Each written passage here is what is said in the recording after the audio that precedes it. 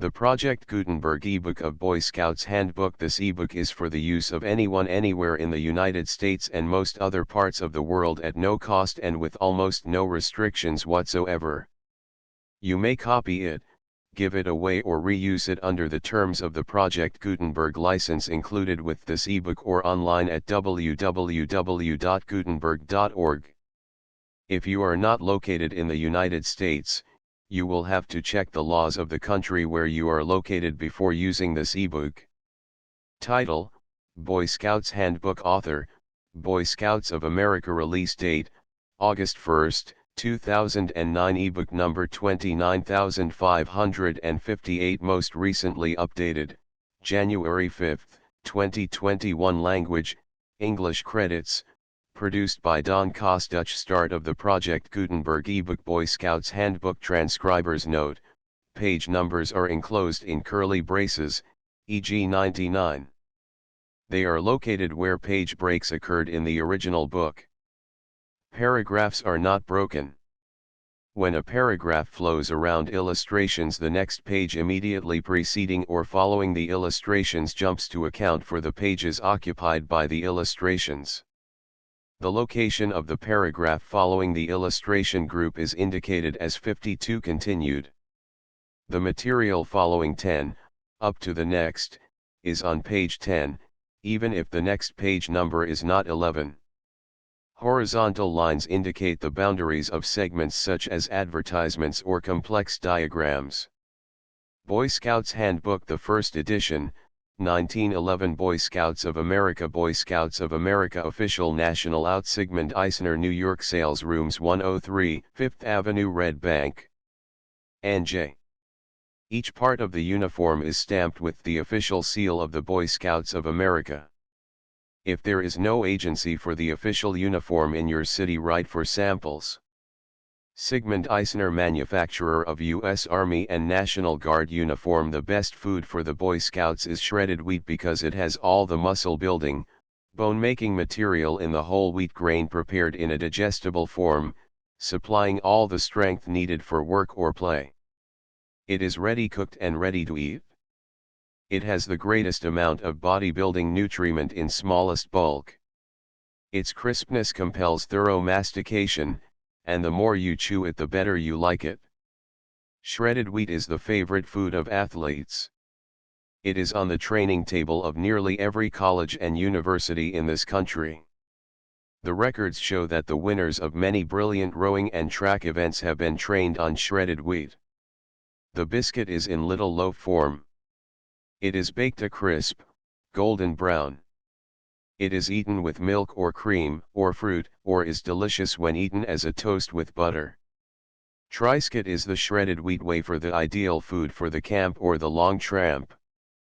Building Buster Boys is bully business. That's the reason we want to help the Boy Scout movement. The Shredded Wheat Company, Niagara Falls, NY. Getting the final word before hiking. Boy Scouts of America. The official handbook for boys published for the Boy Scouts of America. 200, 5th Avenue, New York. Garden City, New York. Doubleday, Page and Company. 1911. Copyright 1911 by Boy Scouts of America. Boy Scout certificate. This is to certify that _______________________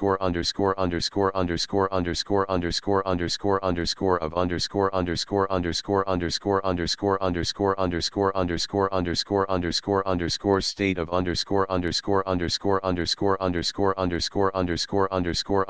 street and city or town address, age height weight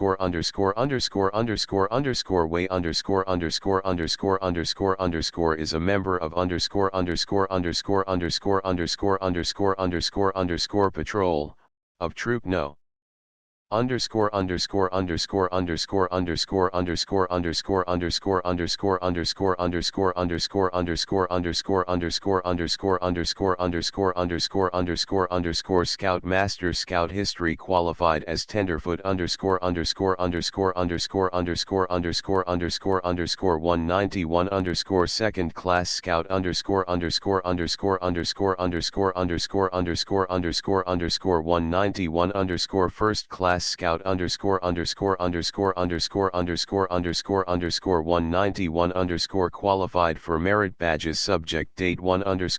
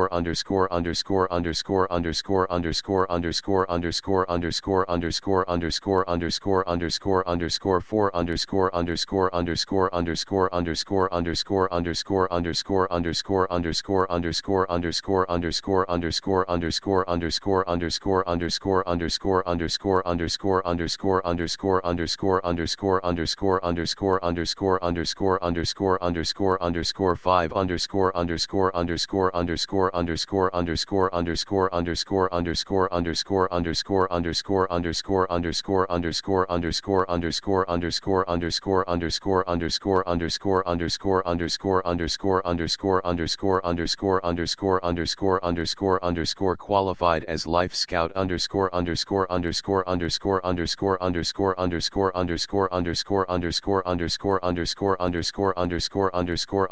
qualified as Star Scout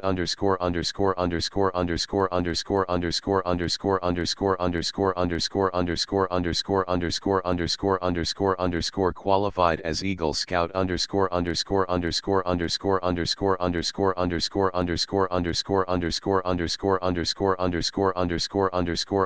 awarded Honor Medal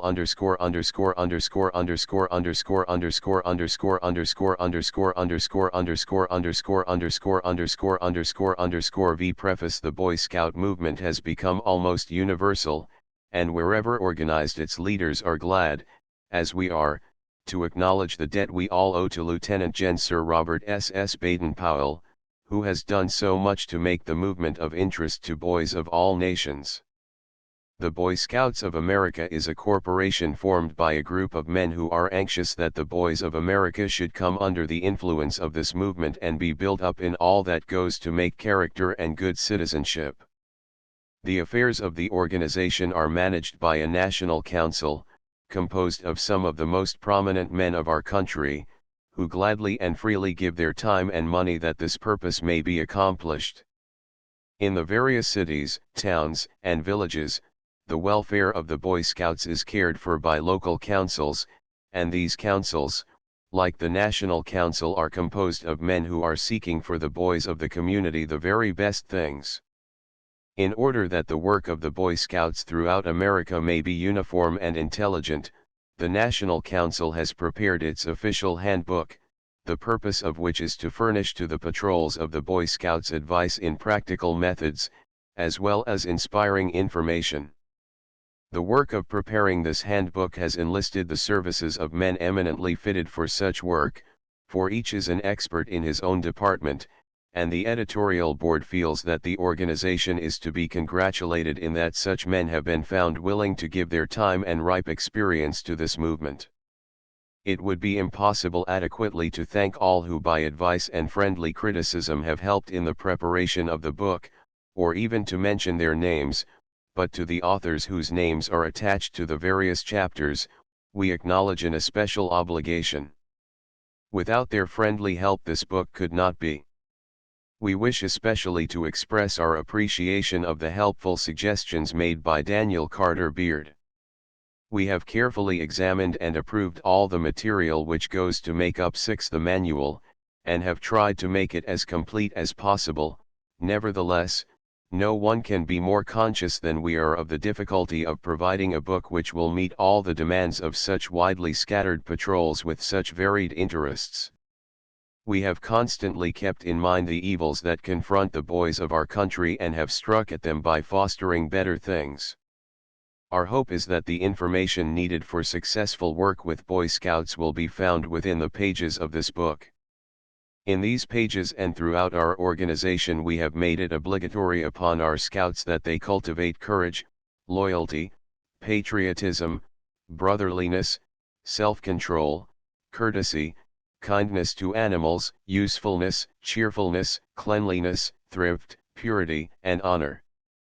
No one can doubt that with such training added to his native gifts, the American boy will in the near future, as a man, be an efficient leader in the paths of civilization and peace.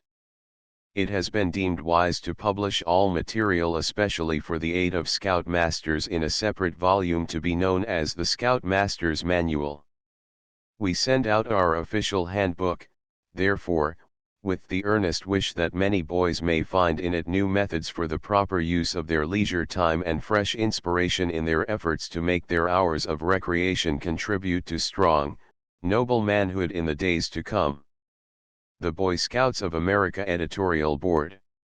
William D. Murray, George D. Pratt, A. Jameson, 7 officers and members of the National Council Boy Scouts of America, the 5th Avenue Building, 200, 5th Avenue, New York City. Honorary President the Hon. William H. Taft. Honorary Vice President Colonel Theodore Roosevelt. President Colin H. Livingstone, Washington, D.C. First Vice President B. L. Delaney, Bristol, Tennessee. 2D Vice President Milton A. McRae, Detroit, Michigan. 3D Vice President David Starr Jordan, Stanford, CA. Chief Scout Ernest Thompson Seton, Cos Cobb, Con. National Scout Commissioner Daniel Carter Beard, Flushing, L.I., NY. National Scout Commissioner Adjective Gen. William Verbeck, Albany, NY. National Scout Commissioner Colonel Peter S. Bomas, New York City. Treasurer George D. Pratt, Brooklyn, NY. Members of the Executive Board Colin H. Livingstone, Chairman Daniel Carter Beard, Milton A. McRae, Mortimer L. Schiff, Colonel Peter S. Bomas, William D. Murray, Ernest Thompson Seton, B. L. Delaney, George D. Pratt, Seth Sprague, Terry Lee F. Hanmer, Frank Presbury. Adjective Gen. William Verbeck, George W. Hinckley, Edgar M. Robinson, James E. West, Executive Secretary. Members of National Council Charles Conrad Abbott, Arthur Adams, Dr. Felix Adler, Harry A. Allison, Henry Morrell Atkinson, B. N. Baker, Ray Stannard Baker, Evelyn Briggs Baldwin, Clifford W. Barnes, Daniel Carter Beard, Henry M. Beardsley, Martin Behrman, August Belmont, Ernest P. Bicknell, 8. Edward Bach, Colonel Peter S. Bomas, Honorable Charles J. Bonaparte, William D. Boyce, H. S. Browshier, Rolf Brinkerhoff, Dr. Elmer E. Brown, Luther Burbank, Dr. Richard C. Cabot, Reverend S. Parks Cadman, Arthur A. Carey, E. C. Carter, Richard B. Carter, W. D. Champlin, Thomas Chew, Winston Churchill, G. A. Clark, P. P. Claxton, Randall J. Condon, C. M. Connolly, Ernest K. Coulter, Dr. C. Ward Crampton, George H. Dalrymple, Dr. George S. Davis, E. B. Degroot, Judge William H. DeLacy, William C. Demarest, Dr. Edward T. Devine, Admiral George Dewey, Governor John A. Myron E. Douglas, Benjamin L. Delaney, Hahn, T. C. DuPont, Dr. George W. Eller, Griffith Ogden Ellis, Robert Erskine Ely, Henry P. Emerson, Honorable John J. S. J. W. Everman, Eberhard Faber, Dr. George J. Fisher, Horace Fletcher, Homer Folks, Dr. William Byron Forbush, Dr. Lee K. Frankel, Robert Ives Gamble, Honorable James R. Garfield, Hamlin Garland, Robert Garrett, William H. Gay Bishop, David H. Greer, Jesse A. Gregg, George B. Grinnell, S. R. Guggenheim, Luther Halsey Golick, M.D. Dr. G. Stanley Hall, Dr. Winfield Scott Hall, Lee F. Hanmer, Dr. Hastings H. Hart, Honorable W. M. Hayes, Professor C. R. Henderson, Clark W. Hetherington, George W. Hinckley, Allen Hobben, Honorable R. P. Hobson, Reverend R. W. Hogue, John Sherman Hoyt, C. R. H. Jackson, Professor Jeremiah W. Jenks, G. E. Johnson, Dr. David Starr, Jordan Mayer, William S. Jordan, Otto Herman Kahn, Dr. William J. Kirby, Charles H. Kipp, Dr. J. H. Kirkland, Judge Henry E. Clamorth, Reverend Walter Laidlow, Charles R. Lamb, Joseph Lee, Samuel M. C. C. Lindsay, Judge Ben B. Lindsay, Colin H. Livingstone, Colonel Frank L. Locke, Honorable Nicholas Longworth Hahn, Frank O'Loden, Honorable Lee McClung, William McCormick, 9 Honorable Henry B. F. McFarland, J. Horace McFarland, C. W. McKee, Honorable William B. McKinley, J. S. McLean, Francis H. McLean, Milton A. McCrae, Charles G. Mathis, George W. Manton, Edgar S. Martin, Frank S. Mason, Frank Lincoln Masek, Dr. William H. Maxwell, Lieutenant Gen Nelson A. Miles, John F. Moore, Arthur C. Moses, William D. Murray, Dr. Cyrus Northrop, Frank W. Ober, Honorable C. S. Page, Dr. C. H. Parkhurst, Honorable Herbert Parsons, Honorable Gifford Pinchot, David R.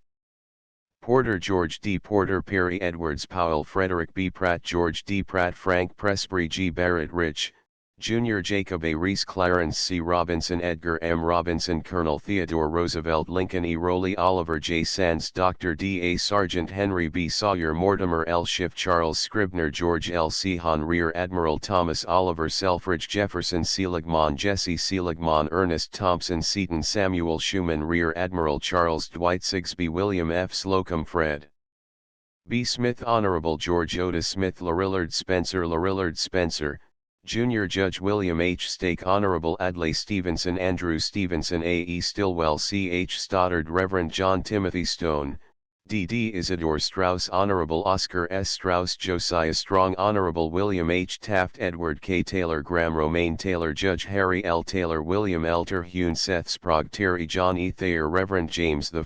Vance, Dr. Henry Van Dyke, Adjective General William Verbeck, John Wanamaker, Henry L. Ward, Lucy N. T. Warner, Richard Benedict Watrous, Rear Admiral J. C. Watson, W. D. Weatherford, Dr. Benjamin I. D. E. Wheeler, Eli Whitney, Mornay Williams, General George W. Wingate, A. E. Winship, Henry Rogers, Winthrop, Major Gen Leonard Wood, Surgeon Gen Walter Wyman, Major Andrew C. Zabriskie. X. A message from the Chief Scout to the Boy Scouts of America.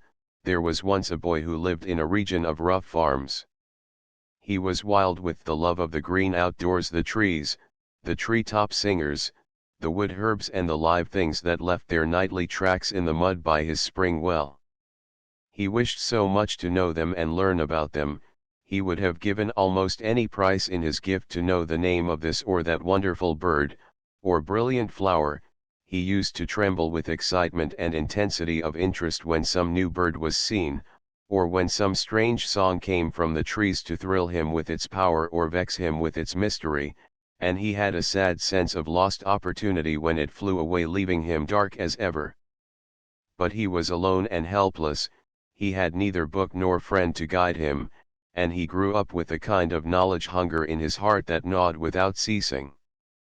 But this also it did, it inspired him with the hope that some day he might be the means of saving others from this sort of torment. He would aim to furnish to them what had been denied to himself. There were other things in the green and living world that had a binding charm for him. He wanted to learn to camp out, to live again the life of his hunter grandfather, who knew all the tricks of winning comfort from the relentless wilderness, the foster mother so rude to those who fear her, so kind to the stout of heart. And he had yet another hankering: he loved the touch of romance. When he first found Fenimore Cooper's books, he drank them in as one parched might drink at a spring. He reveled in the tales of courage and heroic deeds, he gloated over records of their trailing and scouting by red man and white, he gloried in their woodcraft, and lived it all in imagination, secretly blaming the writer, a little, for praising without describing it so it could be followed. "Some day," he said, "I shall put it all down for other boys to learn." As years went by, he found that there were books about most of the things he wished to know: the stars, the birds, the 11 quadrupeds, the fish, the insects, the plants, telling their names, their hidden power or curious ways, about the camper's life, the language of signs, and even some of the secrets of the trail. But they were very expensive, and a whole library would be needed to cover the ground. What he wanted, what every boy wants, is a handbook giving the broad facts as one sees them in the week-end hike, the open-air life. He did not want to know the trees as a botanist, but as a forester, nor the stars as an astronomer, but as a traveler. His interest in the animals was less that of an anatomist than of a hunter and camper, and his craving for light on the insects was one to be met by a popular book on bugs, rather than by a learned treatise on entomology. So knowing the want, he made many attempts to gather the simple facts together exactly to meet the need of other boys of like ideas, and finding it a mighty task, he gladly enlisted the help of men who had lived and felt as he did. Young Scouts of America, that boy is writing to you now. He thought himself peculiar in those days. He knows now he was simply a normal boy with the interests and desires of all normal boys, some of them a little deeper rooted and more lasting perhaps, and all the things that he loved and wished to learn have now part in the big broad work we call scouting. Scout used to mean the one on watch for the rest. We have widened the word a little. We have made it fit the town as well as the wilderness and suited it to peacetime instead of war. We have made the scout an expert in life craft as well as woodcraft, for he is trained in the things of the heart as well as head and hand. Scouting we have made to cover riding, swimming, tramping, trailing, photography, first aid, camping, handicraft, loyalty, obedience, courtesy, thrift, courage, and kindness. Do these things appeal to you? Do you love the woods? Do you wish to learn the trees as the forester knows them? And the stars not as an astronomer, but as a traveler? Do you wish to have all-round, well-developed muscles, not those of a great athlete, but those of a sound body that will not fail you? Would you like to be an expert camper who can always make himself comfortable out of doors, and a swimmer that fears no waters? Do you desire the knowledge to help the wounded quickly, and to make yourself cool and self-reliant in an emergency? Do you believe in loyalty, courage, and kindness? Would 12 you like to form habits that will surely make your success in life? Then, whether you be farm boy or shoe clerk, newsboy or millionaire's son, your place is in our ranks, for these are the thoughts in scouting. It will help you to do better work with your pigs, your shoes, your papers, or your dollars. It will give you new pleasures in life. It will teach you so much of the outdoor world that you wish to know, and this handbook, the work of many men, each a leader in his field, is their best effort to show you the way. This is, indeed, the book that I so longed for, in those far-off days when I wandered, heart-hungry in the woods. Ernest Thompson Seton, Chief Scout. Headquarters Boy Scouts of America, 200 Fifth Avenue, New York City. June 1, 1911. 13 Contents page. Boy Scout Certificate. 3 Preface. V. Officers and Members of the National Council. 7 Chapter I. Scout Craft. 3 Aim of Scout Movement. John L. Alexander. What Scouting Means. John L. Alexander. Scout Virtues. John L. Alexander. The Boy Scout Organization. Special Committee. Scout Oath. Special Committee. Scout Law. Special Committee. Tenderfoot, Second Class and First Class Scout Requirements. Special Committee. Badges, Awards and Equipment. Special Committee. Knots every scout should know. Samuel A. Moffett. Chapter 2. Woodcraft. 57 Woodlore. Ernest Thompson Seton. Birdcraft. National Association. Audubon Societies. Shells and Shellfish. Dr. W. M. Healy. Doll. Reptiles. Dr. Leonard Steginger. Insects and Butterflies. United States Bureau of Entomology. Fishes and Angling. Dr. Hugh M. Smith. Aquarium. Dr. W. M. Leland Stoll. Rocks and Pebbles. United States Geological Survey. Flowers, ferns, and grasses. Dr. L. C. Corbett. Mushrooms, fungi or toadstools. Ernest Thompson Seton. Common North American trees. Ernest Thompson Seton. Native wild animals. Ernest Thompson Seton. Chapter 3. Campcraft. 145 Hiking and Overnight Camps. H. W. Gibson. Tent Making Made Easy. H. J. Holden. An Open Outing Tent. Warren H. Miller. Canoeing, Rowing, and Sailing. Special Committee. 14 Chapter 4. Tracks, Trailing, and Signaling. Ernest Thompson Seton. 187 Chapter V. Health and Endurance. George J. Fisher, M.D. 219 Chapter 6. Chivalry. John L. Alexander. 237 Chapter 7. First Aid and Life-Saving. Major Charles Lynch. 255 Water Accidents. Wilbert E. Longfellow. Chapter 8. Games and Athletic Standards 291 Indoor and Outdoor Games Ernest Thompson Seton Athletic Standards Special Committee Chapter 9 Patriotism and Citizenship Waldo H. Sherman 323 Practical CITIZENSHIPCOL Theodore Roosevelt Appendix Equipment 359 Books for Reference 369 Index 393 Advertisements Handbook for Boys 3 Chapter I Scout Craft This chapter is the result of the work of the Committee on Scout Oath, Scout Law, Tenderfoot, Second Class and First Class Requirements, the Committee on Badges, Awards, and Equipment, the Committee on Permanent Organization and Field Supervision, and John L. Alexander and Samuel A. Moffett. Aim of the Scout Movement by John L. Alexander, Boy Scouts of America. The aim of the Boy Scouts is to supplement the various existing educational agencies, and to promote the ability in boys to do things for themselves and others. It is not the aim to set up a new organization to parallel in its purposes others already established. The opportunity is afforded these organizations, however, to introduce into their programs unique features appealing to interests which are universal among boys.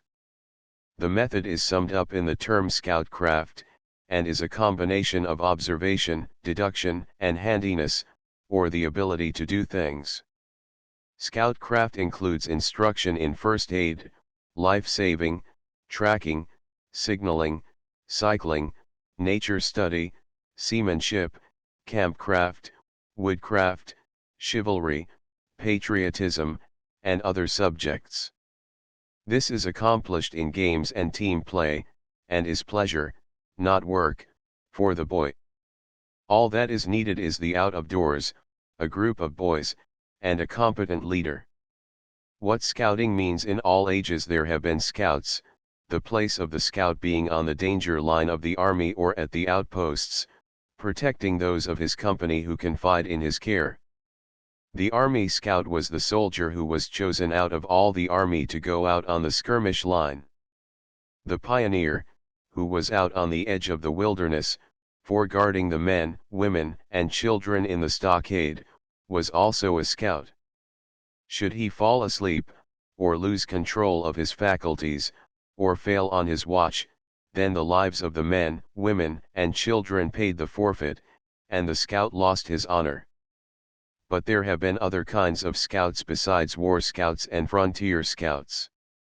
They have been the men of all ages, who have gone out on new and strange adventures, and through their work have benefited the people of the earth. Thus, Columbus discovered America, the Pilgrim Fathers founded New England, the early English settlers colonized Jamestown, and the Dutch built up New York. In the same way the hardy Scotch-Irish pushed west and made a new home for the American people beyond the Alleghenies and the Rockies. These peace scouts had to be as well prepared as any war scouts. They had to know scoutcraft. They had to know how to live in the woods, and be able to find their way anywhere, without other chart or compass than the sun and stars, besides being able to interpret the meaning of the slightest signs of the forest and the foot tracks of animals and men. They had to know how to live so as to keep healthy and strong, to face any danger that came their way, and to help one another. These scouts of old were accustomed to take chances with death, and they did not hesitate to give up their lives in helping their comrades or country. In fact, they left everything behind them, comfort and peace, in order to push forward into the wilderness beyond. And much of this they did because they felt it to be their duty. These little-known scouts could be multiplied indefinitely by going back into the past ages and reading the histories and stories of the knights of King Arthur, of the Crusaders, and of the great explorers and navigators of the world. Wherever there have been heroes, there have been scouts, and to be a scout means to be prepared to do the right thing at the right moment, no matter what the consequences may be. The way for achievement in big things is the preparing of oneself for doing the big things by going into training and doing the little things well. It was this characteristic of Livingstone, the great explorer, that made him what he was, and that has marked the career of all good scouts. To be a good scout, one should know something about the woods and the animals that inhabit them, and how to care for oneself when camping. 5. The habits of animals can be studied by stalking them and watching them in their native haunts. The scout should never kill an animal or other living creature needlessly. There is more sport in stalking animals to photograph them, and in coming to know their habits than in hunting to kill. But woodcraft means more than this. It means not only the following of tracks and other signs, but it means to be able to read them. To tell how fast the animal which made the tracks was going, to tell whether he was frightened, suspicious, or otherwise. Woodcraft also enables the scout to find his way, no matter where he is. It teaches him the various kinds of wild fruit, roots, nuts, etc., which are good for food, or are the favorite food of animals. Scout stalking by woodcraft. A scout may learn a great number of things. He may be able to tell whether the tracks were made by an animal or by man, bicycle, automobile, or other vehicle. By having his power of observation trained, he can tell by very slight signs, such as the sudden flying of birds, that someone is moving very near him, though he may not be able to see the person. 6. Through woodcraft, then, a boy may train his eye, and be able to observe things that otherwise would pass unnoticed. In this way he may be able to save animals from pain, as a horse from an ill-fitting harness. He may also be able to see little things which may give him the clue to great things, and so be able to prevent harm and crime. Torture, note the check or bearing rein, comfort. Besides woodcraft, one must know something of camp life. One of the chief characteristics of the scout is to be able to live in the open, know how to put up tents, build huts, throw up a lean-to for shelter, or make a dugout in the ground, how to build a fire, how to procure and cook food, how to bind logs together so as to construct bridges and rafts, and how to find his way by night as well as by day in a strange country. Living in the open in this way, and making friends of the trees, the streams, the mountains, and the stars, gives a scout a great deal of confidence and makes him love the natural life around him. Camp loom, for making mats and mattresses. To be able to tell the difference between the trees by their bark and leaves is a source of pleasure. To be able to make a 7-bed out of rough timber, or weave a mattress or mat out of grass to sleep on is a joy. And all of these things a good scout should know. Then too, a good scout must be chivalrous. That is, he should be as manly as the knights or pioneers of old. He should be unselfish. He should show courage. He must do his duty. He should show benevolence and thrift. He should be loyal to his country. He should be obedient to his parents, and show respect to those who are his superiors. He should be very courteous to women. One of his obligations is to do a good turn every day to someone. He should be cheerful and seek self-improvement, and should make a career for himself. All these things were characteristics of the old-time American scouts and of the King Arthur Knights. Their honor was sacred. They were courteous and polite to women and children, especially to the aged, protected the weak, and helped others to live better. They taught themselves to be strong, so as to be able to protect their country against enemies. They kept themselves strong and healthy, so that they might be prepared to do all of these things at a moment's notice, and do them well.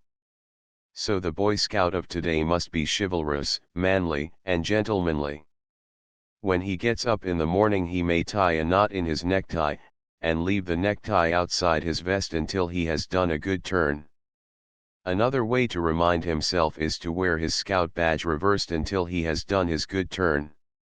The good turn may not be a very big thing: help an old lady across the street, remove a banana skin from the pavement so that people may not fall, remove from streets or roads broken glass, dangerous to automobile or bicycle tires, give water to a thirsty horse, or deeds similar to these. The scout also ought to know how to save life. He ought to be able to make a stretcher, to throw a rope to a drowning person, to drag an unconscious person from a burning building, and to resuscitate a person overcome by gas fumes. He ought also to know the method of stopping runaway horses, and he should have the presence of mind and the skill to calm a panic and deal with street and other accidents. This means also that a Boy Scout must always be in the pink of condition.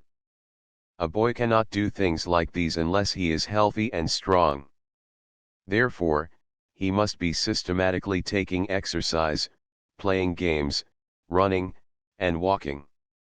It means that he must sleep enough hours to give him the necessary strength, and if possible to sleep very much in the open, or at least 8 with the windows of his bedroom open both summer and winter.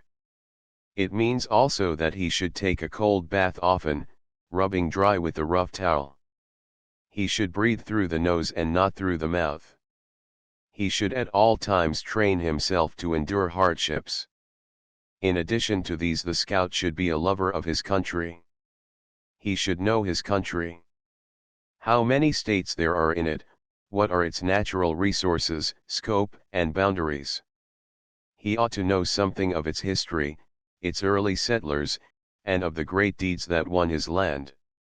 How they settled along the banks of the James River. How Philadelphia, New York, and other great cities were founded. How the Pilgrim Fathers established New England and laid the foundation for our national life.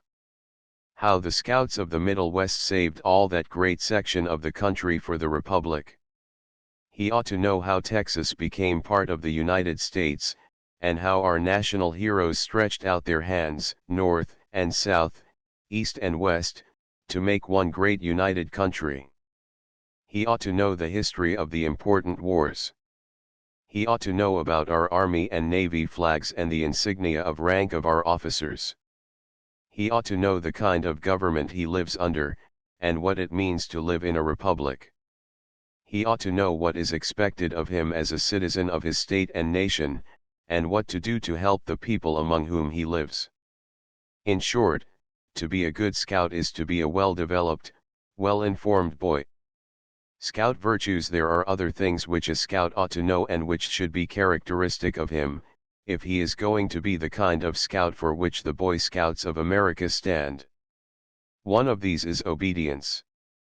To be a good scout, a boy must learn to obey the orders of his patrol leader, scout master, and scout commissioner.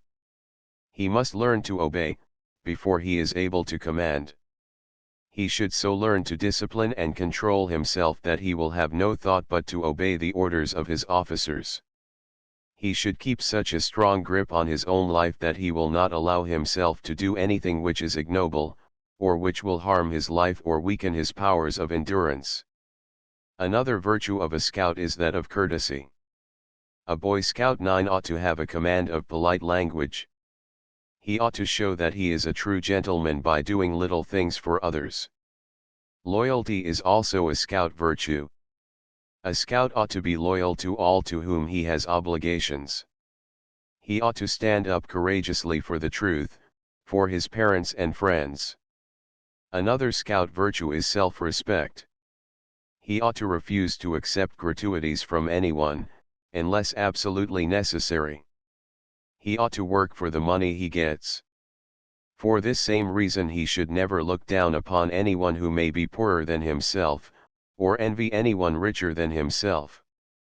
A scout's self-respect will cause him to value his own standing and make him sympathetic toward others who may be, on the one hand, worse off, or, on the other hand, better off as far as wealth is concerned. Scouts know neither a lower nor a higher class, for a scout is one who is a comrade to all and who is ready to share that which he has with others. The most important scout virtue is that of honor. Indeed, this is the basis of all scout virtues and is closely allied to that of self-respect. When a scout promises to do a thing on his honor, he is bound to do it. The honor of a scout will not permit of anything but the highest and the best and the manliest. The honor of a scout is a sacred thing, and cannot be lightly set aside or trampled on. Faithfulness to duty is another one of the scout virtues. When it is a scout's duty to do something, he dare not shirk. A scout is faithful to his own interest and the interests of others. He is true to his country and his God. Another scout virtue is cheerfulness. As the scout law intimates, he must never go about with a sulky air. He must always be bright and smiling, and as the humorist says, must always see the donut and not the hole. A bright face and a cheery word spread like sunshine from one to another. It is the scout's duty to be a sunshine maker in the world. Another scout virtue is that of thoughtfulness, especially to animals, not merely the thoughtfulness that eases a horse from the pain of a badly fitting harness or gives food and drink to an animal that is in need, but also that which keeps a boy from throwing a stone at a cat or tying a tin can on a dog's tail.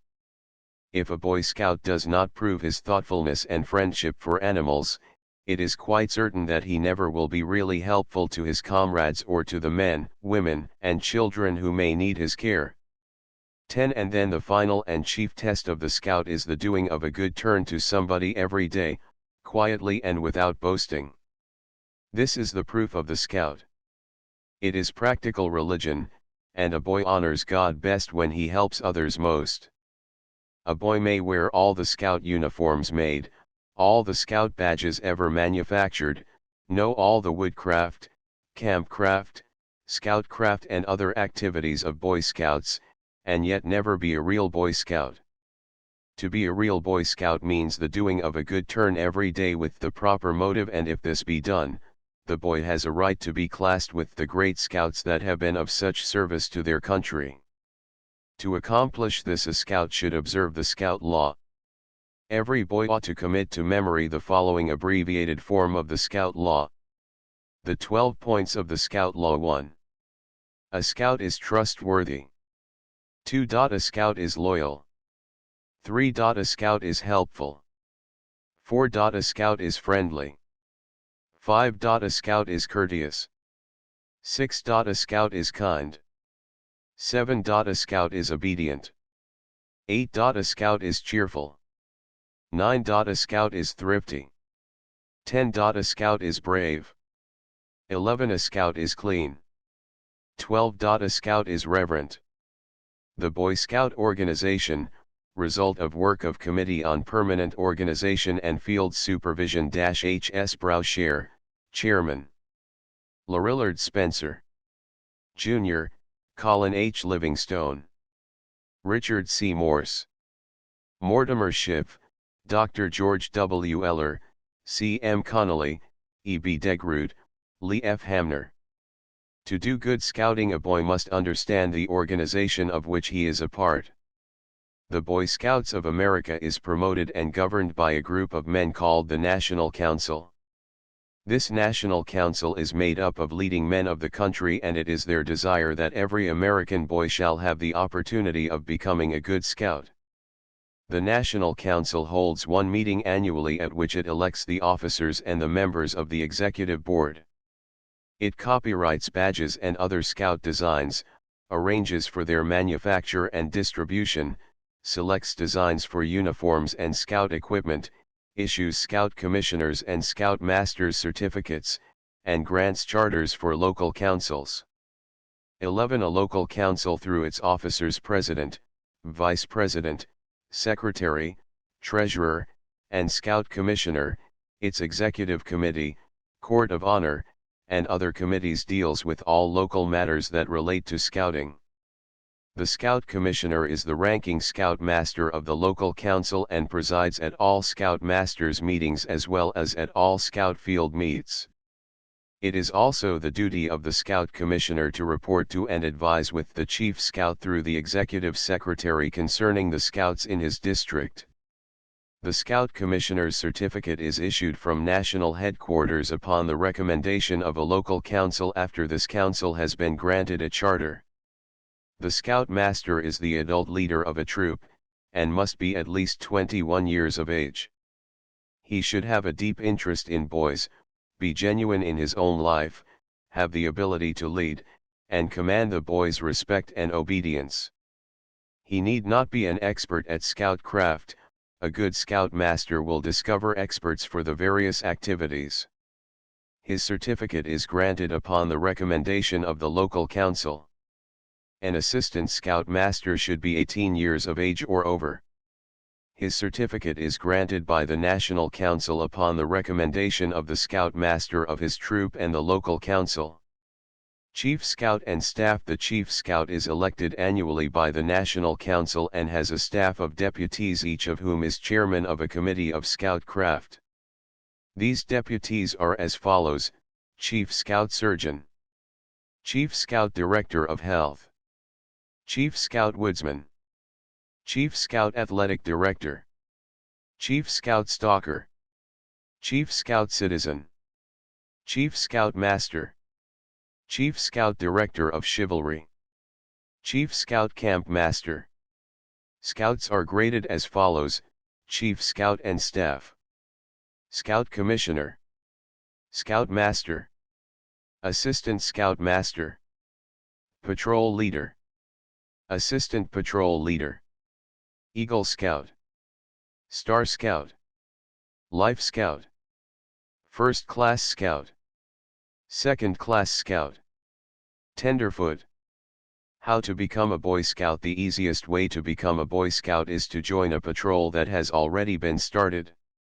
This patrol may be in 12 a Sunday school, Boys Brigade, Boys Club, Young Men's Christian Association, Young Men's Hebrew Association, Young Men's Catholic Association, or any other organization to which you may belong. If there is no patrol near you, get some man interested enough to start one by giving him all the information. A patrol consists of 8 boys, one of whom becomes the patrol leader and another the assistant patrol leader. A troop consists of 3 or more patrols, and the leader of the troop is called a scout master. There can be no patrols or troops of Boy Scouts without the scout master. The scout motto: the motto of the Boy Scouts is "Be Prepared," and the badge of the Boy Scouts is a copyrighted design with this motto, "Be Prepared," on a scroll at its base. The motto, "Be Prepared," means that the scout is always in a state of readiness in mind and body to do his duty.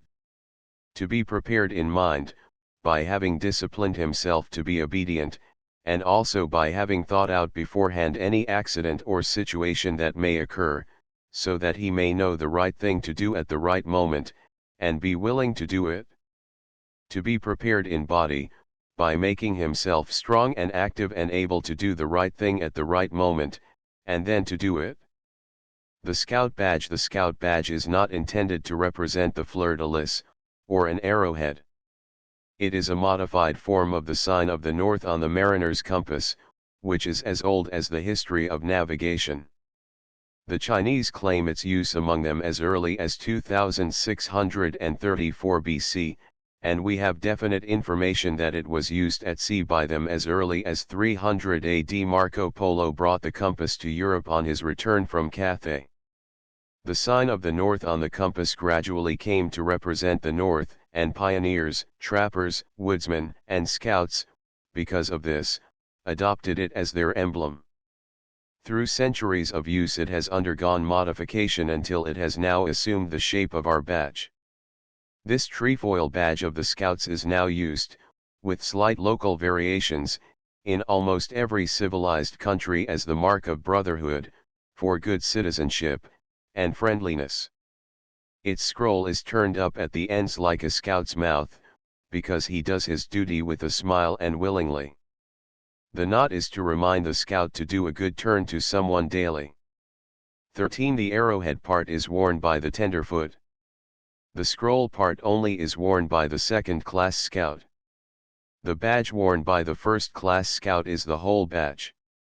The official badges of the Boy Scouts of America are issued by the National Council and may be secured only from the national headquarters. These badges are protected by the U.S. patent laws, letters of patent numbers 41412 and 41532, and anyone infringing these patents is liable to prosecution at law. In order to protect the Boy Scout movement and those who have qualified to receive badges designating the various degrees in Scoutcraft, it is desired that all interested cooperate with the national headquarters in safeguarding the sale and distribution of these badges.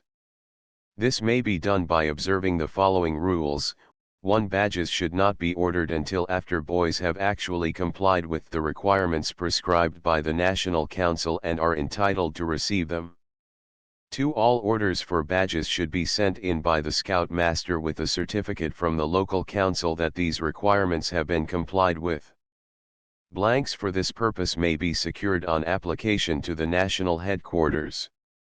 Where no local council has been formed, application for badges should be sent direct to headquarters, signed by the registered Scout Master of the troop, giving his official number. Scout Commissioners, Scout Masters, and Assistant Scout Masters badges can be issued only to those who are registered as such at national headquarters. Tenderfoot Badge Gilt Medal. Patrol Leaders Tenderfoot Badge Oxidized Silver Finish. These badges are 7/8 of an inch wide and are made either for the buttonhole or with safety pin clasp. Price 5 cents. Second Class Scout Badge Gilt Medal. Patrol Leaders Second Class Scout Badge Oxidized Silver. These badges safety pin style to be worn upon the sleeve. Price 10 cents. First Class Scout Badge Gilt Medal. Patrol Leaders First Class Scout Badge Oxidized Silver. Both badges safety pin style to be worn upon the sleeve. Price 15 cents. Scout Commissioners, Scout Masters, and Assistant Scout Masters Arm Badges. These badges are woven in blue, green, and red silk, and are to be worn on the sleeve of coat or shirt. Price 25 cents. 14 buttons. The official buttons worn on the Scout uniform sell for 10 cents per set for shirt and 15 cents per set for coat. Merit badges price 25 cents each. Boy Scout certificates. A handsome certificate in 2 colors, 6x 8 inches, has been prepared for Boy Scouts who wish to have a record of their enrollment. The certificate has the Scout oath and law and the official seal upon it, with place for the signature of the Scout Master. The price is 5 cents. Directions for ordering important. When ordering supplies, send exact remittance with order. If check is used, add New York Exchange. Make checks and money orders payable to Boy Scouts of America. All orders received without the proper remittance will be shipped COD, or held until remittance arrives. The Scout oath. Before he becomes a Scout, a boy must promise, "On my honor I will do my best, 1. To do my duty to God and my country, and to obey the Scout law, 2. To help other people at all times, 3. To keep myself physically strong, mentally awake, and morally straight." When taking this oath, the Scout will stand, holding up his right hand, palm to the front, thumb resting on the nail of the little finger and the other 3 fingers upright and together. The Scout sign. This is the Scout sign. The 3 fingers held up remind him of his 3 promises in the Scout oath. The Scout salute. When the 3 fingers thus held are raised to the forehead, it is the Scout salute. The Scout always salutes an officer. The Scout law, result of work of Committee on Scout Oath, Scout Law, Tenderfoot, Second Class and First Class Scout Requirements. Prof. Jeremiah W. Jenks, Chairman. Dr. Lee K. Frankel, George D. Porter, E. M. Robinson, G. W. Hinckley, B. E. Johnson, Clark W. Hetherington, Arthur A. Carey. There have always been certain written and unwritten laws regulating the conduct and directing the activities of men. 15. We have such unwritten laws coming down from past ages. In Japan, the Japanese have their Bushido or laws of the old samurai warriors. During the Middle Ages, the chivalry and rules of the Knights of King Arthur, the Knights Templar and the Crusaders were in force. In Aboriginal America, the Red Indians had their laws of honor, likewise the Zulus, Hindus, and the later European nations have their ancient codes. The following laws which relate to the Boy Scouts of America, are the latest and most up-to-date. These laws a boy promises to obey when he takes his scout oath. 1. A scout is trustworthy. A scout's honor is to be trusted. If he were to violate his honor by telling a lie, or by cheating, or by not doing exactly a given task, when trusted on his honor, he may be directed to hand over his scout badge. 2. A scout is loyal. He is loyal to all to whom loyalty is due, his scout leader, his home and parents and country. 3. A scout is helpful. He must be prepared at any time to save life, help injured persons, and share the home duties. He must do at least one good turn to somebody every day. 4. A scout is friendly. He is a friend to all and a brother to every other scout. 5. A scout is courteous. He is polite to all, especially to women, children, old people, and the weak and helpless. He must not take pay for being helpful or courteous. 6. A scout is kind. He is a friend to animals. He will not kill nor hurt any living creature needlessly, but will strive to save and protect all harmless life. 7. A scout is obedient. He obeys his parents, scoutmaster, patrol leader, and all other duly constituted authorities. 8. A scout is cheerful. He smiles whenever he can. His obedience to orders is prompt and cheery. He never shirks nor grumbles at hardships. 9. A scout is thrifty. He does not wantonly destroy property. He works faithfully, wastes nothing, and makes the best use of his 16 opportunities. He saves his money so that he may pay his own way, be generous to those in need, and helpful to worthy objects. He may work for pay but must not receive tips for courtesies or good turns. 10. A scout is brave. He has the courage to face danger in spite of fear and has to stand up for the right against the coaxings of friends or the jeers or threats of enemies, and defeat does not down him. 11. A scout is clean. He keeps clean in body and thought, stands for clean speech, clean sport, clean habits, and travels with a clean crowd. 12. A scout is reverent. He is reverent toward God. He is faithful in his religious duties and respects the convictions of others in matters of custom and religion. The 3 classes of scouts. There are 3 classes of scouts among the Boy Scouts of America: the tenderfoot, second-class scout, and first-class scout. Before a boy can become a tenderfoot he must qualify for same. A tenderfoot, therefore, is superior to the ordinary boy because of his training. To be a tenderfoot means to occupy the lowest grade in scouting. A tenderfoot on meeting certain requirements may become a second-class scout, and a second-class scout upon meeting another set of requirements may become a first-class scout. The first-class scout may then qualify for the various merit badges which are offered in another part of this chapter for proficiency in scouting.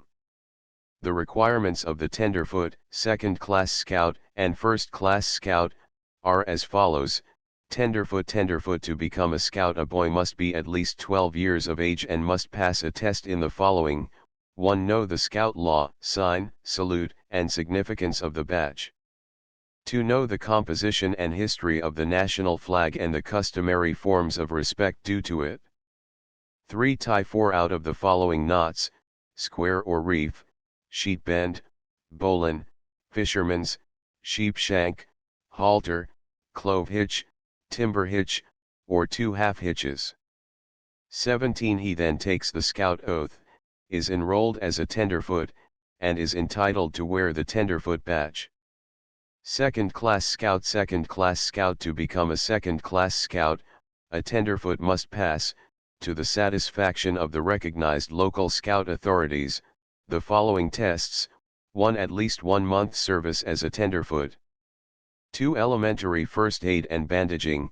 Know the general directions for first aid for injuries, no treatment for fainting, shock, fractures, bruises, sprains, injuries in which the skin is broken, burns, and scalds, demonstrate how to carry injured, and the use of the triangular and roller bandages and tourniquet. 3. Elementary signaling, know the semaphore, or American Morse, or Meyer alphabet. 4. Track half a mile in 25 minutes, or, if in town, describe satisfactorily the contents of one store window out of 4 observed for 1 minute each. 5. Go a mile in 12 minutes at Scout's pace, about 50 steps running and 50 walking, alternately. 6. Use properly knife or hatchet. 7. Prove ability to build a fire in the open, using not more than 2 matches. 8. Cook a quarter of a pound of meat and 2 potatoes in the open without the ordinary kitchen cooking utensils. 9. Earn and deposit at least $1 in a public bank. 10. Know the 16 principal points of the compass. First Class Scout. First Class Scout. To become a First Class Scout, the Second Class Scout must pass the following tests. 1. Swim 50 yards. 2. Earn and deposit at least $2 in a public bank. 3. Send and receive a message by semaphore, or American Morse, or Meyer alphabet, 16 letters per minute. 4. Make a round trip alone, or with another scout, to a point 18 at least 7 miles away, going on foot or rowing boat, and write a satisfactory account of the trip and things observed. 5. Advanced first aid, know the methods for panic prevention, what to do in case of fire and ice, electric and gas accidents, how to help in case of runaway horse, mad dog, or snake bite, treatment for dislocations, unconsciousness, poisoning, fainting, apoplexy, sunstroke, heat exhaustion, and freezing, no treatment for sunburn, IV poisoning, bites and stings, nosebleed, earache, toothache, inflammation or grit in eye, cramp or stomachache and chills, demonstrate artificial respiration. 6. Prepare and cook satisfactorily, in the open, without regular kitchen utensils, 2 of the following articles as may be directed: eggs, bacon, hunter's stew, fish, fowl, game, pancakes, hoe cake, biscuit, hardtack or a twist, baked on a stick. Explain to another boy the methods followed. 7. Read a map correctly, and draw, from field notes made on the spot, an intelligible rough sketch map, indicating by their proper marks important buildings, roads, trolley lines, main landmarks, principal elevations, etc.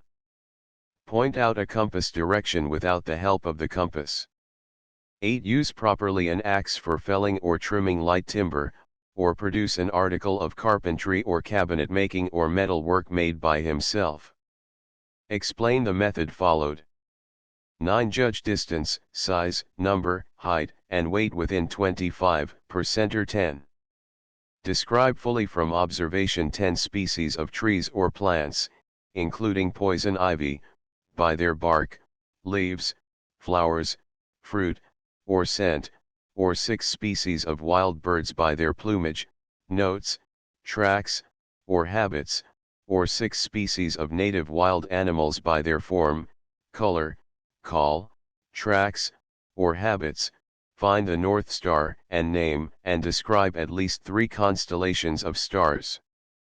11. Furnish satisfactory evidence that he has put into practice in his daily life the principles of the Scout oath and law. 12. Enlist a boy trained by himself in the requirements of a tenderfoot.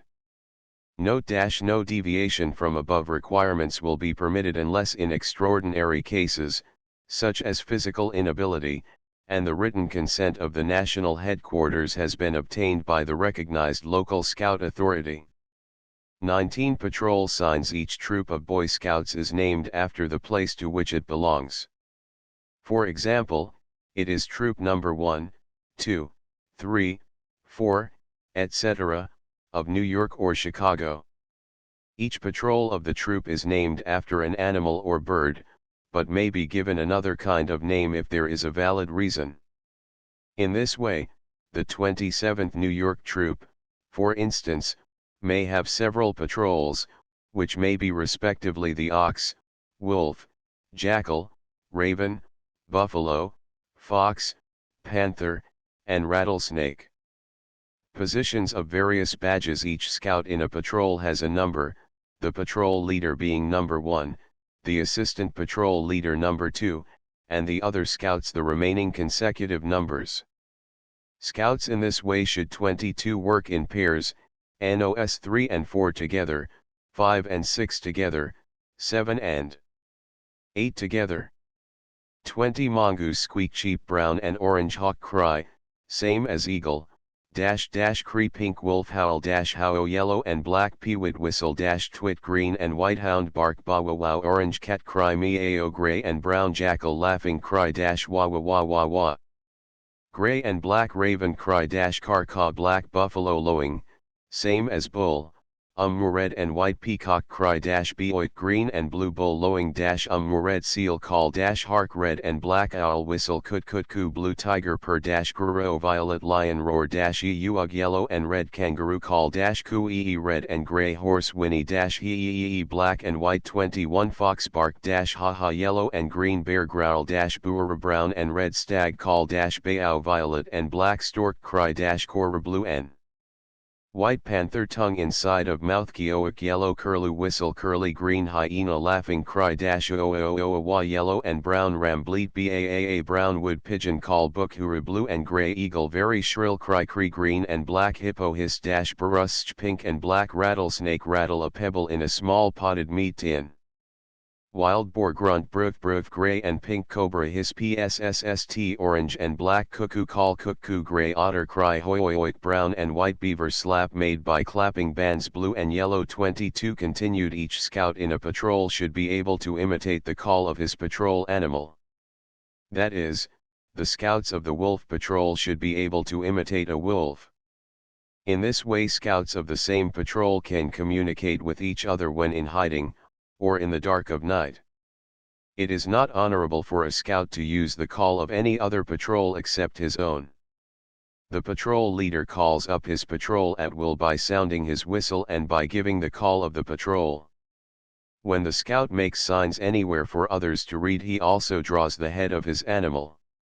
That is to say, if he were out scouting and wanted to show that a certain road should not be followed by others, he would draw the sign, "Not to be followed," across it and add the name of his patrol animal, in order to show which patrol discovered that the road was bad, and by adding his own number at the left of the head to show which scout had discovered it. Blue buffalo on white ground, flying eagles yeah black and white on red, blue herons hrrrr blue and green horned kingbirds sinoa black on red, black bears black on red, meek silver foxes red, trailers moon band yellow on blue, oaks blazing arrow. Each patrol leader carries a small flag on the end of his staff 23 or stave with the head of his patrol animal shown on both sides. Thus the Tigers of the 27th New York Troop should have the flag shown below. The merit badges, result of work of Committee on Badges, Awards, and Equipment, Dr. George J. Fisher, Chairman, General George W. Wingate, Dr. C. Ward Crampton, Daniel Carter Beard, C. M. Connolly, A. A. Jameson, Ernest Thompson Seton. When a boy has become a first-class scout, he may qualify for the merit badges. The examination for these badges should be given by the Court of Honor of the local council. This examination must not be given any boy who is not qualified as a first-class scout. After the boy has passed the examination, the local council may secure the merit badge for him by presenting the facts to the National Council. These badges are intended to stimulate the boy's interest in the life about him and are given for general knowledge. The wearing of these badges does not signify that a scout is qualified to make his living by the knowledge gained in securing the award. Scouts winning any of the following badges are entitled to place after their names the insignia of the badges won. For instance, if he has successfully passed the signaling and seamanship tests, he signs his name in this manner. 24 Agriculture. To obtain a merit badge for agriculture, a scout must 1. State different tests with grains. 2. Grow at least an acre of corn which produces 25% or better than the general average. 3. Be able to identify and describe common weeds of the community and tell how best to eliminate them. 4. Be able to identify the common insects and tell how best to handle them. 5. Have a practical knowledge of plowing, cultivating, drilling, hedging, and draining. 6. Have a working knowledge of farm machinery, haymaking, reaping, loading, and stacking. 7. Have a general acquaintance of the routine seasonal work on the farm, including the care of cattle, horses, sheep, and pigs. 8. Have a knowledge of Camel's soil culture principle, and a knowledge of dry farming and of irrigation farming. Angling. To obtain a merit badge for angling, a scout must 1. Catch and name 10 different species of fish, salmon or trout to be taken with flies, bass, pickerel or pike to be caught with rod or reel, muscallonge to be caught by trolling. 2. Make a bait rod of 3 joints, straight and sound, 14 ounces or less in weight, 10 feet or less in length, to stand a strain of 1-1/2 pounds at the tip, 13 pounds at the grip. 3. Make a jointed fly rod 8 to 10 feet long, 4 to 8 ounces in weight, capable of casting a fly 60 feet. 4. Name and describe 25 different species of fish found in North American waters and give a complete list of the fishes ascertained by himself to inhabit a given body of water. 5. Give the history of the young of any species of wild fish from the time of hatching until the adult stage is reached. Archery. To obtain a merit badge for archery, a scout must 1. Make a bow and arrow which will shoot a distance of 100 feet with fair precision. 2. Make a total score of 350 with 60 shots in 1 or 25 2 meets, using standard 4-foot target at 40 yards or 3-foot target at 30 yards. 3. Make a total score of 300 with 72 arrows, using standard target at a distance of 50 yards. 4. Shoot so far and fast as to have 6 arrows in the air at once. Architecture. To obtain a merit badge for architecture, a scout must 1. Present a satisfactory freehand drawing. 2. Write an essay on the history of architecture and describe the 5 orders. 3. Submit an original design for a 2-story house and tell what material is necessary for its construction, giving detailed specifications. Art. To obtain a merit badge for art, a scout must 1. Draw in outline 2 simple objects, one composed of straight lines, and one of curved lines, the 2 subjects to be grouped together a little below the eye. 2. Draw in outline 2 books a little below the eye, one book to be open, also a table or chair. 3. Make in outline an Egyptian ornament. 4. Make in outline a Greek or Renaissance ornament from a cast or copy. 5. Make an original arrangement or design using some detail of ornament. 6. Make a drawing from a group of 2 objects placed a little below the eye and show light and shade. 7. Draw a cylindrical object and a rectangular object, grouped together a little below the eye, and show light and shade. 8. Present a camp scene in color. Astronomy. To obtain a merit badge for astronomy, a scout must 1. Have a general knowledge of the nature and movements of stars. 26. 2. Point out and name 6 principal constellations, find the north by means of other stars than the pole star in case of that star being obscured by clouds, and tell the hour of the night by the stars and moon. 3. Have a general knowledge of the positions and movements of the earth, sun, and moon, and of tides, eclipses, meteors, comets, sunspots, and planets. Athletics. To obtain a merit badge for athletics, a scout must 1. Write an acceptable article of not less than 500 words on how to train for an athletic event. 2. Give the rules for 1 track and 1 field event. 3. Make the required athletic standard according to his weight, classifications, and conditions as stated in Chapter 8. Automobiling. To obtain a merit badge for automobiling, a scout must 1. Demonstrate how to start a motor, explaining what precautions should be taken. 2. Take off and put on pneumatic tires. 3. Know the functions of the clutch, carburetor, valves, magneto, spark plug, differential camshaft, and different speed gears, and be able to explain difference between a 2 and 4 cycle motor. 4. Know how to put out burning gasoline or oil. 5. Have satisfactorily passed the requirements to receive a license to operate an automobile in the community in which he lives. Aviation. To obtain a merit badge for aviation, a scout must 1. Have a knowledge of the theory of aeroplanes, balloons, and dirigibles. 2. Have made a working model of an 27 aeroplane or dirigible that will fly at least 25 yards, and have built a box kite that will fly. 3. Have a knowledge of the engines used for aeroplanes and dirigibles, and be able to describe the various types of aeroplanes and their records. Bee farming. To obtain a merit badge for bee farming, a scout must 1.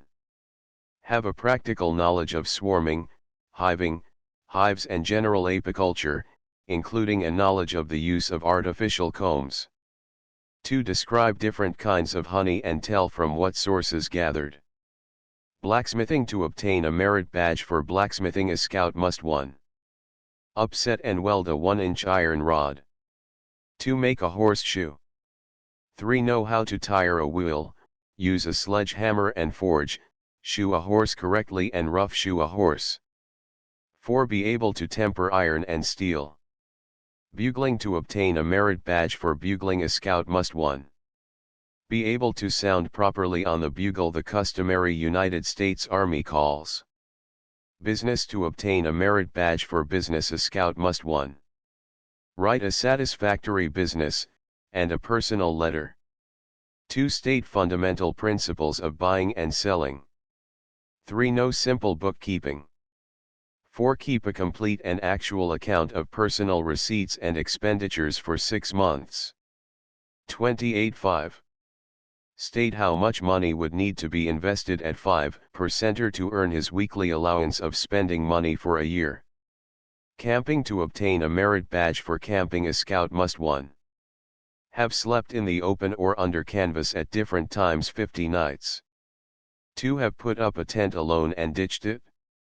3. Have made a bed of wild material and a fire without matches. 4. State how to choose a campsite and how to prepare for rain, how to build a latrine, toilet, and how to dispose of the camp garbage and refuse. 5. Know how to construct a raft. Carpentry. To obtain a merit badge for carpentry, a scout must 1. Know the proper way to drive, set, and clinch a nail. 2. Know the different kinds of chisels, planes and saws, and how to sharpen and use them. 3. Know the use of the rule, square, level, plumb line and miter. 4. Know how to use compasses for scribing both regular and irregular lines. 5. Make an article of furniture with 3 different standard joints or splices, with at least one surface of highly polished hard or decorative wood. All work to be done without assistance. Chemistry. To obtain a merit badge for chemistry, a scout must be able to pass the following test. 1. Define physical and chemical change, which occurs when salt is dissolved in water, milk sours, iron rusts, water boils, iron is magnetized and mercuric oxide is heated above the boiling point of mercury. 2. Give correct tests for oxygen, hydrogen, nitrogen, chlorine, and carbon dioxide gases. 3. Could you use the above gases to extinguish fire? How? 4. Why can baking soda be used to put out a small fire? 29.5. Give tests for a chloride, sulfide, sulfate, nitrate, and carbonate. 6. Give the names of 3 commercial forms of carbon. Tell how each is made and the purpose for which it is used. 7. What compound is formed when carbon is burned in air? 8. Tell process of making lime and mortar from limestone. 9. Why will fresh plaster harden quicker by burning charcoal in an open vessel near it? Civics. To obtain a merit badge for civics, a scout must 1. State the principal citizenship requirements of an elector in his state. To know the principal features of the naturalization laws of the United States. 3. Know how President, Vice President, Senators, and Congressmen of the United States are elected and their terms of office. 4. Know the number of judges of the Supreme Court of the United States, how appointed, and their term of office. 5. Know the various administrative departments of government, as represented in the President's Cabinet. 6. Know how the Governor, Lieutenant Governor, Senators, Representatives, or Assemblymen of his state are elected, and their terms of office. 7. Know whether the judges of the principal courts in his state are appointed or elected, and the length of their terms. 8. Know how the principal officers in his town or city are elected and for what terms. 9. Know the duties of the various city departments, such as fire, police, board of health, etc. 10. Draw a map of the town or city in which he lives, giving location of the principal public buildings and points of special interest. 11. Give satisfactory evidence that he is familiar with the 30 provisions and history of the Declaration of Independence, and the Constitution of the United States. Conservation. To obtain a merit badge for conservation, a scout must 1. Be able to recognize in the forest all important commercial trees in his neighborhood, distinguish the lumber from each and tell for what purpose each is best suited, tell the age of old blazes on trees which mark a boundary or trail, recognize the difference in the forest between good and bad logging, giving reasons why one is good and another bad, tell whether a tree is dying from injury by fire, by insects, by disease, or by a combination of these causes, know what tools to use, and how to fight fires in hilly or in flat country. Collect the seeds of 2 commercial trees, clean and store them, and know how and when to plant them. To know the effect upon stream flow of the destruction of forests at headwaters, know what are the 4 great uses of water in streams, what causes the pollution of streams, and how it can best be stopped, and how, in general, water power is developed. 3. Be able to tell, for a given piece of farmland, whether it is best suited for use as farm or forest, and why, point out examples of erosion, and tell how to stop it, give the reasons why a growing crop pointed out to him is successful or why not, and tell what crops should be grown in his neighborhood and why. 4. Know where the great coal fields are situated and whether the use of coal is increasing, and if so at what rate. Tell what are the great sources of waste of coal, in the mines, and in its use, and how they can be reduced. 5. Know the principal game birds and animals in his neighborhood, the seasons during which they are protected, the methods of protection, and the results. Recognize the track of any 2 of the following: rabbit, fox, deer, squirrel, wild turkey, ruffed grouse, and quail. Cooking. To obtain a merit badge for cooking, a scout must 1. Prove his ability to build a fireplace out of stone or sod 31 or logs, light a fire, and cook in the open the following dishes in addition to those required for a first-class scout: camp stew, 2 vegetables, omelette, rice pudding, know how to mix dough, and bake bread in an oven, be able to make tea, coffee, and cocoa, carve properly and serve correctly to people at the table. Craftsmanship. To obtain a merit badge for craftsmanship, a scout must 1. Build and finish unassisted one of the following articles: a round, square or octagonal taburet, round or square den or library table, hall or piano bench, rustic armchair or swing to be hung with chains, or rustic table 2. He must also make plans or intelligent rough sketch drawing of the piece selected. Cycling. To obtain a merit badge for cycling, a scout must 1. Be able to ride a bicycle 50 miles in 10 hours. 2. Repair a puncture. 3. Take apart and clean bicycle and put together again properly. 4. Know how to make reports if sent out scouting on a road. 5. Be able to read a map and report correctly verbal messages. Dairying. To obtain a merit badge for dairying, a scout must 1. Understand the management of dairy cattle. 2. Be able to milk. 3. Understand the sterilization of milk, and care of dairy utensils and appliances. 32.4. Test at least 5 cows for 10 days each, with the Babcock test, and make proper reports. Electricity. To obtain a merit badge for electricity, a scout must 1. Illustrate the experiment by which the laws of electrical attraction and repulsion are shown. 2. Name 3 uses of the direct current, and tell how it differs from the alternating current. 3. Make a simple electromagnet.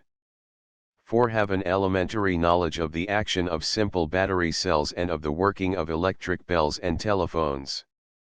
5. Be able to remedy fused wire, and to repair broken electric connections. 6. Construct a machine to make static electricity or a wireless apparatus. 7. Have a knowledge of the method of resuscitation and rescue of a person insensible from shock. Firemanship. To obtain a merit badge for firemanship, a scout must 1. Know how to turn in an alarm for fire. 2. Know how to enter burning buildings. 3. Know how to prevent panics and the spread of fire. 4. Understand the use of hose, unrolling, joining up, connecting 2 hydrants, use of nozzle, etc. 5. Understand the use of escapes, ladders, and chutes, and know the location of exits in buildings which he frequents. 6. Know how to improvise ropes and nets. 7. Know what to do in case of panic, understand the fireman's lift and drag, and how to work in fumes. 8. Understand the use of fire extinguishers, how to rescue animals, how to save property, how to organize a bucket brigade, and how to aid the police in keeping back crowds. First aid. To obtain a merit badge for first aid, a scout must 1. Be able to demonstrate the Sylvester and Schaefer methods of resuscitation. 2. Carry a person down a ladder. 33.3. Bandage head and ankle. 4. Demonstrate treatment of wound of the neck with severe arterial hemorrhage. 5. Treat mangling injury of the leg without severe hemorrhage. 6. Demonstrate treatment for rupture of varicose veins of the leg with severe hemorrhage. 7. Show treatment for bite of finger by mad dog. 8. Demonstrate rescue of person in contact with electric wire. 9. Apply tourniquet to a principal artery. 10. State chief differences between carbolic poisoning and intoxication. 11. Explain what to do for snake bite. 12. Pass first aid test of American Red Cross Society. First aid to animals. To obtain a merit badge for first aid to animals, a scout must 1. Have a general knowledge of domestic and farm animals. 2. Be able to treat a horse for colic. 3. Describe symptoms and give treatment for the following: wounds, fractures and sprains, exhaustion, choking, lameness. 4. Understand horseshoeing. Forestry. To obtain a merit badge for forestry, a scout must 1. Be able to identify 25 kinds of trees when in leaf, or 15 kinds of deciduous, broadleaf, trees in winter, and tell some of the uses of each. 2. Identify 12 kinds of shrubs. 3. Collect and identify samples of 10 kinds of wood and be able to tell some of their uses. 4. Determine the height, and estimate the amount of timber, approximately, in 5 trees of different sizes. 34.5. State laws for transplanting, grafting, spraying, and protecting trees. Gardening. To obtain a merit badge for gardening, a scout must 1.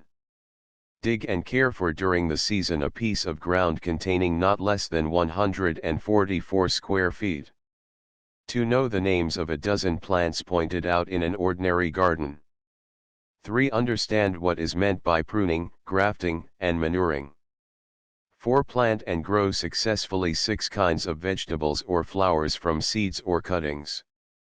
5. Cut grass with scythe under supervision. Handicraft. To obtain a merit badge for handicraft, a scout must 1. Be able to paint a door. 2. Whitewash a ceiling.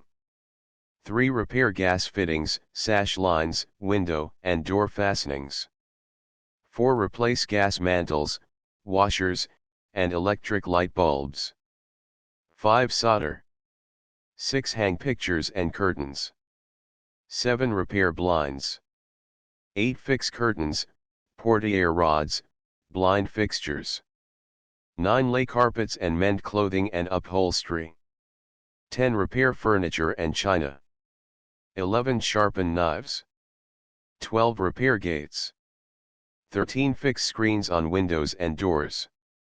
Horsemanship. To obtain a merit badge for horsemanship, a scout must 1. Demonstrate riding at a walk, trot, and gallop. 2. Know how to saddle and bridle a horse correctly. 3. Know how to water and feed and to what amount, and how to groom a horse properly. 35. 4. Know how to harness a horse correctly in single or double harness and to drive. 5. Have a knowledge of the power of endurance of horses at work and know the local regulations concerning driving. 6. Know the management and care of horses. 7. Be able to identify unsoundness and blemishes. 8. Know the evils of bearing or check reins and of ill-fitting harness or saddlery. 9. Know 2 common causes of, and proper remedies for, lameness, and know to whom he should refer cases of cruelty and abuse. 10. Be able to judge as to the weight, height, and age of horses, know 3 breeds and their general characteristics. Interpreting. To obtain a merit badge for interpreting, a scout must 1. Be able to carry on a simple conversation. 2. Write a simple letter on subject given by examiners. 3. Read and translate a passage from a book or newspaper, in French, German, English, Italian, or any language that is not of his own country. Invention. To obtain a merit badge for invention, a scout must 1. Invent and patent some useful article. 2. Show a working drawing or model of the same. Leather working. To obtain a merit badge for leather working, a scout must 1. Have a knowledge of tanning and curing. 36. 2. Be able to sole and heel a pair of boots, sewed or nailed, and generally repair boots and shoes.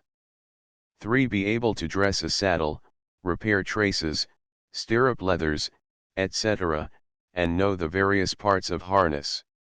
Life-saving. To obtain a merit badge for life-saving, a scout must 1. Be able to dive into from 7 to 10 feet of water and bring from bottom to surface a loose bag of sand weighing 5 pounds. 2. Be able to swim 200 yards, 100 yards on back without using the hands, and 100 yards any other stroke. 3. Swim 50 yards with clothes on, shirt, long trousers, and shoes as minimum. 4. Demonstrate, a. on land 5 methods of release, b. in the water 2 methods of release, c. the Schaefer method of resuscitation, prone pressure. Machinery. To obtain a merit badge for machinery, a scout must 1. State the principles underlying the use and construction of the lathe, steam boiler and engine, drill press and planer. 2. Make a small wood or metal model illustrating the principles of either levers, gears, belted pulleys, or block and fall. Marksmanship. To obtain a merit badge for marksmanship, a scout must 1. Qualify as a marksman in accordance with the regulations of the National Rifle Association. Masonry. To obtain a merit badge for masonry, a scout must 1. Lay a straight wall with a corner. 37. 2. Make mortar and describe process. 3. Use intelligently a plumb line, level, and trowel. 4. Build a stone oven. 5. Demonstrate a knowledge of various uses for cement. 6. Build a dry wall. Mining. To obtain a merit badge for mining, a scout must 1. Know and name 50 minerals. 2. Know, name and describe the 14 great divisions of the Earth's crust, according to Geikie. 3. Define watershed, delta, drift, fault, glacier, terrace, stratum, dip, and identify 10 different kinds of rock. 4. Describe methods for mine ventilation and safety devices.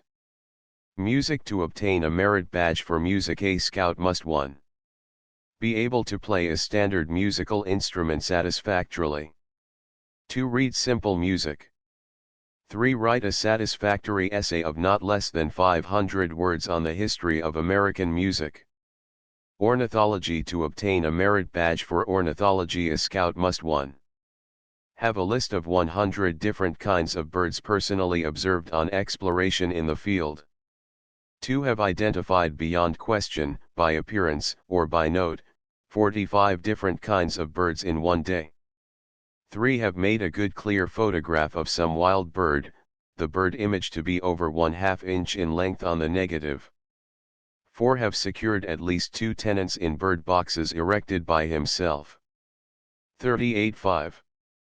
Have daily notes on the nesting of a pair of wild birds from the time the first egg is laid until the young have left the nest.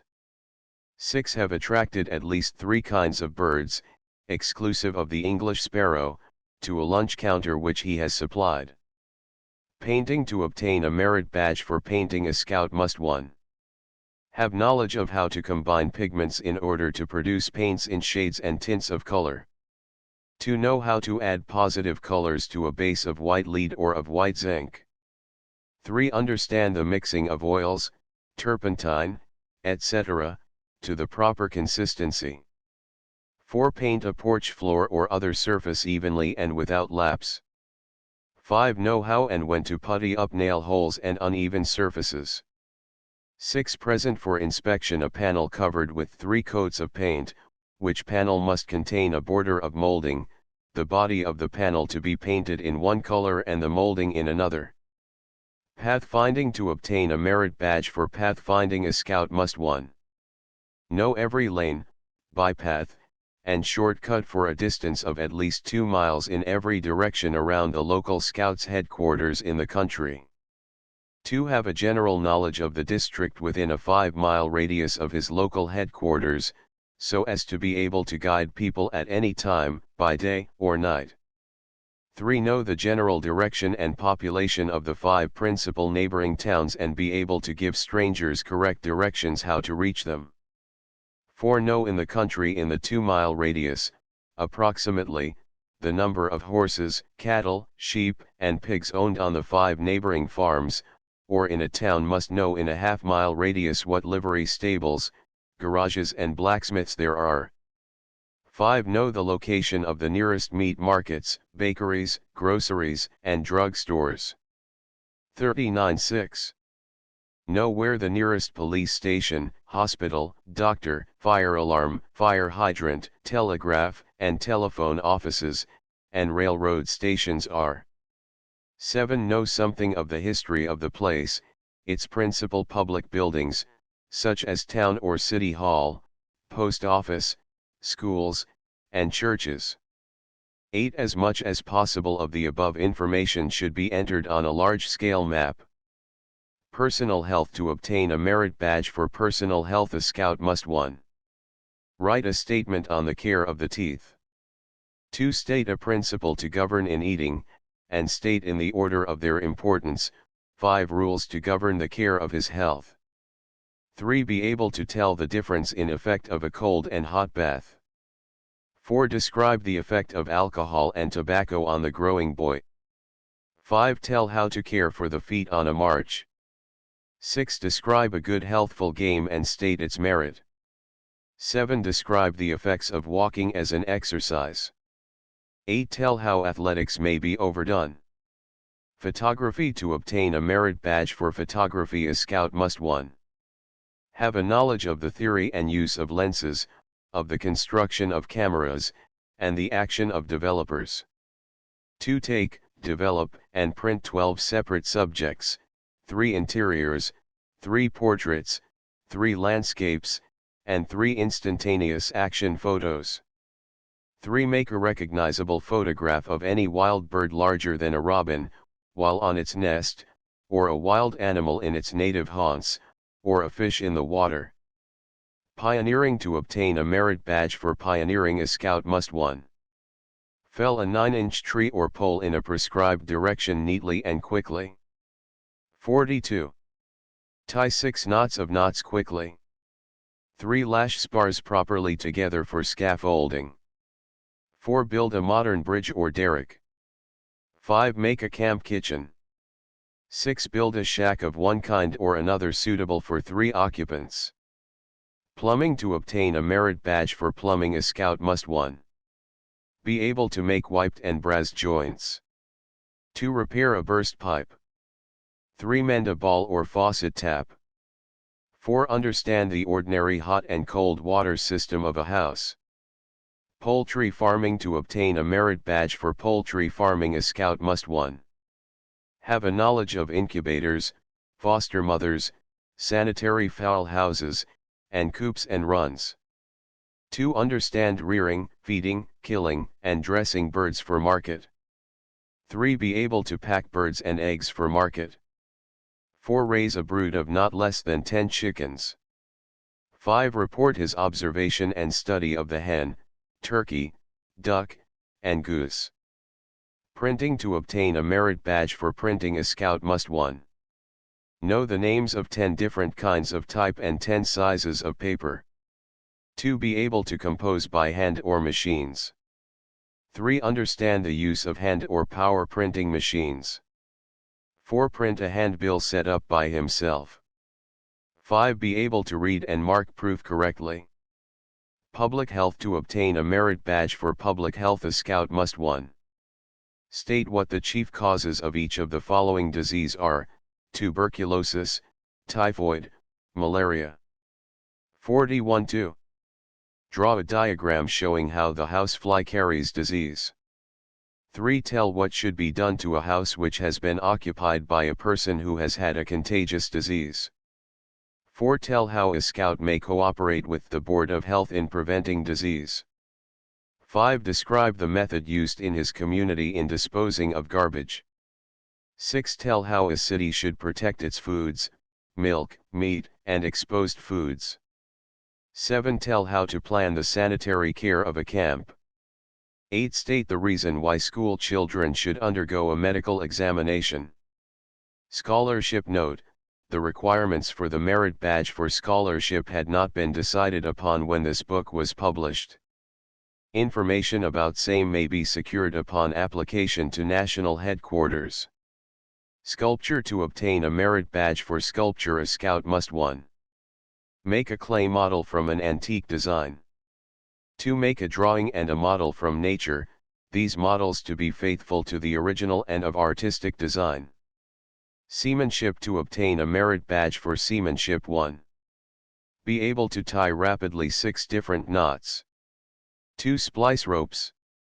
3. Use a palm and needle. 4. Fling a rope coil. 5. Be able to row, pole, scull, and steer a boat, also bring a boat properly alongside and make fast. 6. Know how to box the compass, read a chart, and show use of parallel rules and dividers. 7. Be able to state direction by the stars and Sunday 8. Swim 50 yards with shoes and clothes on. 42. 9.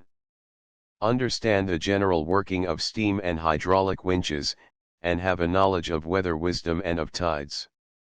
Signaling. To obtain a merit badge for signaling, a scout must 1.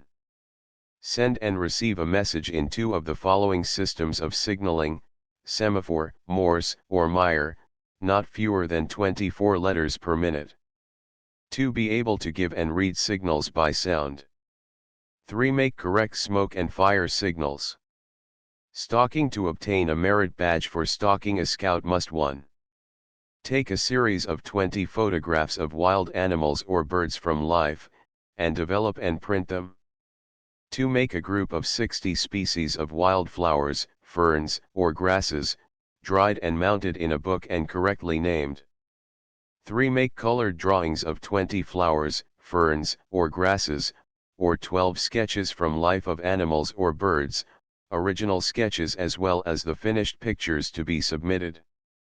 Surveying. To obtain a merit badge for surveying, a scout must 1. Map correctly from the country itself the main features of half a mile of road, with 440 yards each side to a scale of 2 feet to the mile, and afterward draw same map from memory. To be able to measure the height of a tree, telegraph pole, and church steeple, describing method adopted. 3. Measure width of a river. 4. Estimate distance apart of two objects a known distance away and unapproachable. 5. Be able to measure a gradient. Swimming. To obtain a merit badge for swimming, a scout must 1. Be able to swim 100 yards. 43. 2. Dive properly from the surface of the water. 3. Demonstrate breast, crawl, and side stroke. 4. Swim on the back 50 feet. Taxidermy. To obtain a merit badge for taxidermy, a scout must 1. Have a knowledge of the game laws of the state in which he lives. 2. Preserve and mount the skin of a game bird, or animal, killed in season. 3. Mount for a rug the pelt of some fur animal.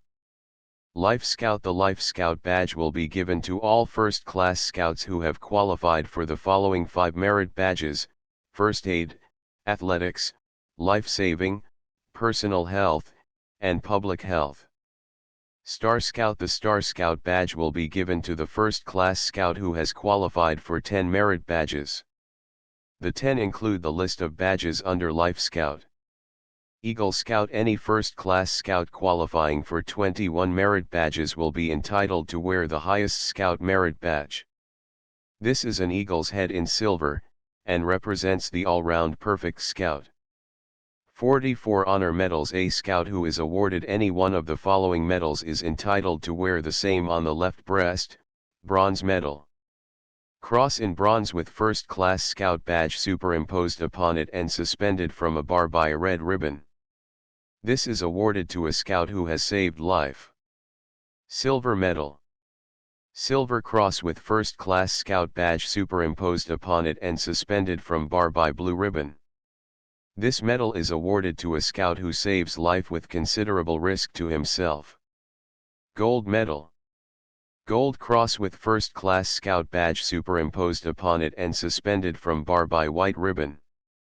This medal is the highest possible award for service and heroism. It may be granted to a scout who has saved life at the greatest possible risk to his own life, and also to anyone who has rendered service of peculiar merit to the Boy Scouts of America. The Honor Medal is a national honor and is awarded only by the National Council. To make application for one of these badges, the facts must first be investigated by the Court of Honor of the local council and presented by that body to the Court of Honor of the National Council. The local Court of Honor may at any time invite experts to share in their examinations and recommendations. When the National Court of Honor has passed upon the application, the proper medal will be awarded. Badges of rank. The following devices are used to distinguish the various ranks of scouts: Patrol Leader. Patrol Leader. The Patrol Leader's arm badge consists of 2 bars, 1-1/2 inches long and 3/8 inch wide, of white braid worn on the sleeve below the left shoulder. In addition, he may 45 wear all oxidized silver tenderfoot, second class or first class scout badge according to his rank. The Assistant Patrol Leader wears 1 bar. Service stripes. For each year of service as a Boy Scout, he will be entitled to wear a stripe of white braid around the sleeve above the wrist, 3 stripes being changed for 1 red one. 5 years of scouting would be indicated by 1 red stripe and 2 white stripes. The star indicates the position for wearing merit badges. Scout Master. The badge of the Scout Commissioner, Scout Master, and Assistant Scout Master is the first-class Scouts badge reproduced in blue, green, and red, respectively, and are worn on the sleeve below the left shoulder. Chief Scout. The badge of the Chief Scout is the first-class Scout badge with a 5-pointed star above it embroidered in silver. Chief Scout Surgeon. The badge of the Chief Scout Surgeon is the first-class Scout badge with a caduceus above it embroidered in green. The Chief Scout Staff wear the badge of rank in the same manner as the Chief Scout. Chief Scout Woodsman. the badge of the Chief Scout Woodsman is the first-class scout badge with two crossed axes above it embroidered in green. Chief Scout Stalker, the badge of the Chief Scout Stalker is the first-class scout badge with an oak leaf above it embroidered in blue. Chief Scout Director of Health, the badge of the Chief Scout Director of Health is the first-class scout badge with 46 tongues of fire above it embroidered in red. Chief Scout Camp Master, the badge of the Chief Scout Camp Master is the first-class scout badge with a moccasin above it embroidered in green. Chief Scout of Athletics, the badge of the Chief Scout Director of Athletics is the first-class scout badge with a winged Mercury foot above it embroidered in green. Chief Scout Director of Chivalry, the badge of the Chief Scout Director of Chivalry is the first-class scout badge with the scout sign above it embroidered in gold. Chief Scout Citizen, the badge of the Chief Scout Citizen is the first-class scout badge with the United States flag above it in silver. Appropriate badges for national and local councilmen may be secured from the national headquarters. Equipment. It should be clearly understood by all interested in the Scout movement that it is not necessary for a boy to have a uniform or any other special equipment to carry out the Scout program. There are a great many troops in the country which have made successful progress without any equipment whatever. However, for the convenience of boys who wish to secure a uniform or other equipment, the National Council has made arrangements with certain manufacturers to furnish such parts of the equipment as may be desired by the boys. Such arrangements have been made with these manufacturers only after a great number of representative firms have been given an opportunity to submit samples and prices, the prices quoted to be uniform throughout the country. These manufacturers 47 are given the privilege of using for a limited period an imprint of the official badge as an indication that the Committee on Equipment is willing to recommend the use of that particular article. The official badge is fully protected by the U.S. patent laws, and anyone using it without expressed authority from national headquarters is subject to prosecution at law. Considerable difficulty has been experienced in the selection of the material used in making coats, breeches, and shirts. The material used in the Boy Scout coat, breeches, and shirt has been submitted to a 30-day sun test, the acid and strength test, and is guaranteed to be a fast color and durable. To show the result of the selection made, the manufacturer of these articles has been given the privilege of using the imprint of the official seal and the right to use the official buttons. We recommend the purchase of the articles having this imprint through any local dealer or through national headquarters. However, where a local council exists, buttons will be supplied on order of the Executive Committee for use on such uniforms as the committee may desire to have made locally. In communities where no local council has been formed, they may be supplied on order of a registered scoutmaster. Prices of the buttons per set for coat is 15 cents and per set for shirt 10 cents. Every effort is made to have all parts of the uniform and equipment available to scouts through local dealers. If such arrangements have not been made in a community, the national headquarters will be glad to help in making such an arrangement. Many scoutmasters prefer to order uniforms and other supplies direct from national headquarters. In order to cover the expense involved in handling these supplies, the manufacturers have agreed to allow national headquarters the same trade discount allowed to local dealers. Trade through national headquarters, if sufficiently large, will help to meet a part of the current expenses of the national organization. Any combination desired may be made from this list. A fairly complete equipment may be secured at the very nominal sum of $2.15. For instance, the summer equipment, which consists of hat, 50 cents, shirt, 75 cents, shorts, 50 cents, belt, 40 cents. Where it is desired to equip the members of the troop with a standard uniform, the following equipment is suggested: hat, shirt, coat, breeches or knickerbockers, belt, leggings or stockings, shoes, haversack. 48 other combinations may be made according to the resources of the boys forming the troop. However, it is recommended that each troop decide upon a definite combination to be worn by its members so that all of the scouts in the troop may dress alike. Each boy should pay for his own supplies and equipment. Soliciting donations for this purpose should be prohibited. A complete list of all supplies and equipment with full information about places where same can be secured is given in the appendix of this book. Knots Every Scout Should Know by Samuel A. Moffett, Boy Scouts of America. Every scout knows what rope is.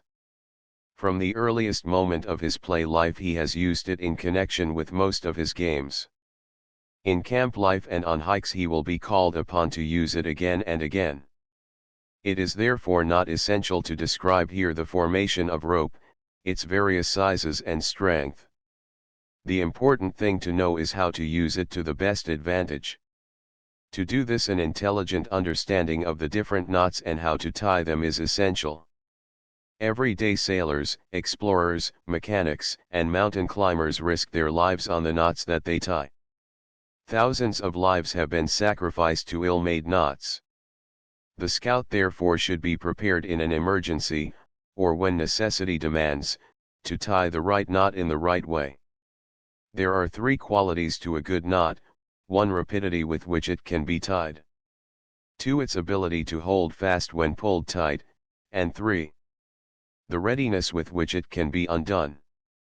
The following knots, recommended to scouts, are the most serviceable because they meet the above requirements and will be of great help in scout craft. If the tenderfoot will follow closely the various steps indicated in the diagrams, he will have little difficulty in reproducing them at pleasure. In practicing knot tying, a short piece of hemp rope may be used. To protect the ends from fraying, a scout should know how to whip them. The commonest method of whipping is as follows: lay the end of a piece of twine along the end of the rope. 49. Hold it to the rope with the thumb of your left hand while you wind the standing part around it and the rope until the end of the twine has been covered. Then with the other end of the twine lay a loop back on the end of the rope and continue winding the twine upon this second end until all is taken up. The end is then pulled back tight and cut off close to the rope. For the sake of clearness, a scout must constantly keep in mind these 3 principal parts of the rope: 1. The standing part, the long unused portion of the rope on which he works; 2. The bight, the loop formed whenever the rope is turned back upon itself; and 3. The end, the part he uses in leading. Before proceeding with the tenderfoot requirements, a scout should first learn the 2 primary knots, the overhand and figure of 8 knots. The overhand knot. Start with the position shown in the preceding diagram. Back the end around the standing part and up through the bight and draw tight. The figure of 8 knot. Make a bight as before. Then lead the end around back of the standing part and down through the bight. After these preliminary steps, the prospective tenderfoot may proceed to learn the required knots. 50. Square or reef knot. The commonest knot for tying 2 ropes together. Frequently used in first aid bandaging. Never slips or jams, easy to untie. False reef or granny. If the ends are not crossed correctly when making the reef knot, the false reef or granny is the result. This knot is always bad. Sheet bend or weaver's knot. This knot is used in bending the sheet to the clew of a sail and in tying 2 rope ends together.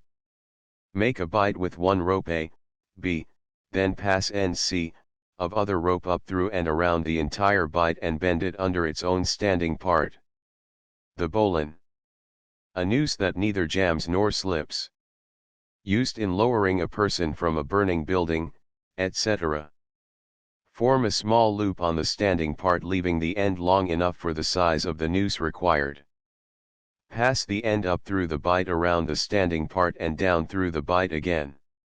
To tighten, hold noose in position and pull standing part. Halter, slip, or running knot.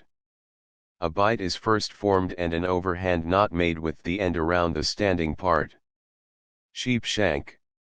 Used for shortening ropes. Gather up the amount to be shortened, then make a half hitch round each of the bends as shown in the diagram. 51 Clove hitch. Used to fasten one pole to another in fitting up scaffolding, this knot holds snugly, is not liable to slip laterally. Hold the standing part in left hand, then pass the rope around the pole, cross the standing part, making a second turn around the pole, and pass the end under the last turn. The fisherman's bend. Used aboard yachts for bending on the gaff topsail halyards. It consists of 2 turns around a spar or ring, then a half hitch around the standing part and through the turns on the spar, and another half hitch above it around the standing part. Timber hitch. Used in hauling timber. Pass the end of the rope around the timber. Then lead it around its standing part and bring it back to make 2 or more turns on its own part. The strain will hold it securely. 2 half hitches. Useful because they are easily made and will not slip under any strain. Their formation is sufficiently indicated by the diagram. Blackwell hitch. Used to secure a rope to a hook. The standing part when hauled tight holds the end firmly. Becket hitch. For joining a cord to a rope. May be easily made from diagram. 52 The fisherman's knot. Used for tying silkworm gut for fishing purposes. It never slips, is easily unloosed by pulling the 2 short ends. The 2 ropes are laid alongside one another, then with each end an overhand knot is made around the standing part of the other. Pull the standing parts to tighten. Carrick bend. Used in uniting hawsers for towing. Is easily untied by pushing the loops inwards. Turn the end of one rope A over its standing part B to form a loop. Pass the end of the other rope across the bight thus formed, back of the standing part B over the end A, then under the bight at C, passing it over its own standing part and under the bight again at D. The mariner's compass boxing. The compass consists in enumerating the points, beginning with north and working around the circle as follows: north north by east north, northeast northeast by north northeast northeast by east east, northeast east by northeast east by southeast, southeast southeast by east southeast southeast by south 53 south, southeast south by east south south by west south, southwest southwest by south southwest southwest by west west, southwest west by southwest west by northwest, northwest northwest by west northwest northwest by north north, northwest north by west north. Notes 54 Notes 55 Notes 56 Notes 57 Chapter 2 Woodcraft Woodlore by Ernest Thompson Seton, Chief Scout. The Watch for a Compass, from Boy Scouts of America, by Ernest Thompson Seton. Copyright, 1910, by Doubleday, Page & Company. The watch is often used to give the compass point exactly. Thus, point the hour hand to the sun, then, in the morning, halfway between the hour hand and noon is due south. If afternoon, one must reckon halfway backward. Thus, at 8 a.m., point the hour hand to the sun and reckon forward halfway to noon, the south is at 10. If at 4 p.m., point the hour hand at the sun and reckon back halfway, the south is at 2 o'clock. The halfway is because the sun makes a course of 24 hours and the clock of but 12. If we had a rational timepiece of 24 hours, it would fit in much better with all nature, and with the hour hand pointed to the sun would make 12 o'clock, noon, always south. If you cannot see the sun, get into a clear, open space, hold your knife point upright on your watch dial, and it will cast a faint shadow, showing where the sun really is, unless the clouds are very heavy. Finding your latitude by the stars. The use of the stars to the scout is chiefly to guide him by showing the north, but the white man has carried the use a step farther. He makes the pole star tell him not only where the north is, but where he himself is. From the pole star, he can learn his latitude. It is reckoned an exploit to take one's latitude from the North Star with a cartwheel, or with 2 sticks and a bucket of water. 58. The first attempt I made was with 2 sticks and a bucket of water. I arranged the bucket in the daytime, so that it could be filled from rim to rim, that is, it was level, and that gave me the horizon line. Next, I fastened my 2 sticks together at an adjustable angle. Then, laying one stick across the bucket as a base, I raised the other till the 2 side notches on its upper edge were in straight line for the pole star. The sticks were now fastened at this angle and put away till the morning. On a smooth board, the board is allowable because it can be found either far on the plains when you have your wagon, or on the ship at sea. I mapped out, first a right angle, by the old plan of measuring off a triangle, whose sides were 6, 8, and 10 inches, and applied the star angle to this. By a process of equal subdivision I got 45 degrees, 22 minus a half degrees, finally 40 degrees, which seemed to be the latitude of my camp. Subsequent looking up showed it to be 41 degrees 10 minutes.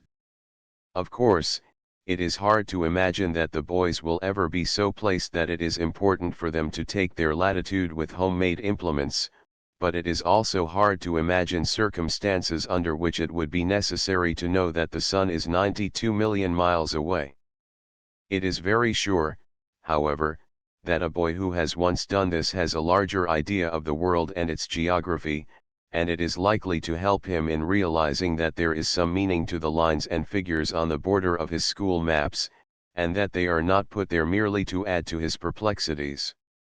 Sundial, or hunter's clock. 59. To make a scout sundial, prepare a smooth board about 15 inches across, with a circle divided into 24 equal parts, and a temporarily hinged pointer, whose upper edge is in the middle of the dial.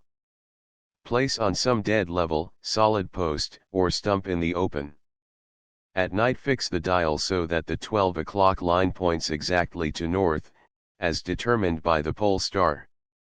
Then, using 2 temporary sighting sticks of exactly the same height, so as to permit sighting clear above the edge of the board, set the pointer exactly pointing to the pole star, that is, the same angle as the latitude of the place, and fix it there immovably. Then remove the 2 sighting sticks. As a timepiece, this dial will be found roughly correct for that latitude. The angle of the pointer, or style, must be changed for each latitude. Building a log cabin, from Country Life in America. May, 1905, there are as many different kinds of log cabins as of any other architecture. It is best to begin with the simplest. The tools needed are a sharp axe, a crosscut saw, an inch auger, and a spade. It is possible to get along with nothing but an axe. Many settlers had no other tool, but the spade, saw, and auger save much work. For the site, select a high, dry place, in or near the woods, and close to the drinking water. It should be a sunny place, and with a view, preferably one facing south or east. Clear off and level the ground. Then bring your logs. These are more picturesque with the bark left on, but last longer peeled. 8 feet by 12 feet outside makes a good cabin for 3 or 4 boys. Cut and carry about 12 logs, each 10 feet long, and 12 more, each 14 feet long. The logs should be at least 6 inches through. Softwood is preferable, as it is easier to handle. The foreground logs or sills, at least, should be of cedar, chestnut, or other wood that does not rot. Lay 2 of the 14-foot logs on the ground, at the places for the long sides, and 7 feet apart. Then across them, at the end, lay 2 short ones, 11 feet apart. This leaves about a foot projecting from each log. Roll the last 2 into their resting places, and flatten them till they sit firmly. It is of prime importance that each log rest immovably on the one below. Now cut the upper part of each end log, to an edge over each corner. Fig 1. 60. Next put on 2 long logs, roll them onto the middle, taking care to change off, so the big end at a given comber may be followed next time by the small end and ensure the corner rising evenly.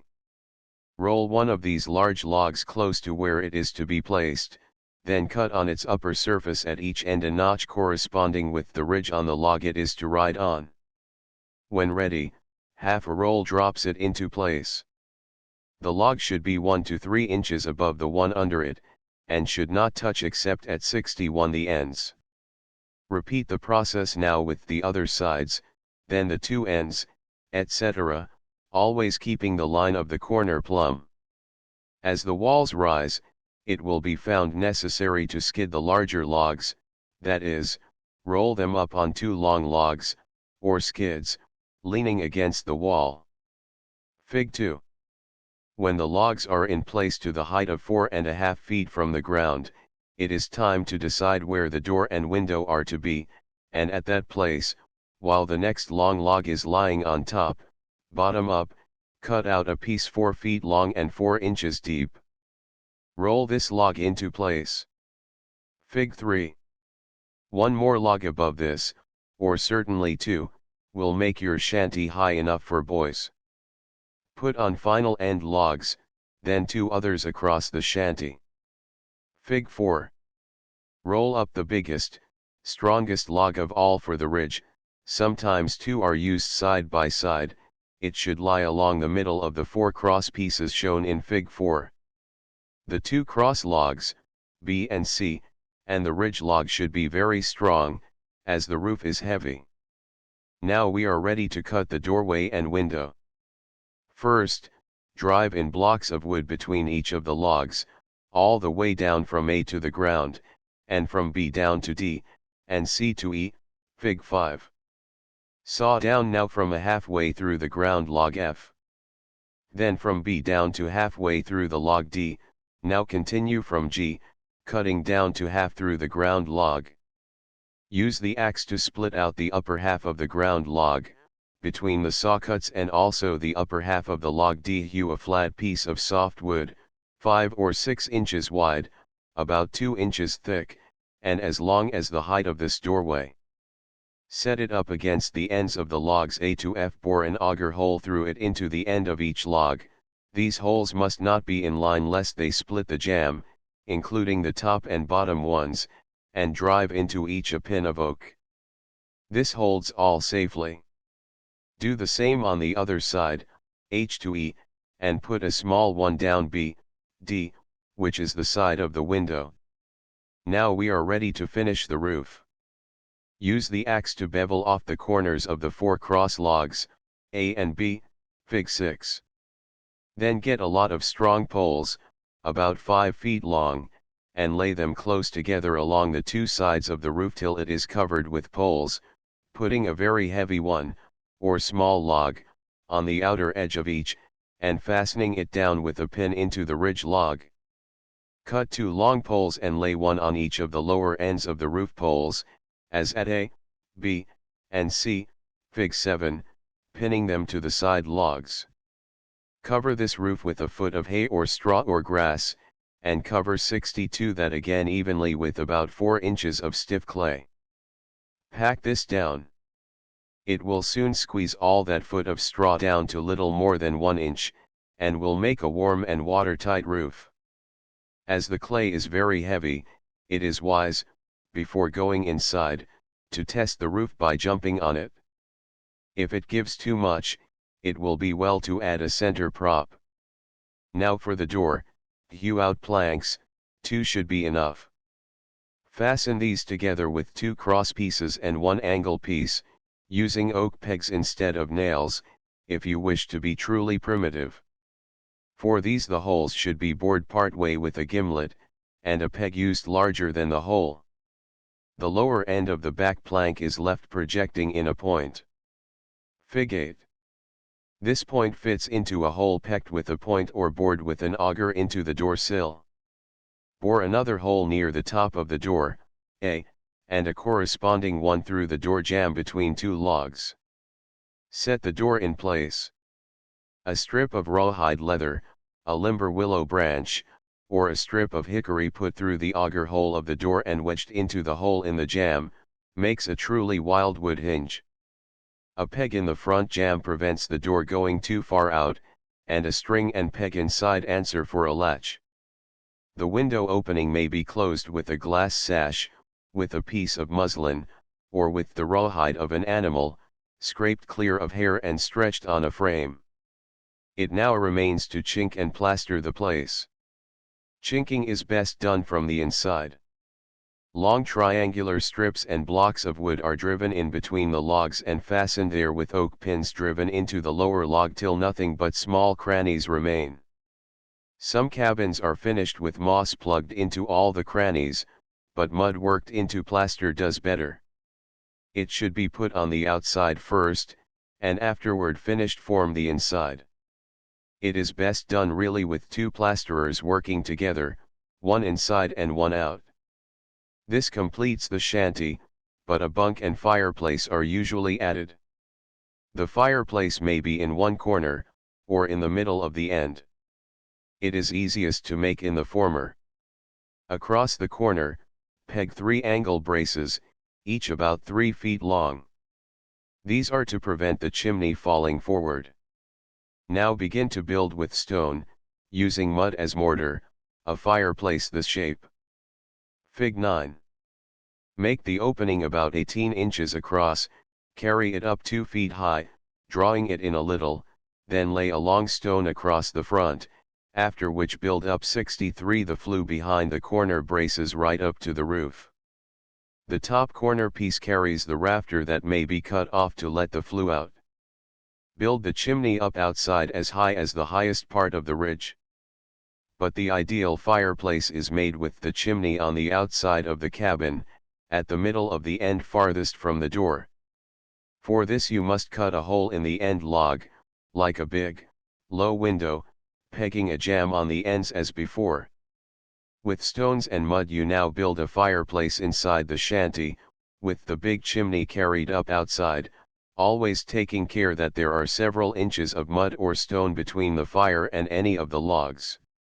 In country where stone cannot be found, the fireplace is often built of mud, sustained by an outside cribbing of logs. If the flue is fair size, that is, say 1/4 the size of the fireplace opening, it will be sure to draw. The bunk should be made before the chinks are plastered, as the hammering is apt to loosen the mud. Cut 8 or 10 poles a foot longer than you need the bunk, cut the end of each into a flat board and drive these between the long logs at the right height and place for the bunk, supporting the other end on a cross piece from a post to the wall. Put a very big pole on the outer side, and all is ready for the bed. Most woodsmen make this of small fir boughs. There are two other well-known ways of cornering the logs. One is simply flattening the logs where they touch. This, as well as the first one, is known in the backwoods of Canada as hogpen finish. The really skillful woodsmen of the north always dovetail the comers and saw them flush. Fig 10. Sometimes it is desirable to make a higher gable than that which one ridge log can make. Then it is made thus. Fig 11. This is as much slope as a clay roof should have. With any more, the clay would wash off. This is the simplest way to build a log cabin, but it illustrates all the main principles of log building. Shingle roofs and gables, broad piazzas outside, and modern fitting inside, are often added nowadays in summer camps, but it must be clear that the more towny you make the cabin, the less woodsy it is, and less likely to be the complete rest and change that is desired. For fuller instructions, see Log Cabins and Cottages. By W.M.S. Wicks, 1900. Pub Forest and Stream, N.Y. 64. Also, The Jack of All Trades. By Dan C. Beard, Scribner's and Field and Forest Handy Book. Measuring Distances, see Two Little Savages, 1903. The height of a tree is easily measured when on a level, open place, by measuring the length of its shadow, then comparing that with your own shadow, or that of a 10-foot pole. Thus, the 10-foot pole is casting a 15-foot shadow, and the tree's shadow is 150 feet long. Apply the simple rule of 3. 15, 150, 10, x equals 100, but it is seldom so easy, and the good old rule of the triangle can be safely counted on. Get 100 or more feet from your tree, on open ground, as nearly as possible on the level of its base. Set up a 10-foot pole, AB, page 65. Then mark the spot where the exact line from the top of the tree over the top of the pole touches the ground, C. Now measure the distance from that spot, C, to the foot of the 10-foot pole, B, suppose it is 20 feet. Measure also the distance from that spot, C, to the base of the tree, D, suppose it is 120 feet, then your problem is 20, 10, 120, x equals 60, i.e., if at that angle 20 feet from the eye gives 10 feet elevation, 120 feet must give 60. To make a right angle, make a triangle whose sides are exactly 6, 8, and 10 feet or inches each, or multiples of these. The angle opposite the 10 must be a true right angle. To make a right angle there are many ways of measuring distance across rivers, etc., without crossing. The simplest, perhaps, is by the equilateral triangle. Cut 3 poles of exactly equal length, peg them together into a triangle.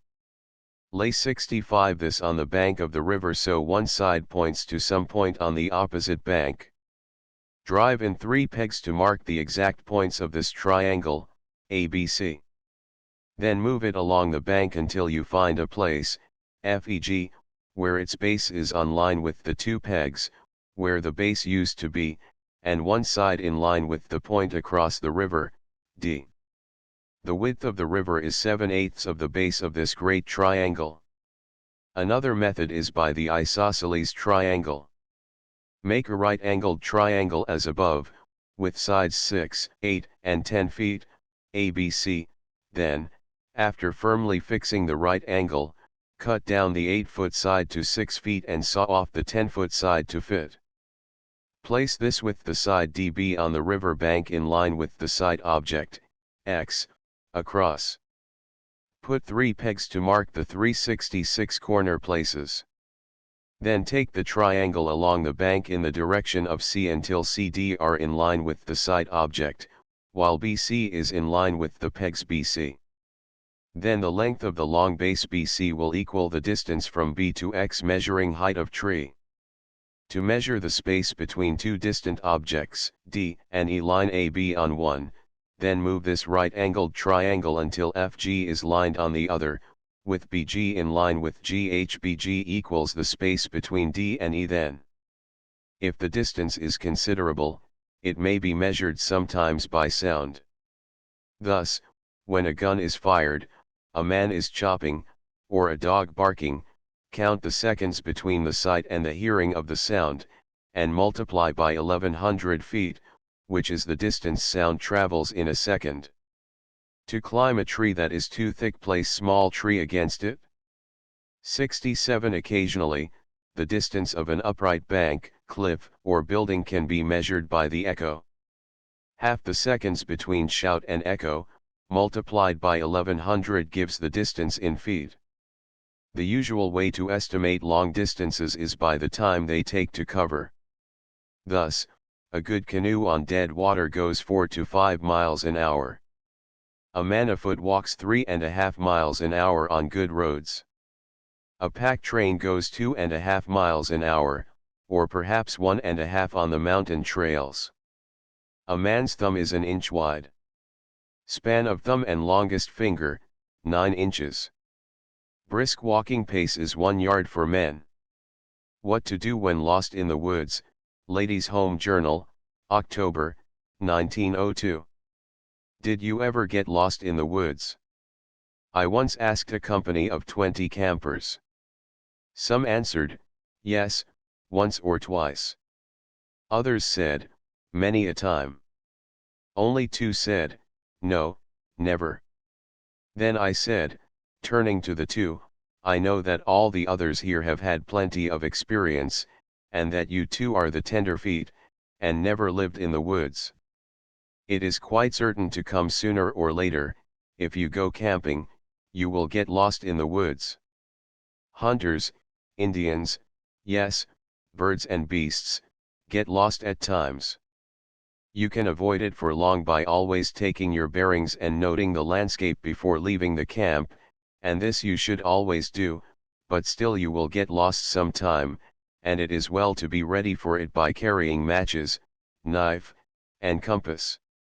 When you do miss your way, the first thing to remember is, like the Indian, you are not lost, it is the teepee that is lost. It isn't serious. It cannot be so unless you do something foolish. The first and most natural thing to do is to get on a hill, up a tree, or other high lookout, and seek for some landmark near camp. You may be sure of this much, you are not nearly so far from camp as you think you are. Your friends will soon find you.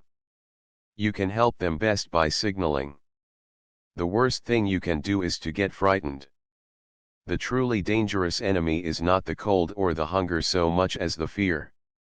It is fear that robs the wanderer of his judgment and of his limb power, it is fear that turns the passing experience into a final tragedy.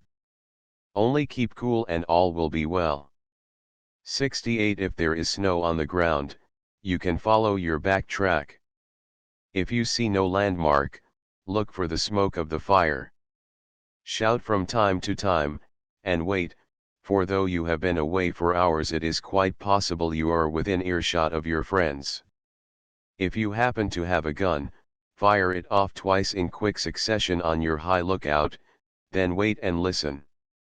Do this several times and wait plenty long enough, perhaps an hour.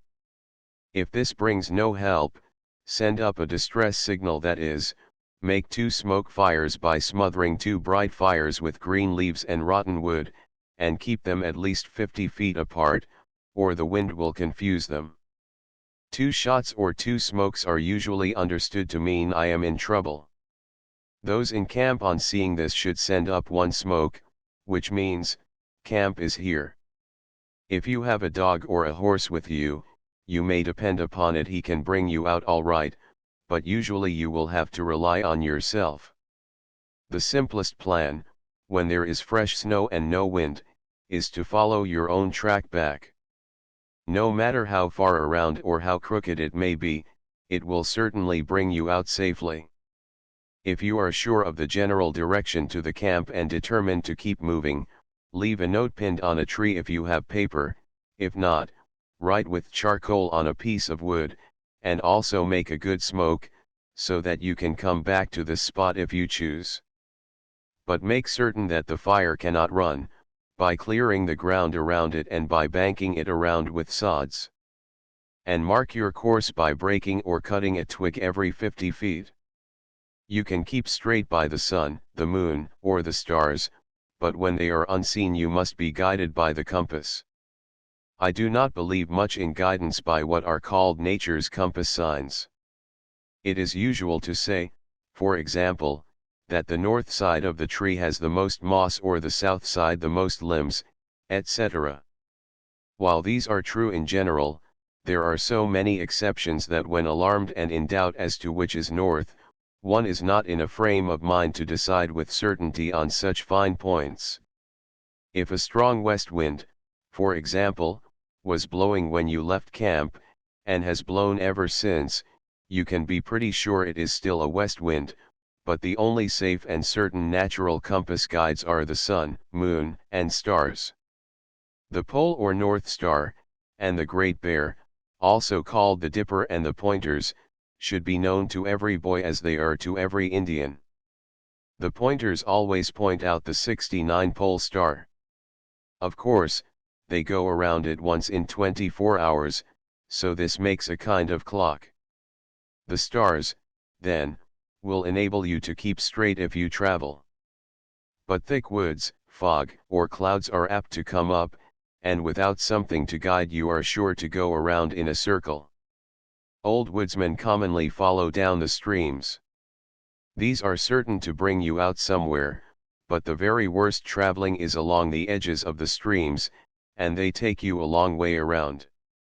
All things considered, it is usually best to stay right where you are, especially if in a wild country where there is no chance of finding a farmhouse. Make yourself comfortable for the night by gathering plenty of good wood while it is daylight, and building a wind screen on 3 sides, with the fire in front, and something to keep you off the ground. Do not worry but keep up a good fire, and when day comes renew your 2 smokes and wait. A good fire is the best friend of a lost man. I have been lost a number of times, but always got out without serious trouble, because I kept cool. The worst losing I ever got was after I had been so long in the West that I qualified to act as a professional guide, and was engaged by a lot of Eastern farmers looking for land locations. This was in the October of 1883 on the Upper Assiniboine. The main body of the farmers had remained behind. I had gone ahead with 2 of them. I took them over hundreds of miles of wild country. As we went northward the country improved. We were traveling with oxen, and it was our custom to let them graze for 2 hours at noon. One warm day, while the oxen were feeding, we went in our shirt sleeves to a distant butte that promised a lookout. We forgot about the lateness till the sun got low. Even then I could have got back to camp, but clouds came up and darkness fell quickly. Knowing the general direction I kept on, and after half an hour's tramp we came to a canyon I had never seen before. I got out my compass and a match and found that I had been circling, as one is sure to do in the dark. I corrected the course and led off again. After another brief turn I struck another match and learned from the compass that I was again circling. This was discouraging, but with corrected course we again tramped. I was leading, and suddenly the dark ground 10 feet ahead of me turned gray. I could not make it out, so went cautiously nearer. I lay down, reached forth, and then slowly made sure that we were on the edge of a steep precipice. I backed off, 70 and frankly told the men I did not know where we were. I got out my matchbox and compass and found I had but 1 match left. "Any of you got any matches?" I asked. "No, left 'em all in our coats," was their answer. "Well," said I have one. "Shall I use it to get a new course from the compass, or shall we make a fire and stay here till morning?" All voted to camp for the night. There was now a cold rain. We groped into a hollow where we got some dead wood, and by using our knives got some dry chips from the inside of a log. When all was ready we gathered close around, and I got out the 1 match. I was about to strike it when the younger of the men said, "Say, Seaton, you are not a smoker, Jack is. Hadn't you better give him that match?" There was sense in this. I have never in my life smoked. Jack was an old stager and an adept with matches. I handed it to him. RRRP fizz dash and in a minute we had a fire. With the help of the firelight we now found plenty of dead wood, we made 3 blazing fires side by side, and after an hour we removed the center one, then raked away all the hot ashes, and all lay down together on the warm ground. When the morning came the rain ceased. We stretched our stiffened limbs and made for camp. Yes, there it was in plain view 2 miles away across a fearful canyon. 3 steps more on that gloomy night and we should have been over the edge of that canyon and dashed to the bottom. How to make fire by rubbing sticks? How do the Indians make a fire without matches? Asked a boy who loved to play Indian. Most of us have heard the answer to this. The Indians use a flint and steel, as our own fathers and mothers did 100 years ago, and before they had flint and steel they used rubbing sticks. We have all read about bringing fire out of 2 sticks by rubbing them together. I tried it once for an hour, and I know now I never would have got it in 1,000 years as I was doing it. Others have had the same experience, consequently, most persons look upon this as a sort of fairy tale, or, if they believe it to be true, they think it so difficult as to be worth no second thought. All scouts, I find, are surprised and greatly interested to learn that not only is it possible, it is easy, to make a friction 71 fire, if you know how, and hopeless, if you don't. I have taught many boys and men, including some Indians, to do it, and some have grown so expert that they make it nearly as quickly as with an old-fashioned sulfur match. When I first learned from Walter Hoff, who learned from the Indians, it took me from 5 to 10 minutes to get a blazing fire, not half an hour, as some books have it. But later I got it down to a minute, then to 31 seconds from the time of taking up the rubbing sticks to having a fine blaze, the time in getting the first spark being about 6 seconds. My early efforts were inspired by book accounts of Indian methods, but, unfortunately, I have never yet seen a book account that was accurate enough to guide anyone successfully in the art of fire making. All omit one or other of the absolute essentials, or dwell on some triviality. The impression they leave on those who know is that the writers did not. The surest and easiest method of making a friction fire is by use of the bow drill. 2 sticks, 2 tools, and some tinder are needed. The 2 sticks are the drill and the fireboard, or fire block. The books generally tell us that these must be of different kinds of wood. This is a mistake. I have uniformly gotten the best results with 2 pieces of the same kind, all the better, indeed, if they are parts of the same stick. What kind of wood this is a very important question, as woods that are too hard, too soft, too wet, too oily, too gummy, or too resinous will not produce fire. The wood should be soft enough to wear away, else it produces no punk, and hard enough to wear slowly, or the heat is not enough to light the punk, and, of course, it should be highly inflammable. Those that I have had the best luck with are balsam fir, cottonwood roots, tamarack, European larch, red cedar, white cedar, Oregon cedar, basswood, cypress, and sometimes second growth white pine. It should always be a dry, sound stick, brash, but not in the least punky. In each part of the country there seems to be a kind of wood well suited for fire making.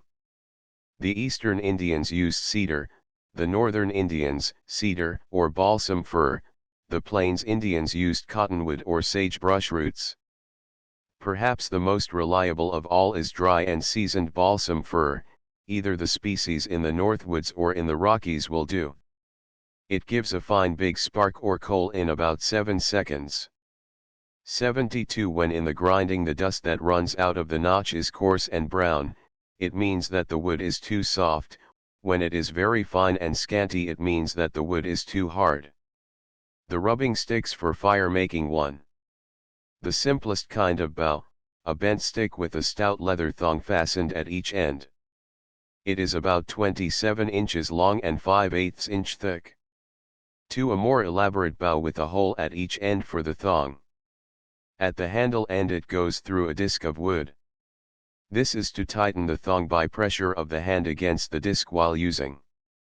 3. Simplest kind of drill socket, a pine or hemlock knot with a shallow hole or pit in it. 3. Is under view of same. It is about 4-1/2 inches long. 4. A more elaborate drill socket, a pebble cemented with gum in a wooden holder.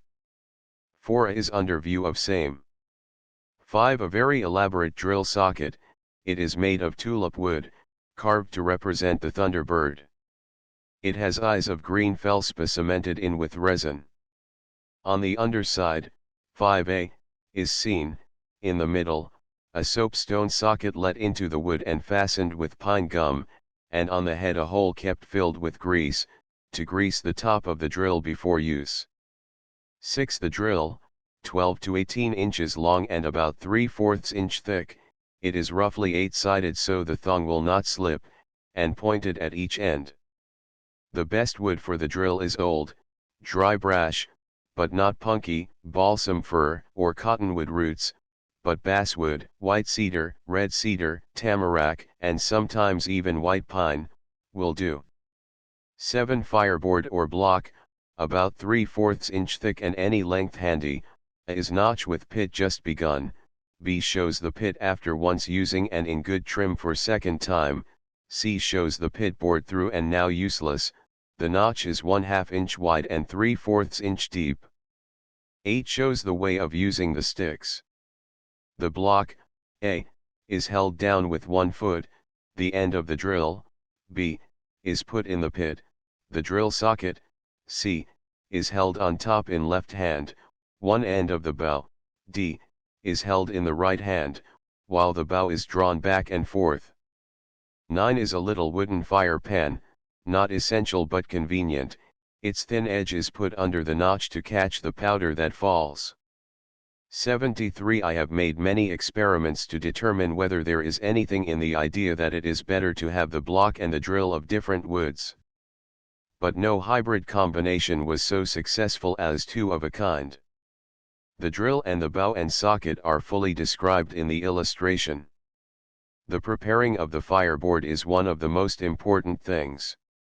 At the edge cut a notch 1/2 inch wide and about 3/4 of an inch deep, at the top of this notch make a pit or shallow hole, and the board is ready. The importance of this notch is such that it is useless to try fire making without it. While these are the essentials, it is well to get ready, also, some tinder.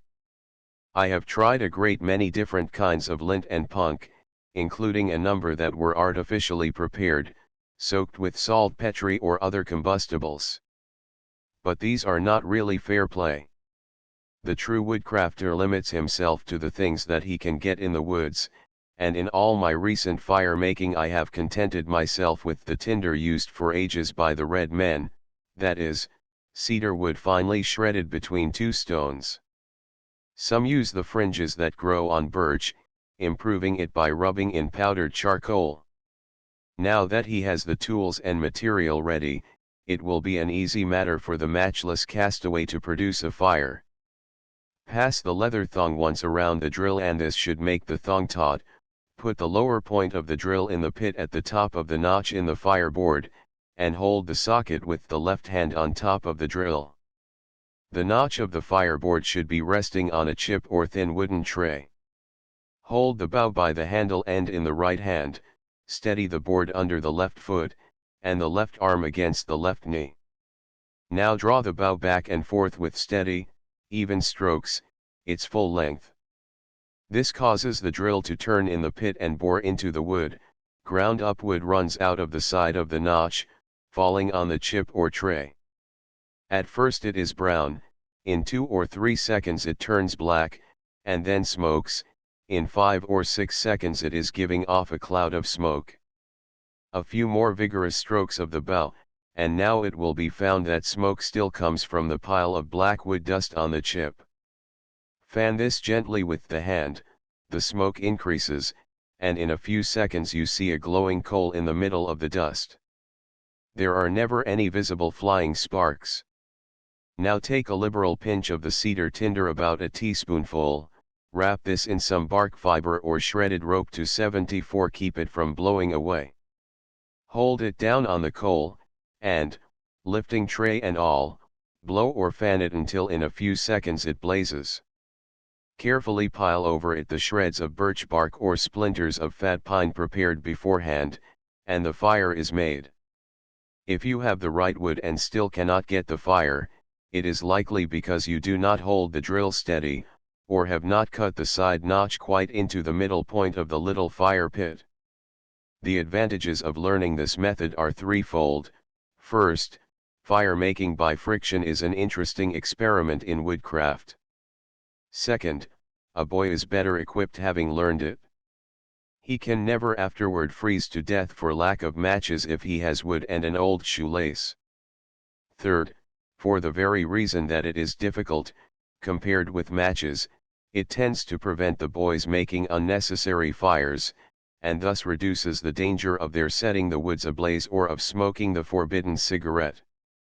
There is such a fascination in making the rubbing stick fire that one of my Western cooks, becoming an expert, gave up the use of matches for a time and lit his morning fire with the fire drill, and, indeed, he did not find it much slower than the usual way.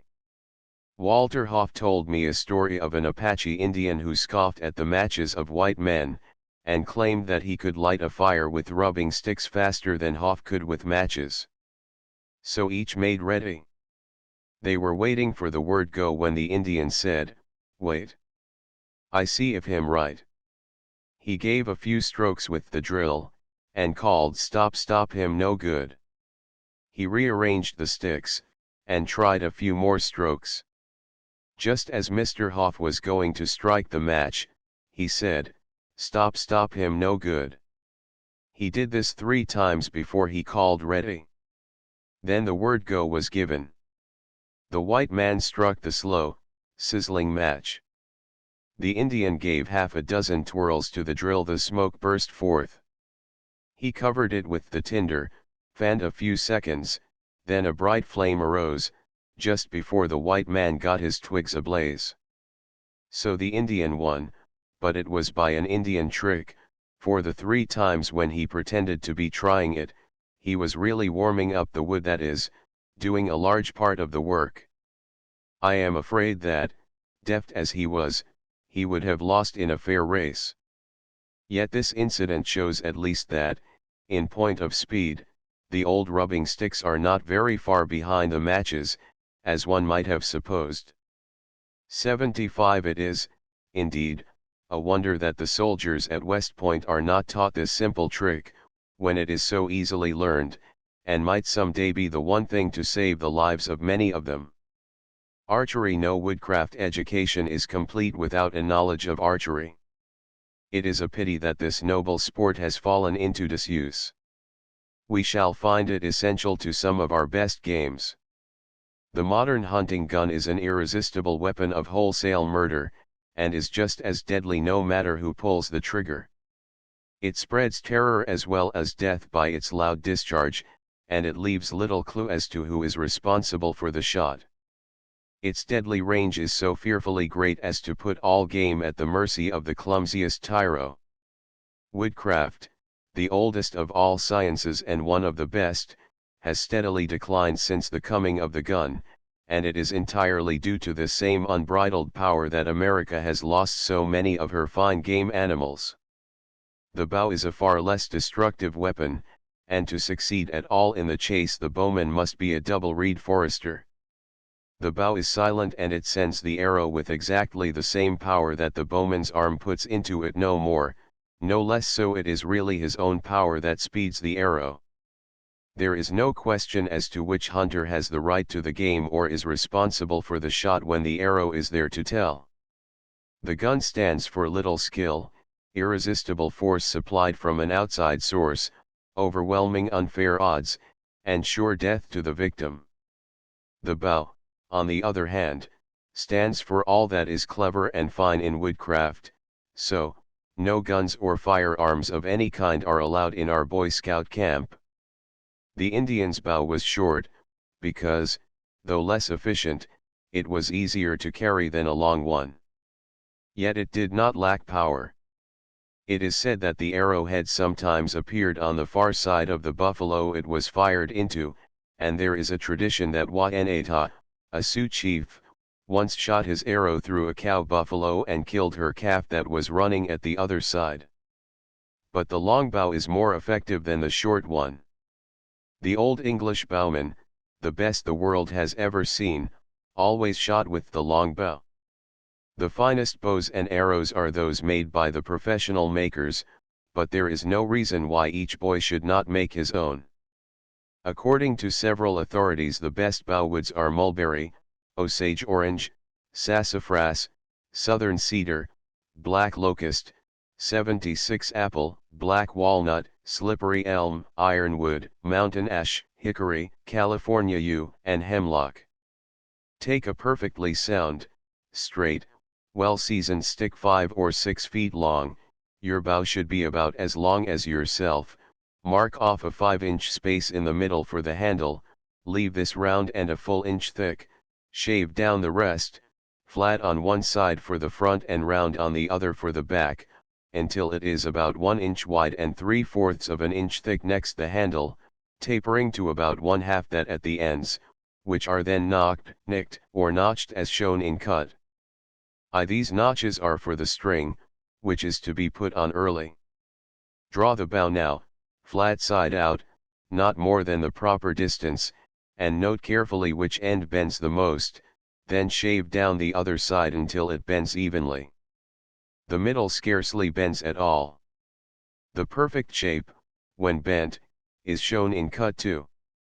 Trim the bow down to your strength and finish smoothly with sandpaper and glass. It should be straight when unstrung, and unstrung when not in use. Fancy curved bows are weak affairs. The bow for our boy should require a power of 15 or 20 pounds, shown on a spring balance, to draw the string 23 inches from the bow, not more. The best string is of hemp or linen. It should be about 5 inches from the middle of the bow when strung. Cut 2. The notches for the string should be 2/3 the depth of the string. If you have not a bought string, make one of strong, unbleached linen thread twisted together. At one end the string, which is heaviest at the ends, should be fast knotted to the bow notch, cut V, at the other it should have a loop as shown in cut 4. In the middle it should be lashed with fine silk and wax for 5 inches, and the exact place marked where the arrow fits it. The arrow is more important than the bow. Anyone can make a bow, few can make an arrow, for, as a Seminole Indian expressed it to Maurice Thompson, any stick do for bow, good arrow much heap work. Ugh. Hiawatha went all the way to Dakota to see the famous arrow maker. In England, when the bow was the gun of the country, the bow maker was called a bowyer, and the arrow maker a fletcher, from the Norman flesh, an arrow. So when men began to use surnames, those who excelled in arrow making were proud to be called the Fletchers, but to make a good bow was not a notable achievement, hence few took bowyer as their name. The first thing about an arrow is that it must be perfectly straight. Straight as an arrow refers to the arrow itself, not to its flight, that is always curved. 77 The archery outfit, not all on scale.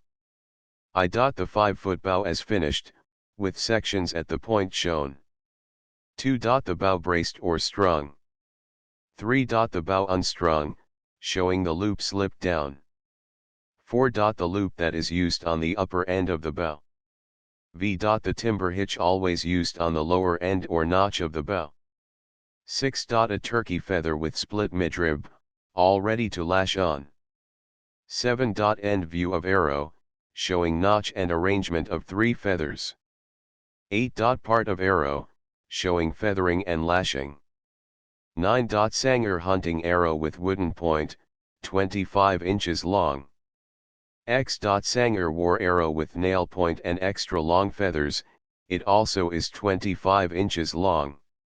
11. Quiver with Indian design, 20 inches long. 12. The bracer or arm guard of heavy leather for left arm with 2 laces to tie it on. It is 6 inches long. 78. The Indians made arrows of reeds and of straight shoots of viburnum or arrowwood, and of elder, but we make better arrows out of the solid hardwood of hard pine for target use, and of hickory or ash for hunting. The arrow should be 25 inches long, round, and 3/8 of an inch thick, and have 3 feathers set as shown in cut 6, about an inch from the notch. The feather B, that stands out at right angles to notch A, should always be away from the bow in shooting. This is called the cock feather, and it is usually marked or colored in some way to be quickly distinguished. Correct form in shooting. The diagram at bottom is to show the centers of heels in line with target. Turkey and goose wing feathers are the best that grow in our country for arrow feathers. The Indians mostly use turkey. With a sharp knife cut a strip of the midrib on which is the vein of the feather, make 3 pieces, each 2 to 3 inches long. White men glue these onto the arrow. The Indians leave the midrib projecting at each end and by these lash the 79 feathers without gluing. The lashed feathers stand the weather better than those glued, but do not fly so well.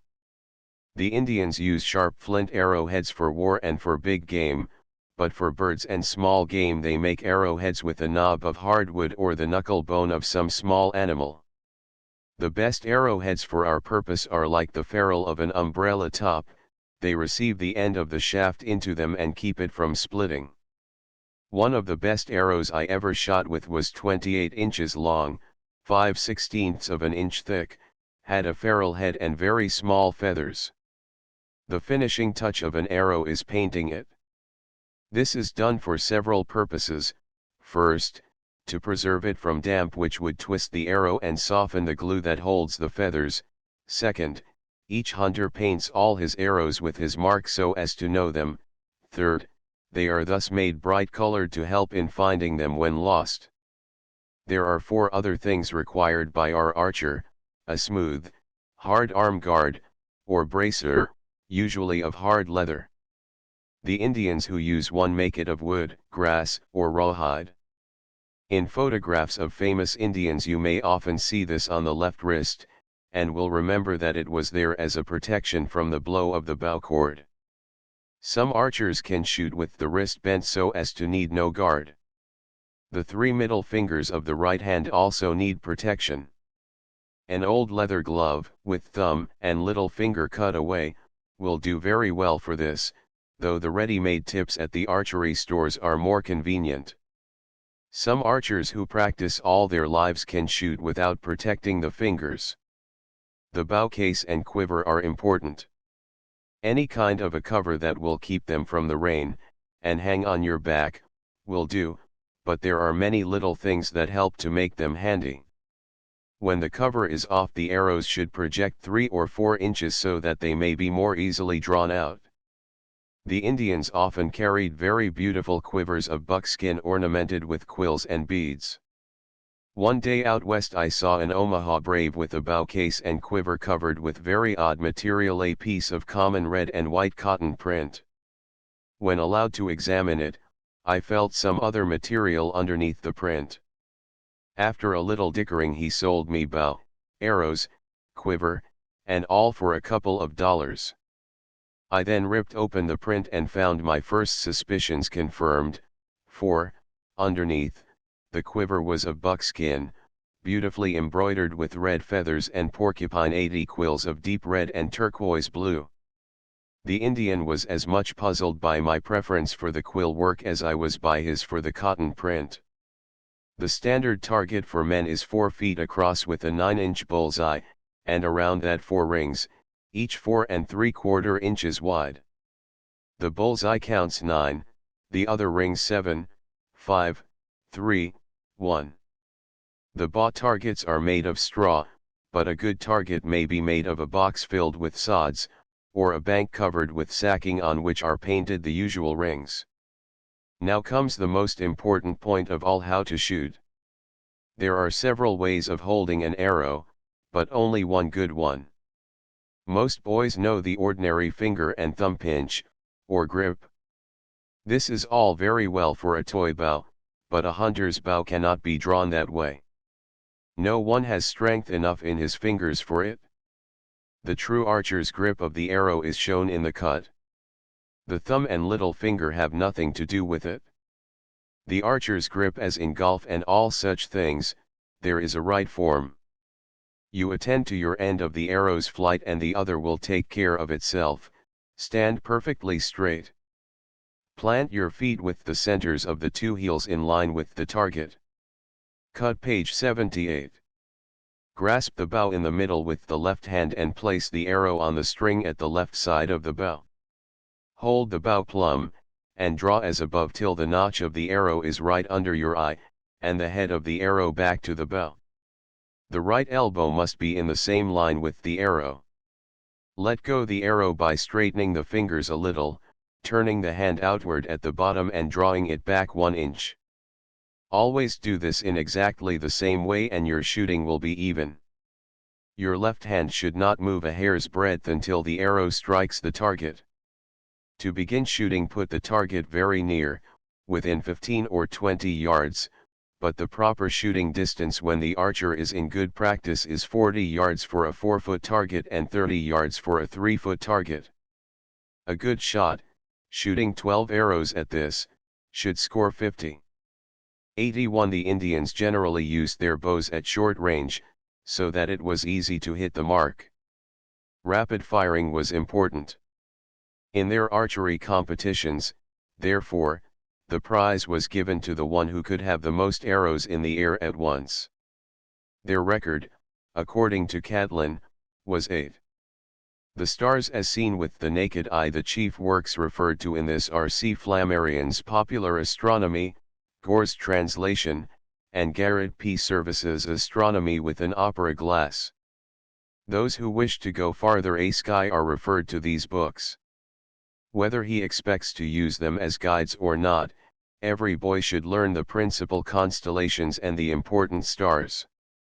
A non-scientific friend said to me once, "I am always glad that I learned the principal star groups when I was young. I have never forgotten them, and, no matter in what strange country I find myself, I can always look up at night, and see the old familiar stars that shone on me in my home in my own country." All American boys know the Dipper or Great Bear. This is, perhaps, the most important star group in our sky, because of its size, peculiar form, and the fact that it never sets in our latitude, and last, that it always points out the pole star, and, for this reason, it is sometimes known as the Pointers. It is called the Dipper because it is shaped like a dipper with a long, bent handle. Why it is called the Great Bear is not so easy to explain. The classical legend has it that the nymph Callisto, having violated her vow, was changed by Diana into a bear, which, after death, was immortalized in the sky by Zeus. Another suggestion is that the earliest astronomers, the Chaldeans, called these stars the Shining Ones, and their word happened to be very like the Greek arctos, a bear. Another explanation, I do not know who is authority for either, is that vessels in olden days were named for animals, etc. They bore at the prow the carved effigy of the namesake, and if the Great Bear, for example, made several very happy voyages by setting out when a certain constellation was in the ascendant, that constellation might become known as the Great Bear's constellation. Certainly, there is nothing in its shape to justify the name. Very few of the constellations, indeed, are like the thing they are 82 called after.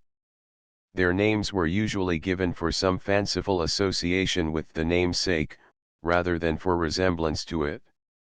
The pole star is really the most important of the stars in our sky. It marks the north at all times, it alone is fixed in the heavens, all the other stars seem to swing around it once in 24 hours. It is in the end of the little bear's tail. But the pole star, or Polaris, is not a very bright one, and it would be hard to identify but for the help of the Dipper, or pointers. The outside, alpha and beta, of the Dipper points nearly to Polaris, at a distance equal to 3½ times the space that separates these two stars of the Dipper's outer side. Various Indians call the pole star the home star, and the star that never moves, and the Dipper they call the broken back. The last star but one in the Dipper, away from the pole that is, the star at the bend of the handle dash is known to astronomers as Mizar. One of the horses, just above it, and tucked close in, is a smaller star known to astronomers as Alcor, or the Rider. The Indians call these two the Old Squaw and the Papoose on her back. In the Old World, from very ancient times, these have been used as tests of eyesight. To be able to see Alcor with the naked eye means that one has excellent eyesight. So also on the plains, the old folks would ask the children at night, Can you see the papoose on the old squaw's back? And when the youngsters saw it, and proved that he did by a right description, they rejoiced that he had the eyesight which is the first requisite of a good hunter. The great bear is also to be remembered as the pointers for another reason. It is the hour hand of the woodman's clock. It goes once around the North Star in about 24 hours, the same way as the sun, and for the same reason that it is the earth that is going and leaving them behind. The time in going around is not exactly 24 hours, so that the position of the pointers varies with the seasons, but, as a rule, this for woodcraft purposes is near enough. The bowl of the dipper swings 1½ times the width of the opening, i.e., 15 degrees, in 1 hour. If it went a quarter of the circle, that would mean you had slept a quarter of a day, or 6 hours. 83 each 15 days the stars seem to be an hour earlier, in 3 months they gain 1/4 of the circle, and in a year gain the whole circle. According to Flammarion, there are about 7,000 stars visible to the naked eye, and of those but 19 are stars of the first magnitude. 13 of them are visible in the latitude of New York, the other 6 belong to the south polar region of the sky. Here is Flammarion's arrangement of them in order of seeming brightness. Those that can be seen in the southern hemisphere only, are in brackets, 1. Sirius, the dog star. 2. Canopus, of Argo. 3. Alpha, of the Centaur. 4. Arcturus, of Boötes. 5. Vega, of the Lyre. 6. Rigel, of Orion's foot. 7. Capella, of Auriga. 8. Procyon, or the little dog star. 9. Betelgeuse, of Orion's right shoulder. 10. Beta, of the Centaur. 11. Acherner, of Eridanus. 12. Aldebaran, of Taurus, the bull's right eye.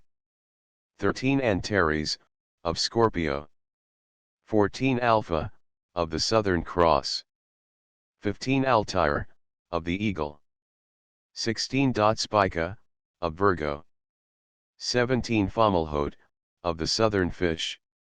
18. Beta, of the Southern Cross. 19. Regulus, of the Lion. Orion, Orion, with its striking array of brilliant stars, Betelgeuse, Rigel, the Three Kings, etc., is generally admitted to be the finest constellation in the heavens. Orion was the hunter giant who went to heaven when he died, and now marches around the Great Dome, but is seen only in the winter, because, during the summer, he passes over during daytime. Thus he is still the hunter's constellation. The 3 stars of his belt are called the Three Kings. Sirius, the great dog star, is in the head of Orion's hound, and following farther back is the little dog star, Procyon.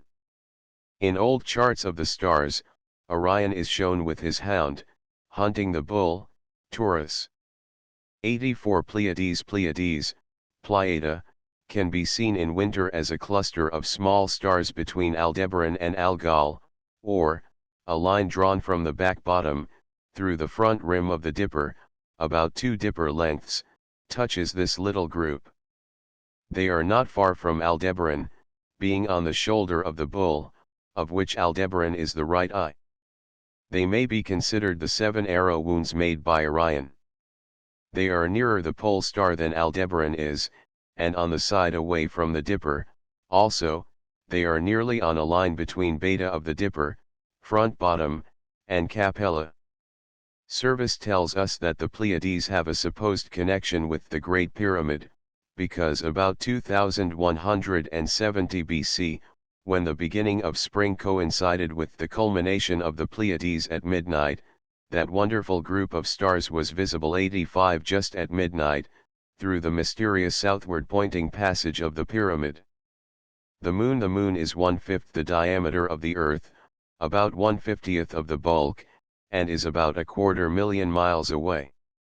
Its course, while very irregular, is nearly the same as the apparent course of the sun. But in winter the full moon is at an altitude in the sky near the limit attained by the sun in summer, and even, at certain times, 5 degrees higher. It is the contrary in summer, a season when the moon remains very low, f. The moon goes around the earth in 27-1/4 days. It loses nearly 3/4 of an hour each night, that is, it rises that much later. Birdcraft by the National Association of Audubon Societies. Any boy who cares enough for outdoors to be a scout is sure to want a good acquaintance with the birds. Even dull people cannot help taking notice of our little brothers of the air, on account of their beauty, their songs, and their wondrous flight. But most folks never take the trouble to try and learn the names of any except a few common birds. Scouts whose eyes are sharp and ears are keen will find the study of birds a fascinating sport, which may prove to be the best fun that the woods provide. Knowing the birds, it is no easy matter, this trying to get to know the birds, but scouts are not looking for the easiest jobs, and it is great sport for them to follow some shy songster through the briery thicket until a really good look can be had, to sit stock still for half an hour to watch some unknown bird come home to her nest, or to wriggle on all fours through the grass to have a glimpse over the top of the knoll at the ducks in the pool beyond. The only equipment necessary for bird study is an opera or field glass, a notebook and a good bird reference book. As soon as you get a good look at a strange bird, notice its colors and markings, and then, if it moves, follow it up until you have seen practically all of its most prominent features. It will be impossible to carry these facts in your head, and unless some definite memorandum is made at the time, you will probably 86 be hopelessly perplexed when you go to consult the bird book later. As it is hard to jot down satisfactory notes in the field, while catching fleeting glances of some timid bird, a handy little booklet has been prepared in which observations can be recorded very rapidly. These can be procured for 15 cents apiece from the National Association of Audubon Societies, 1974 Broadway, New York City.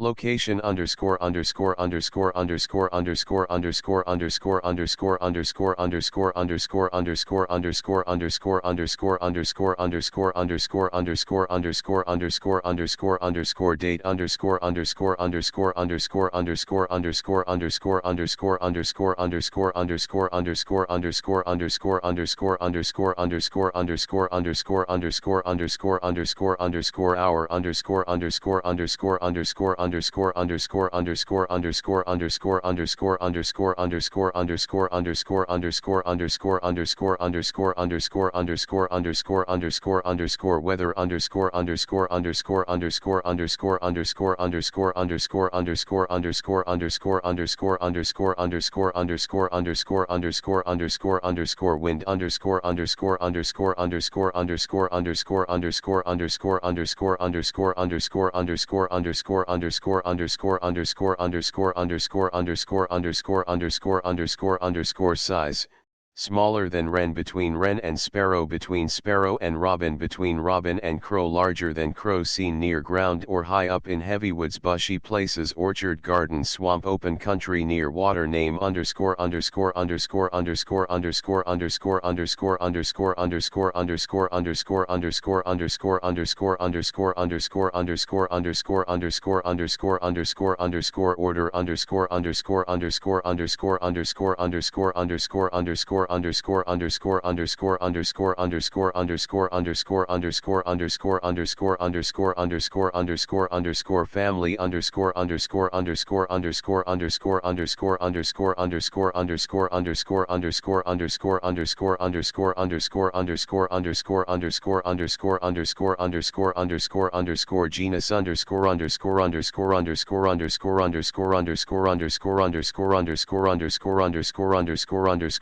_______________________________________________________________________________________________________________________:_:_____________________________________________________________________:___________________________________________h genus species ____________________________________________________________________________________________________________________ underscore underscore underscore underscore underscore underscore underscore underscore underscore underscore underscore 87. Each booklet contains outline figures of the 5 leading types of birds: 1.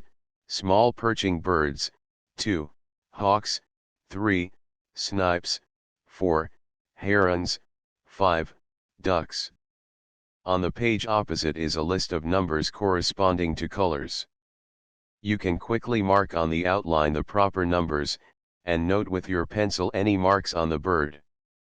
Then check the other data on the page, add any additional memoranda, and you have your bird in the hand, ready to take back and look up at your leisure. Careful observation: notice particularly the range of the birds in your reference book, and eliminate all those not stated as occurring in your territory. Notice too, dates of the birds coming and going, and do not expect to find species at any other time of year than within the dates mentioned. By thus narrowing down the possibilities, the task is much simplified. As a final resort, the National Association of Audubon Societies stands ready to help all scouts who are positively stumped, and if the descriptive slips are mailed with return envelopes to the Secretary of the Association, 1974 Broadway, New York City, an identification will be made, if the information furnished renders it in any way possible. The next time you see a bird that you have once identified, you will probably remember its name, and in this way you will be surprised to find how rapidly your bird acquaintance will grow. After a time, even the flight of a bird or its song will be enough to reveal an old acquaintance, just as you can often recognize a boyfriend by his walk or the sound of his voice, without seeing his face. And what a new joy in life there is for anybody that really knows the birds about him. He can pick from the medley of bird songs the notes of the individual singers. He knows when to look for old friends of the year before. No countryside is ever lonely for him, for he finds birds everywhere and knows that any moment he may make some rare discovery or see a bird before unknown to him. Bird lists: a scout should make a list of all the birds he has positively identified. This is his life list and is added to year by year. In addition, he will keep daily lists of the birds seen on special trips in the field. 2 or more patrols can enjoy a friendly rivalry by covering different regions and seeing which can observe the largest variety of birds. Hundreds of well-known 88 ornithologists often have the fun of this kind of competition, sending in their lists to a central bureau. As many as 120 different kinds of birds have been counted in a single day by one energetic band of bird lovers. Such a list is, however, attainable only under exceptionally favorable circumstances and by skilled observers who know their country thoroughly. For most scouts, 30 to 40 species on a summer day, and 50 to 60 during the spring migration, would be regarded as a good list. Bob White at feeding station: nesting season. Undoubtedly the most interesting season to study birds is during the nesting period, which is at its height in June. It takes a pair of sharp eyes to find most birds' nests in the first place, and once found, there are dozens of interesting little incidents which it is a delight to watch. Only a foolish scout would rob himself of his chance to observe the secrets of nest life by stealing the contents, or would take any delight in piling up a collection of egg shells whose value at its best is almost nothing, and whose acquisition is necessarily accompanied by 89 genuine heart pangs on the part of the rightful owners. It is more exciting to try to hide yourself near the nest so skillfully that the birds will carry on their domestic duties as though you were not near. A blind made of green cloth and set up near the nest like a little tent will often give opportunity for very close observation. It is surprising how near many birds will allow one to come in this way. Even though the blind looks very strange and out of place, the birds soon seem to get used to it, so long as it is motionless and the inmate cannot be seen. A simple type of blind can be constructed by sewing the edges of long pieces of green cloth together, drawing in the top with a cord, and then draping it over an open umbrella. Bird blind: how to photograph from such a hiding place. Photographs can often be secured of timid birds at their nests. In attempting to take photographs, it must be remembered that cameras of the pocket variety or fixed box type are almost useless. Most of them cannot be worked without special attachments at closer range than 6 feet, and, even if the focus is correctly guessed, the image is apt to be very small. In this work it is far better to invest in a cheap camera, second-hand if need be, with which one can obtain a definite image on the ground glass where the plate or film is to be. Focus the camera on some spot where it is expected the bird will come, usually this is on the nest or young, sometimes it is the food, a favorite perch, or some form of decoy. The next requisite is patience. If the coveted opportunity arrives, set off the shutter by hand in the 90 blind, or, where this is not possible, by means of a long thread, after carefully hiding the camera with boughs, leaves, sods, etc. How to know an idea of the details of a bird's life which a scout may come to know, may be had from the following table. 1. Description. Size, form, color, and markings. 2. Haunts. Upland, lowland, lakes, rivers, woods, fields, etc. 3. Movements. Slow or active, hops, walks, creeps, swims, tail wagged, etc. 4. Appearance. Alert, listless, crest erect, tail drooped, etc. 5. Disposition.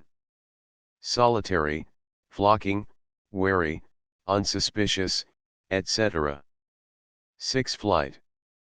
Slow, rapid, direct, undulating, soaring, sailing, flapping, etc.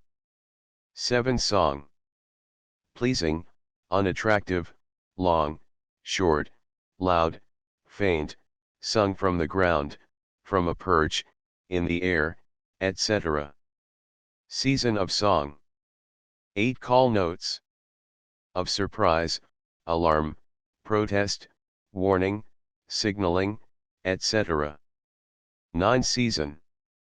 Spring, fall, summer, winter, with times of arrival and departure and variations in numbers. 10. Food. Berries, insects, seeds, etc., how secured. 11. Mating. Habits during courtship. 12. Nesting. Choice of site, material, construction, eggs, incubation, etc. 13. The young. Food and care of, time in the nest, notes, actions, flight, etc. So varied is a bird's life that there is still plenty to be learned about even our common birds. It is quite possible for a scout to discover some facts that have never yet been published in books. Red-breasted nuthatch. What one boy did. A boy once originated the idea of varying the usual bird's nesting craze into a systematic study of the breeding of our common birds. In one spring he found within the limits of a single village 170 robins' nests. 100 were in suitable situations on private places, 41 were in woods, swamps and orchards, 8 were placed under bridges, 2 being under the iron girders of the railroad bridge, 4 were 91 in quarries, 16 were in barns, sheds, under piazzas, etc., and 1 was on the ground at the foot of a bush. In addition to searching out the birds in their natural haunts, there is a great fascination in trying to attract them to our homes. During winter evenings, Boy Scouts can busy themselves making nesting boxes. Even an old cigar box or a tomato can with a hole in it the size of a quarter will satisfy a house wren. Other boxes which are suitable for bluebirds, chickadees, tree swallows, purple martins, and starlings, will, if set up in March, often have tenants the very first season. In many cases it is feasible to have hinged doors or sides on the nesting boxes, so that they may occasionally be opened and the progress of events within observed. It is needless to add, however, that great caution must be exercised to prevent desertion of the nest, or other disturbance of the bird's home life. Under favorable circumstances, even some of the shyer inhabitants of the woods, such as woodpeckers, owls, and ducks, can be induced to patronize artificial cavities, if they are made right and erected right. Downy woodpecker observation box, open. Caring for birds. Another way of attracting birds in summer is by providing drinking and bathing places. A little artificial pool protected from cats, will be a source of joy to the birds and of delight to the observer from morning to night. Apply to the 92 National Association of Audubon Societies for information as to where ready-made nest boxes and fountains can be procured, also books on this subject, as well as on the subject of making friends of the birds through feeding. House wren and tomato can house birchbark house. The bird lunch counter. How best to feed the birds is almost an art in itself. A winter lunch counter spread with suet, nuts, hemp seed, meat, and crumbs will attract nuthatches, chickadees, downy and hairy woodpeckers, creepers, blue jays, etc. Canary seed, buckwheat, oats, and hay chaff scattered on the ground beneath will provide an irresistible banquet for other feathered boarders. A feeding place of this sort can be arranged for convenient observation from a window, and afford no end of diversion and instruction. But whether close to home or far afield, the great secret of success in such work is regularity. Begin to put the food out early in November, and let the birds get to know that they are always sure to find a supply of dainties in a certain spot, and the news will soon spread among them. In wintry weather, especially, it is amazing what can be accomplished by feeding the birds regularly, and at least the following birds have been induced to feed from the human hand: chickadee, white-breasted nuthatch, red-breasted nuthatch, brown creeper, Carolina wren, cardinal, evening grosbeak, tufted titmouse, Canada jay, Florida jay, Oregon jay, and redpoll. Even in spring, untiring patience has resulted in the gratification of the supreme ambition of the bird lover, and bluebird, robin, catbird, chipping sparrow, ovenbird, brown thrasher and yellow-throat vireo have been known to feed from the hand of a trusted friend, even with plenty of food all around. What scout can add to this list? Protecting the birds. Many a boy thinks that just because a bird is alive and moves, it is a proper target for his air rifle or his slingshot. 93. Let us be thankful that there has now arisen a new class of boys, the scouts, who, like the knights of old, are champions of the defenseless, even the birds. Scouts are the birds' police, and woe betide the lad who is caught with a nest and eggs, or the limp corpse of some feathered songster that he has slaughtered. Scouts know that there is no value in birds that are shot, except a few scientific specimens collected by trained museum experts. Scouts will not commend a farmer for shooting a hawk or an owl as a harmful bird, even though it were seen to capture a young chicken. They will post themselves on the subject and find that most hawks and owls feed chiefly on field mice and large insects injurious to the farmer's crops, and that thus, in spite of an occasional toll on the poultry, they are as a whole of tremendous value. The way the birds help mankind is little short of a marvel.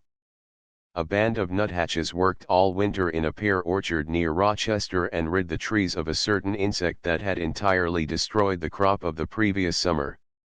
A pair of rose-breasted grosbeaks were seen to feed their nest of youngsters 426 times in a day, each time with a billful of potato bugs or other insects. A professor in Washington counted 250 tent caterpillars in the stomach of a dead yellow-billed cuckoo, and, what appeals to us even more, 500 bloodthirsty mosquitoes inside of one nighthawk. White-breasted nuthatch bluebird at entrance of nesting box. It must not be forgotten that large city parks are among the best places for observing birds. As an example of what can be accomplished, even with limited opportunities, there was a boy who happened to know where some owls roosted. 94. Now all owls swallow their prey whole, and in digesting this food they disgorge the skulls, bones, fur, and feathers in the form of hard dry pellets. This boy used to go out on Saturday or Sunday afternoon and bring home his pockets full of pellets, and then in the evening he would break them apart. In this way he learned exactly what the owls had been eating, without killing them, and he even discovered the skulls of certain field mice that naturalists had never known existed in that region. He let the owl be his collector. Patrol work. It is a good idea to keep at patrol headquarters a large sheet on the wall, where a list of the year's bird observations can be tabulated. Each time a new bird is seen, its name is added, together with the initial of the observer, and after that its various occurrences are noted opposite its name. The keenest-eyed scouts are those whose initials appear most frequently in the table. In addition, the tables will show the appearance and relative abundance of birds in a given locality.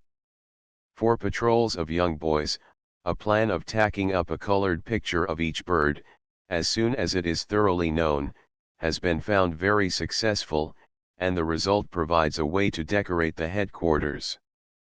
Such pictures can be obtained very cheaply from the Perry Pictures Co., Boston, Massachusetts, or the National Association of Audubon Societies, 1974 Broadway, New York City. Mollusca Shells and Shellfish by Dr. William Healy Dahl, of the United States Geological Survey. Fig. 1 White-lipped snail, Polygyra albolabris, among the shy and retiring animals which inhabit our woods and waters, or the borders of the sea, without making themselves conspicuous to man except when he seeks the larger ones for food, are the mollusca, usually confounded with crabs and crayfish under the popular name of shellfish, except the few which have no external shell, which are generally called slugs. Hardly any part of the world, except deserts, is without them, but, shy as they are, it takes pretty sharp eyes to find them. Some come out of their hiding places 95 only at night, and nearly all our American kinds live under cover of some sort. The mollusks can be conveniently divided into three groups: those which inhabit fresh water, those which breathe air and live on dry land, and lastly those which are confined to the sea. The land shells, or snails, have generally thin shells of spiral form and live upon vegetable matter, many of them laying small eggs which look like minute pearls. Their hiding places are under leaves in shady or moist places, under the bark of dead trees or stumps, or under loose stone. They creep slowly and are most active after rain. Some of our larger kinds are an inch or two in diameter, see Fig. 1, the white-lipped, but from this size there are others diminishing in size to the smallest, which are hardly larger than the head of a pin. In collecting them the little ones may be allowed to dry up. The big ones must be killed in boiling water, when the animal can be pulled out with a hook made of a crooked pin, leaving the shell clean and perfect. The slugs are not attractive on account of the slime which they throw out and can only be kept in spirits. Some of the species found in California are as large as a small cigar, but those of the states east of the Rocky Mountains are smaller and have mostly been introduced from Europe, where they do a lot of mischief by eating such garden plants as lettuce. Many of the freshwater snails are abundant in brooks and ponds, and their relations, the freshwater mussels, are often very numerous in shallow rivers. They have a shell frequently beautifully pearly, white, or purple, and sometimes have the brown outer skin prettily streaked with bright green. Fig. 2 Whelk, Buccinum umatum, Fig. 3 Pond snail, Limnea palustris. The principal freshwater snails are the pond snail, Limnea, see Fig. 3, the Phissa, see Fig. 6, which is remarkable for having the coil turned to the left instead of the right, and the orb snail, Planorbis, see Fig. 4, which has its coil flat. All of 96 these lay minute eggs in a mass of transparent jelly, and are to be found on lily pads and other water plants, or crawling on the bottom, while the mussels bury themselves more or less in the mud or lie on the gravelly bottom of streams. There is also a very numerous tribe of small bivalve shells, varying from half an inch to very minute in size, which are also mud lovers and are known as Sphaerium or Pycidium, having no common English names, since only those who hunt for them know of their existence.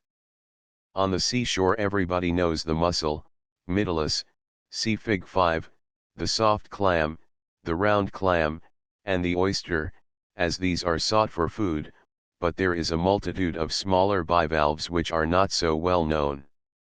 The sea snails best known on the coast north of Chesapeake Bay are the whelk, Buccinum, see Fig 2, the sand snail or Natica, which bores the round holes often found in clam shells on the beach, in order to suck the juices of its neighbors, and the various kinds of periwinkles, rock snails or Littorina, found by the millions on the rocks between tides.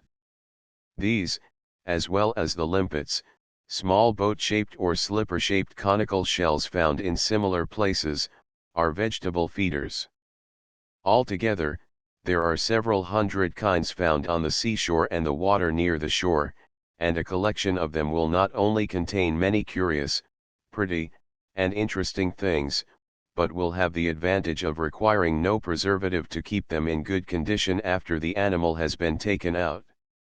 Fig 4 orb shell, Planorbis trivalvus, Fig 5 black mussel, Mytilus, Fig 6 bubble snail, Phissa heterostropha, the squids, cuttlefishes, octopus, and their allies are also mollusks, but not so accessible to the ordinary collector, and can only be kept in spirits. Books which may help the collector to identify the shells he may find are, for the land and freshwater shells, 97 Mollusks of the Chicago area and the Limnaeidae of North America. By F. C. Baker. Published by the Chicago Academy of Sciences. For the American Marine Shells, Bulletin No. 37. Published by the United States National Museum, at Washington. For shells in general, the Shell Book. Published by Doubleday, Page & Co., Garden City, NY. On the Pacific Coast, the West Coast Shells, by Professor Josiah Keep of Mills College, will be found very useful. Reptiles by Dr. Leonard Steginger, Curator National Museum. By reptiles we understand properly a certain class of vertebrate or backboned animals, which, on the whole, may be described as possessing scales or horny shields, since most of them may be distinguished by this outer covering, as the mammals by their hair and the birds by their feathers. Such animals as thousand legs, scorpions, tarantulas, etc., though often erroneously referred to as reptiles, do not concern us in this connection. Among the living reptiles we distinguish four separate groups: the crocodiles, the turtles, the lizards, and the snakes. The crocodiles resemble lizards in shape, but are very much larger and live only in the tropics and the adjacent regions of the temperate zone. To this order belongs our North American alligator, which inhabits the states bordering the Gulf of Mexico and the coast country along the Atlantic Ocean as far north as North Carolina. They are hunted for their skin, which furnishes an excellent leather for traveling bags, purses, etc., and because of the incessant pursuit are now becoming quite rare in many localities where formerly they were numerous. The American crocodile, very much like the one occurring in the River Nile, is also found at the extreme southern end of Florida. The turtles are easily recognized by the bony covering which encases their body, and into which most species can withdraw their heads and legs for protection. This bony box is usually covered with horny plates, but in a large group, the so-called soft-shell turtles, the outer covering is a soft skin, thus forming a 98 notable exception to the rule that reptiles are characterized by being covered with scales or plates. While most of the turtles live in fresh water or on land, a few species pass their lives in the open ocean, only coming ashore during the breeding season to deposit their eggs. Some of these marine turtles grow to an enormous size, sometimes reaching a weight of over 800 pounds. One of them is much sought for on account of the delicacy of its flesh, another because of the thickness and beauty of its horny plates which furnish the so-called tortoise shell, an important article of commerce. Turtles appear to reach a very old age, specimens having been known to have lived several hundred years. The box tortoise of our woods, the musk turtles, the snapping turtles are familiar examples of this order, while the terrapin, which lives in brackish ponds and swamps along our sea coasts, is famous as a table delicacy. Harlequin snake. The lizards are four-legged reptiles, usually of small size, living on the ground or in the trees, out very rarely voluntarily entering water. The so-called water lizards are not lizards at all, but belong to the salamanders and are distinguished by having a naked body not covered with scales. Most of the true lizards are of very graceful form, exceedingly quick at running. Others display the most gorgeous coloration which, in many of them, such as the chameleons, changes according to the light, or the temperature, or the mood of the animal. Not all of them have four legs, however, there being a strong tendency to develop legless species which then externally become so much like snakes that they are told apart with some difficulty. Thus our so-called glass snake, common in the southern states, is not a snake at all, but a lizard, as we may easily see by observing the ear openings on each side of the head, as no snake has ears. This beautiful animal is also known as the joint snake, and both names have reference to the exceeding brittleness of its long tail, which often breaks in many pieces in the hands of the enemy trying to capture the lizard. That these pieces ever join and heal together is of course a silly fable. As a matter of fact, the body in a comparatively short time grows a new tail, which, however, is much shorter and stumpier than the old one. The new piece is often of a different color from the rest of the body and 99 greatly resembles a horn, being conical and pointed, and has thus given rise to another equally silly fable, viz., that of the horn snake, or hoop snake, which is said to have a sting in its tail and to be deadly poisonous. The lizards are all perfectly harmless, except the sluggish Gila monster, pronounced Gila, named from the Gila River in Arizona, which lives in the deserts of Arizona and Mexico, and whose bite may be fatal to man. The poison glands are situated at the point of the lower jaw, and the venom is taken up by the wound while the animal hangs on to its victim with the tenacity of a bulldog. All the other lizards are harmless in spite of the dreadful stories told about the deadly quality of some of the species in various parts of the country. Rattlesnake palate. The snakes form the last group of the reptiles. Universally legless, though some of the boas and pythons have distinct outer rudiments of hind limbs, they are not easily mistaken.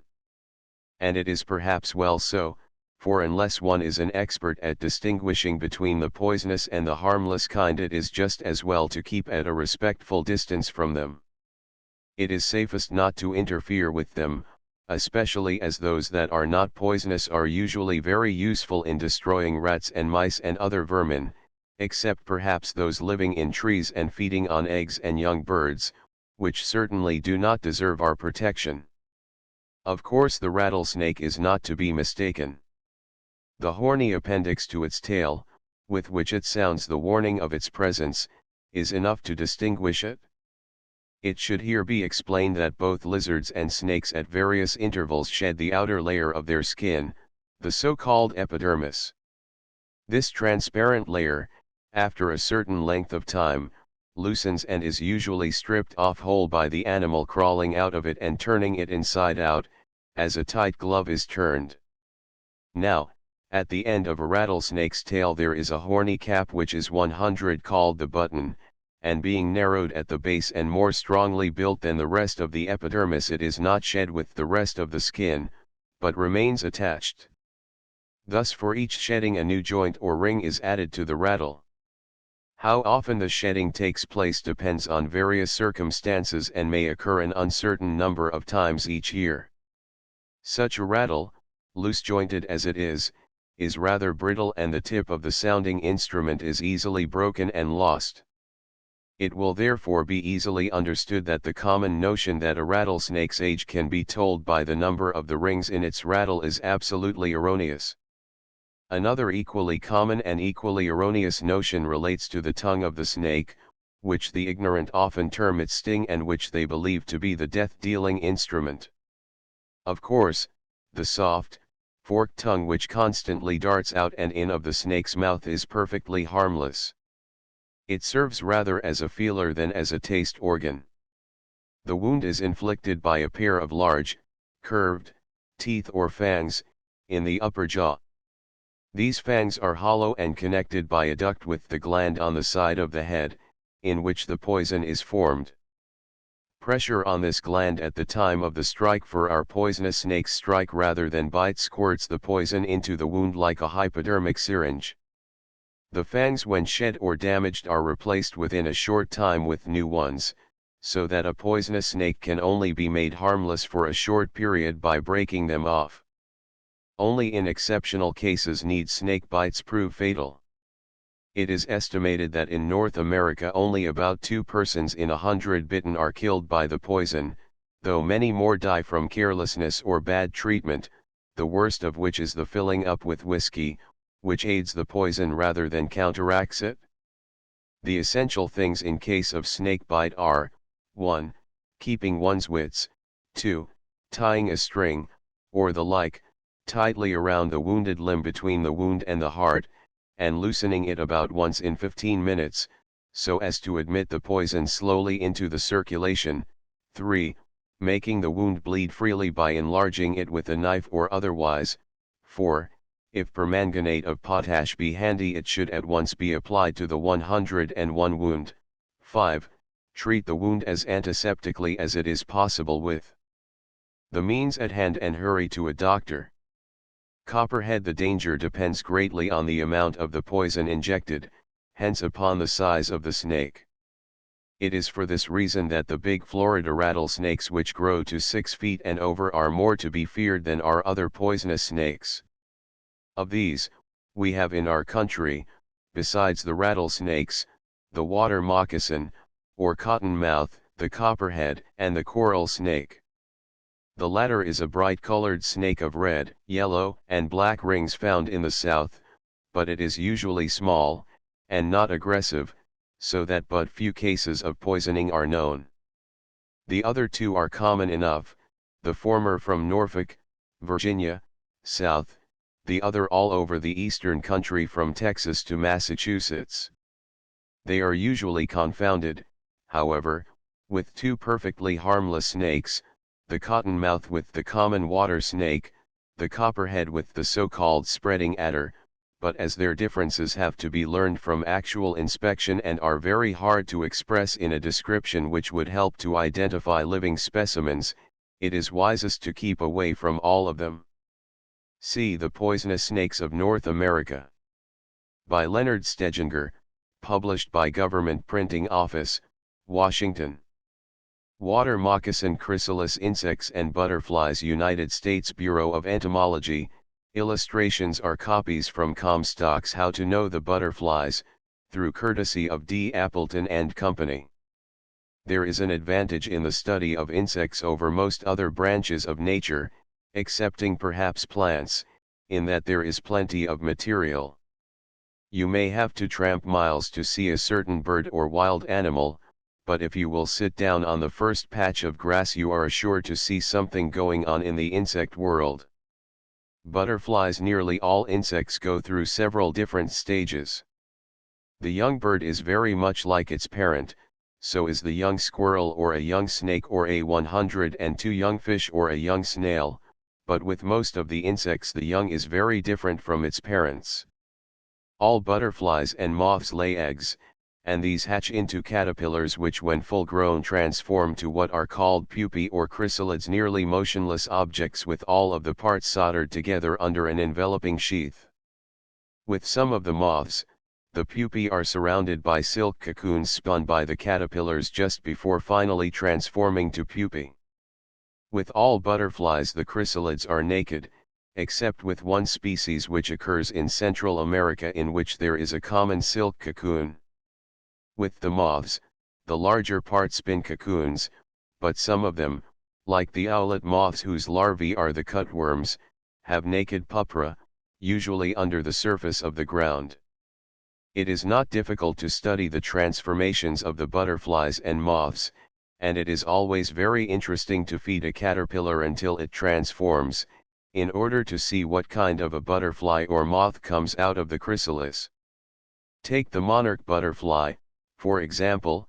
This is a large, reddish-brown butterfly, a strong flyer, which is seen often flying about in the spring and again in the late summer and autumn. This is one of the most remarkable butterflies in America. It is found all over the United States. It is one of the strongest flyers that we know. It passes the winter in the southern states as an adult butterfly, probably hidden away in cracks under the bark of trees or elsewhere.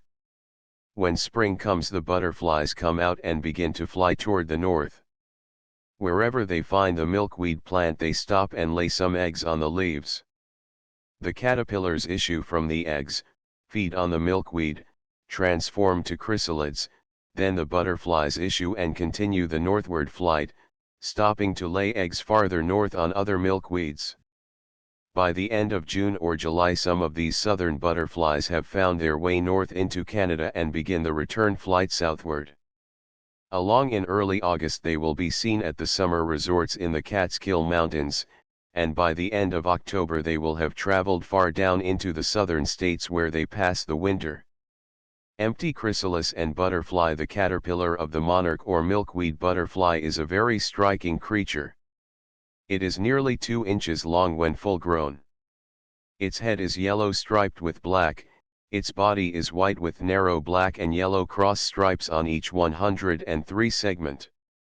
On the back of the second segment of the thorax there is a pair of black, whiplash-like filaments, and on the 8th joint there is a similar shorter pair. When this caterpillar gets ready to transform to chrysalis, it hangs itself up by its tail end, the skin splits and gradually draws back, and the chrysalis itself is revealed pale pea green in color with golden spots. Anyone by hunting over a patch of milkweed anywhere in the United States during the summer is quite apt to find these caterpillars feeding. It will be easy to watch them and to see them transform, and eventually to get the butterfly. The same thing may be done with any one of the 652 different kinds of butterflies in the United States. Larvae getting ready to transform. Full-grown larva moths. When it comes to moths, there is a much greater variety. Instead of 652, there are 5,970 in Dr. Dyer's big catalog. Perhaps the most interesting of these caterpillars are the big native silkworms, like those of the Cecropia moth, the Luna moth, the Polyphemus moth, or the Promethea moth. These caterpillars are very large and are to be found feeding upon the leaves of different trees, and all spin strong silken cocoons.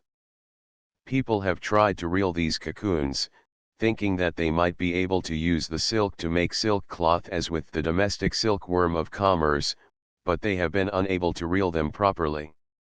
The Polyphemus moth, for example, has been experimented with a great deal.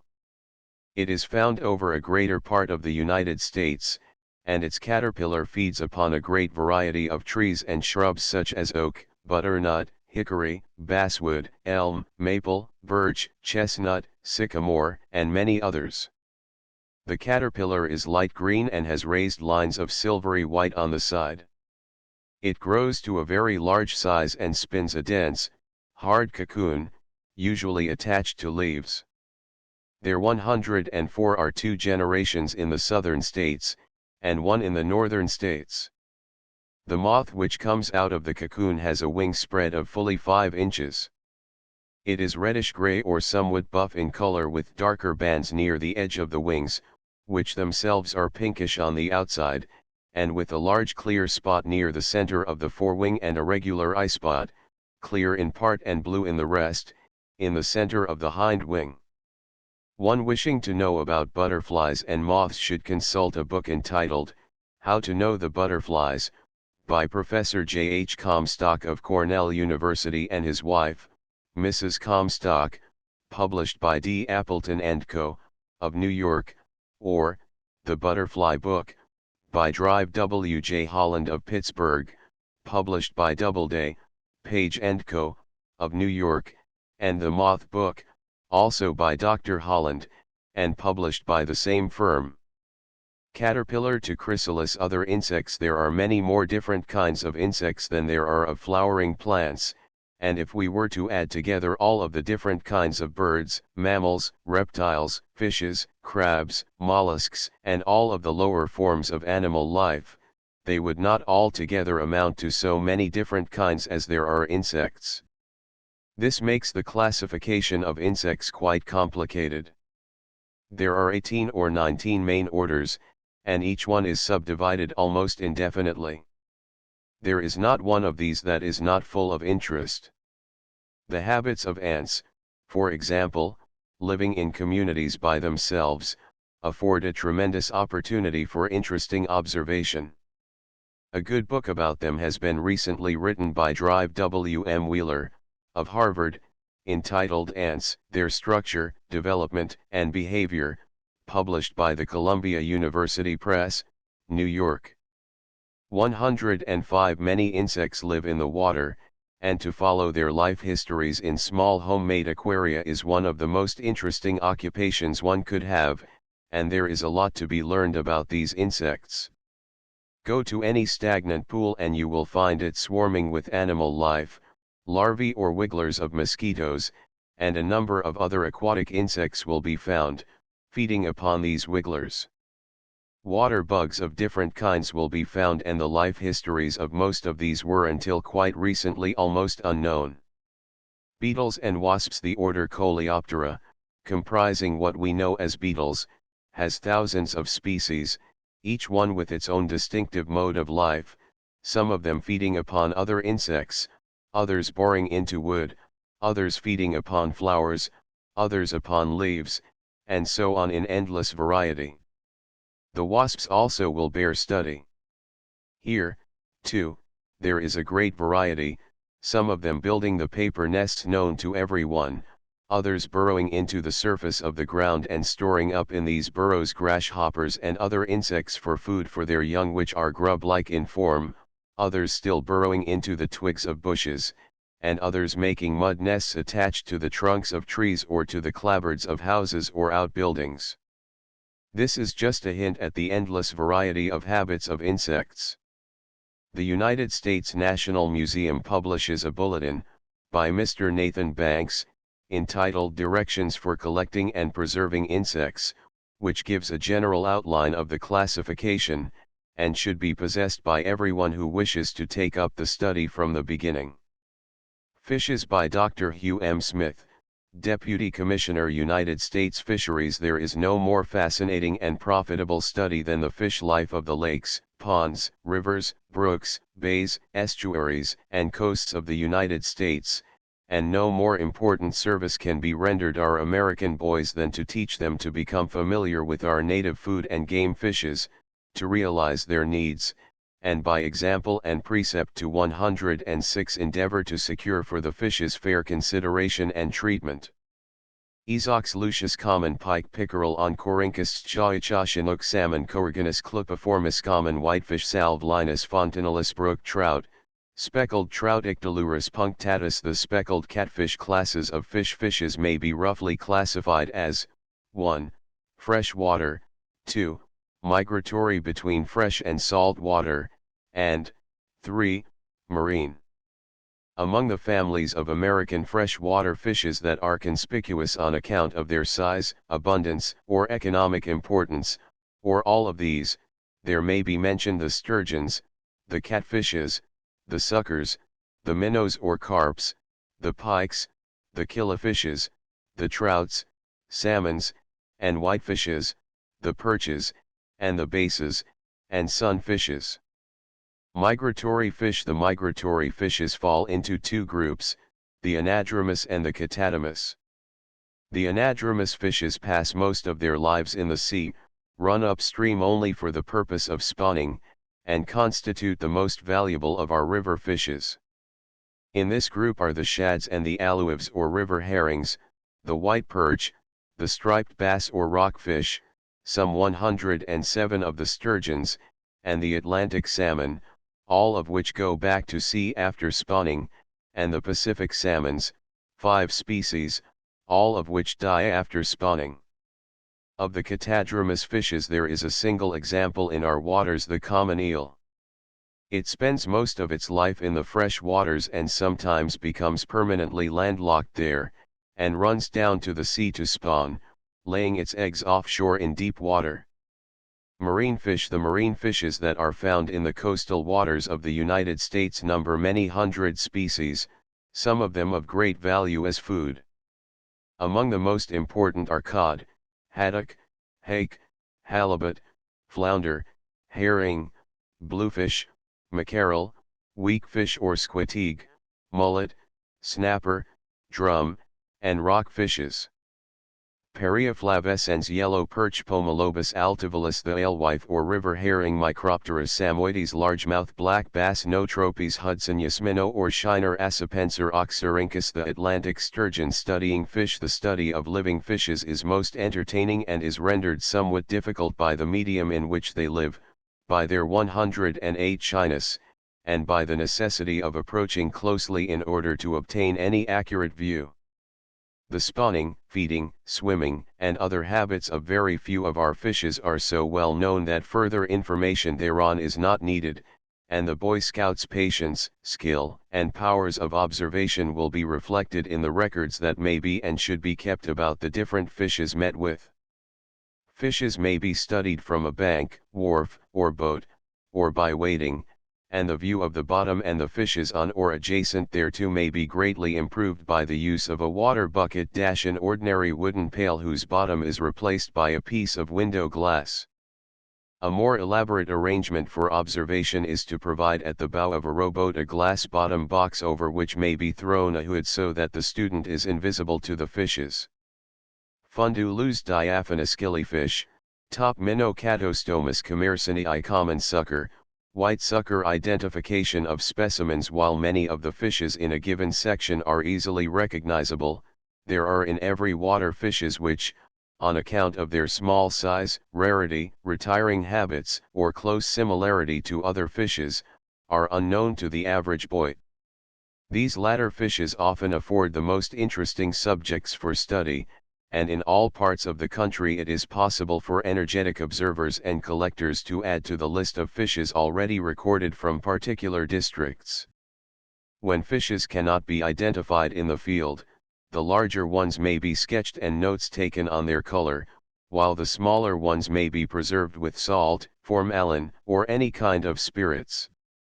Specimens and drawings may be forwarded for identification to the zoological department of the local state university, to the State Fish Commission, to the Bureau of Fisheries, Washington, D.C., or to the United States National Museum in the same city.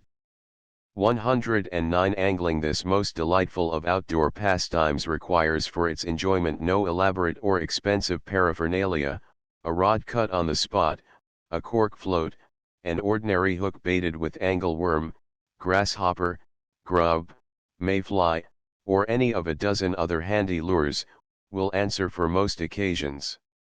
At the same time, the joys of fishing will often be increased if one possesses and learns how to use a light, jointed rod, with reel, fine line, and artificial baits. The necessary equipment for scientific angling is so light and compact that it should form a part of the outfit of everyone who spends much time in the open air. It should be the invariable practice of anglers to return to the water all uninjured fish that are not needed for food or study. It is not all of fishing to fish, and no thoughtful boy who has the interests of the country at heart, and no lover of nature, will go fishing merely for the purpose of catching the longest possible string of fish, thus placing himself in the class of anglers properly known as fish hogs. Special service by Boy Scouts. Valuable service may be rendered by Boy Scouts in all parts of the country by bringing to the attention of the proper state, county, or municipal authorities matters affecting the welfare of the fishes. Among the subjects that should be reported to fish commissioners, fish wardens, or local legal officers are: 1. All cases noticed where fish are being killed by dynamite, poisons, or other illegal and improper means. 2. Threatened destruction of fish by the drying of streams or ponds. 3. The existence of obstructions to the passage of fish on their way to their spawning grounds. All dams and streams in which are migratory fish should have fishways or fish ladders. Aquarium. William Leland Stoll, M.D. Every boy should have an aquarium. The aquarium will give 10 times as much pleasure as annoyance, and the longer time you have one undisturbed, the greater will be its revelations. A simple tank can be made from a large water bottle or demijohn. File a line around the top and carefully break it off. For the backyard, cut a paint barrel in two or coat a tub inside with spar varnish. Anything that will hold a few gallons of water, 2 inches of clean sand, and some water plants will be a suitable home for fish and other creatures.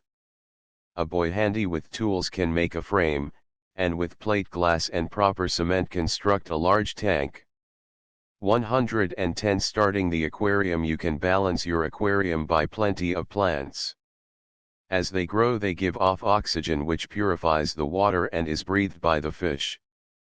The water need not be changed for years. The swamps and slow streams afford great numbers of plants. If you know the plants get pond weeds, Canadian waterweed, Ludwija, willow moss, or tape grass. Look in the dictionary for official names of the plants or get special books from the library. Take some tape grass, Vallisneria, to your teacher or doctor and ask him to show you under his microscope how the sap flows and the green coloring matter is deposited.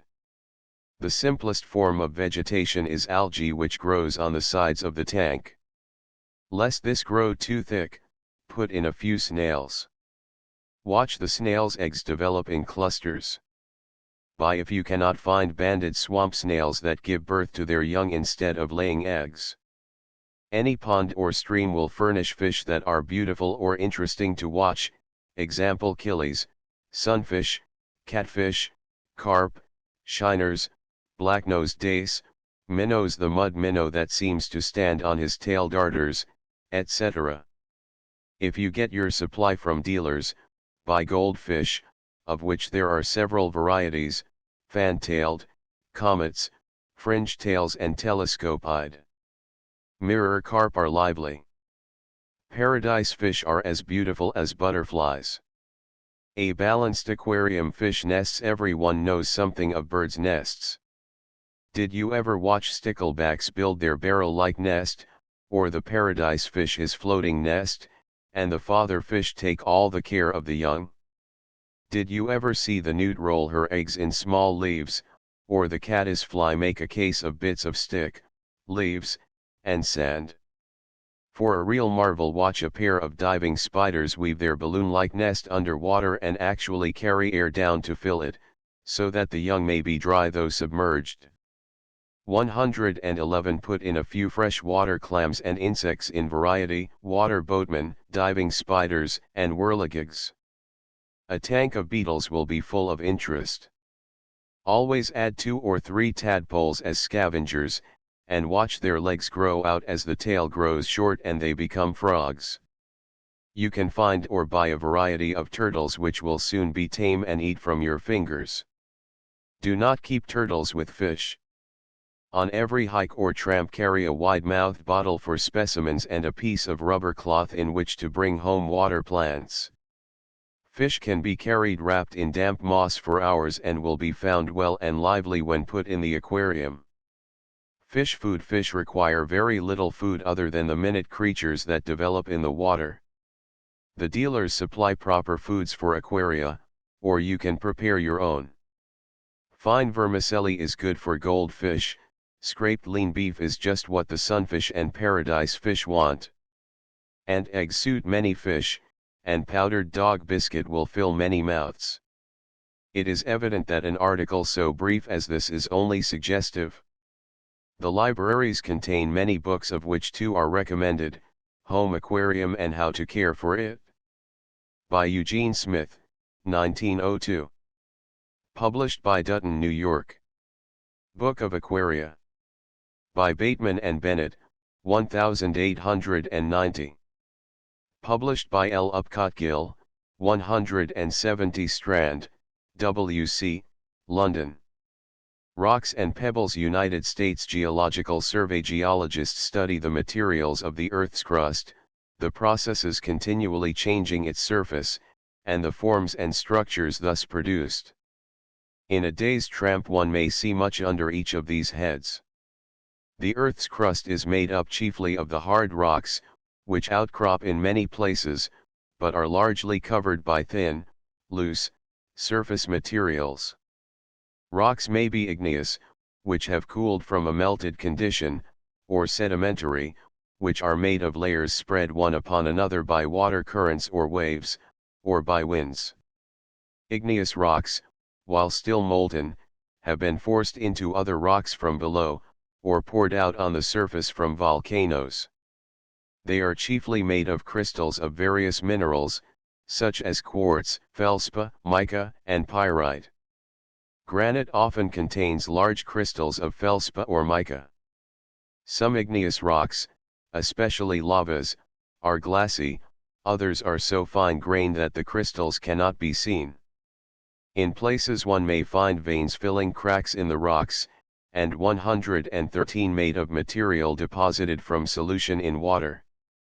Many valuable minerals and ores occur in such veins, and fine specimens can sometimes be obtained from them.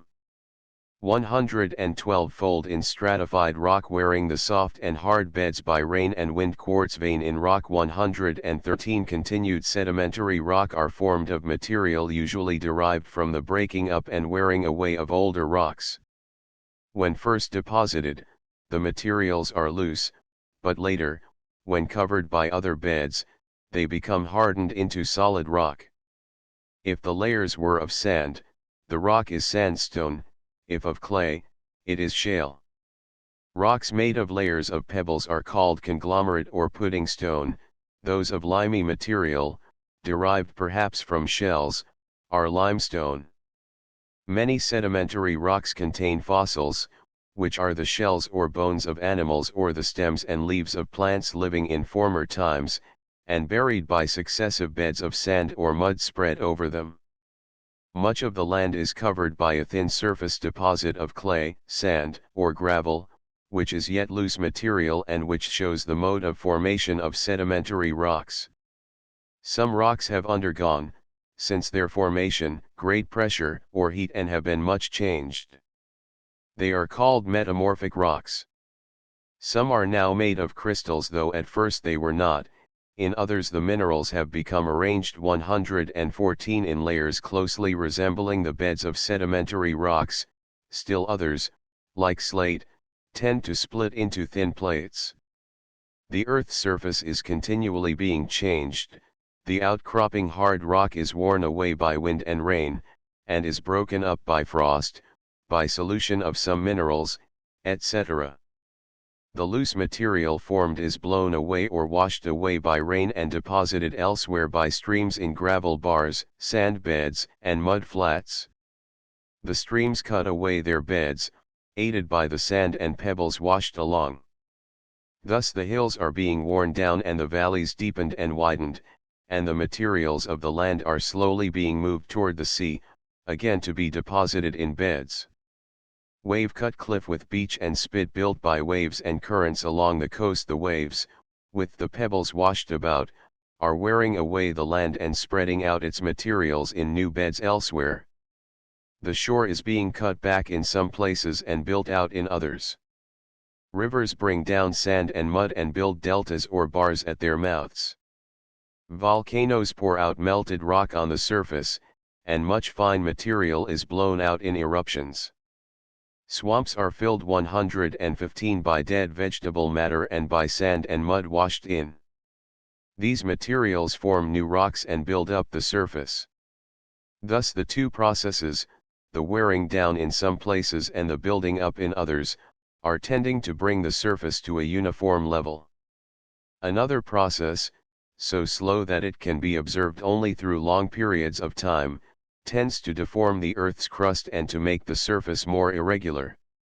In times past, layers of rock once horizontal have been bent and folded into great arches and troughs, and large areas of the Earth's surface have been raised high above sea level. Rock ledge rounded smooth and scratched by ice, sand dune with wind rippled surface at almost any rock outcrop. The result of 116. The breaking up process may be seen. The outer portion is softer, more easily broken, and of different color from the fresh rock, as shown by breaking open a large piece. The wearing away of the land surface is well shown in rain gullies, and the carrying along and depositing of sand and gravel may be seen in almost any stream. In the northern states and Canada, which at one time were covered by a great sheet of ice, moving southward and grinding off the surface over which it passed, most of the rock outcrops are smoothly rounded and many show scratches made by pebbles dragged along by the ice. The hills too have 117 smoother and rounder outlines, as compared with those farther south where the land has been carved only by rain and streams. Along the coast the wearing away of the land by waves is shown at cliffs, found where the coast is high, and by the abundant pebbles on the beaches, which are built of material torn from the land by the waves. Sandbars and tidal flats show the deposition of material brought by streams and spread out by currents. Sand dunes and barrens illustrate the carrying and spreading out of fine material by the wind. Slab containing fossil shells, conglomerate or pudding stone. In many regions the beds of sedimentary rocks, which must have been nearly horizontal when formed, are now found sloping at various angles or standing on edge, the result of slow deforming of these beds at an earlier time. As some beds are more easily worn away than others, the hills and valleys in such regions owe their form and position largely to the different extent to which the harder and softer beds have been worn down by weather and by streams. The irregular line of many coasts is likewise due to the different hardness of the rocks along the shore. It is by the study of the rocks and of the remains of life found in them, by observing the way in which the surface of the earth is being changed and examining the results of those changes, and by concluding that similar results were produced in former times in the same way, that geologists are able to read much of the past history of the earth, uncounted years before there were men upon it. Plants, Ferns, and Grasses by Dr. L. C. Corbett, horticulturist, United States Bureau of Plant Industry. The appearance of the blossoms and fruits of the fields and forests in any locality note the advent and progress of the seasons more accurately than does the calendar. Plants and seeds which have lain asleep during the winter are awakened not by the birth of a month, but by the return of heat and moisture in proper proportions. This may be early one year and late another, but, no matter what the calendar says, the plants respond to the call and give evidence of spring, summer, or autumn as the case may be. The surface of the earth is not flat. We have valleys and we have mountains, we have torrid and we have temperate zones. The plant life of the world has been adjusted to these varied conditions, and as a result we have plants with certain characteristics growing in the tropics at sea level, but a very different class of plants with 118 different habits and characteristics inhabiting the elevated regions of this same zone. It must be remembered that even under the tropics some of the highest mountains carry a perpetual snow cap. There is therefore all possible gradations of climate from sea level to the top of such mountains, even at the equator, and plant life is as a result as varied as is climate. Each zone, whether determined by latitude or by altitude, possesses a distinctive flora. But altitude and latitude are not the only factors which have been instrumental in determining the plants found in any particular locality. This old earth of ours has not always been as we see her today. The nature we know and observe is quite different from that which existed in earlier ages of the earth's history. The plants, the trees, and the flowers that existed upon the earth during the age when our coal was being deposited were very different from those we now have. There has been a change, but, Strange as it may seem, there are in some places upon the earth today some of the same species of plants which were abundant during the coal-forming periods. These are among the oldest representatives of the plant world now extant. Then we are told that there was a period when the North Temperate Zone was covered with a great ice field which crowded down as far as southern Pennsylvania and central Ohio. This naturally brought about a profound change in the location and character of the plants of this region. There are in the Black Hills of Dakota species of plants which have no relatives anywhere in the prairie region, and no means is known by which these representatives of a Rocky Mountain family could find their way into the Black Hills, save that, previous to the Ice Age, this species was generally scattered over the territory, and that, during the Ice Age, the species was perpetuated in the hills, but was killed out between there and the Rocky Mountains where it is found in abundance. These are some of the natural reasons for the existence of varied plants in different localities. They are sufficient to explain the reason for the existence of local floras. But nature has provided untold ways for the perpetuation as well as the dispersal of plants for the purpose of, so far as possible, enabling the plants of the world to take possession of all parts of the earth's surface. If this adjustment were complete, the plants would be practically alike all over the surface of the earth, but we have already explained why this cannot be and why we have a different flora in each zone, whether it be marked by lines of latitude or height of 120 the mountains. Plants are perpetuated by seeds, by bulbs, and by woody parts. Some seeds are highly perishable and must be sown as soon as ripe, others remain years without losing their power to produce plants. Some grow as soon as they come in contact with the soil, others must fall, be buried, and frozen before they will germinate. Some plants are perpetuated by bulbs, tubers, or roots in which a supply of food material is stored away to carry the plant over a period when its above-ground parts cannot thrive owing to frost or drought. Upon the return of favorable conditions, these resting parts throw out shoots and again make the round of growth, usually producing both seeds and underground parts for the preservation of the species. There are both wild and cultivated plants in nearly all sections which illustrate these methods of preservation. Besides plants which have bulbs, tubers, or perennial roots, we have the large, woody plants which live many years and so perpetuate themselves, not only as individuals the same as plants with perennial roots, but they, too, as a rule, produce seed for the multiplication of their kind. 119 Pink stir flower. It shows its pink flowers in rocky woods and thickets during spring. White pine, common evergreen tree of the northeastern states. Needle-like leaves in bundles of 5. Butterfly weed. The bright, orange-colored flowers are conspicuous in dry meadows from June to September. Poison ivy can be distinguished from the harmless woodbine by its 3-lobed leaves. 120 Continued. The agencies which serve to spread plants about over the earth's surface are very varied and interesting. Nature has provided seeds with many appendages which assist in their dispersal. Some seeds have wings, and some parachutes to take advantage of the wind. Some seeds are provided with hooks and stickers by which they become attached to the fur of animals and are in this way enabled to steal a free ride. Other seeds are provided with edible coverings which attract birds, but the seeds themselves are hard and not digestible. The fruit is eaten and the seeds rejected, and so plants are scattered.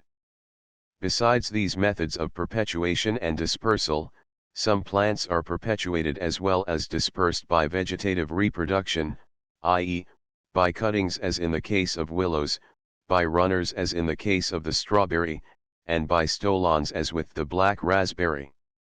For further information on this point, see Bailey's Lessons with Plants. Some plant characteristics, however, of greatest interest to the scout may be enumerated. Plants not only mark zones, but they indicate soils with certain characteristics, and the crop-wise say that the soil on which chestnut abounds is suitable for buckwheat or peaches. Plants also indicate the influence of local conditions such as lakes, ponds, or even variations in contour. A knowledge of the local flora of a region will at once tell one whether he is upon a northern or a southern hillside by the plants of the area. The creek bottom will 121 abound with species not to be found on the hillsides, but species common to both plain and mountain will mark the progress of the season up the slope. In the north temperate zone the moss if any will be found growing upon the north side of the tree trunk. Each 100 feet of elevation in a given latitude makes from 1 to 2 days difference in time of blooming of plants. The character of the vegetation of a region is an index to its climate. Certain plants are adapted to frigid regions, others to temperate, and still others to tropical areas. Some plants are adapted to humid sections, while others are admirably adjusted to desert conditions. A knowledge of these differences in plants will be of the greatest value to the scout, and if this is supplemented by information about the value and uses of the various plant products, many hardships can be avoided. Many plants produce valuable juices, gums, and resins, while others yield us valuable timber for building and cabinet uses. While it is impossible to even suggest the great variety of plants found within the confines of the United States, the following books on botany will be found helpful in each of the different sections for which they are designed. Bibliography for the Botany of the Northeastern United States Use, New Manual of Botany, 7th ed. Asa Gray. Illustrated Flora of the United States and Canada. N. L. Britton and Honorable Addison Brown. For the Botany of the Southern United States Use, Flora of the Southern United States. A. W. Chapman. Southern Wildflowers and Trees. Alice Lounsbury. For the Botany of the Rocky Mountain Region Use, New Manual of Botany of the Central Rocky Mountains. John M. Coulter, revised by Avon Nelson. Rocky Mountain Wildflower Studies. Burton O. Longyear. The Trees of California. Willis Lynn Jepson. For general information regarding the shrubby plants of the United States use, are shrubs of the United States. Austin C. Apgar. Are northern shrubs. Harriet Louise Keeler.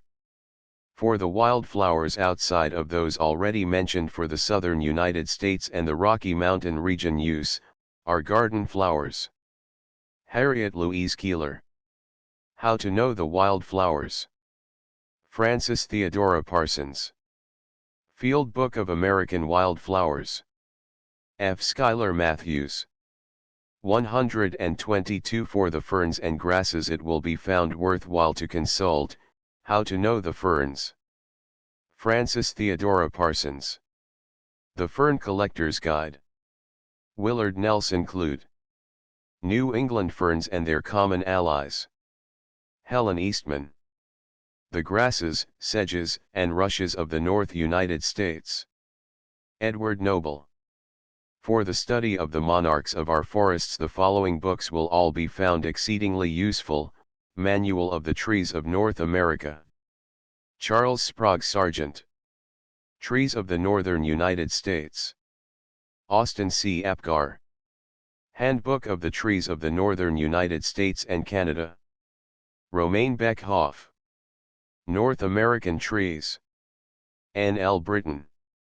Familiar Trees and Their Leaves. 1911 F. Schuyler Matthews.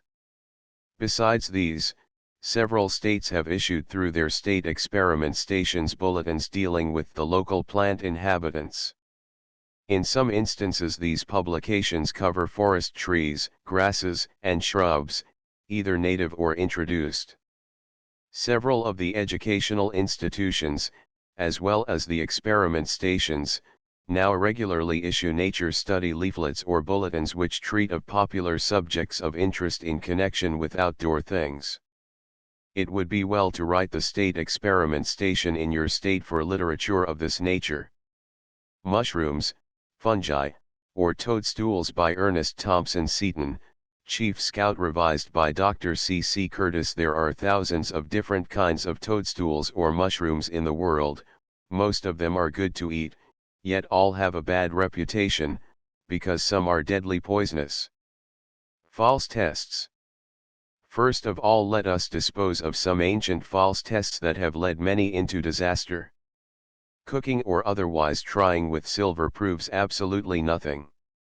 It is believed by many that the poisonous mushrooms turn silver black.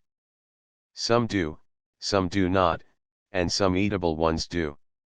There is nothing in it. Bright colors on the cap also mean nothing.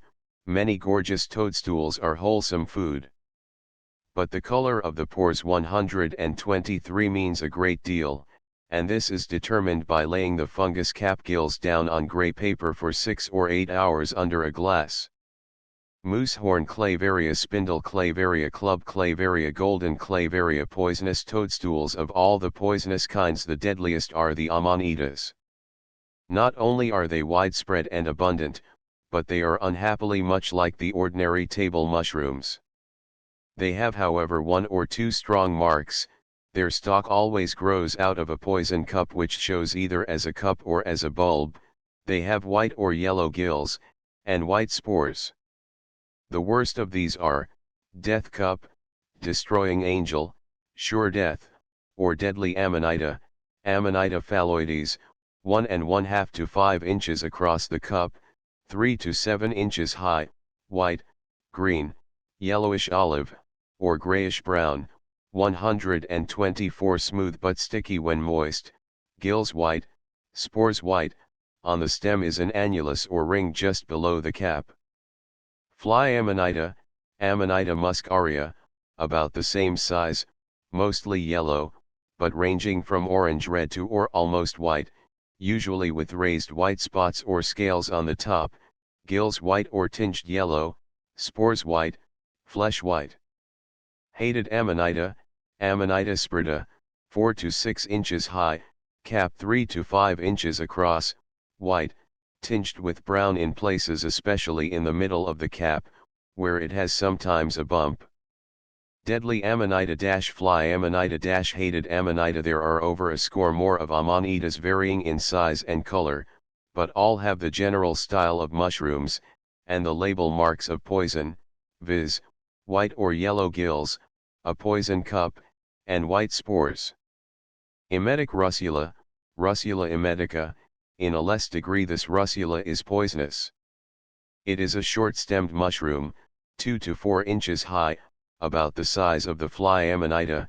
Its cap is rosy red, pinkish when young, dark red when older, fading to straw color in age, its gills and spores white. Its peppery taste when raw is a fair notice of danger. Symptoms of poisoning: vomiting and purging, the discharge from the bowels being watery with small flakes 125 suspended and sometimes containing blood, cramps in the extremities. The pulse is very slow and strong at first but later weak and rapid, sometimes sweat and saliva pour out. Dizziness, faintness, and blindness, the skin clammy, cold, and bluish, or livid, temperature low with dreadful tetanic convulsions, and finally stupor. Remedy: take an emetic at once, and send for a physician with instructions to bring hypodermic syringe and atropine sulfate. The dose is 1/180 of a grain, and doses should be continued heroically until 1/20th of a grain is administered, or until, in the physician's opinion, a proper quantity has been injected. Where the victim is critically ill, the 1/20th of a grain may be administered. McIlvaine and Macadam.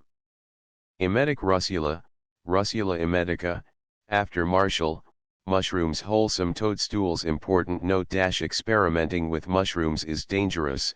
It is better not to eat them unless gathered under expert direction. The common mushroom, Agaricus campestris, known at once by its general shape and smell, its pink or brown gills, white flesh, brown spores and solid stem. Coprinus, also belonging to the guild or true mushroom family, are the ink caps of the genus. They grow on dung piles and rich ground. They spring up overnight and perish in a day. In the last stage the gills turn as black as ink. Inky Copernus, Copernus atramentarius, this is the species illustrated. The example was from the woods, often it is less tall and graceful. The cap is 1 inch 126 to 3 inches in diameter, grayish or grayish-brown, sometimes tinged lead color. Wash and stew or bake from 20 to 30 minutes after thorough washing, being the recognized mode. All the clavarias or coral mushrooms are good except Clavaria dichotoma, which is white, and has its branches divided in pairs at each fork. It grows on the ground under beeches and is slightly poisonous. It is rare. Inky Copernus, the delicious morel, Morchula deliciosa, 1½ to 3 inches high, greenish with brown hollows. There are several kindred species of various colors. This is known by the cylindrical shape of its cap. Wash, slice, and stew. Morel puffballs, Lycoperdaceae. The next important and safe group are the puffballs before they begin to puff. All our puffballs when young and solid white inside are good, wholesome food. Some of them, like the brain puffball or the giant puffball, are occasionally a foot in diameter, and yield flesh enough to feed a dozen persons. Brain puffball, pear puffball, cup puffball, they are well known to all who live in the country.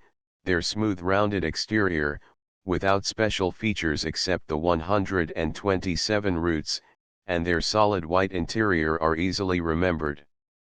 Peel, slice, and fry. Bibliography. The following are standard and beautifully illustrated works on mushrooms and toadstools. They have been freely used for guidance and illustrations in the preparation of the above, edible fungi of New York.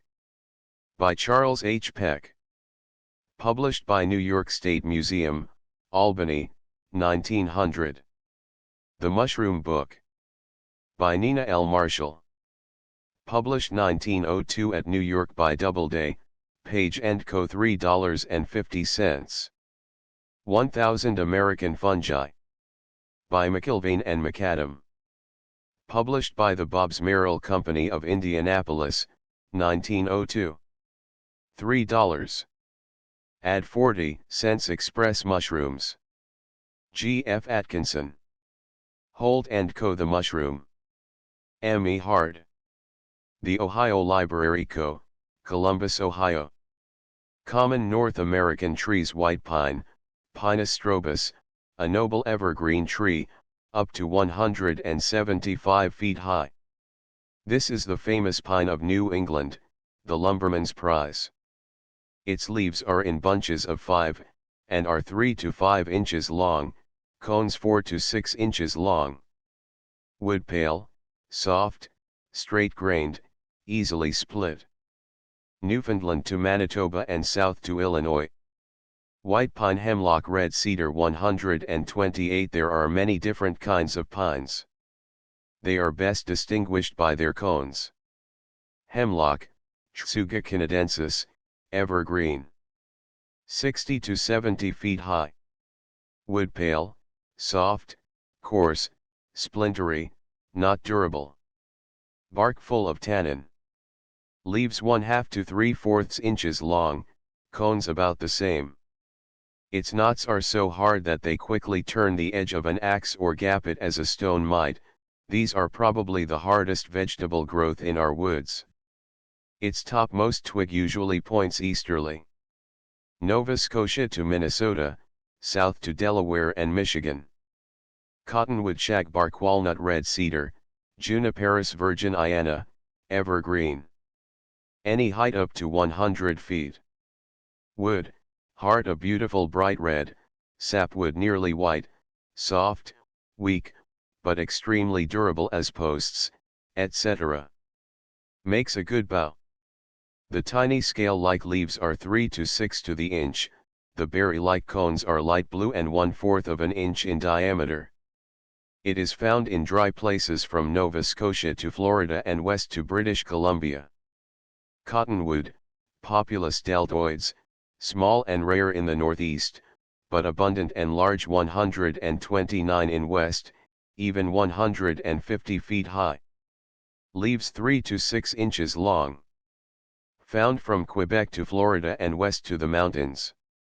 Shagbark or white hickory, Hickoria ovida, a tall forest tree up to 120 feet high. Known at once by the great angular slabs of bark hanging partly detached from its main trunk, forced off by the growth of wood, but too tough to fall. Its leaves are 8 to 14 inches long, with 5 to 7 broad leaflets. Black walnut, Juglans nigra, a magnificent forest tree up to 150 feet high. Wood, a dark purplish-brown or gray, hard, close-grained, strong, very durable in weather or groundwork, and heavy, fruit round, 1-3/4 inches through. Leaflets 13 to 23, and 3 to 5 inches long. Found from Canada to the Gulf. White walnut or butternut, Juglans cinerea, a much smaller tree than the last, rarely 100 feet high, with much smoother bark, leaves similar but larger and coarser, compound of fewer leaflets, but the leaflet stalks and the new twigs are covered with sticky down. Leaves 15 to 30 inches long, leaflets 11 to 19 in number and 3 to 5 inches long, fruit oblong, 2 to 3 inches long. New Brunswick and Dakota and south to Mississippi. Common birch or aspen-leaved birch, Betula populifolia, a small tree on dry and poor soil, rarely 50 feet high. Wood soft, close-grained, not strong, splits in drying, useless for weather or ground work. A cubic foot weighs 36 pounds. Leaves 2 to 3 inches long. It has a black triangular scar at each armpit. The canoe birch is without these black marks. New Brunswick to Ontario to Pennsylvania and Delaware. Black birch, sweet birch, or mahogany birch, Betula lenta, the largest of the birches, a great tree, in northern forests up to 80 feet high. The bark is scarcely birchy, rather like that of 130 cherry, very dark, and aromatic. Leaves 2-1/2 to 6 inches long. Newfoundland to western Ontario and south to Tennessee. Ashen-leaved birch, black birch, beech, Fagus americana. In all North America there is but one species of beech. It is a noble forest tree, 70 to 80 and occasionally 120 feet high, readily distinguished by its smooth, ashy gray bark. Leaves 3 to 4 inches long. It shares with hickory and sugar maple the honor of being a perfect firewood. Nova Scotia to Wisconsin, south to Florida and Texas.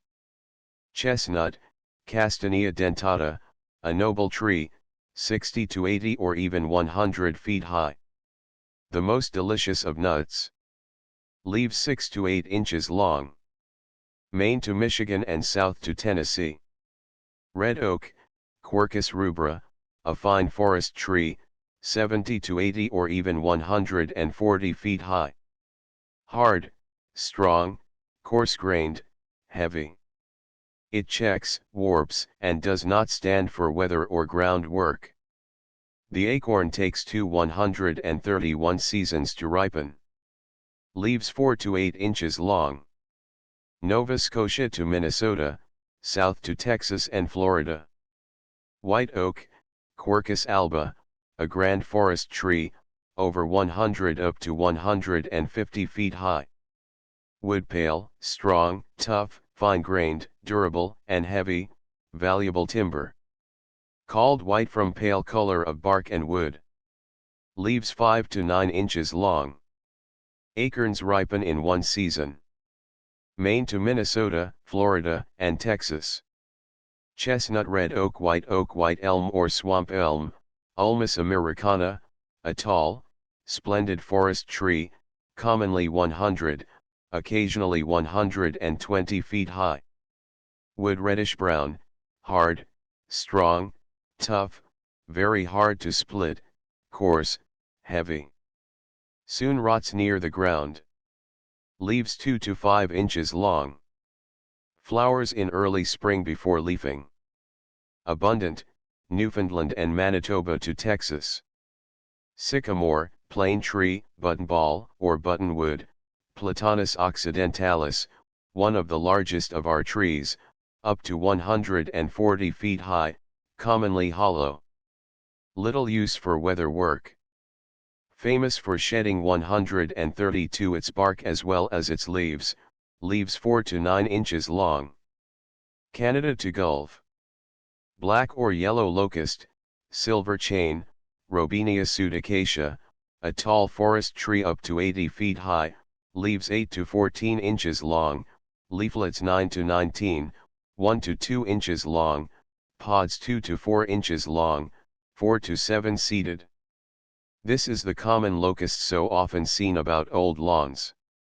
White elm sycamore, black locust, red, scarlet, water, or swamp maple, Acer rubrum, a fine, tall tree, often over 100 feet high. Noted for its flaming crimson foliage in fall, as well as its red leaf stalks, flowers, and fruit, earlier. Leaves 2 to 6 inches long. Like all the maples, it produces sugar, though in this case not much. Western North America. The sugar maple is a larger, finer tree. Red maple, white ash. White ash, Fraxinus americana, a fine tree on moist soil. 70 to 80 or even 130 feet high. Yellow in autumn, noted for being last to leaf and first 133 to shed in the forest.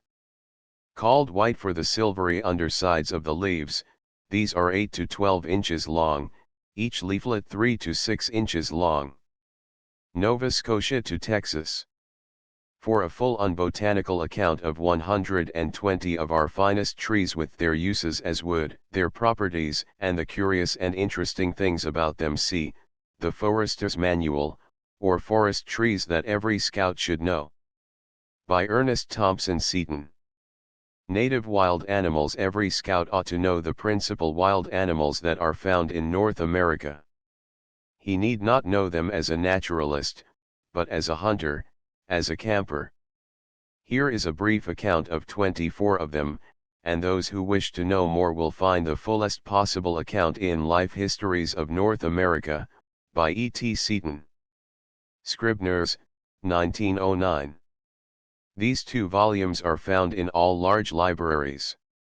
Elk or wapiti, Cervus canadensis, this is smaller than the moose. It stands 4 to 5 feet at the shoulder and weighs 400 to 800 pounds. It is known by its rounded horns and the patch of yellowish white on the rump and tail. At one time this splendid animal was found throughout temperate America, from the Atlantic to the Pacific, north to Massachusetts, the Ottawa River, the Peace River, and British Columbia, and south to Georgia, Texas, and Southern California. It is now exterminated except in Manitoba, Saskatchewan, Alberta, Vancouver Island, Washington, Wyoming, and a few localities in the mountain states and in parks where it has been reintroduced. 134. The elk of Washington is very dark in color, that of the Southwest is very pale and small. White-tailed deer, Otocoilus virginianus, this is the best known of the common deer of America. It is distinguished by the forward bend of the horns, with the snags pointing backward, and by its long tail, which is brown or blackish above and pure white below. Its face is gray, its throat white. A fair-sized buck weighs 200 pounds, live weight. A few have been taken of over 350 pounds weight. In the southern states they run much smaller. Several varieties have been described. It was found formerly in all of the timber states east of the Rockies, also in Ontario south of Lake Nipissing, in South Quebec and South New Brunswick. At present it is exterminated in the highly cultivated states of the Middle West, but has spread into northern Ontario, New Brunswick, and Manitoba. White-tailed deer, Odocoilus hemionus. This is the commonest deer of the hill country in the center of the continent. It is found in the mountains from Mexico to British Columbia and northeasterly Saskatchewan and the Lake of the Woods. It is known by its 135 double-forked horns, its large ears, the dark patch on the forehead, the rest of the face being whitish. Also by its tail, which is white with a black bunch on the end. This is a larger deer than the white tail. There are several varieties of it in the south and west. Moose, Alces americanus, this is the largest of the deer tribe. It stands 5.5 to 6.5 feet at the withers and weighs 800 to 1,000 pounds. It is readily distinguished by its flat horns and pendulous, hairy muzzle. It is found in all the heavily timbered regions of Canada and Alaska and enters the United States in Maine, Adirondacks, Minnesota, Montana, Idaho, and northwestern Wyoming. Those from Alaska are of gigantic stature. In all our deer the antlers are grown and shed each year, reaching perfection in autumn for the mating season. They are found in the males only, except in the caribou, in which species the females also have small horns. Antelope, Antilocapra americana, the antelope is famous as the swiftest quadruped native in America. It is a small creature, less than a common deer, a fair-sized buck weighs about 100 pounds. It is known by its rich buff color with pure white patches, by having only 2 hoofs on each foot, and by the horns which are of true horn, like those of a goat, but have a snag or branch and are shed each year. In the female the horns are little points about an inch long. Formerly the antelope abounded on all the high plains from Manitoba to Mexico and west to Oregon and California. It is now reduced to a few straggling bands in the central and wildest parts of the region. Mountain goat, Orymnos montanus. The mountain goat is known at once by its pure white coat of wool and hair, its black horns, and peculiar shape. It is 136 above the size of a common deer, that is, a full-grown male weighs 250 to 300 pounds, the female a third less. It is famous for its wonderful power as a rock climber and mountaineer. It is found in the higher Rockies, chiefly above timber lines, from central Idaho to Alaska. Goat woodchuck, Marmota monax. The common woodchuck is a grizzly brown on the back, chestnut on the breast, blackish on the crown and paws, and whitish on the cheeks. Its short ears and bushy tail are important characteristics. It measures about 24 inches, of which the tail is 5.5 inches and weighs 5 to 10 pounds. It is found in all the wooded parts of Canada from the Rockies to the Atlantic and south in the eastern states to about 40 degrees latitude. Beaver, Castor canadensis. The beaver is known by its great size, weighing from 25 to 50 pounds, its chestnut color, darker on the crown, its webbed feet, and its broad, flat, naked, scaly tail. The pelt of this animal is a valuable fur. The creature is famous for building dams and digging canals. It was found wherever there was water and timber in North America north of Mexico, but is now exterminated in most highly settled regions. Muskrat, Fibers ipthecus. The muskrat is about the size of a cat, that is, it is 21 inches long, of which the tail is 10 inches. In color it somewhat resembles the beaver, but its feet are not conspicuously webbed, its tail is long and flattened vertically, not 137 horizontally. This abundant animal is found throughout North America within the limit of trees wherever there is fresh water. It is the most abundant fur on the market. Black-tailed jackrabbit, Lepus californicus. The jackrabbit, famous for its speed and its ears, is known by its size, which about doubles that of a common rabbit, and the jet black stripe running from its back into its tail. It is found on the plains from Nebraska to Oregon and south to Mexico. There are several different varieties. Cottontail, Sylvilagus floridanus. The common eastern cottontail is known from the snowshoe by its smaller feet and its much larger, longer tail, which is gray above, and snow-white underneath. Sometimes the common tame rabbit resembles the cottontail in general color, but the latter has the top of its tail black. The cottontails do not turn white in winter. They are found in most parts of the United States, entering Canada only in the Ontario Peninsula and southern Saskatchewan. Cougar or panther, Felis cougar. The cougar has been called the American lion. It is the largest cat in the Western world except the jaguar or American 138 tiger. It is known by its unspotted brown coat, its long, heavy tail, and its size. A male cougar weighs 150 to 200 pounds, a few have been taken over that. The females are a third smaller. The young in first coat have black spots. The cougar never attacks man but preys on deer, horses, calves, etc. There are several different forms.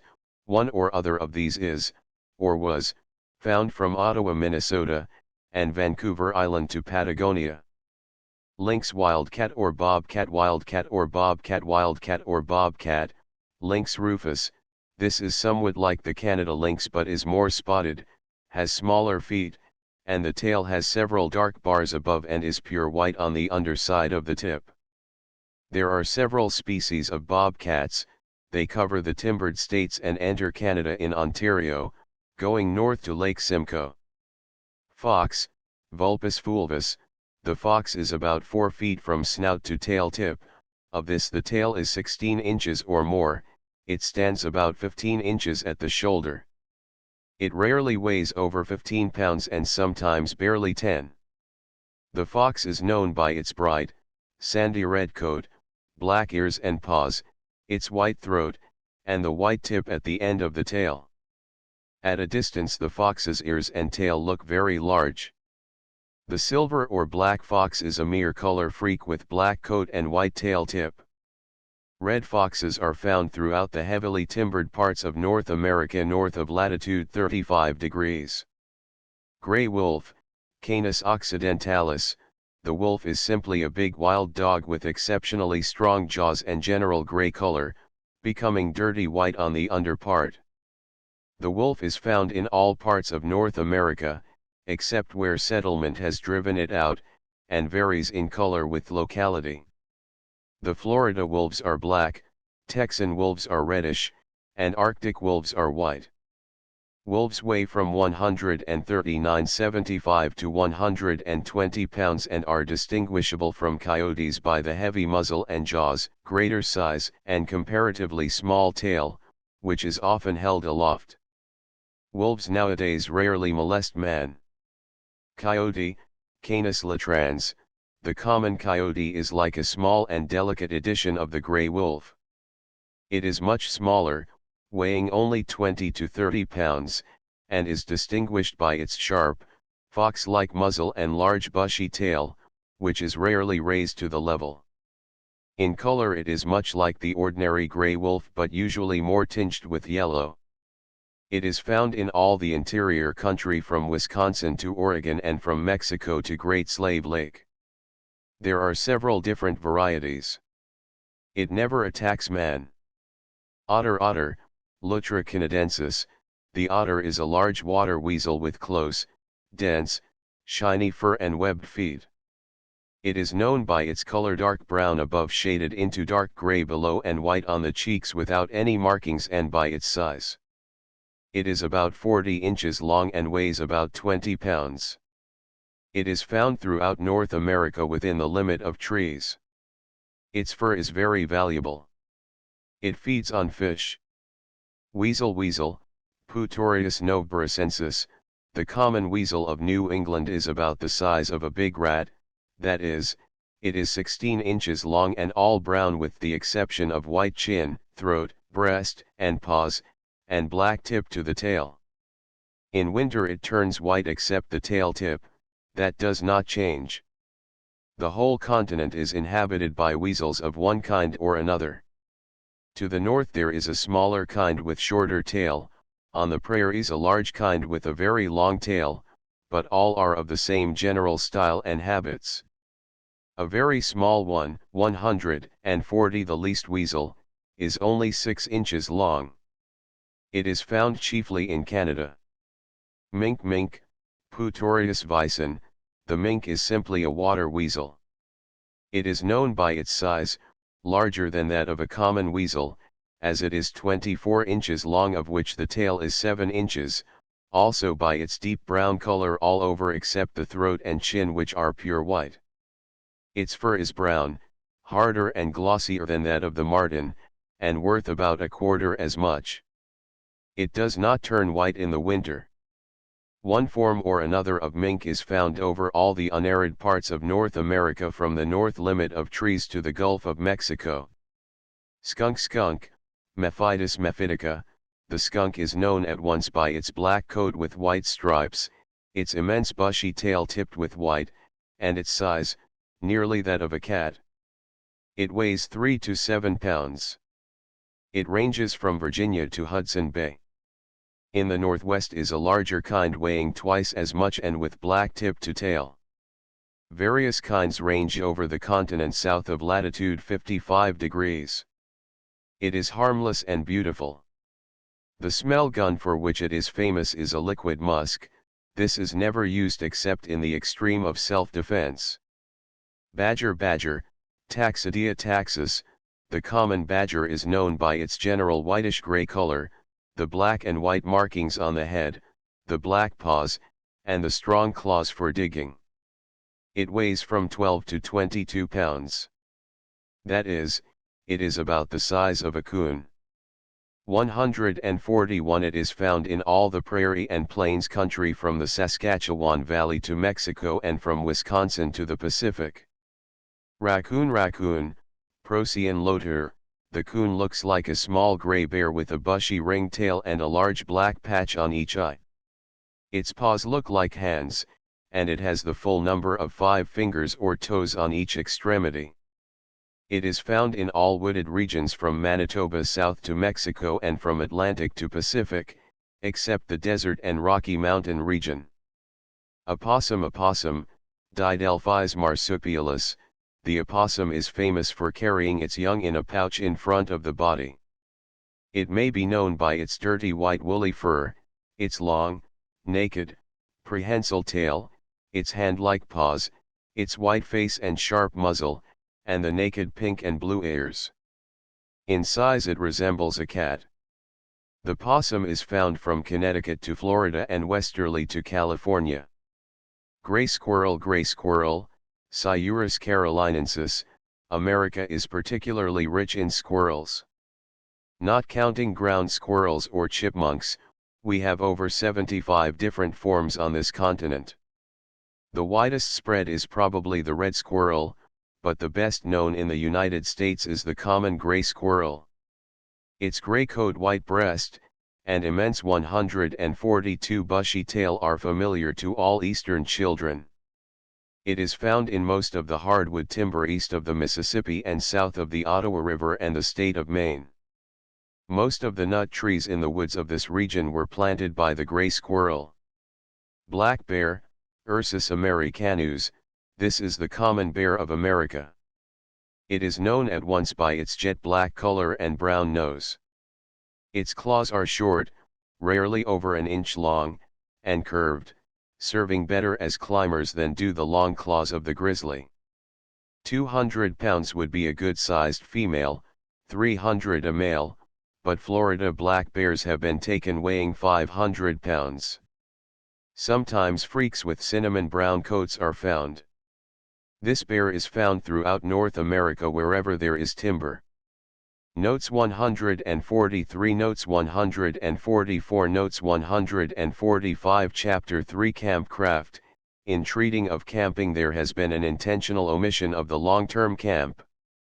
This is treated extensively in the books of reference given at the close of this chapter. Hiking and Overnight Camp by H. W. Gibson, Boys Work Secretary, Young Men's Christian Association, Massachusetts and Rhode Island. Several things should be remembered when going on a hike. First, avoid long distances. A foot-weary, muscle-tired, and temper-tried, hungry group of boys is surely not desirable. There are a lot of false notions about courage and bravery and grit that read well in print, but fail miserably in practice, and long hikes for boys is one of the most glaring of these notions. Second, have a leader who will set a good easy pace, say 2 or 3 miles an hour, prevent the boys from excessive water drinking, and assign the duties of pitching camp, etc. Third, observe these 2 rules given by an old woodsman. 1. Never walk over anything you can walk around. 2. Never step on anything that you can step over. Every time you step on anything you lift the weight of your body. Why lift extra weight when tramping? Fourth, carry with you only the things absolutely needed, rolled in blankets, poncho army style. Before starting on a hike, study carefully the road maps, and take them with you on the walk for frequent reference. The best maps are those of the United States Geological Survey, costing 5 cents each. The map is published in atlas sheets, each sheet representing a small, quadrangular district. Send to the Superintendent of Documents at Washington, D.C., for a list. For tramping, the boy needs the right kind of a shoe, or the trip will be a miserable failure. A light-soled or a light-built shoe is not suited for mountain work or even for an ordinary hike. The feet will blister and become road-weary. The shoe must be neither too big, too small, nor too heavy, and be amply broad to give the toes plenty of room. The shoe should be watertight. A medium weight, high-topped lace shoe is about right. Bathing the feet at the springs and streams along the road will be refreshing, if not indulged in too frequently. 146. See chapter on health and endurance for care of the feet and proper way of walking.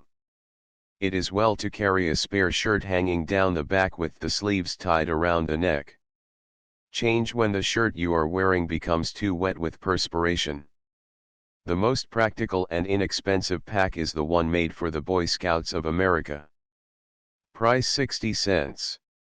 It is about 14 x 20 inches square and 6 inches thick, made of waterproof canvas with shoulder straps, and will easily hold everything needed for a tramping trip.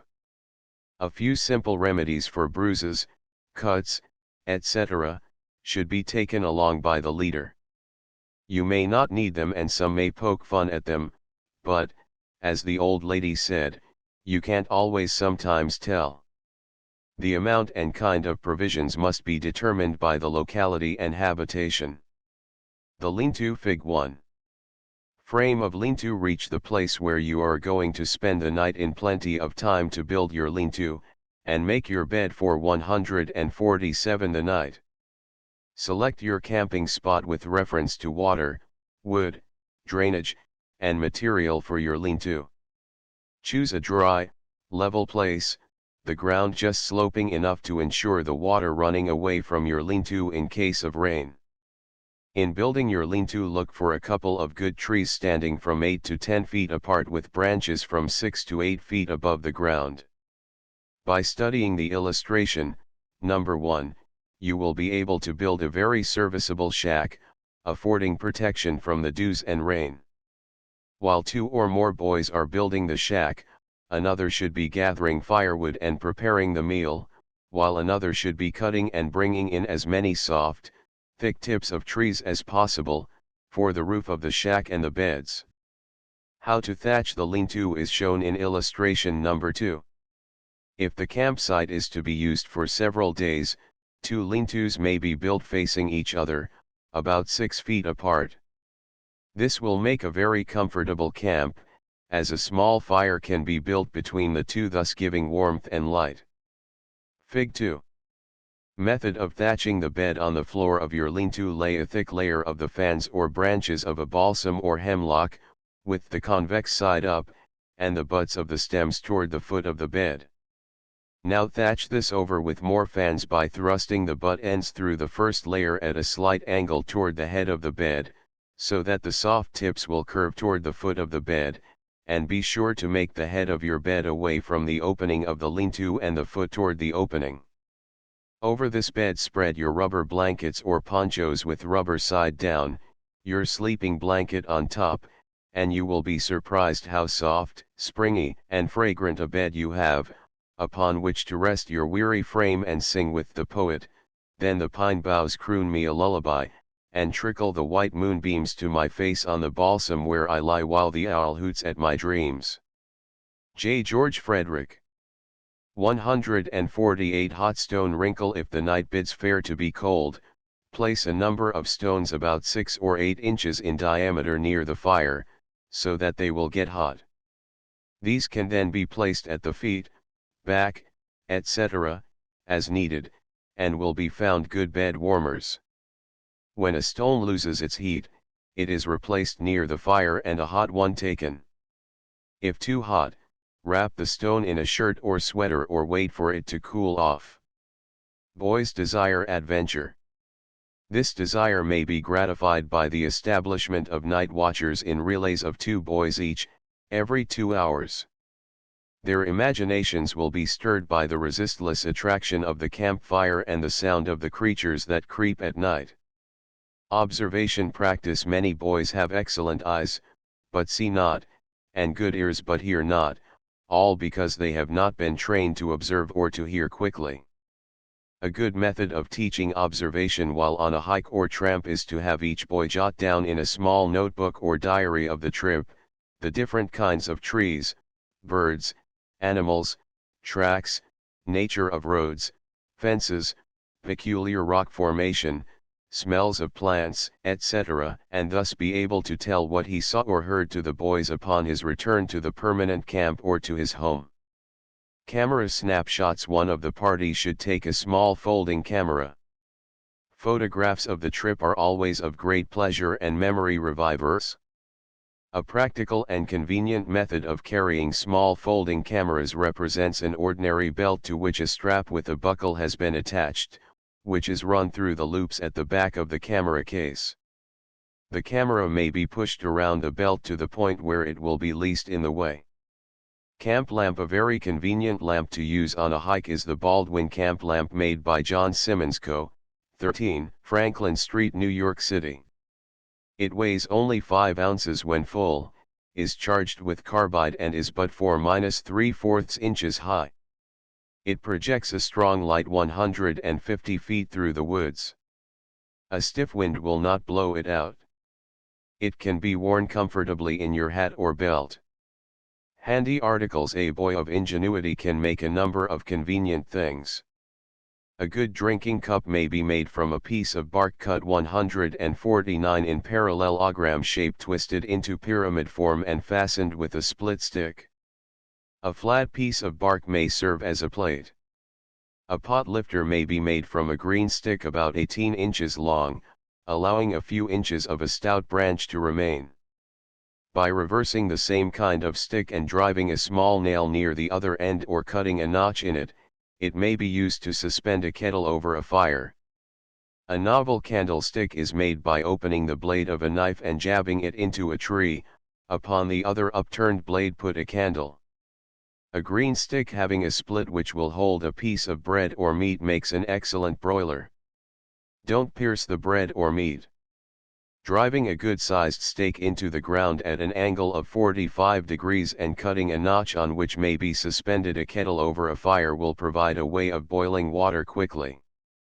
Building the fireplace. Take 2 or 3 stones and build a fireplace, a stick first shaved and then whittled for shavings, a lighted match, a little blaze, some bark and dry twigs added, a few small sticks. Place the griddle over the fire and you are ready to cook the most appetizing griddle cakes. After the cakes are cooked, fry slices of bacon upon the griddle, in the surplus fat fry slices of bread, then some thinly sliced raw potatoes done to a delicious brown. Here is a breakfast capable of making the mouth of a camper water.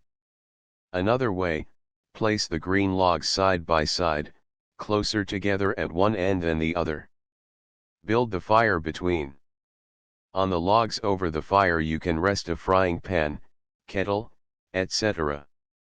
To start the fire have some light, dry wood split up fine.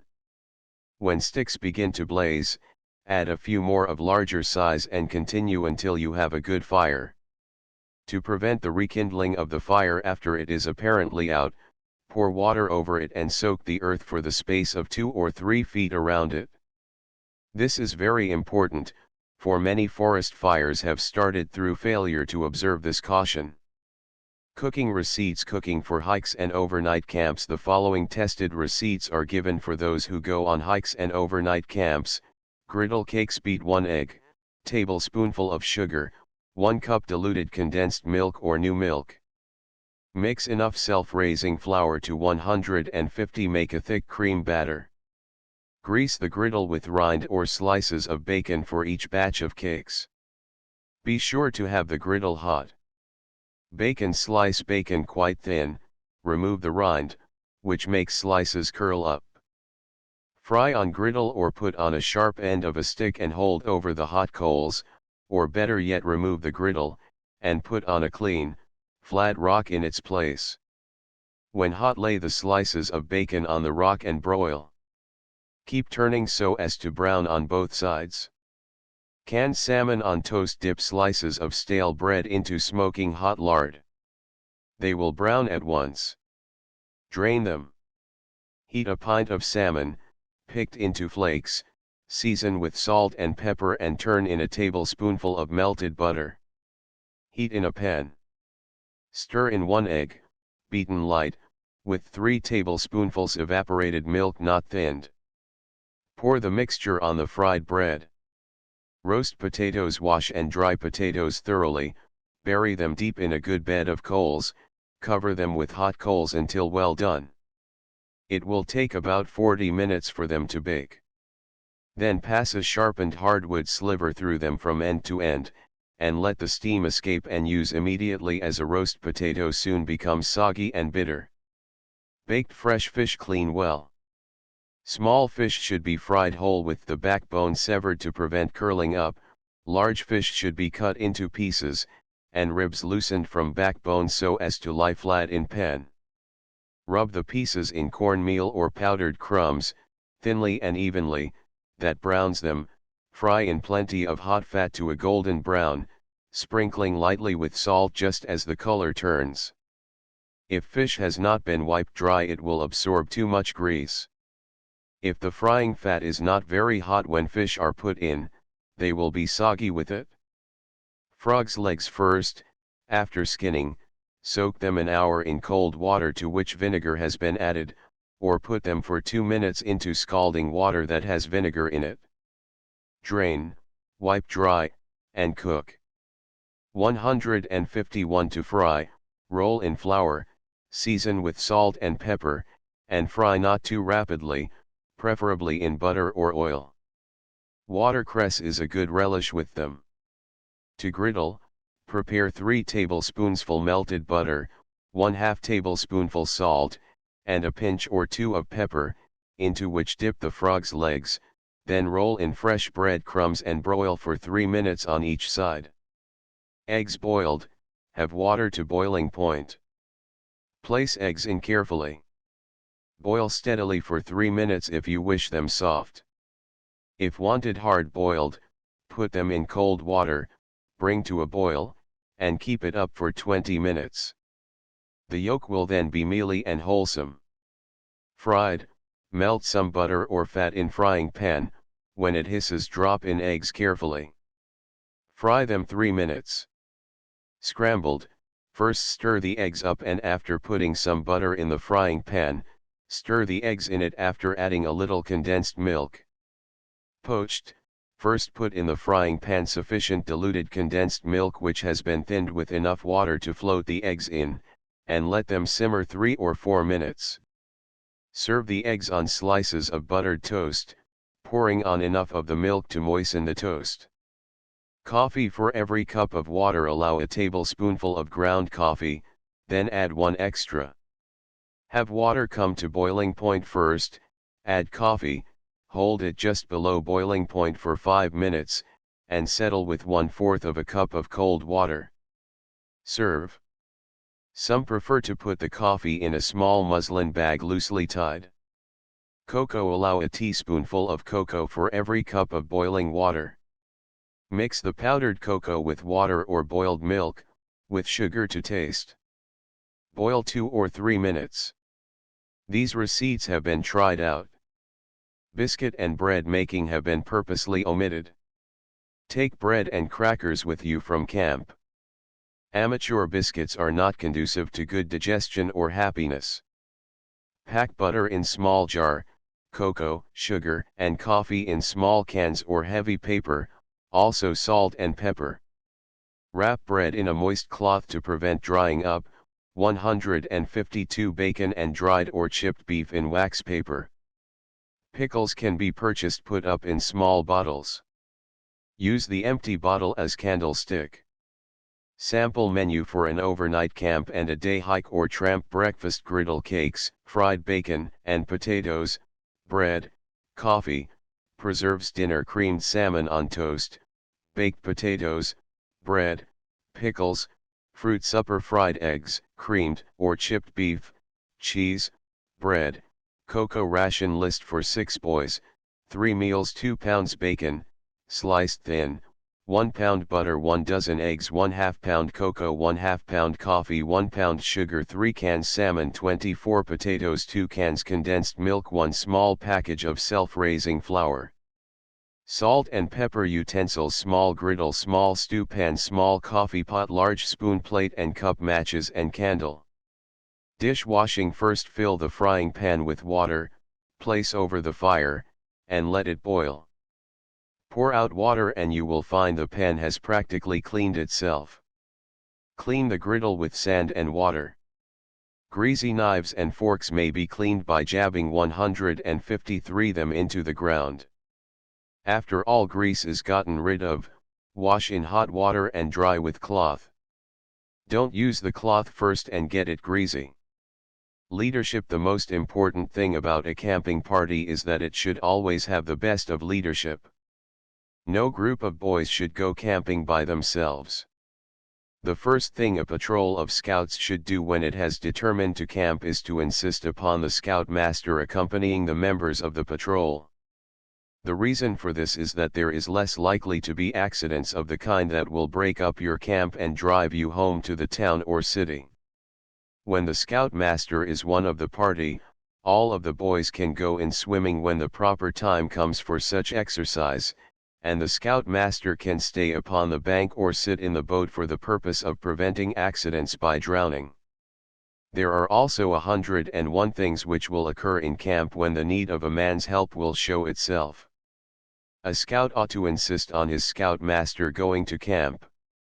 The scout master and patrol leader should be present, in order to settle the many questions which must of necessity arise, so that there may be no need of differences or quarrels over disputed points, which would be sure to spoil the outing. Scout camp program: in a scout camp there will be a regular daily program, something similar to the following: 6:30 a.m. Turnout, bathe, etc. 7:00 a.m. Breakfast. 8:00 a.m. Air bedding in sun, if possible, and clean campground. 9:00 a.m. Scouting games and practice. 11:00 a.m. Swimming. 12:00 p.m. Dinner. 1:00 p.m. Talk by leader. 2:00 p.m. Water games, etc. 6:00 p.m. Supper. 7:30 p.m. Evening council around campfire. Order of business: 1. Opening council. 2. Roll call. 3. Record of last council. 4. Reports of scouts. 5. Leftover business. 6. Complaints. 7. Honors. 8. New scouts. 9. New business. 10. Challenges. 11. Social doings, songs, dances, stories. 12. Closing council, devotional services when desired, 8:45 Lights out 154 Water supply. Dr. Charles E. A. Winslow, the noted biologist, is authority for the following statement: the source of danger in water is always human or animal pollution. Occasionally we find water which is bad to drink on account of passage through the ground or on account of passage through lead pipes, but the danger is never from ordinary decomposing vegetable matter. If you have to choose between a bright clear stream which may be polluted at some point above and a pond full of dead leaves and peaty matter, but which you can inspect all around and find free from contamination, choose the pond. Even in the woods it is not easy to find surface waters that are surely protected, and streams particularly are dangerous sources of water supply. We have not got rid of the idea that running water purifies itself. It is standing water which purifies itself, if anything does, for in stagnation there is much more chance for the disease germs to die out. Better than either a pond or stream, unless you can carry out a rather careful exploration of their surroundings, is groundwater from a well or spring, though that again is not necessarily safe. If the well is in good, sandy soil, with no cracks or fissures, even water that has been polluted may be well purified and safe to drink. In a clayey or rocky region, on the other hand, contaminating material may travel for a considerable distance under the ground. Even if the well is protected below, a very important point to look after is the pollution from the surface. I believe more cases of typhoid fever from wells are due to surface pollution than to the character of the water itself. There is danger which can, of course, be done away with by protection of the well from surface drainage, by seeing that the surface wash is not allowed to drain toward it, and that it is protected by a tight covering from the entrance of its own wastewater. If good water cannot be secured in any of these ways, it must in some way be purified. Boiling will surely destroy all disease germs. The Indians had a way of purifying water from a pond or swamp by digging a hole about 1 foot across and down about 6 inches below the water level, a few feet from the pond. After it was filled with water, they bailed it out quickly, repeating the bailing process about 3 times. After the third bailing the hole would fill with filtered water. Try it. Sanitation, a most important matter when in camp, and away from modern conveniences, is that of sanitation. This includes not only 155 care as to personal cleanliness, but also as to the water supply and the proper disposal of all refuse through burial or burning. Carelessness in these matters has been the cause of serious illness to entire camps and brought about many deaths. In many instances the loss of life in the armies has been greater through disease in the camp than on the battlefields. Typhoid fever is one of the greatest dangers in camping and is caused by unclean habits, polluted water, and contaminated milk and food. The armies of the world have given this disease the most careful study, with the result that flies have been found to be its greatest spreaders. Not only should all sources of water supply be carefully examined, an analysis obtained if possible before use, but great care should also be taken when in the vicinity of such a supply, not to pollute it in any way. In districts where typhoid is at all prevalent, it is advisable for each scout to be immunized before going to camp. A scout's honor will not permit him to disobey in the slightest particular the sanitary rules of his camp. He will do his part well. He will do everything in his power to make his camp clean, sanitary, and healthful from every standpoint. General hints: 2 flannel shirts are better than 2 overcoats. Don't wring out flannels or woolens. Wash in cold water, very soapy, hang them up dripping wet, and they will not shrink. If you keep your head from getting hot and your feet dry, there will be little danger of sickness. If your head gets too hot, put green leaves inside of your hat. If your throat is parched, and you cannot get water, put a pebble in your mouth. This will start the saliva and quench the thirst. Water hints: if you work your hands like paddles and kick your feet, you can stay above water for some time even with your clothes on. It requires a little courage and enough strength not to lose your head. Ready for the hike 156. Many boy swimmers make the mistake of going into the water too soon after eating. The stomach and digestive organs are busy preparing the food for the blood and body. Suddenly they are called upon to care for the work of the swimmer. The change is too quick for the organs, the process of digestion stops, congestion is apt to follow, and then paralyzing cramps. Indian bathing precaution. The Indians have a method of protecting themselves from cramps. Coming to a bathing pool, an Indian swimmer, after stripping off, and before entering the water, vigorously rubs the pit of the stomach with the dry palm of his hands. This rubbing probably takes a minute, then he dashes cold water all over his stomach and continues the rubbing for another minute, and after that he is ready for his plunge. If the water in which you are going to swim is cold, try this method before plunging into the water. Good bathing rule. The rule in most camps regarding entering the water is as follows: no one of the party shall enter the water for swimming or bathing except at the time and place designated, and in the presence of a leader. Laxity in the observance of this rule will result disastrously. Clouds. Every cloud is a weather sign.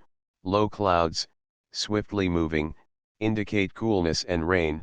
Hard-edged clouds, wind, rolled or jagged clouds, strong wind, mackerel sky, 12 hours day. Look out for rain when a slack rope tightens. Smoke beats downward. Sun is red in the morning. There is a pale yellow or greenish sunset. Rain's rain with east wind is lengthy. A sudden shower is soon over. A slow rain lasts long. Rain before 7, clear before 11.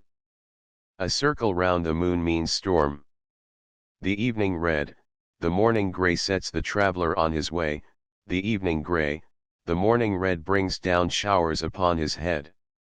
157. When the grass is dry at night, look for rain before the light. When the grass is dry at morning light, look for rain before the night. Clear. When the dew is on the grass, rain will never come to pass. A heavy morning fog generally indicates a clear day. East wind brings rain. West wind brings clear, bright, and cool weather. North wind brings cold. South wind brings heat. Direction of the wind. The way to find which way the wind is blowing is to throw up little bits of dry grass, or to hold up a handful of light dust and let it fall, or to suck your thumb, wet it all around and let the wind blow over it, and the cold side of it will then tell you which way the wind is blowing. Weather flags. The United States Weather Bureau publishes a classification of clouds in colors, which may be had for the asking. If you are near one of the weather signal stations, daily bulletins will be sent to camp upon request, also the weather map. A set of flag signals run up each day will create interest. The flags are easily made or may be purchased. Keep a daily record of temperature. A boy in charge of the Weather Bureau will find it to be full of interest as well as offering an opportunity to render the camp a real service. He will make a weather vane, post a daily bulletin, keep a record of temperature, measure velocity of wind, and rainfall. How to get your bearings. If you have lost your bearings, and it is a cloudy day, put the point of your knife blade on your thumbnail, and turn the blade around until the full shadow of the blade is on the nail. This will tell you where the sun is, and decide in which direction the camp is. Face the sun in the morning, spread out your arms straight 158 from body. Before you is the east, behind you is the west, to your right is the south, the left hand is the north. Grass turns with the sun. Remember this when finding your way at night. Building a campfire. There are ways and ways of building a campfire. An old Indian saying runs, "White man heap fool, make big fire can't he get near. Injun make little fire get close." Ugh. Good. Make it a service privilege for a tent of boys to gather wood and build the fire. This should be done during the afternoon.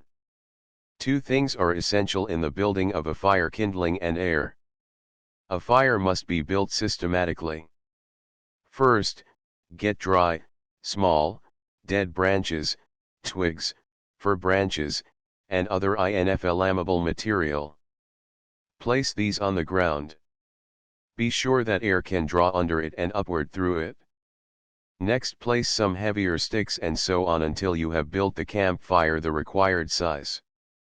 An interesting account of how to build a fire by rubbing sticks, by Ernest Thompson Seton, will be found in Chapter 11. In many camps it is considered an honor to light the fire. Never build a large campfire too near the tent or inflammable pine trees. Better build it in the open. Be sure and use every precaution to prevent the spreading of fire. This may be done by building a circle of stones around the fire, or by digging up the earth, or by wetting a space around the fire. Always have the buckets of water near at hand. To prevent the rekindling of the fire after it is apparently out, pour water over it and soak the earth for a space of 2 or 3 feet around it. This is very important, for many forest fires have started through failure to observe this caution. Things to remember: first, it is criminal to leave a burning fire. Second, always put out the fire with water or earth. A fire is never out, says Chief Forester H.S. Graves, until the last spark is extinguished. Often a log or snag will smolder unnoticed after the flames have apparently been conquered, only to break out afresh with the rising wind. Be sure to get a copy of the laws of your state regarding forest fires, and if a permit is necessary to build a fire, secure it before building the fire. Kephart, in his book on camping and woodcraft, p. 28, says, "When there is nothing dry to strike it on, jerk the head 160 of the match forward through the teeth. Or, face the wind. Cup your hands back toward the wind, remove the right hand just long enough to strike the match on something very close by, then instantly resume former position. Flame of match will run up stick instead of blowing away from it." 159 Forest fires. The great annual destruction of forests by fire is an injury to all persons and industries. The welfare of every community is dependent upon a cheap and plentiful supply of timber, and a forest cover is the most effective means of preventing floods and maintaining a regular flow of streams used for irrigation and other useful purposes. To prevent forest fires, Congress passed the law approved May 5, 1900, which forbids setting fire to the woods, and forbids leaving any fires unextinguished. This law, for offenses against which officers of the Forest Service can arrest without warrant, provides as maximum punishment a fine of $5,000, or imprisonment for 2 years, or both, if a fire is set maliciously, and a fine of $1,000, or imprisonment for 1 year, or both, if a fire is set carelessly. It also provides that the money from such fines shall be paid to the school fund of the county in which the offense is committed. The exercise of care with small fires is the best preventive of large ones. Therefore all persons are requested: 1. Not to drop matches or burning tobacco where there is inflammable material. 2. Not to build larger campfires than are necessary. 3. Not to build fires in leaves, rotten wood, or other places where they are likely to spread.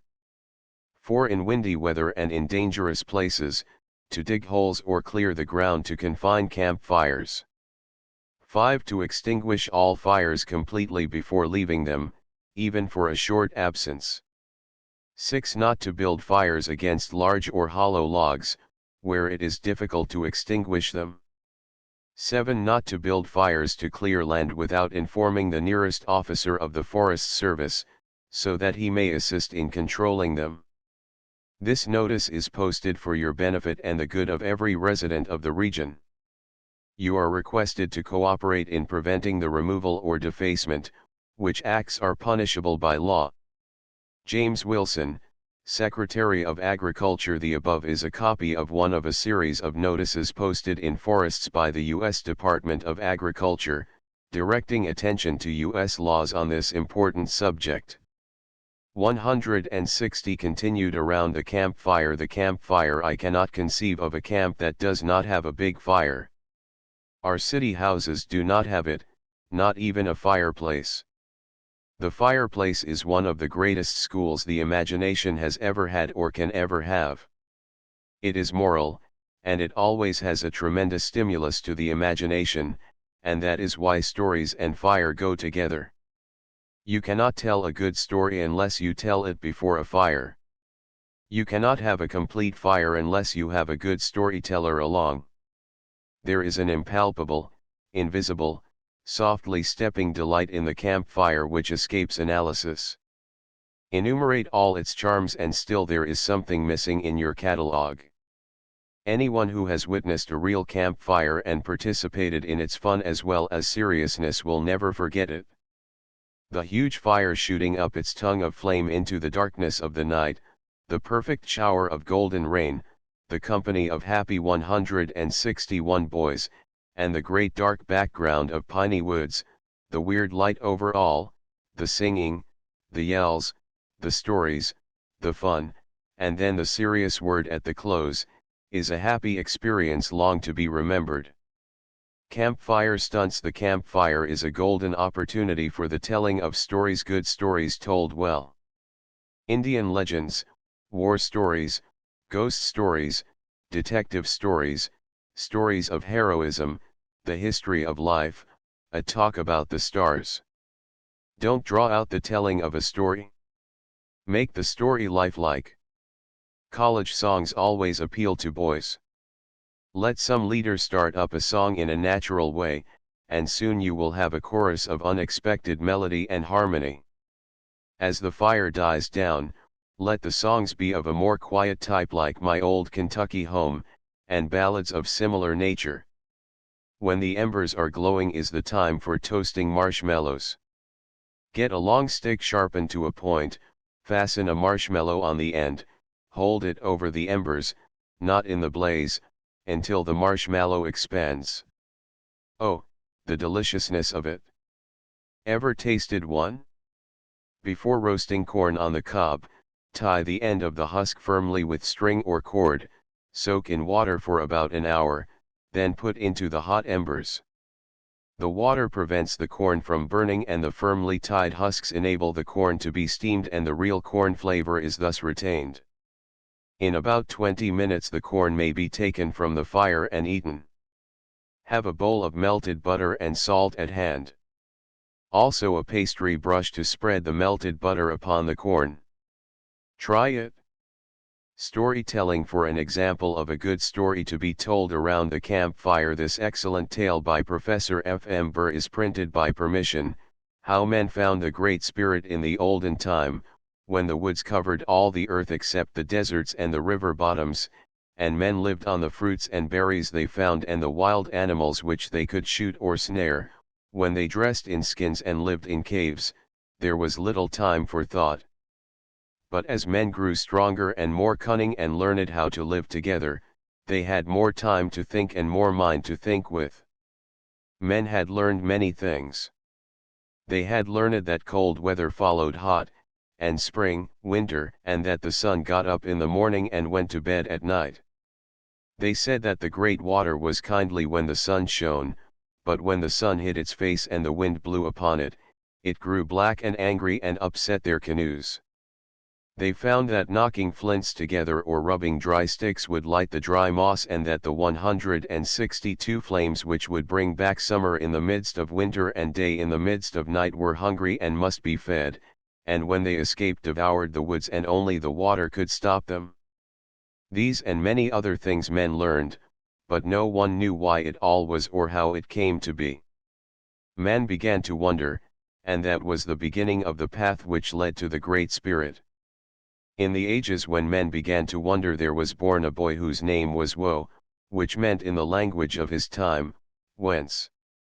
As he lay in his mother's arms she loved him and wondered, his body is of my body, but from whence comes the life, the spirit which is like mine and yet not like it? And his father, seeing the wonder in the mother's eyes, said, Whence came he from? And there was no one to answer, and so they called him Woe, to remind them that they knew not from whence he came. As Woe grew up, he was stronger and swifter of foot than any of his tribe. He became a mighty hunter. He knew the ways of all the wild things and could read the signs of the seasons. As he grew older they made him a chief and listened while he spoke at the council board, but Woe was not satisfied. His name was a question, and questioning filled his mind. Whence did he come? Whither was he going? Why did the sun rise and set? Why did life burst into leaf and flower with the coming of spring? Why did the child become a man and the man grow old and die? The mystery grew upon him as he pondered. In the morning he stood on a mountain top and stretching out his hands cried, Whence? At night he cried to the moon, Whither? He listened to the soughing of the trees and the song of the brook and tried to learn their language. He peered eagerly into the eyes of little children and tried to read the mystery of life. He listened at the still lips of the dead, waiting for them to tell him whither they had gone. He went out among his fellows silent and absorbed, always looking for the unseen and listening for the unspoken. He sat so long silent at the council board that the elders questioned him. To their questioning he replied like one awakening from a dream, Our fathers since the beginning have trailed the beasts of the woods. There is none so cunning as the fox, but we can trail him to his lair. Though we are weaker than the great bear and buffalo, yet by our wisdom we overcome them. The deer is more swift of foot, but by craft we overtake him. We cannot fly like a bird, but we snare the winged one with a hair.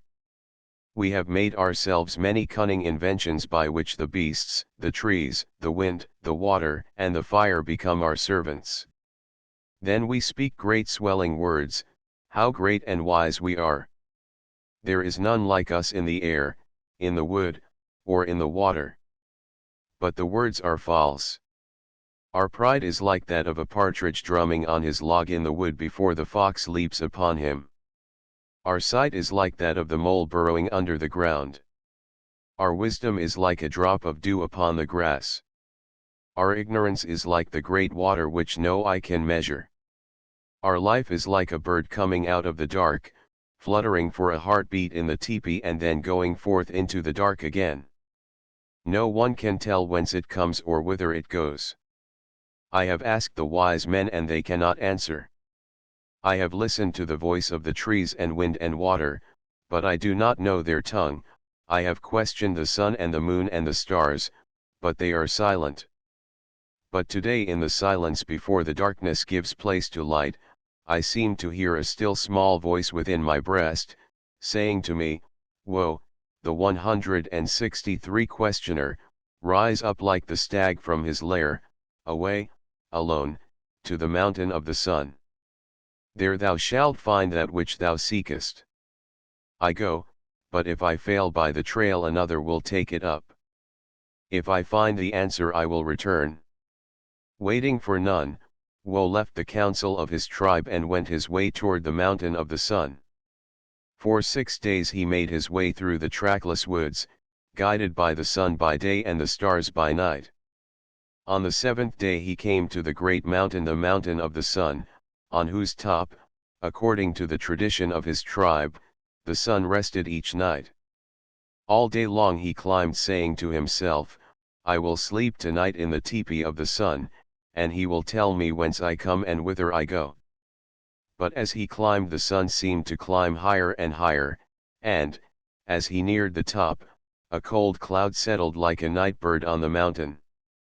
Chilled and faint with hunger and fatigue, Woe struggled on. Just at sunset he reached the top of the mountain, but it was not the mountain of the sun. For many days' journey to the west the sun was sinking in the great water. A bitter cry broke from Woe's parched lips. His long trail was useless. There was no answer to his questions. The sun journeyed farther and faster than men dreamed, and of wood and waste and water there was no end. Overcome with misery and weakness he fell upon a bed of moss with his back toward the sunset and the unknown.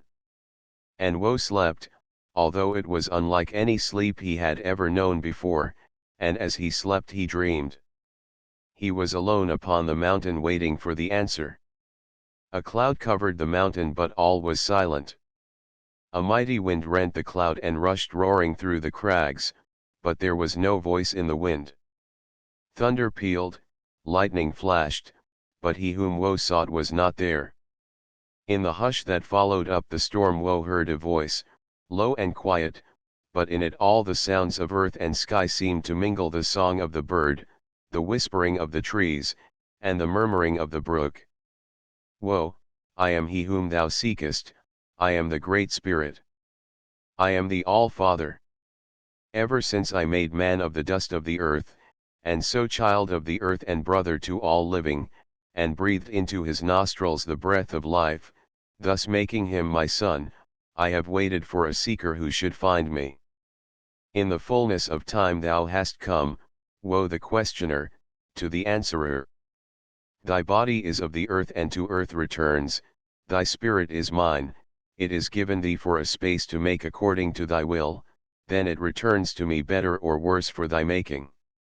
Thou hast found me because thy heart was pure, and thy search for me tireless. Go back to thy tribe and be to them the voice of the Great Spirit. From henceforth I will speak to thee, and the seekers that come after thee in 1,000 voices and appear in 1,000 shapes. I will speak in the voices of the woods and streams and of those you love. I will appear to you in the sun by day and the stars by night. When thy people and mine are in need and wish for the will of the Great Spirit, then shall my spirit brood over thine, and the words that thou shalt speak shall be my words. And Woe awoke, facing the east and the rising sun. His body was warmed by its rays. A great gladness filled his soul. He had sought and found, and prayer came to him like the song to the bird.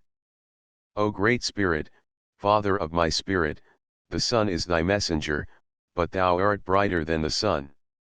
Drive thou the darkness before me. Be thou the light of my spirit. As Woe went down the mountain and took the journey back to the home of his people, his face shone, and the light never seemed to leave it, so that men called him he of the shining face. 164 When Woe came back to his tribe, all who saw his face knew that he had found the answer, and they gathered again about the council fire to hear. As Woe stood up and looked into the eager faces in the circle of the fire, he remembered that the Great Spirit had given him no message, and for a moment he was dumb. Then the words of the Great Spirit came to him again. When thy people and mine shall need to know my will, my spirit shall brood over thine, and the words that thou shalt speak shall be my words. Looking into the eager faces of longing and questioning, his spirit moved within him and he spoke, I went, I sought, I found the Great Spirit who dwells in the earth as your spirits dwell in your bodies. It is from him the Spirit comes. We are his children. He cares for us more than a mother for the child on her breast, or the father for the son that is his pride. His love is like the air we breathe, it is about us, it is within us. The sun is the sign of his brightness, the sky of his greatness, and mother love and father love, and the love of man and woman are the signs of his love. We are but his children, we cannot enter into the council of the great chief until we have been proved, but this is his will, that we love one another as he loves us, that we bury forever the hatchet of hate, that no man shall take what is not his own, and the strong shall help the weak. The chiefs did not wholly understand the words of Woe, but they took a hatchet and buried it by the fire, saying, Thus bury we hate between man and his brother, and they took an acorn and put it in the earth, saying, Thus plant we the love of the strong for the weak. And it became the custom of the tribe that the great council in the spring should bury the hatchet and plant the acorn. Every morning the tribe gathered to greet the rising sun, and with right hand raised and left upon their hearts prayed, Great Spirit, hear us, guide us today, make our wills thy will, our ways thy way. And the tribe grew stronger and greater and wiser than all the other tribes, but that is another story. Tent Making Made Easy by H. J. Holden, reprinted from Recreation. April 1, 1911. By permission of the editor. The accompanying sketches show a few of the many different tents which may be made from any available piece of cloth or canvas. The material need not be cut, nor its usefulness for other purposes impaired, except that rings or tapes are attached at various points as indicated. For each tent the sketches show a front elevation, with a ground plan, or a side view, also a view of the material laid flat, with dotted lines to indicate where creases or folds will occur. Models may be made from stiff paper and will prove as interesting to the kindergartner in geometry as to the old campaigner in camping. In most of the tents a ring for suspension is fastened at the center of one side. This may be supported by a pole or hung by means 165 of a rope from any convenient fastening. Both methods are shown in the sketches. Guy ropes are required for a few of the different models, but most of them are pegged down to the ground. After making paper models, find a stack cover, a tarpaulin, a tent fly, an awning, or buy some wide cotton cloth, say 90-inch. All the shapes may be repeatedly made from the same piece of material, if the rings for changes are left attached. In NOS 3, 4, 6, 7, 8, 9, 11, a portion of the canvas is not used and may be turned under to serve as sod cloth, or rolled up out of the way.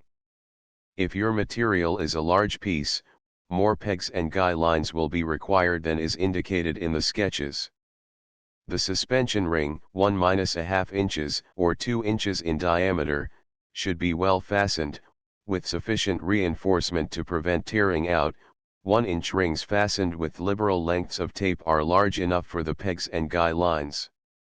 Also reinforce along the lines of the strain from peg to pole.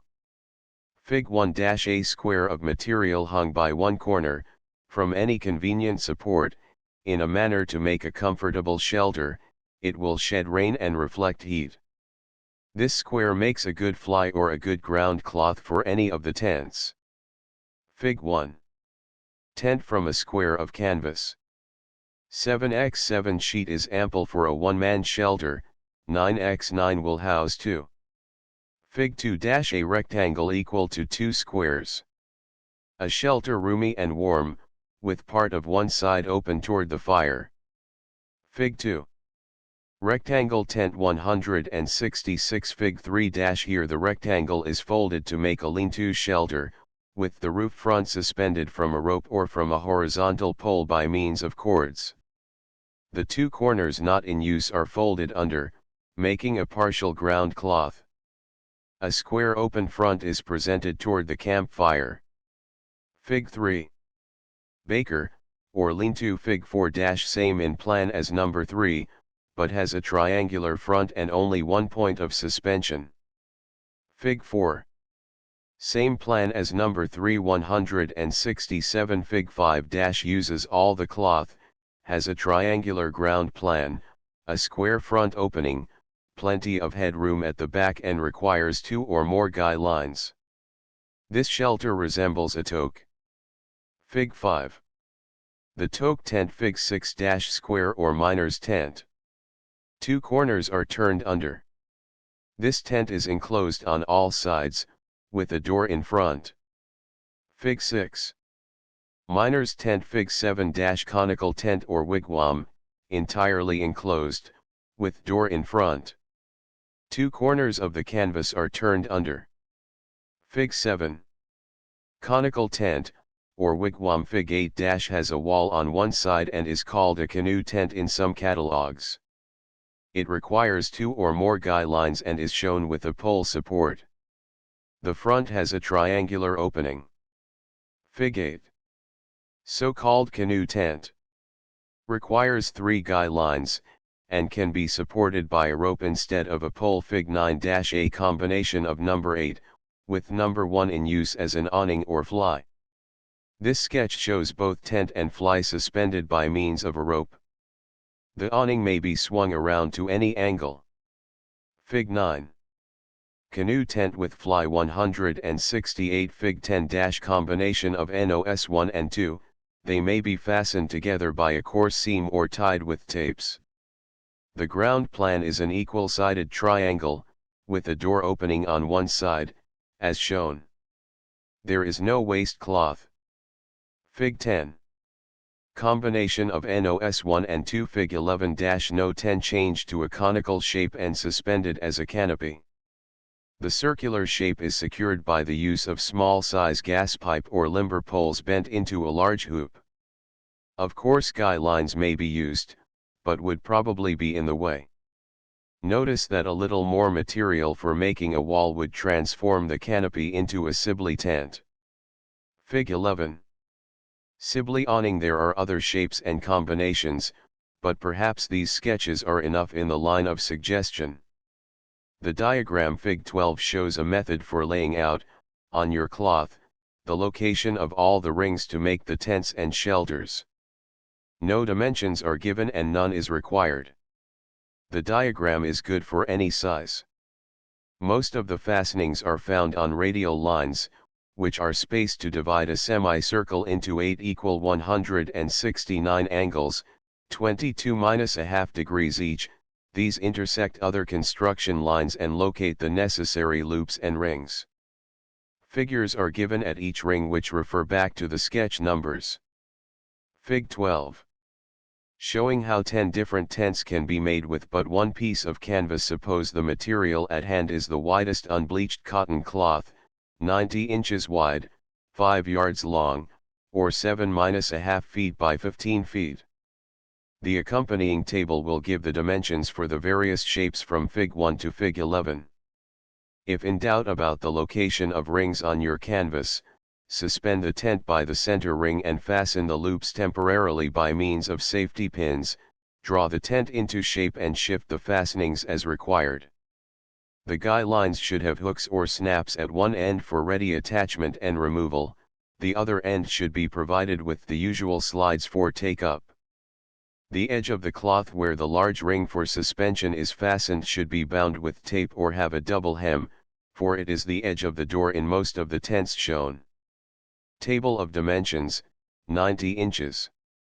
Material size area, square ft height, ft remarks 17½ feet triangle 25 6 1/4 one side open 26½ x 15 feet 65 6 1/4 one side open 36 x 7½ feet 45 4½ one side open 47½ x 8 feet 65½ one side open 5 7½ feet triangle 25 7½ one side open 6 6 1/4 x 6 1/4 feet 39 7 enclosed 7 7½ feet diameter 44 6 1/2 enclosed 8 5 x 7½ feet 37 1/2 6 1/2 2 1/2 feet wall 9 7 1/2 x 8 feet 66 1/2 number 8, with fly 10 15 feet triangle 97 6 1/4 enclosed 11 11 1/4 feet circle 108 5 canopy,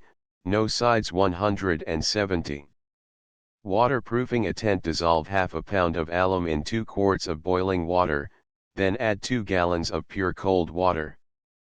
In this solution place the material and let it remain for a day. Dissolve 1/4 pound of sugar of lead in 2 quarts boiling water, then add 2 gallons of cold water. Take the material from the alum solution, wring it lightly, place in the second solution and leave for 5 or 6 hours, then wring out again lightly and allow it to dry. Transcriber's note: sugar of lead, lead acetate, is toxic. If you want to avoid trouble with a leaky tent, the following solution is a sure cure. Take a gallon or 2 gallons of turpentine and 1 or 2 cakes of paraffin, drugstore size. Chip the paraffin fairly fine, dump it into the turpentine. Place the turpentine in a pail and set same in a larger pail or a tub of hot water.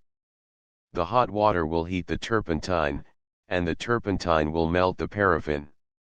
Stir thoroughly, and renew your supply of hot water if necessary. Then pile your tent into a tub and pour in the turpentine and paraffin mixture. Work the tent all over thoroughly with your hands, so that every fiber gets well saturated. You must work fast, however, as the paraffin begins to thicken as it cools, and work out of doors, in a breeze if possible, as the fumes of the turpentine will surely make you sick if you try it indoors. When you have the tent thoroughly saturated, hang it up to dry. It is not necessary to wring the tent out when you hang it up. Just let it drip. If you use too much paraffin, the tent may look a little dirty after it dries, but it will be alright after you have used it once or twice. An Open Outing Tent by Warren H. Miller, Editor Field and Stream. To make an open outing tent, get 13 yards of 8 ounces duck canvas, which can be bought at any department store or dry goods store for 17 or 18 cents a yard. This makes your total expense $2.21 for your tent. Lay out the strip of canvas on the floor and cut one end square, measure up 8 inches along the edge and draw a line to the other corner. 171 from this corner, lay off 7 feet 8 inches. Along the edge and on the opposite side, lay off 5 feet 9 inches. Beginning at the end of your 8 inches. Measurement. Now take a ruler and draw another diagonal across the canvas at the ends of these measurements and you have the first gore of your tent. Cut it across, turn the gore over, lay it down on the strip so as to measure off another one exactly like it. This is the corresponding gore for the other side of the tent. To make the second pair of gores, lay off 5 feet 9 inches. Along one side of the remaining strip of canvas beginning at the pointed end, and 3 feet 10 inches. On the other side. Join these points with a diagonal and you have a second gore, a duplicate of which is then cut by using it as a pattern, reversing and laying it down on the strip of canvas. To make the third gore, lay off 3 feet 10 in, on one edge of your strip beginning at the point, and 1 foot 11 inches. On the other side. Draw a diagonal across and you have the third gore. How to cut up your strip of canvas. Forester tent pattern. Forester tent with hood. You have now used up all but 2 yards of your canvas, plus a little leftover piece of about 2 feet long. Out of this little leftover piece make a triangle 1 foot 11 inches. On the side, which will form the back triangle of your tent. Now pin your 3 gores together to make the side of your tent, just as in the illustrations, and pin the 2 sides together along the ridge. Then sew this tent up. Sew in the little back triangle and hem all around the edges. Leave a hole at the peak of the little triangle through which the ridge pole must go. 172 To set it up, cut 3 small saplings, one of which should be 12 feet long and the other 2, 10 feet long. Tie these 2 together at the ends, making what the sailors call a shears. Take the 12-foot pole and run it down the ridge inside the tent, and out through the hole in the back.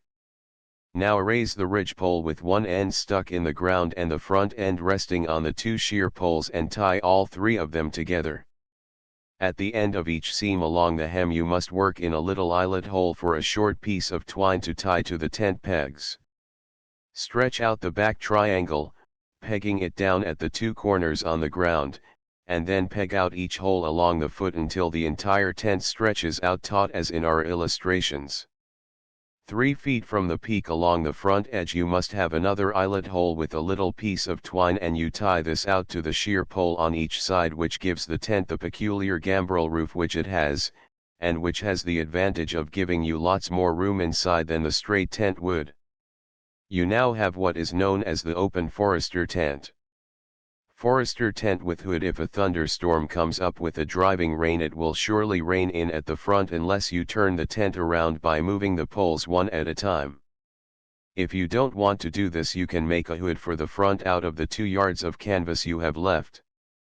Simply draw a diagonal from one corner to the other of this 173 2-yard piece of duck and cut it down the diagonal, making 2 thin triangles which are sewed to the front edges of the open forester tent, making a hood of the shape shown in our picture. This prevents the rain beating in the opening of your tent but still lets the heat of your fire strike in, and at the same time it keeps the heat in the tent as it will not flow out along the ridgepole as it does in the open type. This tent weighs 6 pounds and packs into a little package 14 inches long by 7 inches wide by 6 inches thick, and can be carried as a shoulder strap or put in a backpack or any way you wish to take it. It will sleep 3 boys, or 2 men and a boy, very comfortably indeed. While it really does not need to be waterproofed, as it immediately shrinks tight after the first rain, you can waterproof it if you wish by making a solution of 10 ounces of quicklime with 4 ounces of alum in 10 quarts of water. Stir occasionally until the lime has slackened. Put the tent in another pail and pour the solution over it, letting it stand 12 hours. Take out and hang it on the clothesline to dry. It will then be entirely waterproof. To make a good night fire in front of the tent, drive 2 stout stakes 3 feet long in the ground about 3 feet from the mouth of the tent, pile 4 logs one on top of the other against these stakes, or take a large flat stone and rest it against it. Make 2 log andirons for each side of the fire and build your fire in the space between them. It will give you a fine cheerful fire, and all the heat will be reflected by the back logs into the tent, making it warm and cheerful. Inside you can put your browse bags stuffed with balsam browse, or pile up a mountain of dry leaves over which you can stretch your blankets. Pile all the duffel way back in the peak against the little back triangle where it will surely keep dry and will form a sort of back for your pillows. You will find the forester tent lighter and warmer than the ordinary lean-to, as it reflects the heat better. After a couple of weeks in it, you will come home with your lungs so full of ozone that it will be impossible to sleep in an ordinary room without feeling smothered. Canoeing, rowing, and sailing, prepared with the cooperation of Mr. Arthur A. Carey, Scout Master, Boy Scout Ship Pioneer, Mr. Carlton E. Schall, Captain Canoe Boat Club Crew, Mr. Frederick K. Vreeland, Campfire Club of America, and Mr. R. F. Timms, Vice Commodore, American Canoe Association. The birch bark canoe is the boat of the North American Indians, and our modern canvas canoes are made, with some 174 variations, on the Indian model. With the possible exception of the Venetian gondola, the motion of a canoe is more graceful than that of any other boat propelled by hand. It should be continuous and gliding, and so silent that it may be brought up in the night to an animal or enemy, Indian fashion, without making any sound, and so take them by surprise. Canoeing stroke. Many accidents happen in canoes not because they are unsafe when properly handled, but because they are unsafe when improperly handled, and many people do not take the trouble even to find out the proper way of managing a canoe. Many canoes have seats almost on a level with the gunwale, whereas, properly speaking, the only place to sit in a canoe is on the bottom, for a seat raises the body too high above the center of gravity and makes the canoe unsteady and likely to upset. It is, however, difficult to paddle while sitting in the bottom of a canoe, and the best position for paddling is that of kneeling and at the same time resting back against one of the thwarts. The size of the single blade paddle should be in proportion to the size of the boy who uses it long enough to reach from the ground to the tip of his nose. The bow paddle may be a little shorter. The canoeman should learn to paddle equally well on either side of a canoe. When paddling on the 175 left side, the top of the paddle should be held by the right hand, and the left hand should be placed a few inches above the beginning of the blade. The old Indian stroke, which is the most approved modern method for all-round canoeing, whether racing or cruising, is made with the arms almost straight but not stiff, the arm at the top of the paddle bending only slightly at the elbow. This stroke is really a swing from the shoulder, in which there is little or no push or pull with the arm. When paddling on the left side of the canoe, the right shoulder swings forward and the whole force of the body is used to push the blade of the paddle through the water, the left hand acting as a fulcrum. While the right shoulder is swung forward, the right hand is at the same time twisted at the wrist so that the thumb goes down. This motion of the wrist has the effect of turning the paddle around in the left hand, the left wrist being allowed to bend freely so that, at the end of the stroke, the blade slides out of the water almost horizontally. If you should twist the paddle in the opposite direction, it would force the head of the canoe around so that it would travel in a circle. At the recovery of the stroke, the right shoulder swings back and the paddle is brought forward in a horizontal position, with the blade almost parallel to the water. It is swung forward until the paddle is at right angles across the canoe, then the blade is dipped edgewise with a slicing motion and a new stroke begins. In paddling on the right side of the canoe, the position of the two hands and the motion of the two shoulders are reversed. Canoeing stroke, B. Something should also be said about double paddles, that is, paddles with two blades, one at each end, as their use is becoming more general every year. With the double paddle, a novice can handle a canoe, head on to a stiff wind, a feat which 176 requires skill and experience with a single blade. The doubles give greater safety and more speed, and they develop chest, arm, and shoulder muscles not brought into play with a single blade. The double paddle is not to be recommended to the exclusion of the single blade, but there are many times when there is an advantage in its use. Canoeing stroke, C. In getting in or out of a canoe, it is especially necessary to step in the very center of the boat, and be careful never to lean on any object such as the edge of a wharf outside of the boat, for this disturbs your balance and may capsize the canoe. Especially in getting out, put down your paddle first, and then, grasping the gunwale firmly in each hand, rise by putting your weight equally on both sides of the canoe. If your canoe should drift away sideways from the landing place, when you are trying to land, place the blade of your paddle flat upon the water in the direction of the wharf and gently draw the canoe up to the landing place with a slight sculling motion.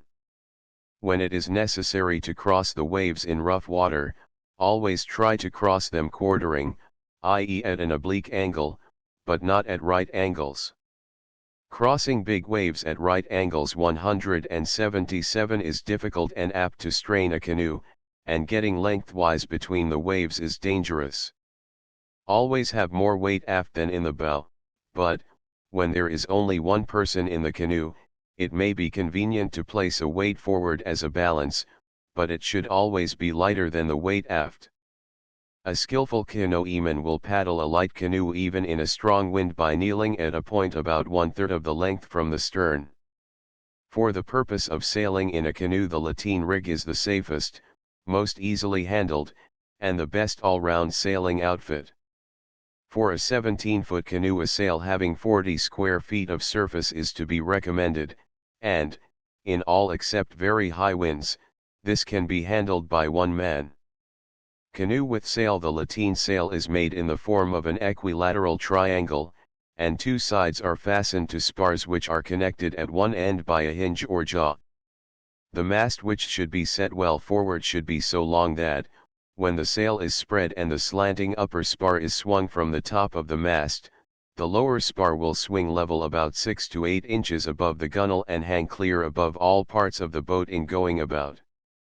The sail is hoisted by a halyard attached at, or a little above, the center of the upper spar, then drawn through a block attached to the brace which holds the mast in position, 178, and thus to the cleats within easy reach of the sailor. The sheet line is fastened to the lower spar, about 2 feet from the outer end, and, when not held in the hand, may be fastened to another cleat. Both halyard and sheet should at all times be kept clear, so as to run easily, and with knots about the cleats that can be instantly slipped. The leapboard is a necessary attachment to the sailing outfit. It is made with two blades about 3 feet long and 10 inches wide, would furnish a good-sized surface in the water, one dropping on each side of the canoe and firmly supported by a bar fastened to the gunwale. The blades should be so rigged that, when striking an object in the water, they will quickly release, causing no strain on the canoe. The leapboard, like a center board, is of course intended to keep the canoe from sliding off when trying to beat up into the wind. When running free before the wind, the board should be raised. The general rules for sailing larger craft apply to the canoe. The paddle is used as a rudder and may be held by the sailor, but a better plan is to have two paddles, one over each side, made fast to the gunwale or the brace. The sailor can then grasp either one as he goes about, and there is no danger of losing the paddles overboard. In sailing, the sailor sits on the bottom, on the opposite side from the sail, except in a high wind, when he sits on the gunwale where he can the better balance the sail with his weight. The combination of sail, leapboards, and the balancing weight of the sailor, will render the canoe stiff and safe, with proper care, in any wind less than a gale. A crew may consist of 2 or 3 in a 17-foot canoe. The spars and mast of a sailing outfit should be of spruce or some other light but strong wood, while cedar or some non-splitting wood is best for the leapboards.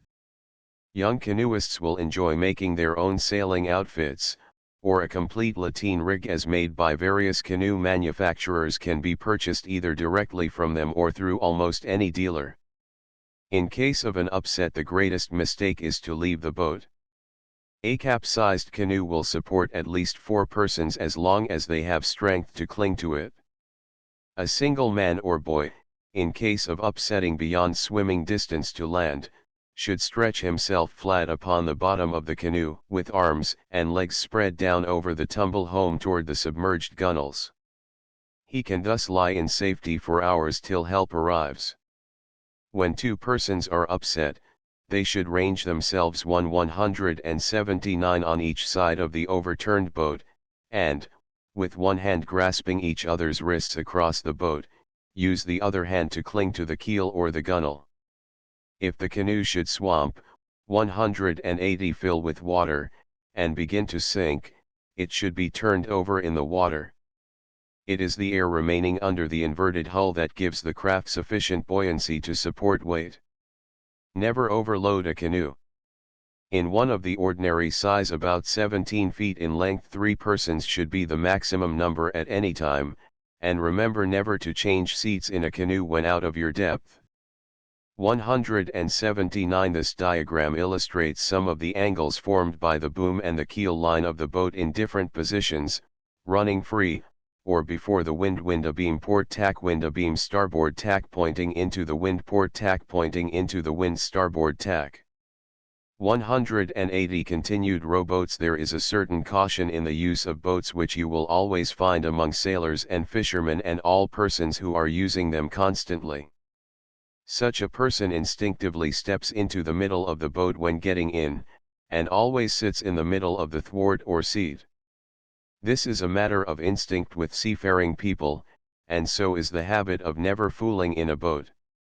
Only landlubbers will try to stand up in a small boat while in motion, and, as for the man who rocks a boat for fun, he is like the man who didn't know the gun was loaded. Rowing. Rowboats are propelled either by rowing or by sculling, and rowing is either pulling or backing water. The usual way of rowing is to pull, and to do so, you sit with your back to the bow and propel the boat by pulling the handles toward your body and so pressing the blades of the oars against the water toward the stern, while pushing with your feet against a brace. In backing water you reverse the action of the oars, pushing the handles away from your body and pressing the blades of the oars against the water toward the bow. Turning to turn your boat to the right, when pulling, you row only with the left oar, or, if you wish to make a sharp turn, pull with the left oar and back water with the right. To turn your boat to the left, the action of the oars is reversed. Feathering. To prevent the momentum of the boat from being checked by the wind blowing on the blades of the oars, the blades must be turned into a horizontal position as they leave the water. In pulling, this is done by turning the hands backward at 181 the wrist, and in backing water it is done by turning the hands forward at the wrist. Sculling to scull is to propel a boat by a single oar at the stern. The boat must be provided with rowlock or a semicircular scoop in the stern, and the boat is propelled by working the oar at the stem, obliquely from side to side. This is a convenient way of doing when you are working among boats in the water, and have to go short distances without the necessity of speed. Steering when rowing a boat without the use of a rudder, instead of constantly turning the head around to see where you are going, it is convenient to fix upon some object in the landscape on an imaginary line with the middle of the stern and the middle of the bow. You can then keep your boat approximately in the right position, without the trouble of turning your head, by keeping the object selected on a line with the middle of the stern board. Coming alongside. When coming alongside of a boat or wharf, always approach on the leeward side or that opposite from which the wind is blowing, and come up so that the boat will be headed into the wind and waves. Stop rowing at a convenient distance from the landing place and come up with gentle headway, then take in the oar nearest the landing, and, if necessary, back water with the other oar. Keeping stroke. When two or more are rowing together, the length and speed of the stroke are set by the man sitting nearest the stern. Rough weather, always try to row as nearly as possible into the waves at right angles. In this way you are likely to ship less water and to avoid capsizing. Going ashore. When going ashore, always leave your oars lying flat on the thwarts on either side of your boat. The salute. To salute a passing vessel or boat, hold the oars up at right angles with the water. 182. Every rowboat should be provided with a rough sponge and a tin dipper to be used in bailing out the water. Always bail out the water after a rain and keep your boat clean and tidy. Sailing in small boats. The most convenient kind of a boat to learn to sail in is a catboat, which is a boat with a single fore and aft sail held in place by a boom at the bottom and a gaff at the top. To understand the principle of sailing, we must realize that a sailboat, without the use of a rudder, acts in the water and wind very much the way a weather vane acts in the air.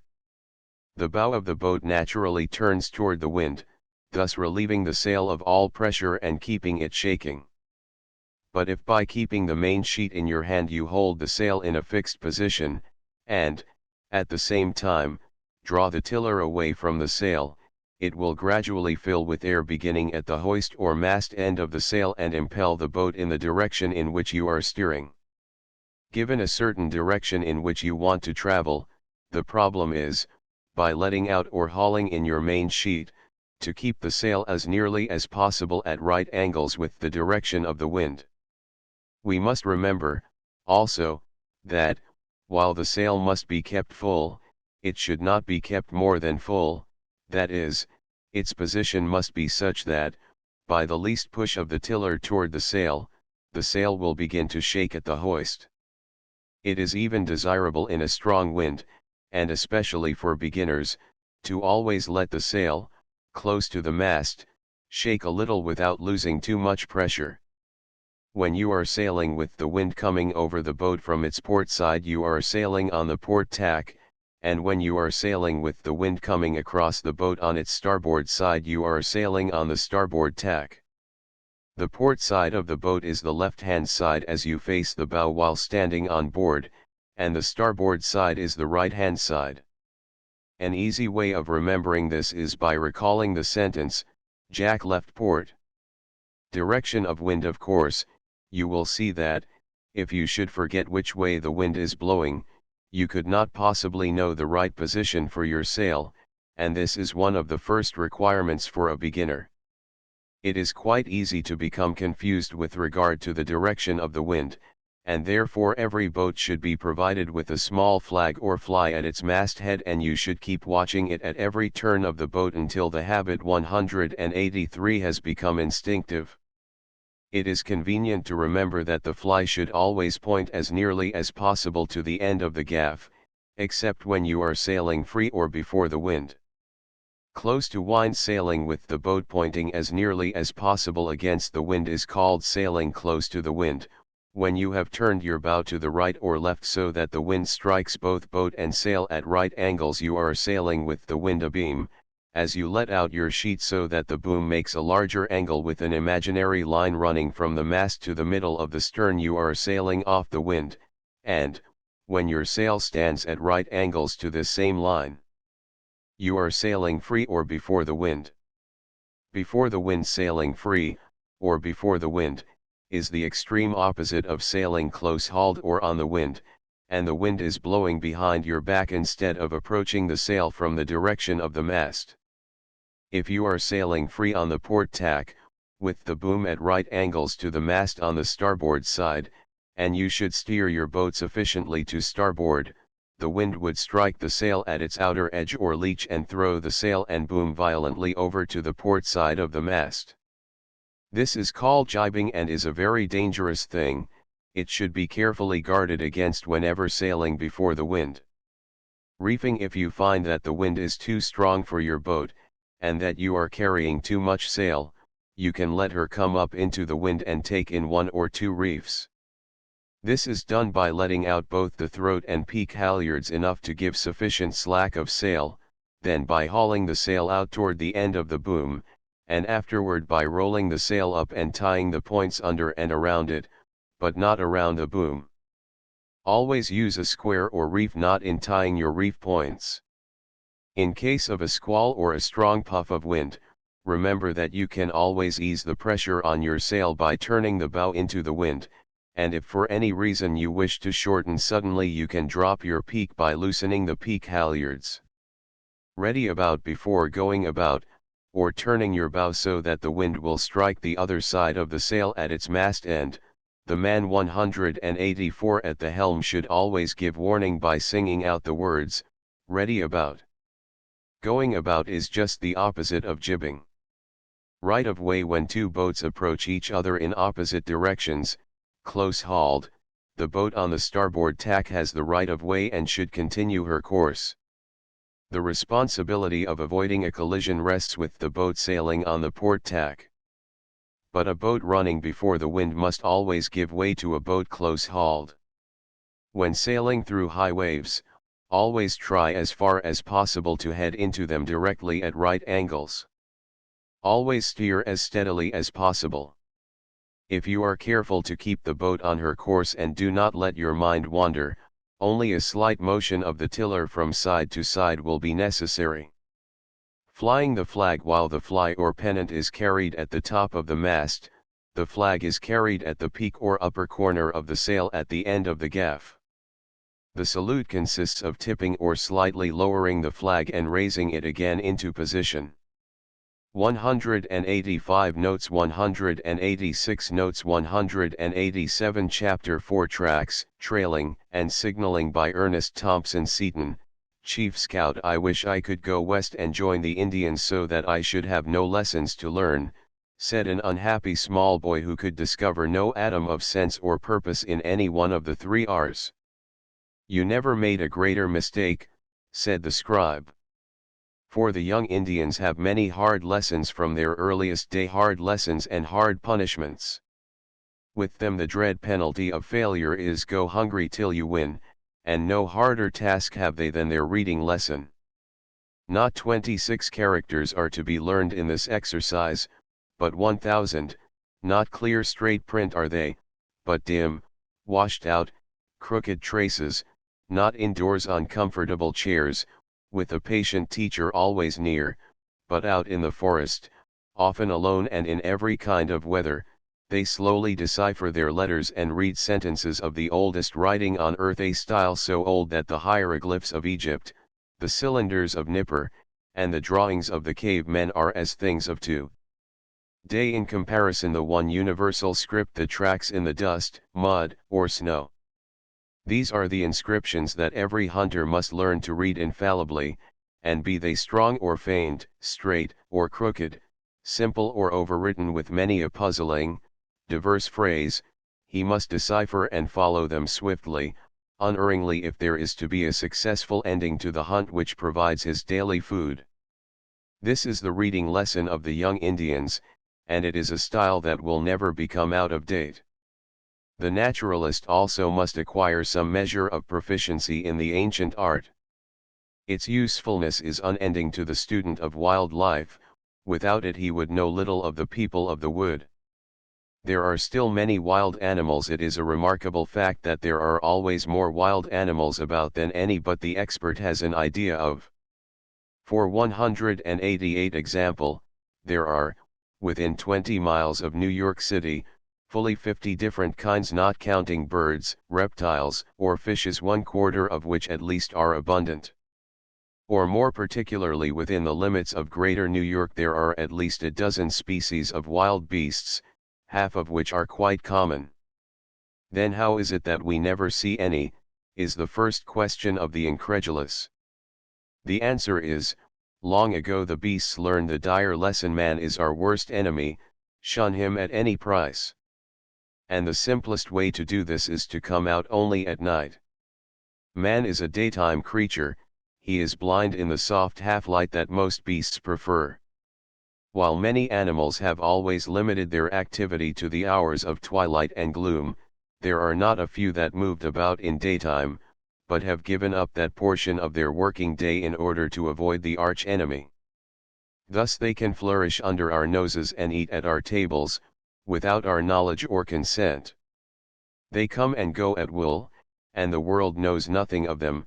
Their presence might long go unsuspected but for one thing, well known to the hunter, the trapper, and the naturalist: wherever the wild forefoot goes, it leaves behind a record of its visit, its name, the direction whence it came, the time, the thing it did or tried to do, with the time and direction of departure.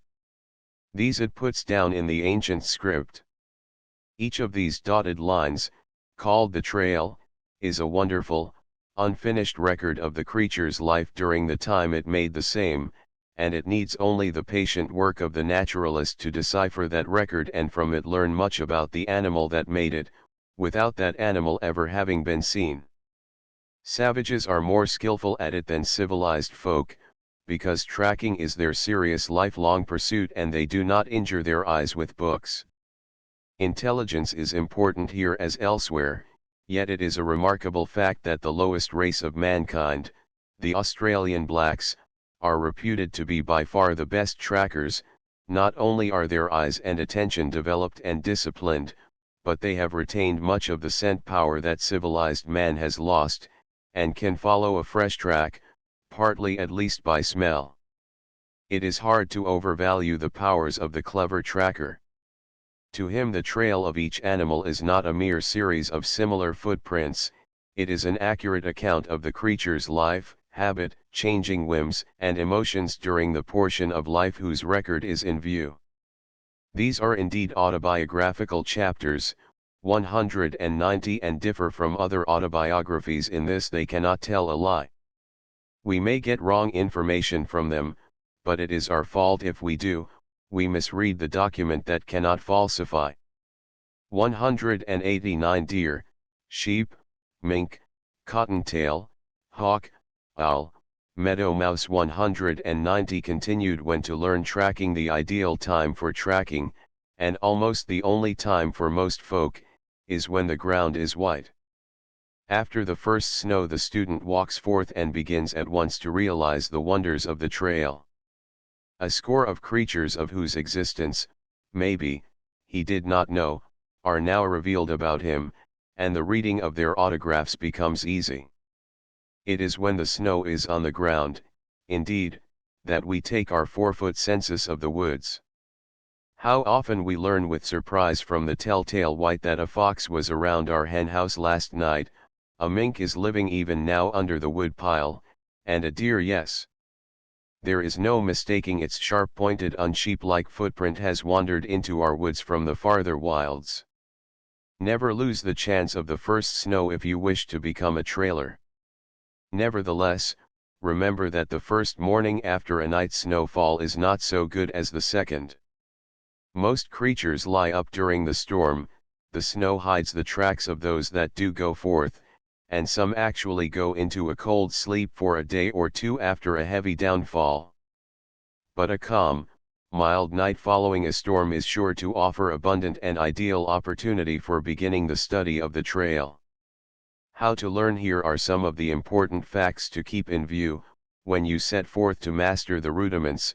First, no two animals leave the same trail, not only each kind but each individual, and each individual at each stage of its life, leaves a trail as distinctive as the creature's appearance, and it is obvious that in that they differ among themselves just as we do, because the young know their mothers, the mothers know their young, and the old ones know their mates, when scent is clearly out of the question.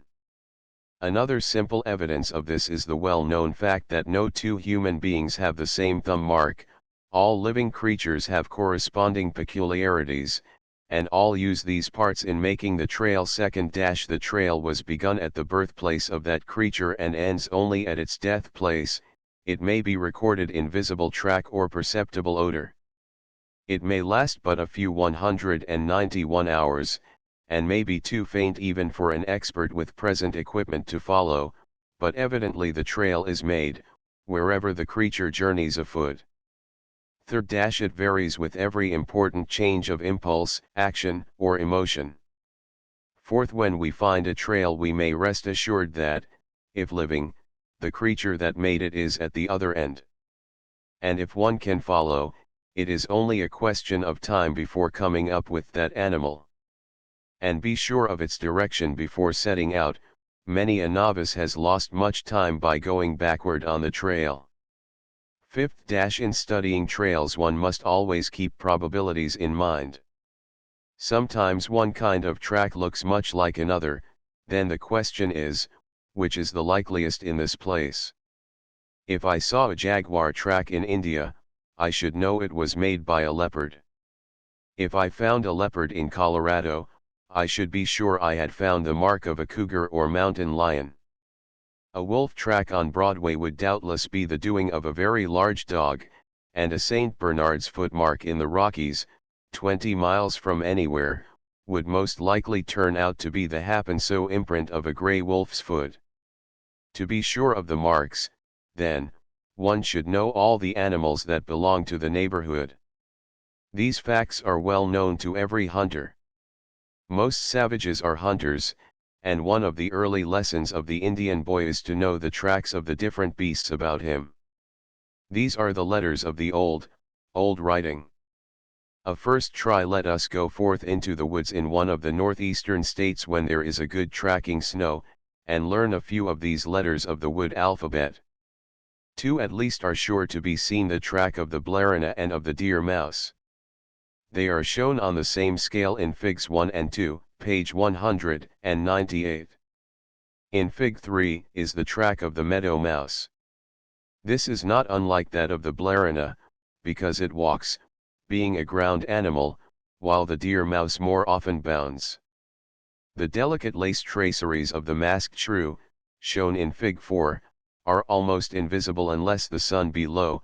They are difficult to draw, and impossible to photograph or cast satisfactorily, but the sketch gives enough to recognize them by.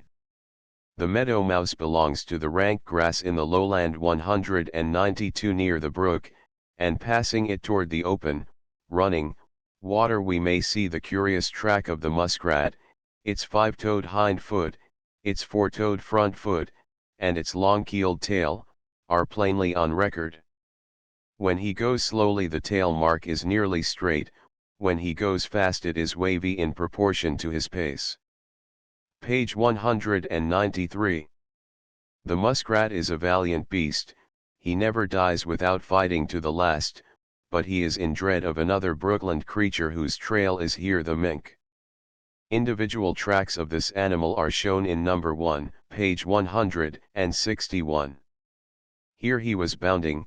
The 4 feet are together, the hind feet track ahead, and tail mark shows, and but 4 toes in each track, though the creature has 5 on each foot. He is a dreaded enemy of poor Molly Cottontail, and more than once I have seen the records of his relentless pursuit. One of these fits in admirably as an illustration of our present study. A story of the trail. It was in the winter of 1900, I was standing with my brother, a businessman, on Goat Island, Niagara, when he remarked, "How is it? You and I have been in the same parts of America for 20 years, yet I never see any of the curious sides of animal life that you are continually coming across." "Largely because you do not study tracks," was the reply.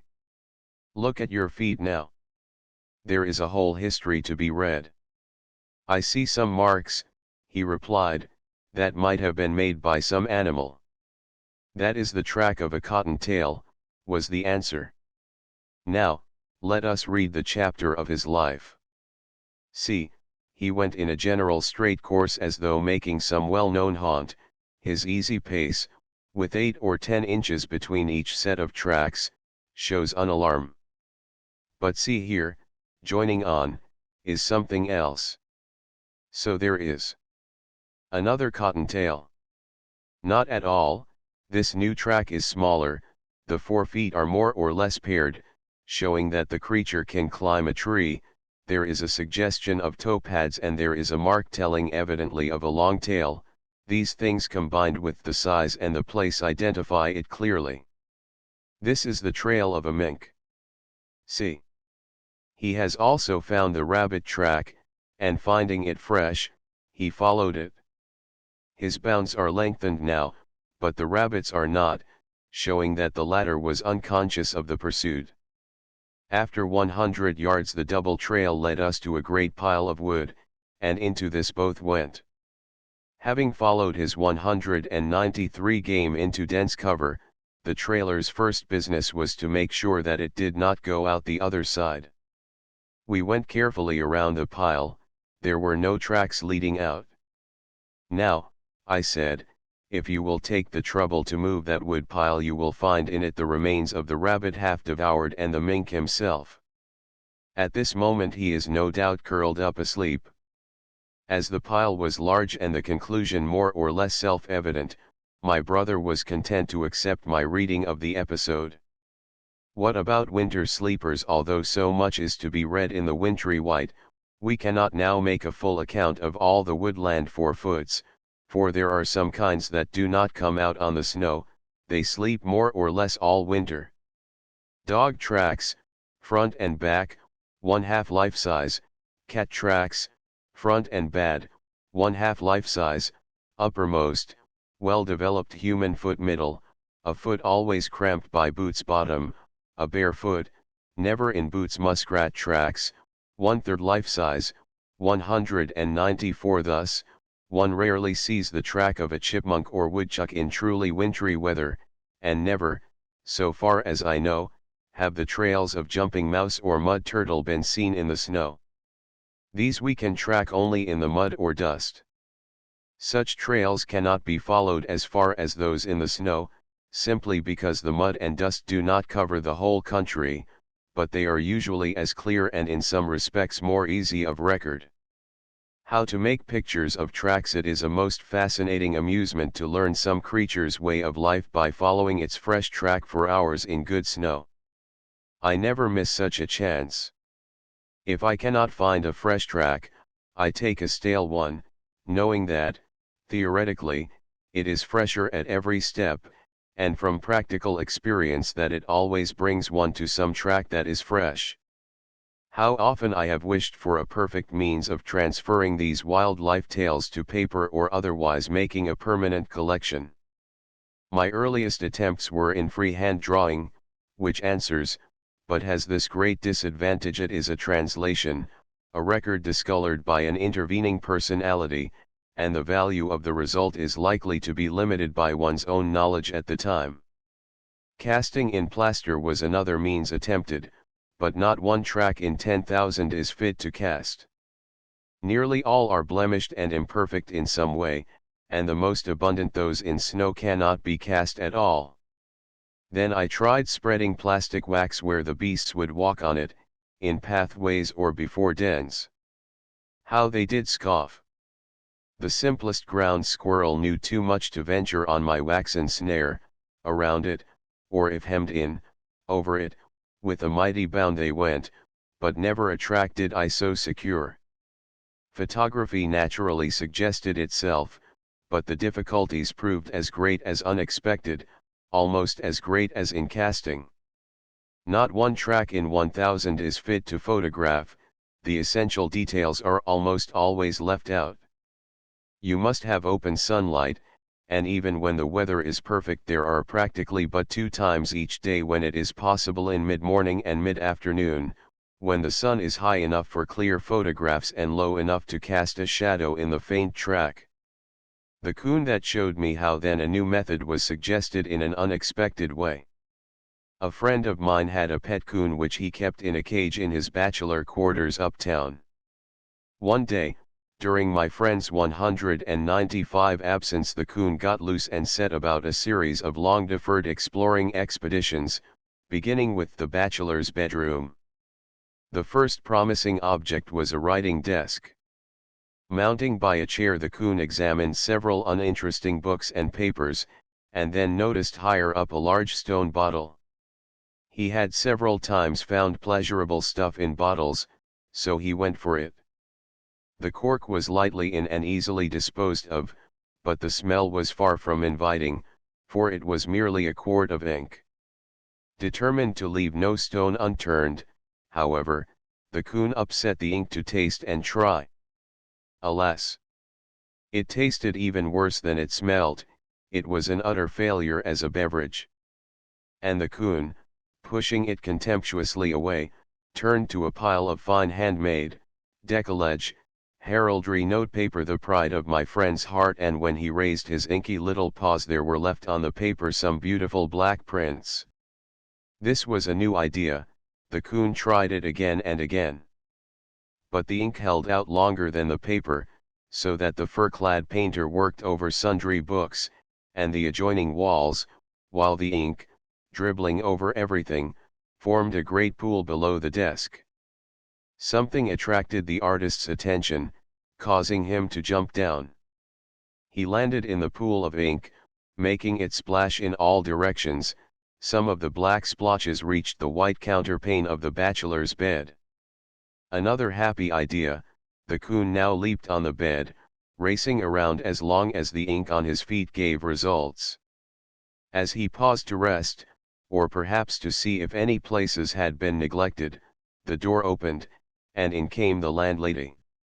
The scene which followed was too painful for description, no one present enjoyed it. My friend was sent for to come and take his coon out of there forever. He came and took him away, I suppose forever. He had only one other place for him, his office, and there it was I made the animal's acquaintance and heard of his exploit in ink and paper, if not a literary affair. This gave me the hint at the zoo I needed, a plan to make an authentic record of animal tracks. Armed with printer's ink and paper rolls, I set about gathering a dictionary collection of imprints. After many failures and much experiment, better methods were devised. A number of improvements were made by my wife. One was the substitution of black paint for printer's ink, as the latter dries too quickly. Another was the padding of the paper, which should be light and soft for very light animals, and stronger and harder for the heavy. Printing from a mouse, for example, is much like printing a delicate 196 etching, ink, paper, dampness, etc., must be exactly right, and furthermore, you have this handicap: you cannot regulate the pressure. This is, of course, strictly a zoo method. All attempts to secure black prints from wild animals have been total failures. The paper, the smell of paint, etc., are enough to keep the wild things away. In the zoo we spread the black pad and the white paper in a narrow, temporary lane, and one by one drove, or tried to drive, the captives over them, securing a series of tracks that are life-size, properly spaced, absolutely authentic, and capable of yielding more facts as the observer learns more about the subject. As related here, all this sounds quite easy. But no one has any idea how cross, crooked, and contrary a creature can be, until he wishes it to repeat for him some ordinary things that it has hitherto done hourly. Some of them balked at the paint, some at the paper, some made a leap to clear all, and thereby wrecked the entire apparatus. Some would begin very well, but rush back when halfway over, so as to destroy the print already made, and in most cases the calmest, steadiest, tamest of beasts became utterly wild, erratic, and unmanageable when approached with track-logical intent. Trying it on the cat. Even domestic animals are difficult. A tame cat that was highly trained to do anything a cat could do, was selected as promising for a black track study, and her owner's 2 boys volunteered to get all the cat tracks I needed. They put down a long roll of paper in a hall, painted Pussy's feet black, and proceeded to chase her up and down. Her docility vanished under the strain. She raced madly about, leaving long, useless splashes of black, then, leaping to a fanlight, she escaped upstairs to take refuge among the snowy draperies. After which the boys' troubles began.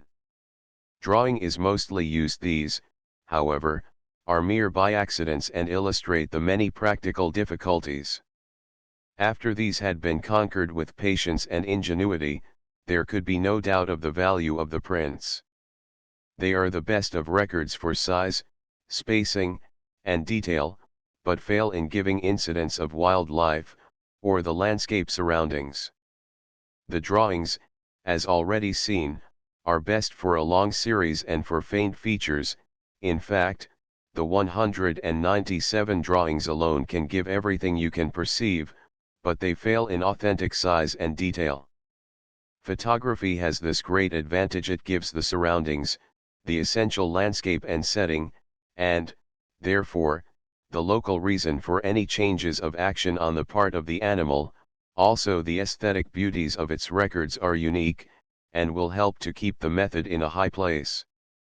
Thus each of the 3 means may be successful in a different way, and the best, most nearly perfect alphabet of the woods, would include all 3, and consist of a drawing, a pedoscript, and a photograph of each track, and a trail, i.e., a single footprint, and the long series of each animal. My practice has been to use all whenever I could, but still I find freehand drawing is the one of the most practical application. When I get a photograph, I treasure it as an adjunct to the sketch. A story of the trail to illustrate the relative value as records of sketch and photograph. I give a track that I drew from nature, but which could not at any place have been photographed. This was made in February 15, 1885, near Toronto. It is really a condensation of the facts, as the trail is shortened where uninteresting. Page 189, number 2. At A, I found a round place about 5 × 8 inches, where a cottontail had crouched during the light snowfall. At B he had leaped out and sat looking around. The small prints in front were made by his 4 feet, the 2 long ones by his hind feet, and farther back is a little dimple made by the tail, showing that he was sitting on it. Something alarmed him, causing him to dart out at full speed toward C and D, and now a remarkable change is to be seen. The marks made by the front feet are behind the large marks made by the hind feet, because the rabbit overreaches each time. The hind feet track ahead of the front feet. The faster he goes, the farther ahead those hind feet get, and what would happen if he multiplied his speed by 10 I really cannot imagine. This overreach of the hind feet takes place in most bounding animals. Now the cottontail began a series of the most extraordinary leaps and dodgings, DEF, as though trying to escape from some enemy. But what enemy? There were no other tracks. I began to think the rabbit was crazy, was flying from an imaginary foe, that possibly I was on the trail of a March hare. But at G I found for the first time some spots of blood. 198. This told me that the rabbit was in real danger, but gave no due to its source. I wondered if a weasel were clinging to its neck. A few yards farther, at H, I found more blood. 20 yards more, at I, for the first time on each side of the rabbit trail, were the obvious marks of a pair of broad, strong wings. Oh ho! Now I knew the mystery of the cottontail running from a foe that left no track. He was pursued by an eagle, a hawk, or an owl. A few yards farther and I found the remains, of the cottontail partly devoured.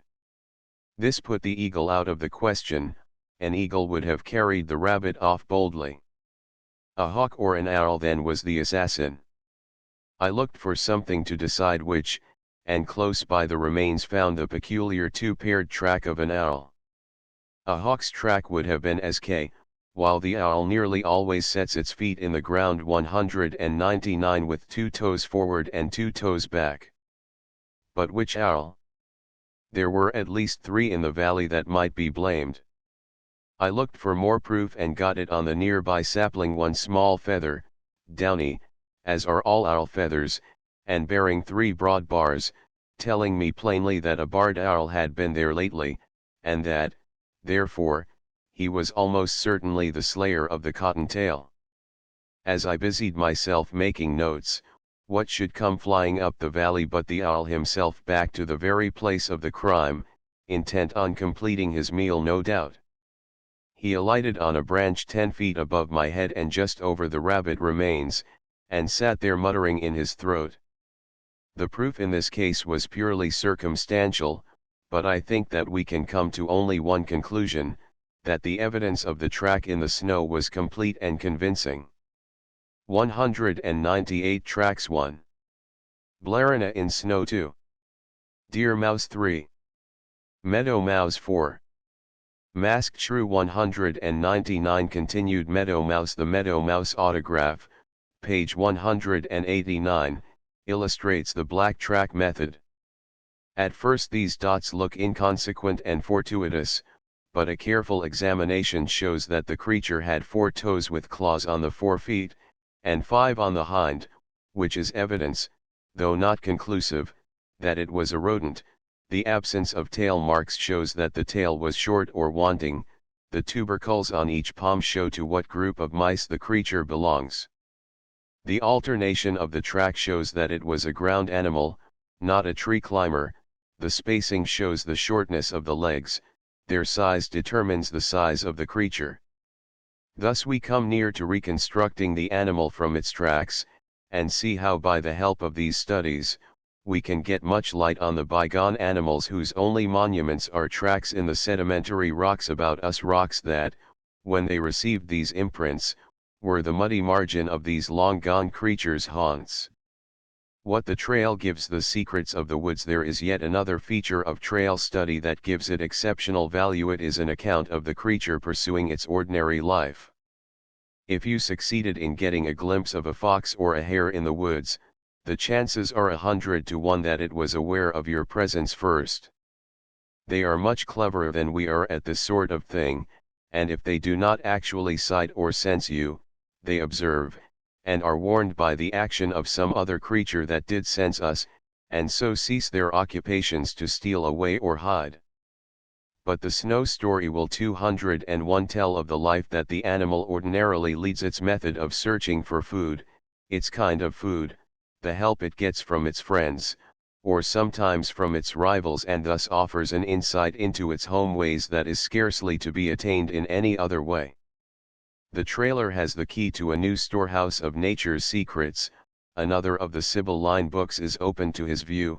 His fairy godmother has, indeed, conferred on him a wonderful 202 gift in opening his eyes to the foot writing of the trail. It is like giving sight to the blind man, like the rolling away of fogs from a mountain view, and the trailer comes closer than others to the heart of the woods. Dowered with a precious power is he drinks where others sipped, and wild things write their lives for him in endless manuscript. 200 Wild turkey toad crow 1. Jackrabbit 2. Cottontail 3. Gray squirrel 4. Coon 5. Ground bird, such as quail 6. Tree bird 7. A bird living partly in tree, partly on ground 201 horses track N.B. The large tracks represent the hind feet. Walking, trotting, canter, galloping lame horse walking, which leg is he lame in? These are the tracks of two birds on the ground. One lives generally on the ground, the other in bushes and trees. Which track belongs to which bird? From Sir Robert Baden-Powell's book, 202 continued the American Morse telegraph alphabet signals 4. Start me. 5. Have you anything for me? 9. Train order, or important military message, give away. 13. Do you understand? 203.25. Busy. 30. Circuit closed, or closed station. 73. Accept compliments. 92. Deliver, ed. Abbreviations AHR another. ANS answer. CK check. COL collect. DH deadhead. GA go ahead. GE good evening. GM good morning. GN good night. GR government rate. NM no more. Min wait a moment OB official business. OK alright operator. PD paid. QK quick. SIG signature. Rememberable Morse or Remorse alphabet. By this method it is possible to learn the Morse alphabet in less than an hour. 204 From A to B in both figures, illustrates method of making a dot. A complete swing from A to C in both figures indicates method of making a dash. Wigwag or Meyer code instructions for using the system. The whole number opposite each letter or numeral stands for that letter or numeral. A 22B 2112 C 121 D 222 E 12 F 2221 G 2211 H 122 I 1 J 1122 K 2121 L 221 M 1221 N 11021 P 1212 Q 1211 R 211 S 212 T 2 U 112 V 1222 W 1121 X 2122 Y 111 Z 2222 Shin 1112 numerals 11111 22222 31112 42221 51122 62211 71222 82111 91221 02112 Conventional signals. End of word 3 Wait a moment 11 3 End of sentence 33 Repeat after, word, 121 121 322 3, word, end of message 333 XX 3 numerals follow, or, numerals end. Repeat last word 121 121 33 Repeat last message 121 121 121 333 Sig 3 Signature follows. Error 12 3 Move a little to right 211 3 Acknowledgement, or I understand 22 3 Move a little to left 221 3 C signaling 22 333 Signal faster 22 3 205 Abbreviations after before can have not rare TTHE u rio your word with yes rememberable Meyer code. The elements a thick and a thin, i.e. 2 and 1 to signal with flag or torch wigwag. There is but one position and three motions. The first position is with the flag or other appliance held vertically, the sign almond facing squarely toward the station with which it is desired to communicate. 206 The first motion, 1 or 1, is to the right of the sender and will embrace an arc of 90 degrees, starting with the vertical and returning to it, and will be made in a plane at right angle to the line connecting the two stations. The second motion, 2 or 2, is a similar motion to the left of the sender. The third motion, front, 3 or 3, is downward, directly in front of the sender, and instantly returned upward to the first position. Numbers which occur in the body of a message must be spelled out in full. Numerals may be used in signaling between stations having naval books, using the code calls. To break or stop the signals from the sending station, make with the flag or other signal 12 12 12 continuously. To send a message to call a station, signal its letter until acknowledged. If the call letter be not known, signal E until acknowledged.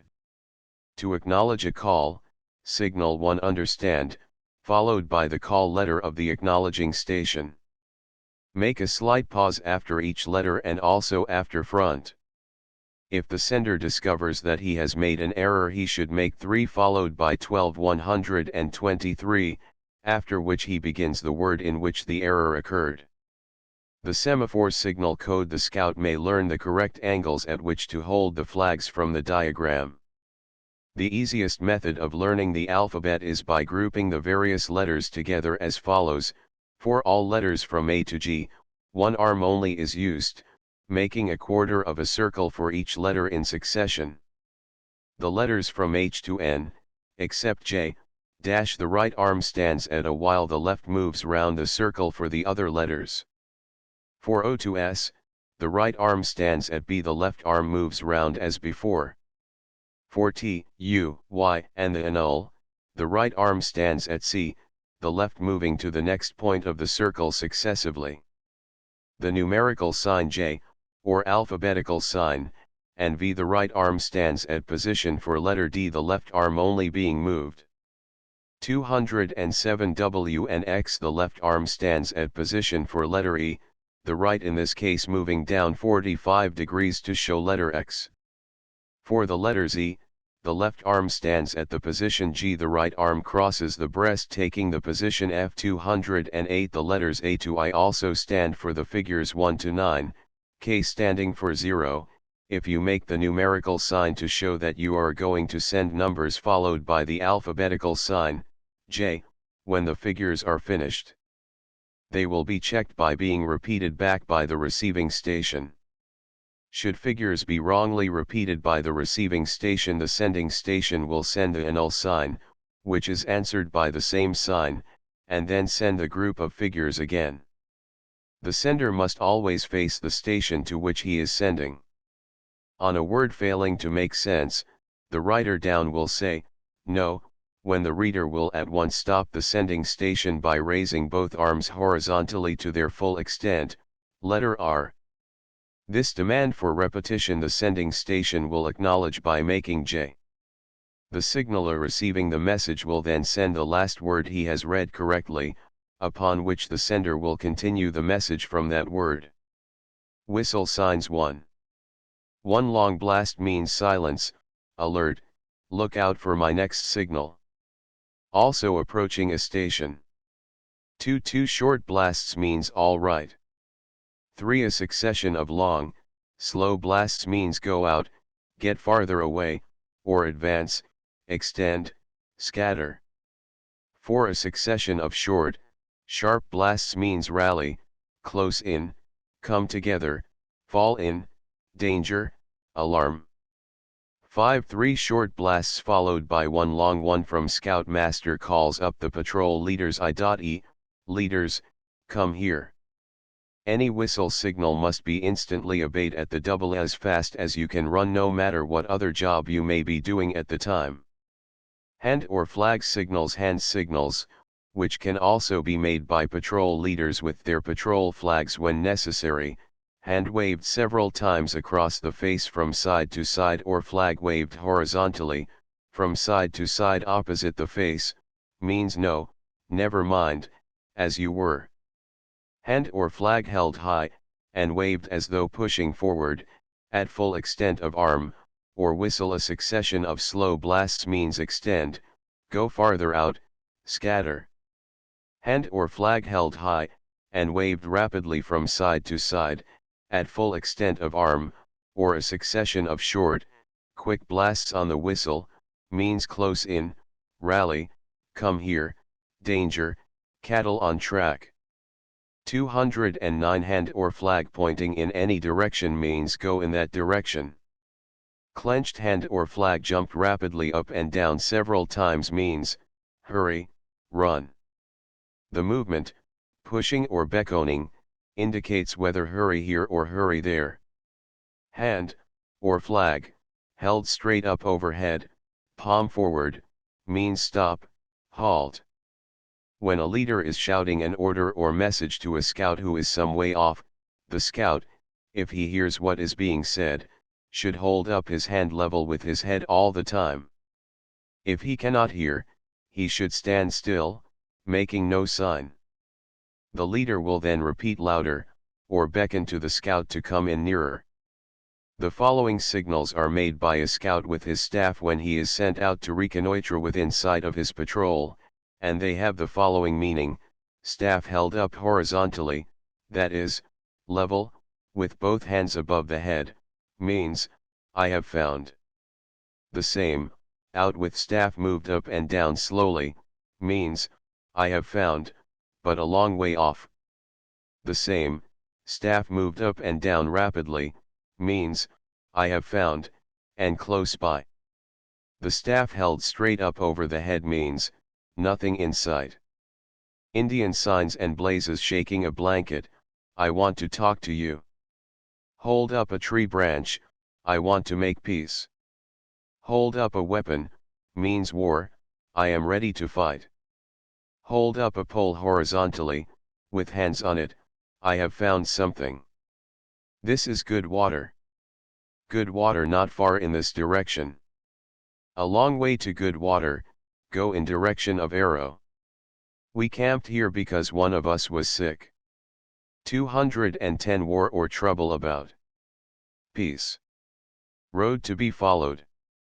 Letter hidden 3 paces from here in the direction of arrow. This path not to be followed. I have gone home. Wireless Telegraphy, the Boy Scout Wireless Club YMCA, Newark, NJ. The following directions are given for an up-to-date wireless apparatus for stationary use in the home or at the meeting place of each patrol. We will consider the receiving apparatus first. The first thing to do is to build an aerial. First, find out how long your location will allow you to build it, and how high. It ought to be at least 50 to 60 feet high and about 70 to 100 feet long. The main point in building an aerial is to have it 211 well insulated from the ground, and all connections in wire perfectly solid. It is advisable to solder every connection and to make your aerial strong, as it has a great deal to do with the working qualities of the station. After this is completed, the inside work on instruments should begin. 1. A pair of watch case receivers having a resistance of 1000 ohms each, manufactured by a reliable firm. 2. A loose coupler tuning coil of about 800 meters. 3. One of Mordock's metal detectors or one of similar design. 4. A variable condenser of about 5 to 10 plates. 5. A fixed condenser so arranged that its capacity can be changed if desired. With these instruments the receiving set is complete, so we next take up the sending apparatus. 1. A 2-inch induction coil. 2. A heavy spark gap, zinc preferable. 3. One wireless key with heavy contacts. 4. A plate condenser which can be easily made by any scout.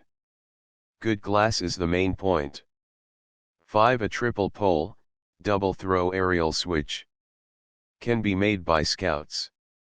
Now you have everything necessary to go ahead and assemble your station.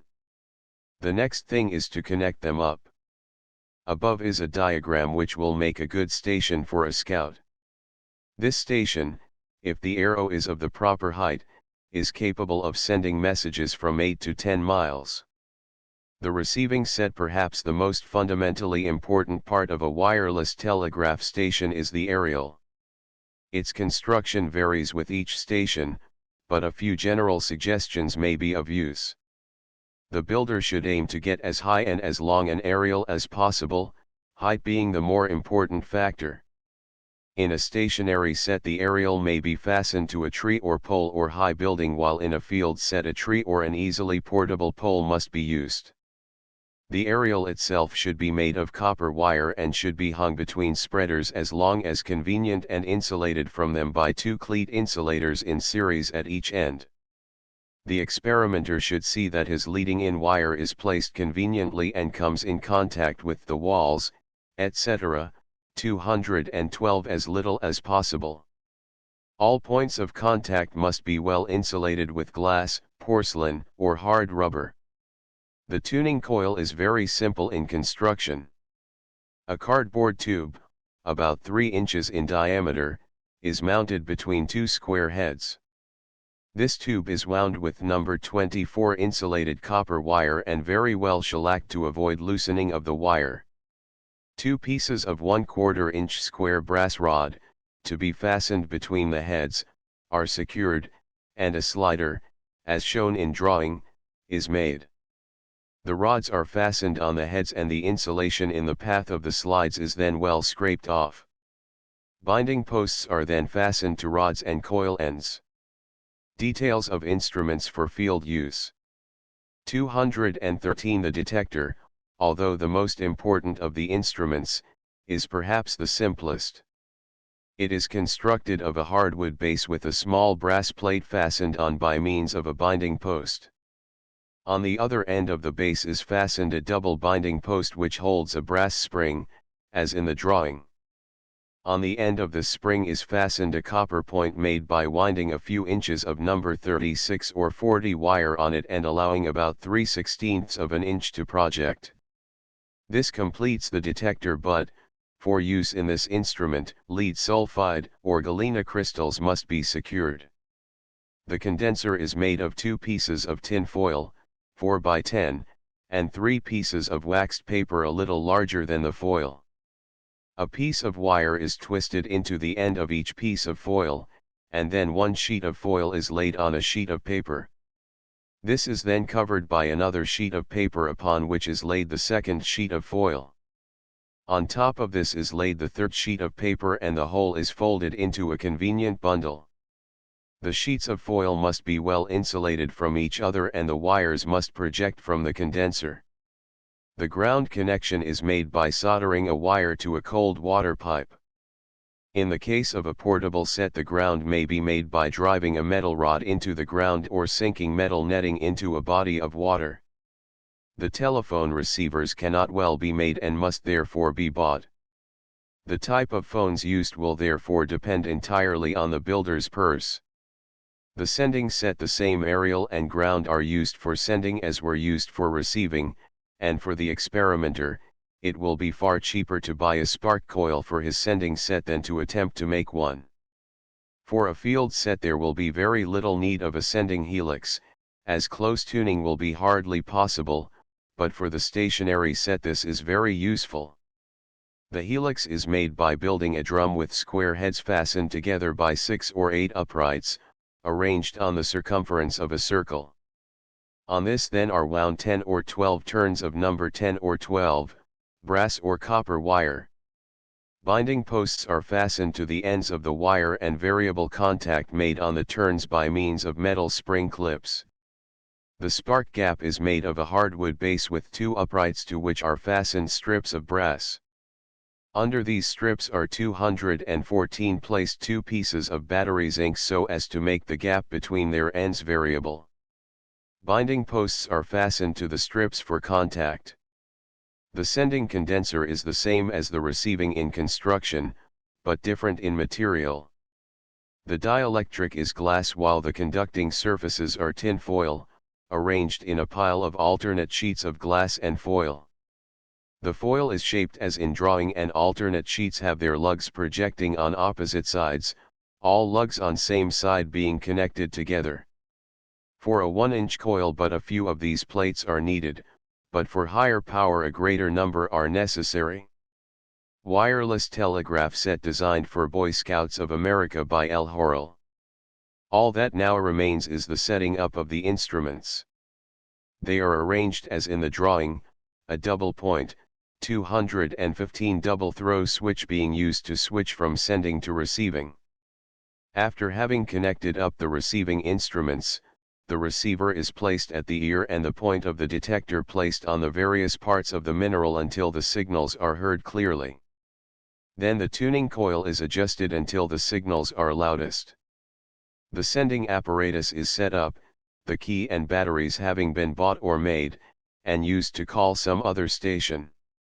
The clip is put on various twins of the helix until the other station signals that the signals are loudest. The station is then ready for actual operation.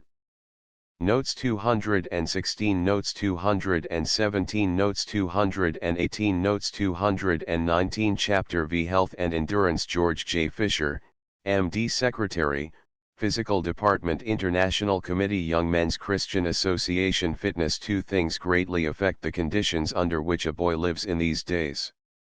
One is that he lives indoors for the greater part of the time, and the other is that he must attend school, which is pretty largely a matter of sitting still. Two things therefore are needs of every boy: outdoor experience and physical activity. To secure endurance, physical power, physical courage, and skill, the first thing needful is to take stock of one's physical makeup, put the body in the best possible condition for doing its work, and then keep it in good order. Proper carriage: head up, chin in, chest out, and shoulders back is a good slogan for a Boy Scout who desires an erect figure. One can scarcely think of a round-shouldered scout. Yet there are such among the boys who desire to be scouts. There is no particular exercise that a boy can take to cure round shoulders. The thing to remember is that all exercise that is taken should be done in the erect position, then the muscles will hold the body there. An erect body means a deeper chest, room for the important organs to work, and thus affords them the best chance to act. A few setting up exercises each day in the erect position will help greatly to get this result.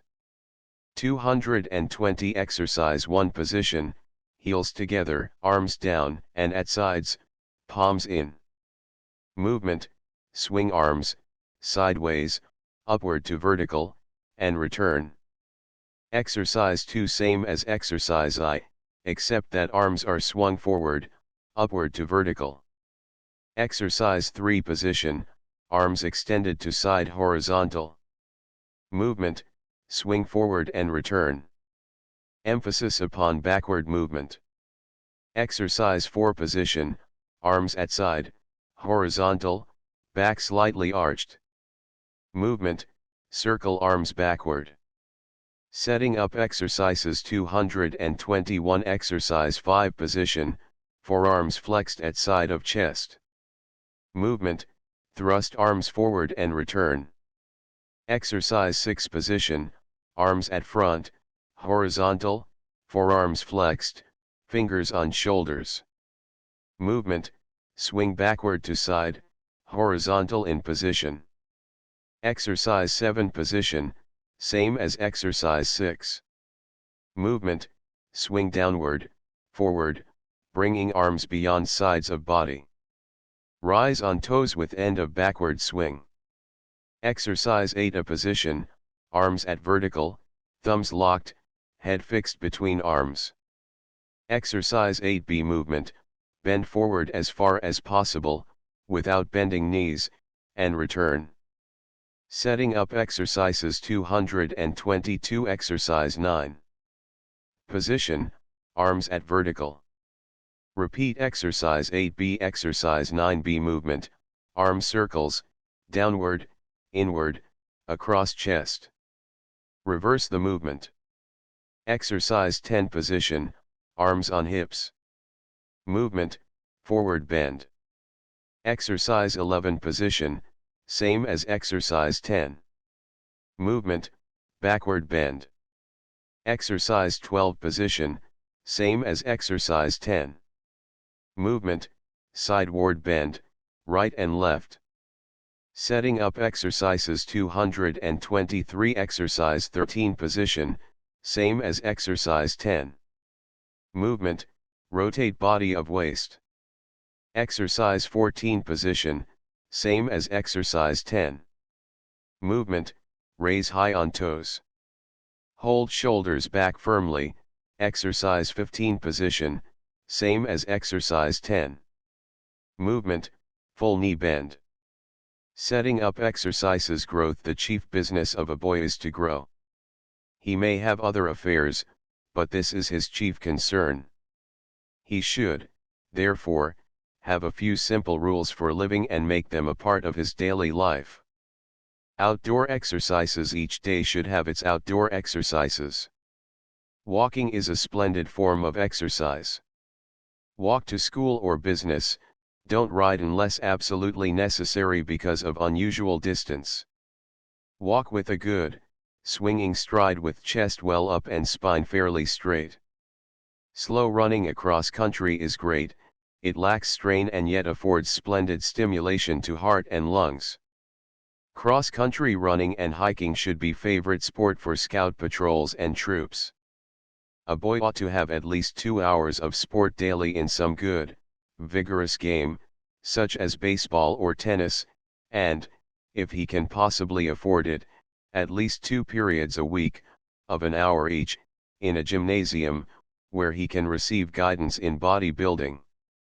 Boys under 16 should avoid exercise of strain, such as weightlifting, or sprint running over 100 yards, or long-distance racing. They should have careful guidance in all gymnastic work. Work on apparatus may prove harmful unless of the right sort.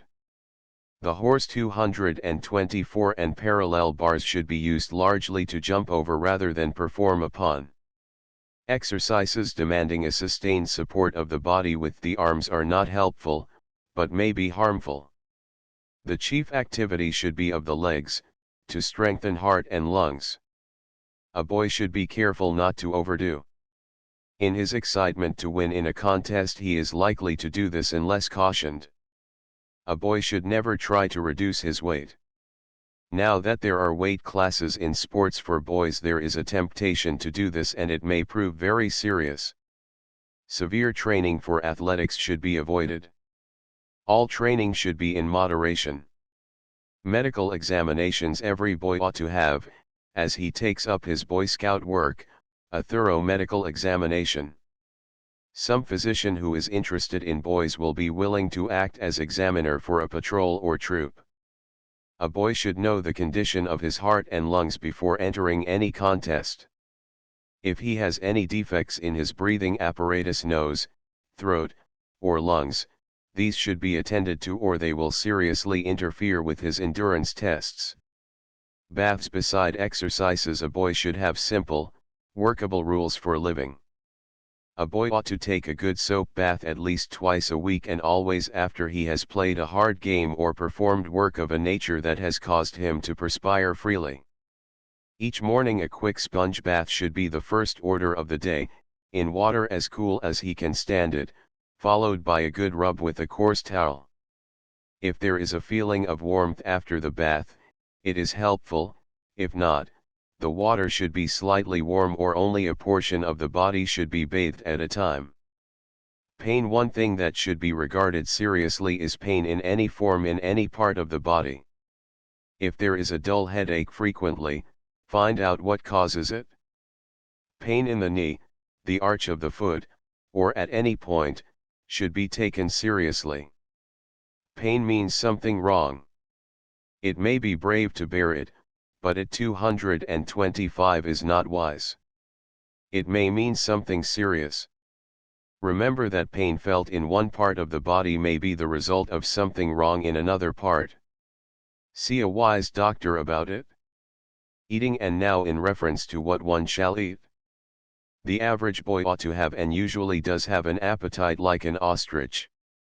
3 points to remember are: don't eat too much, most healthy boys do, don't eat meat more than once a day, and, third, don't eat anything that you always taste for several hours after you have eaten it, even though you like it. Digestion. The fact that you taste it is an indication that your stomach is having a wrestling match with the food. Some people can't digest onions, others thrive upon them. Some can't eat cucumbers, others can do so readily. The one must give them up, the other can continue to eat them. Each person has some peculiarity of diet and must observe it to be happy. Many a race has been lost through failure to obey this rule. A simple diet is best. Most boys eat too much of a mixed nature. They mix pickles, soda water, frankfurters, and chocolate without fear or favor. No wonder there is so much stomachache. In boys' camps the chief trouble is indigestion caused by this riot of eating. Such boys are laying up for themselves for the future some beautiful headaches and bilious attacks, which, when they become chronic later, will cry out against them and seriously impair their value. Don't eat when very tired, lie down a while and get rested. Don't eat heavily before exercising, or, better, put it the other way around, don't exercise immediately after eating. Never eat when excited or angry and very lightly when worried or when expecting to study hard. We should learn to eat slowly and chew the food thoroughly, remembering that all food before it can be taken up in the blood must be as thin as pea soup. Chewing well will help the digestive organs greatly. Always wash the hands before eating. Be careful about eating food that has been exposed to the dust unless it has been washed.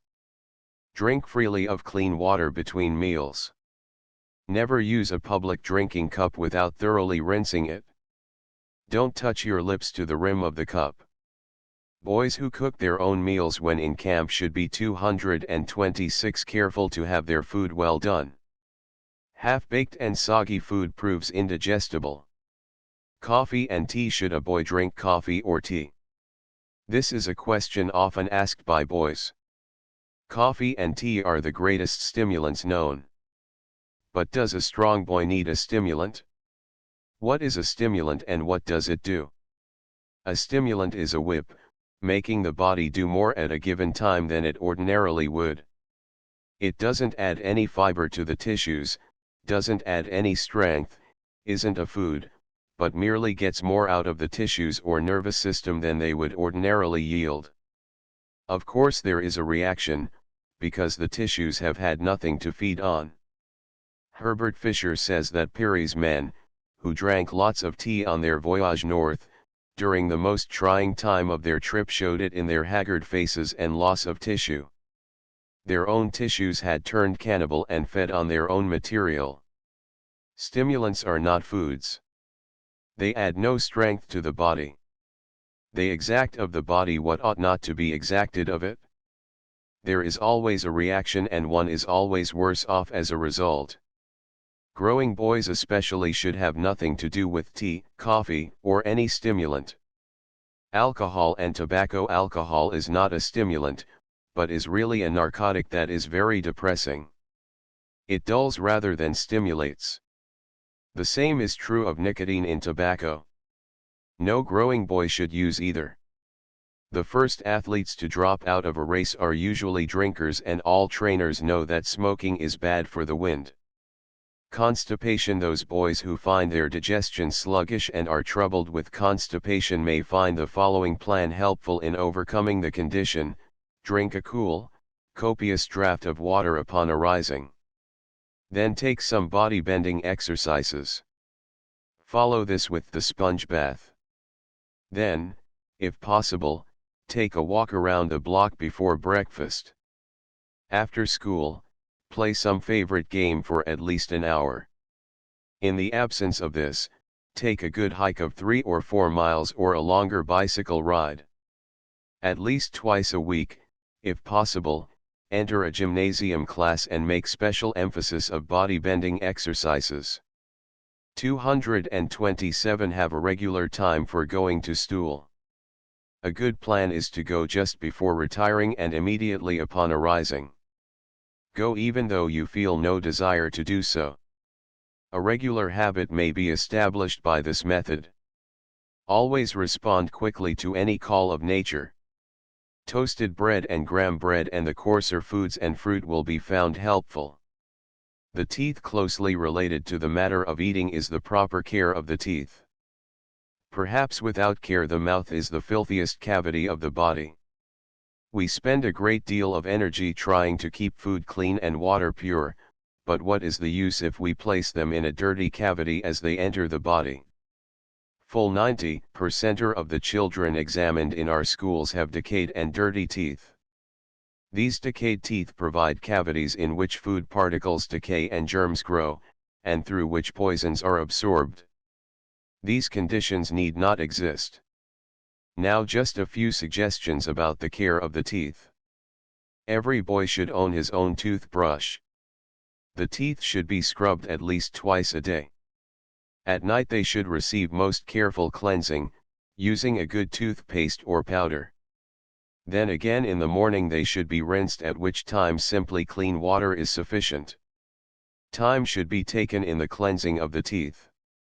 The gums should be included in the scrubbing, as this acts as a good stimulant to the circulation of the blood to the teeth. Not only should the teeth be brushed with a backward and forward stroke, as we ordinarily do, but also upward and downward the length of the teeth. In addition to the scrubbing, particles of food which are lodged between the teeth should be removed after meals, or at least after the last meal of the day. This is most safely done by the use of a thread of a fair degree of thickness. Dentists and druggists furnish this thread in spools. Hard toothpicks often cause bleeding and detach fillings.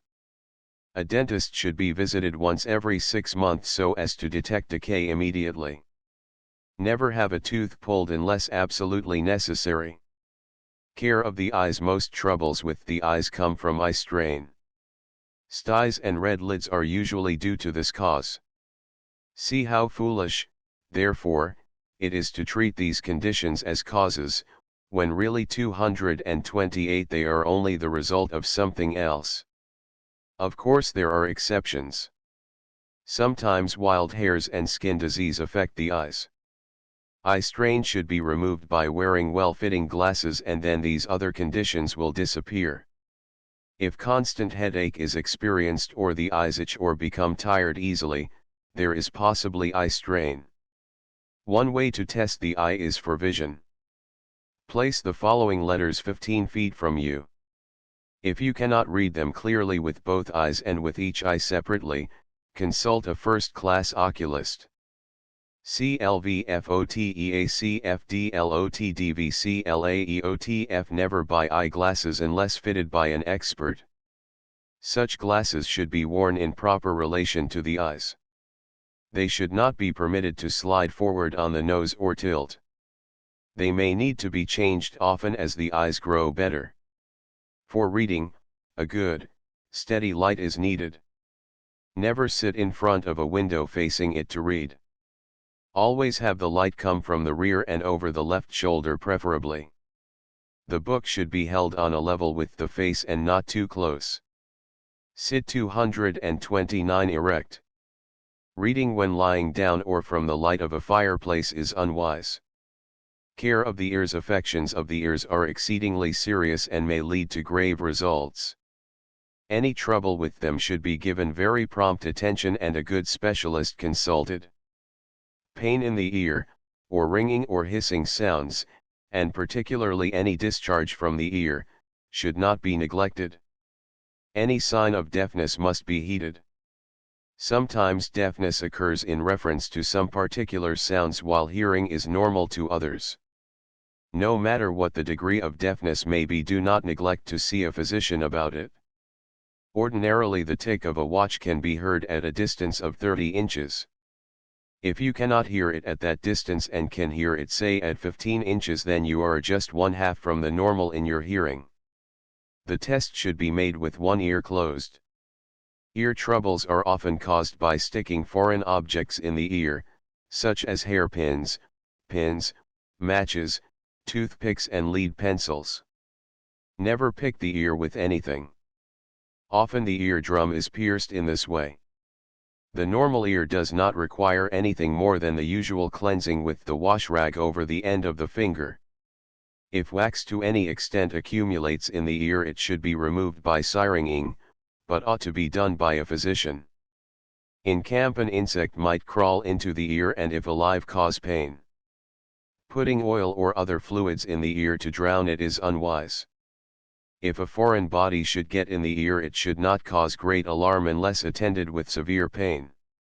If a physician is not available at once, such objects may remain for a day or two without serious results. Syringing usually removes them, but it should be remembered that some objects like peas or beans swell if made wet. In swimming, water is apt to get into the ear and cause annoyance. A rubber ear stop can be secured and placed in the ear at the time of swimming, thus keeping the water out. Cotton should not be stuffed into the ear to keep water out, as it may get inside. One thing to keep in mind is that catarrh of the nose and throat often extends into the ear passages through a tube which reaches from the throat to the ear, and that syringing of the nose and throat frequently causes trouble in the ear. Care of nose and throat: always breathe through the nose. Air passing through the nose is warmed and moistened and cleansed, thus it gets to 230 the lungs in a better condition. If you cannot breathe clearly through the nose, have it examined.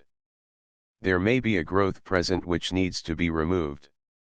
To become a good runner, this is important. Adenoids, which are growths far back in the mouth, often interfere with nose breathing and are serious in other ways. Don't stick anything in the nose, and nose picking is not cleanly. If crusts form in the nose, use a little Vaseline to soften them. Don't blow the nose too vigorously. It may cause trouble. Frequent sore throat may be due to enlarged tonsils which either need treatment or removal. To one who has frequent colds in the head, the out-of-door life and morning sponge bath and moderate eating will be of help. Care of the feet: this is an important matter with scouts, as they will make frequent hikes and tramps. The first thing to do is to walk right. The straight foot is the normal foot. The normal foot is broad at the ball with space between the toes. How different from the awful feet we see with toes twisted upon each other and crowded together. Walk with feet pointing straight forward. The feet that turn outward are weak feet. Shoes therefore should be straight on the inner border, broad across the ball, and have a low, broad heel. The shoe adopted by the Scout movement is a good design. When a foot is normal, the inner border does not touch the floor. By wetting the foot, one can see readily whether he is flat-footed by the imprint made. The following exercises are good to strengthen the arches of the foot if there is a tendency to flat feet. 1. Turn toes in, raise the heels, and come down slowly on the outer borders of the feet. 2. Walk with heels raised and toes pointing inward, or walk on the outer borders of the foot, inner borders turned up. Shoes should fit the feet comfortably. Tight shoes, or shoes that fit loosely, will cause callus or corns. The way to get rid of these is to remove the cause, namely, the badly fitting shoes. Soft corns are due to pressure between the toes. The toes in such cases should be kept apart with cotton. Pointed shoes should be avoided. Patent leather shoes are non-porous and hot. Ingrown toenails are exceedingly painful. The pain comes from the nail piercing the soft parts. Allowing the nail to grow long and beyond the point of the tender spot will help. 231 And on the side of the nail and under it, cotton should be inserted to protect the soft parts. Hot foot baths will generally relieve tired feet. Boys should be very careful in trimming corns for fear of blood poisoning. Never buy plates at a store for flat feet. They may not be adapted to your needs. Always consult a foot specialist for treatment and buy plates if needed on his order. Only severe cases need plates. Many boys are troubled with perspiring feet and are frequently annoyed by the odor resulting. Those who are thus troubled should wash the feet often and carefully, especially between the toes. By dusting the feet with boric acid, the odor will disappear. At first it may be necessary to change the stockings daily. In severe cases 2 pairs of shoes should be used, changing alternately. Care of the fingernails: the chief thing in the care of the fingernails is to keep them clean. Each boy should possess and use a nail brush. Always wash the hands thoroughly before eating, and use the end of a nail file to remove the accumulation still remaining under the nails. Keep the nails properly trimmed. They should not be too long nor too short. If long they are liable to break, and if short to be sensitive. Biting the nails is a filthy practice and mutilates the fingers dreadfully and makes them unsightly. It is a very hard habit to overcome ofttimes and will require persistent effort in order to succeed. By keeping the nails smooth, the tendency to bite them will to some extent be overcome. A bitter application to the nails will often remind one of the habit, as often the biting is done unconsciously. The nails should never be pared with a knife. A curved pair of scissors is better, as the cutting should be done in a curved direction, but the best method is to use a file. The skin overhanging the nails should be pressed back once a week to keep them shapely. Rubbing the nails with a nail buffer or cloth will keep them polished. Sleep. One thing a growing boy wants to be long on is sleep, and yet he is most apt to be careless about it. It is during sleep that a boy grows most and catches up. During his waking hours he tears down and burns up more tissue than he builds. Good, sound, and sufficient sleep is essential to growth, strength, 232 and endurance. A Boy Scout should have at least 9 or 10 hours sleep out of every 24. If you lose out on this amount on one day, make it up the next. Whenever unusually tired, or when you feel out of trim, stay in bed a few hours more if it is possible. A boy should wake up each morning feeling like a fighting cock. When he doesn't, he ought to get to bed earlier that night. Sleep is a wonderful restorative and tonic. It helps to store up energy and conserve strength. Sleeping out of doors, the conditions under which one sleeps are as important as the length of time one sleeps.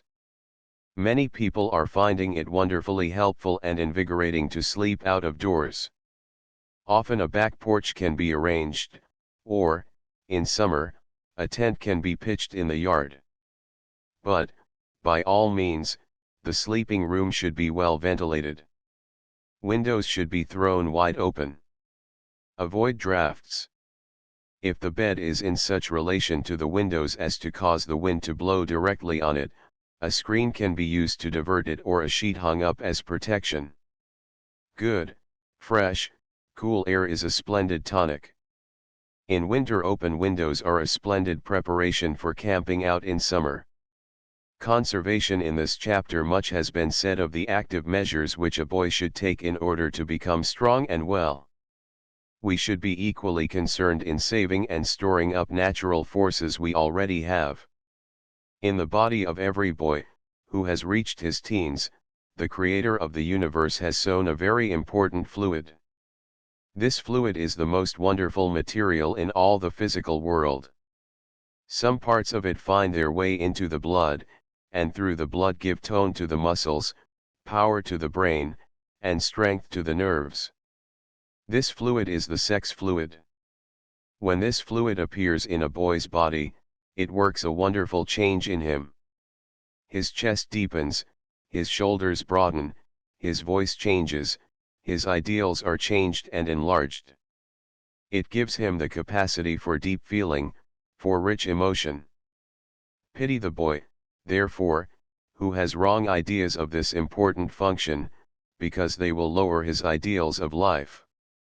These organs actually secrete into the blood material that makes a boy manly, strong, and noble. Any habit which a boy has that causes this fluid to be discharged from the body tends to weaken his strength, to make him less able to resist disease, and often unfortunately fastens upon him habits which later in life he 233 cannot break. Even several years before this fluid appears in the body, such habits are harmful to a growing boy. To become strong, therefore, one must be pure in thought and clean in habit. This power which I have spoken of must be conserved, because the sex function is so deep and strong that there will come times when temptation to wrong habits will be very powerful. But remember that to yield means to sacrifice strength and power and manliness. For boys who desire to know more of this subject, we would suggest a splendid book by Dr. Winfield S. Hall, entitled, From Youth into Manhood. Every boy in his teens who wants to know the secret of strength, power, and endurance should read this book. Notes 234, Notes 235, Notes 236, Notes 237, Chapter 6, Chivalry by John L. Alexander, Boy Scouts of America. Ancient knighthood. A little over 1500 years ago, the great order of knighthood and chivalry was founded. The reason for this was the feeling on the part of the best men of that day that it was the duty of the stronger to help the weak.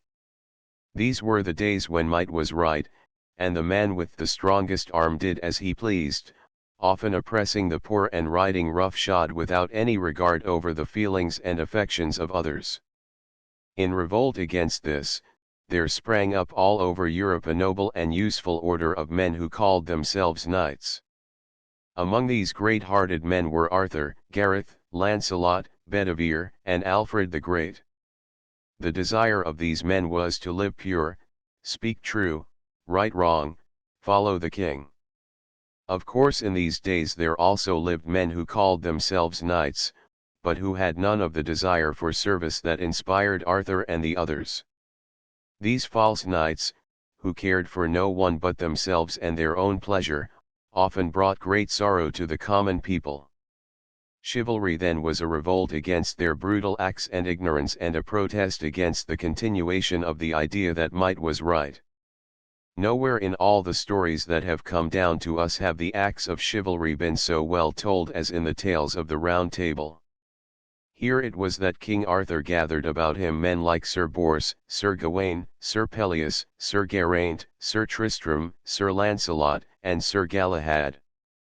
These men, moved by the desire of giving themselves in service, cleared the forests of wild animals, suppressed the robber barons, 238 punished the outlaws, bullies, and thieves of their day, and enforced wherever they went a proper respect for women.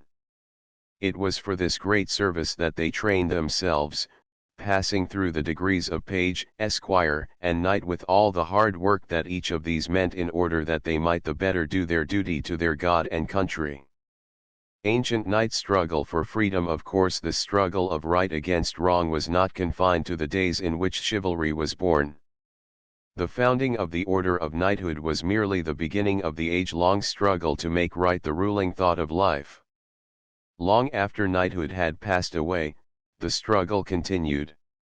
In the birth of the modern nations, England, Germany, France, and others, there was the distinct feeling on the part of the best men of these nations that might should and must give way to right, and that tyranny must yield to the spirit of freedom. The great struggle of the English barons under King John and the wresting from the king of the Magna Carta, which became the basis of English liberty, was merely another development of the idea for which chivalry stood. The protest of the French Revolution, and the terrible doings of the common people in these days, although wicked and brutal in method, were symptoms of the same revolt against oppression. Pilgrim Father. The Pilgrim Fathers. When the Pilgrim Fathers founded the American colonies, the work of Arthur and Alfred and the other great men of ancient days was renewed and extended and fitted to the new conditions and times. With the English settlements of Raleigh and Captain John Smith, we might almost say that a new race of men was born and a new kind of knight was developed. All over America an idea made itself felt that in the eyes of the law every man should be considered just as good as every other man, and that every man ought to have a fair and square chance 239 at all the good things that were to be had in a land of plenty. It was this spirit that compelled the colonists to seek their independence, and that found its way into our Declaration of Independence as follows: we hold these truths to be self-evident, that all men are created equal, that they are endowed by their Creator with certain inalienable rights, that among these are life, liberty, and the pursuit of happiness. The fight of the colonists was the old-time fight of the knights against the oppression and injustice and the might that dared to call itself right. Pioneer American pioneers. No set of men, however, showed this spirit of chivalry more than our pioneers beyond the Alleghenies. In their work and service they paralleled very closely the knights of the Round Table, but whereas Arthur's knights were dressed in suits of armor, the American pioneers were dressed in buckskin. They did, however, the very same things which ancient chivalry had done, clearing the forests of wild animals, suppressing the outlaws and bullies and thieves of their day, and enforcing a proper respect for women. Like the old knights, they often were compelled to do their work amid scenes of great bloodshed, although they loved to live in peace. These American knights and pioneers were generally termed backwoodsmen and scouts, and were men of distinguished appearance, of athletic build, of high moral character, and frequently of firm religious convictions. Such men as Appleseed Johnny, Daniel Boone, George Rogers Clark, Simon Kenton, and John James Audubon, are the types of men these pioneers were. They were noted for their staunch qualities of character. They hated dishonesty and were truthful and brave. They were polite to women and old people, ever ready to rescue a companion when in danger, and equally ready to risk their lives for a stranger. They were very hospitable, dividing their last crust with one another, or with the stranger whom they happened to meet. They were ever ready to do an act of kindness. 240 They were exceedingly simple in their dress and habits. They fought the Indians, not because they wished to, but because it was necessary to protect their wives and children from the raids of the savages. They knew all the things that scouts ought to know. They were acquainted with the woods and the fields, knew where the best fish were to be caught, understood the trees, the signs and blazes, the haunts of animals and how to track them, how to find their way by the stars, how to make themselves comfortable in the heart of the primeval forest, and such other things as are classed under the general term of woodcraft. And, with all this, they inherited the splendid ideas of chivalry that had been developed in the 1,000 years preceding them, and fitted these ideas to the conditions of their own day, standing solidly against evil and falsehood whenever they lifted their head among them. They were not perfect, but they did their best to be of service to those who came within their reach and worked conscientiously for their country. Modern knighthood. 100 years have passed since then, and the conditions of life which existed west of the Alleghenies are no more. Just as the life of the pioneers was different from that of the Knights of the Round Table, and as they each practiced chivalry in keeping with their own surroundings, so the life of today is different from both, but the need of chivalry is very much the same. Might still tries to make right, and while there are now no robber barons or outlaws with swords and spears, their spirit is not unknown in business and commercial life. Vice and dishonesty lift their heads just as strongly today as in the past, and there is just as much need of respect for women and girls as there ever was. So today there is a demand for a modern type of chivalry. It is for this reason that the Boy Scouts of America have come into being, for there is need of service in these days, and that is represented by the good turn done to somebody every day. Doing the good turn daily will help to form the habit of useful service. A Boy Scout, then, while living in modern times, must consider himself the heir of ancient chivalry 241 and of the pioneers, and he must for this reason give himself to ever-renewed efforts to be true to the traditions which have been handed down to him by these great and good leaders of men. The Boy Scout movement is a call to American boys today to become in spirit members of the Order of Chivalry, and a challenge to them to make their lives count in the communities in which they live for clean lives, clean speech, clean sport, clean habits, and clean relationships with others. It is also a challenge for them to stand for the right against the wrong, for truth against falsehood, to help the weak and oppressed, and to love and seek the best things of life. Abraham Lincoln. Perhaps there is no better example of chivalry than the life and experience of Abraham Lincoln, the greatest of all our American men. Every boy ought to read the story of his life and come to understand and appreciate what it means. Lincoln was born in the backwoods of Kentucky. He was a tall, spare man of awkward build, and knew very little of the schoolroom as a boy.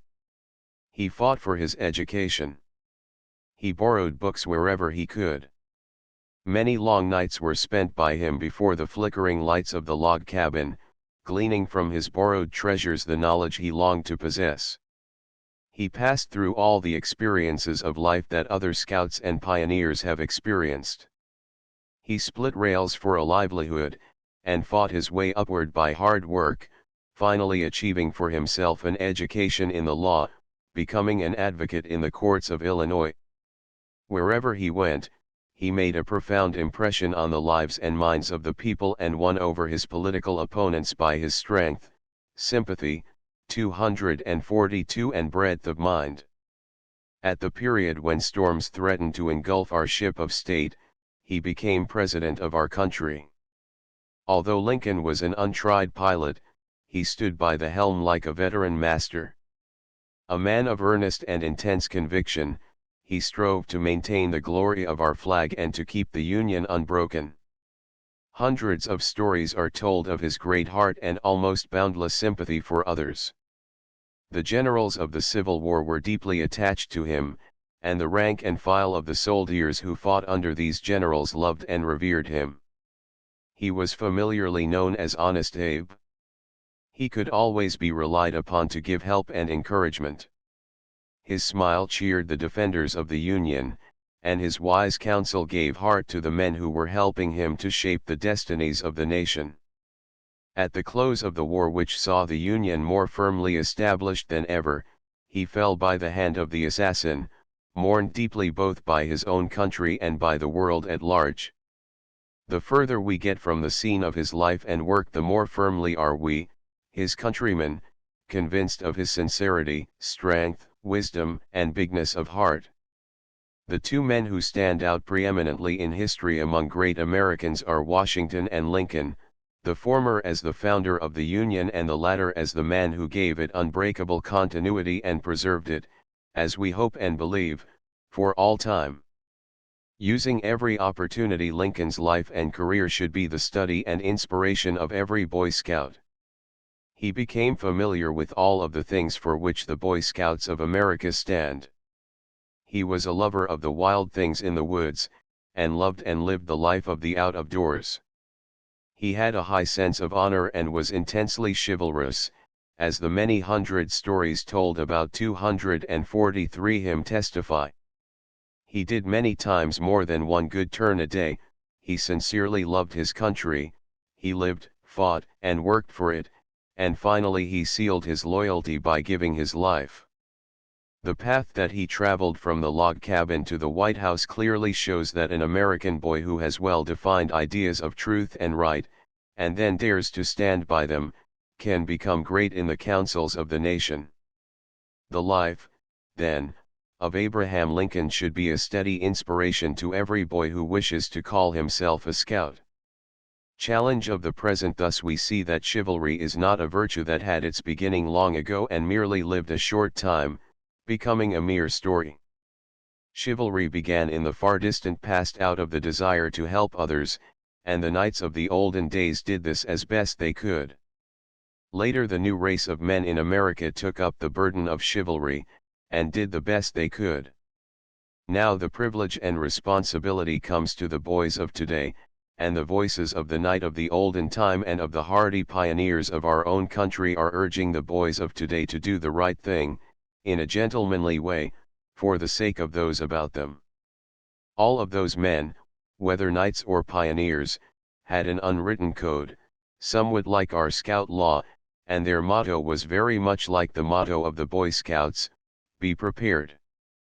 Politeness, good manners, the same thing that entered into the training of these men, knights, pioneers, and Lincoln, then, must enter into the training of the Boy Scouts of today. Just as they respected women and served them, so the tenderfoot and the scout must be polite and kind to women, not merely to well-dressed women, but to poorly dressed women, not merely to young women, but to old women, to women wherever they may be found. 244 wherever they may be. To these a scout must always be courteous and helpful. When a scout is walking with a lady or a child, he should always walk on the outside of the sidewalk, so that he can better protect them against the jostling crowds. This rule is only altered when crossing the street, when the scout should get between the lady and the traffic, so as to shield her from accident or mud. Also in meeting a woman or child, a scout, as a matter of course, should always make way for them even if he himself has to step off the sidewalk into the mud. When riding in a streetcar or train, a scout should never allow a woman, an elderly person, or a child to stand, but will offer his seat, and when he does it he should do it cheerfully and with a smile. When on the street, be continually on a quest, on the lookout to help others, and always refuse any reward for the effort. This kind of courtesy and good manners is essential to success. It was this unselfish desire to protect and help that made these men of olden times such splendid fellows. Good manners attract and please, and should be cultivated by every boy who expects to win success and make his life interesting to others. In the home, on the street, in the school, in the workshop or the office, or wherever one may be, his relationship to others should be characterized as gentle, courteous, polite, considerate, and thoughtful.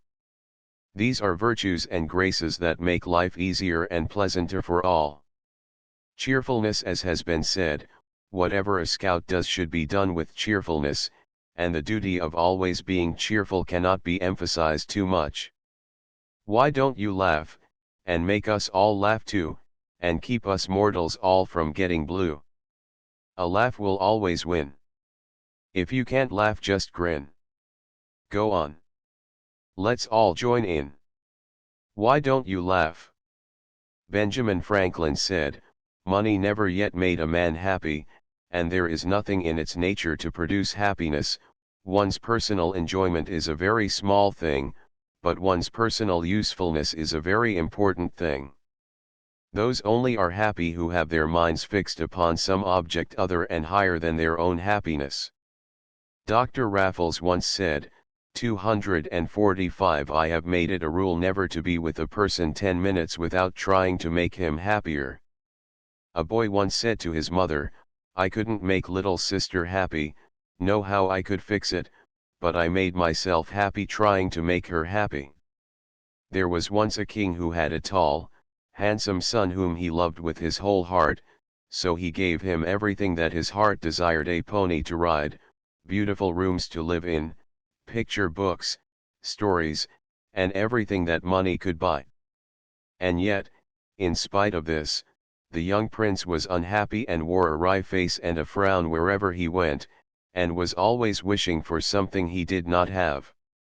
By and by, a magician came to the court, and seeing a frown on the prince's face, said to the king, "I can make your boy happy and turn his frown into a smile, but you must pay me a very large price for the secret." "All right," said the king, "whatever you ask, I will do." So the magician took the boy into a private room, and with white liquid wrote something on a piece of paper. Then he gave the boy a candle and told him to warm the paper and read what was written. The prince did as he was told. The white letters turned into letters of blue, and he read these words: "Do a kindness to someone every day." So the prince followed the magician's advice and became the happiest boy in all the king's realm. To be a good scout, one must remain cheerful under every circumstance, bearing both fortune and misfortune with a smile. Cheer up character. If a scout is cheerful, follows the advice of the magician to the king's son, and does a good turn to someone every day, he will come into possession of a strong character such as the Knights of the Round Table had, for, after all, character is the thing that distinguishes a good scout from a bad one. Character is not what men say about you. A great writer 246 once said, "I can't hear what you say for what you are," and another one said, "Your life speaks louder than your words." It was not the words of the knights of old that told what they were. It was their strong life and fine character that gave power to their words and the thrust to their spears. It is necessary that a boy should live right and possess such a character as will help him to do the hardest things of life. Every boy should remember that he is in reality just what he is when alone in the dark. The great quests of the knights were most often done singly and alone. Another thing that entered into the makeup of a knight was an iron will. He had staying powers because he willed to stick, and the way he trained his will to do the hard things was to keep himself doing the small things. Not long ago, there was a lad whom the boys nicknamed Blocky and Wooden Man. When they played ball in the school playground, Blocky never caught the ball. When they worked together in the gymnasium, Blocky was always left out of the game because he couldn't do things, and was slow and unwieldy in his motions. But one day, a great change came over Blocky and he began to train his will.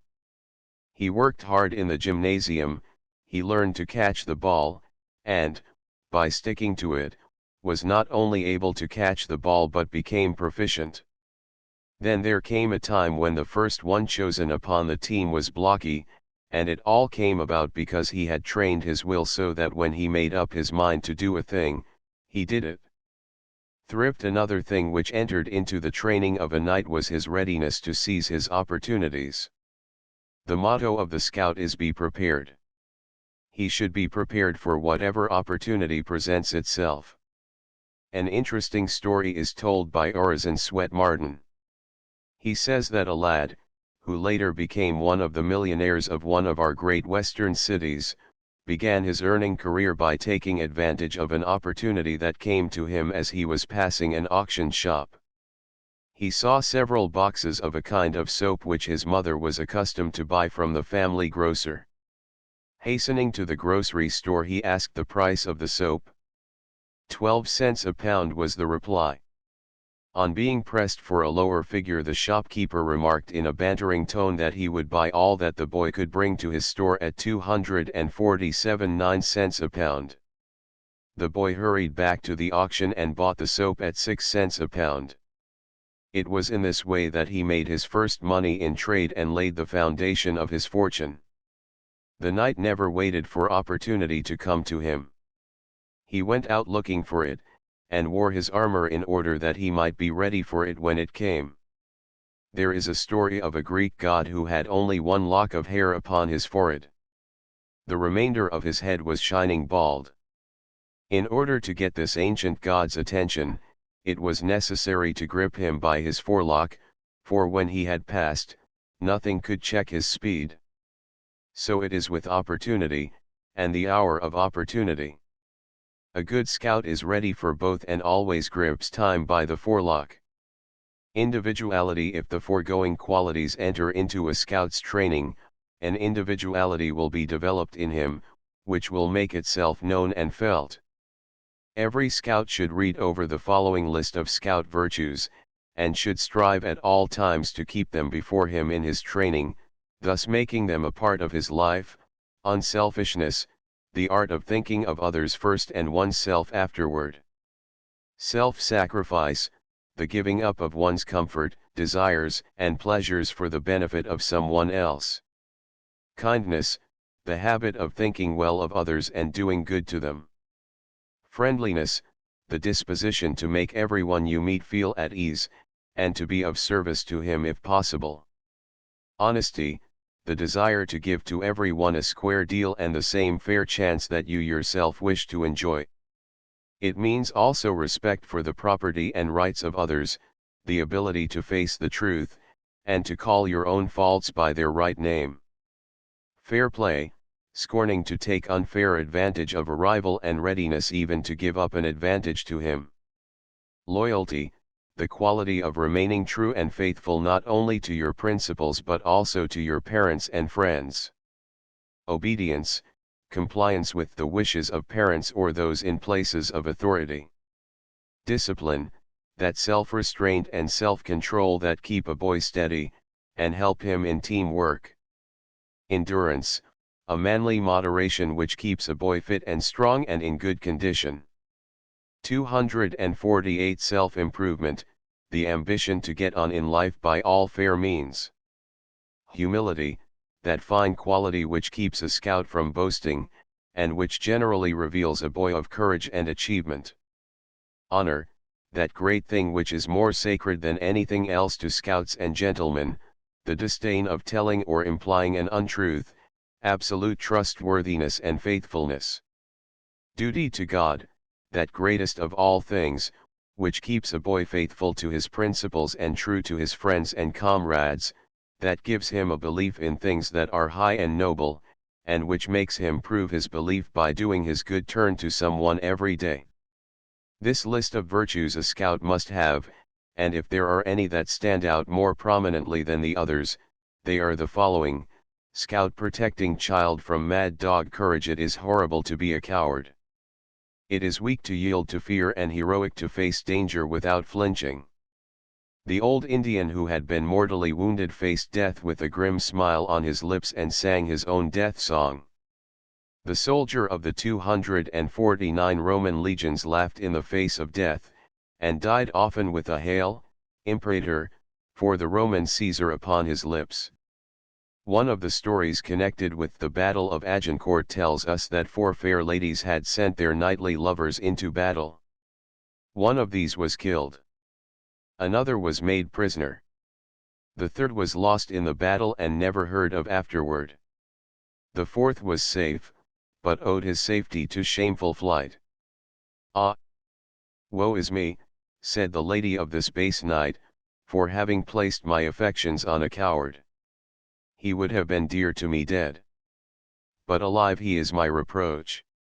A scout must be as courageous as any knight of old or any Roman soldier or any dying Indian.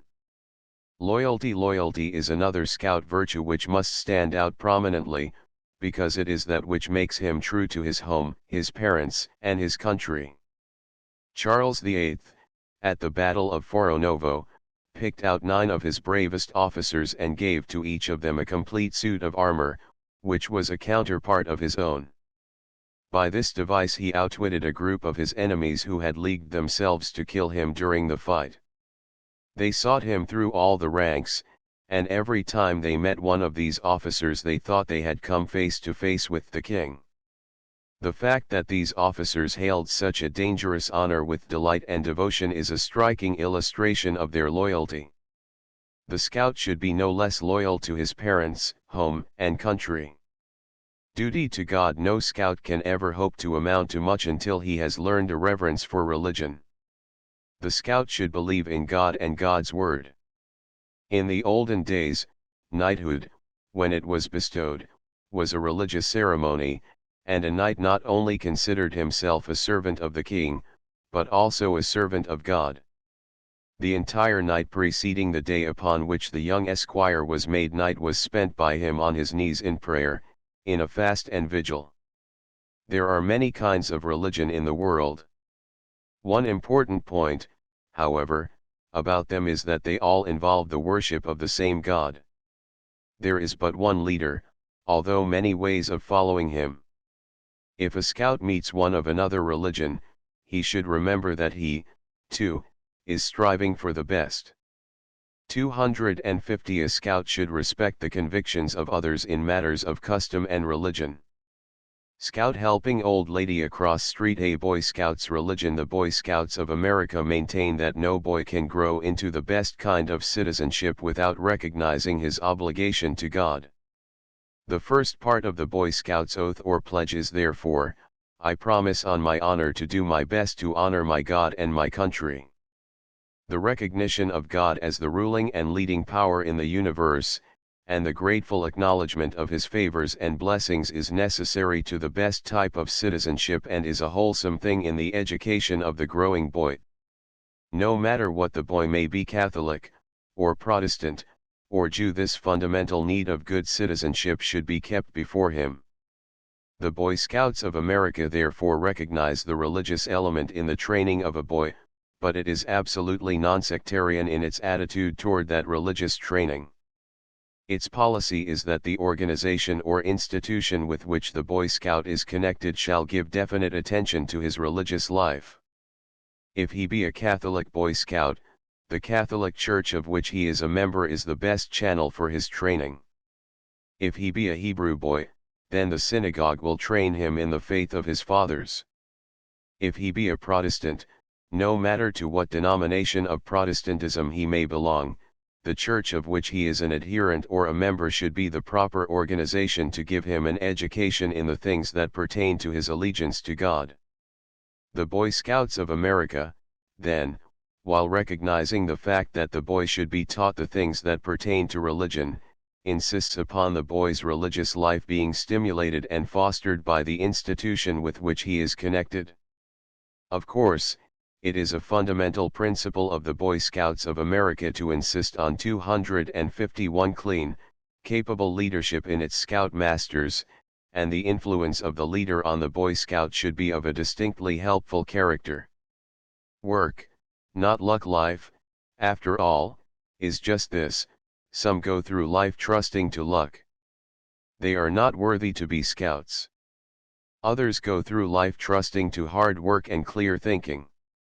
These are they who have cleared the wilderness and planted wheat where forests once grew, who have driven back the savage, and have fostered civilization in the uncultivated places of the earth. The good scout is always at work, working to improve himself and to improve the daily lot of others. The thing that is to be noticed in all of these men, those of the Round Table, and those of American pioneer days, is the fact that they were ever ready to do a good turn to someone. The Knights of the Round Table did theirs by clash of arms, by the justs and the tourney, and by the fierce hand-to-hand fights that were their delight in open battle. The old scouts, our own pioneers, very often had to use the rifle and the hatchet and the implements of war.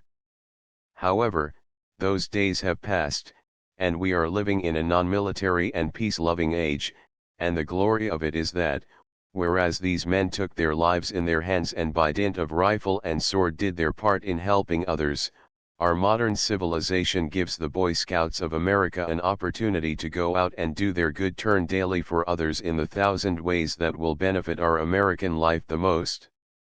Sometimes they will have to risk their lives, but it will be in case of fire or accident or catastrophe.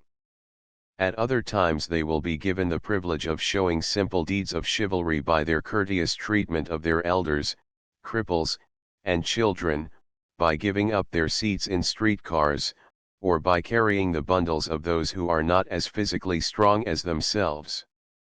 And in it all will come the satisfying feeling that they are doing just as much and perhaps a great deal more than the ironclad men or the buckskin-clothed scouts in making their country a little safer and a little better place to live in.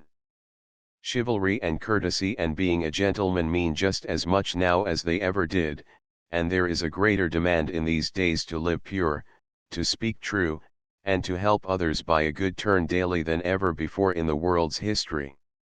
252 notes, 253 notes, 254 notes, 255 Chapter 7 First Aid and Life-Saving. Major Charles Lynch, Medical Corps, USA, acting for the American Red Cross. Prevention of accidents. General, considerably over 1 million persons are seriously injured in the United States each year.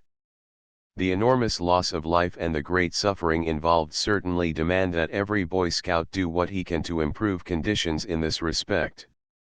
Some accidents happen under all circumstances, but, on the other hand, a great many accidents are avoidable, and probably quite 1/2 of the injuries which occur in the United States yearly could be prevented if common care were exercised. Panics and their prevention. In case of a panic, at an indoor assembly, Scouts, if they live up to their motto, "Be prepared," will be able to save hundreds of lives. There is usually plenty of time for people to get out of a building if the exits are not blocked by too many crowding them at once. One should, if possible, try to arrange to have the performance go on, and the others could reassure the people and get them to go out quietly through the exits provided. Almost all Scouts know how quickly and safely our school buildings are cleared by means of the fire drill. Fires constitute a danger as great as panics, and Scouts should be equally well informed what to do in case of fire. It is the duty of a Scout to know how to prevent fires. Many fires are caused by carelessness. Never throw away a lighted match, for it may fall on inflammable material and start a fire. Reading in bed by the light of a lamp or candle is dangerous, for if the reader goes to sleep the bed clothing is likely to catch fire. 256 A scout may often have to dry his clothes before a fire, and if so, they should be carefully washed. Hot ashes in wooden boxes, or in barrels, are responsible for many fires. In camp, dry grass should be cut away from the locality of the campfire, and not to put out a campfire on leaving a camp is criminal. Many of the great fires in our forests have been due to carelessness in this respect. Fires also result frequently from explosions of gas or gunpowder. A room in which the odor of gas is apparent should never be entered with a light, and in handling gunpowder a scout should have no matches loose in his pockets. How to put out burning clothing. If your own clothing should catch fire, do not run for help, as this will fan the flames. Lie down and roll up as tightly as possible in an overcoat, blanket, or rug. If nothing can be obtained in which to wrap up, lie down and roll over slowly, at the same time beating out the fire with the hands. If another person's clothing catches fire, throw him to the ground and smother the fire with a coat, blanket, or rug. What to do in case of fire? A fire can usually be put out very easily when it starts, and here is an occasion when a scout can show his presence of mind and coolness. At first, a few buckets of water or blankets or woolen clothing thrown upon a fire will smother it. Sand, ashes, or dirt, or even flour, will have the same effect. Transcriber's note: flour dust suspended in air is explosive. If a scout discovers a building to be on fire, he should sound the alarm for the fire department at once. If possible, he should send someone else, as the scout will probably know better what to do before the fire engine arrives. All doors should be kept closed so as to prevent drafts. If you enter the burning building, close the window or door after you, if possible, and leave some responsible person to guard it so it will not be opened and cause a draft. In searching for people, go to the top floor and walk down, examining each room as carefully as possible. If necessary to get air while making the search, close the door of the room, open a window, and stick the head out until a few breaths can be obtained. Afterward, close the window to prevent a draft. If doors are found locked and you suspect people are asleep inside, knock and pound on doors to arouse them. If this produces no results, you will have to try to break down the door. While searching through a burning building, it will be best to tie a wet handkerchief or cloth 257 over the nose and mouth. You will get a little air from the water.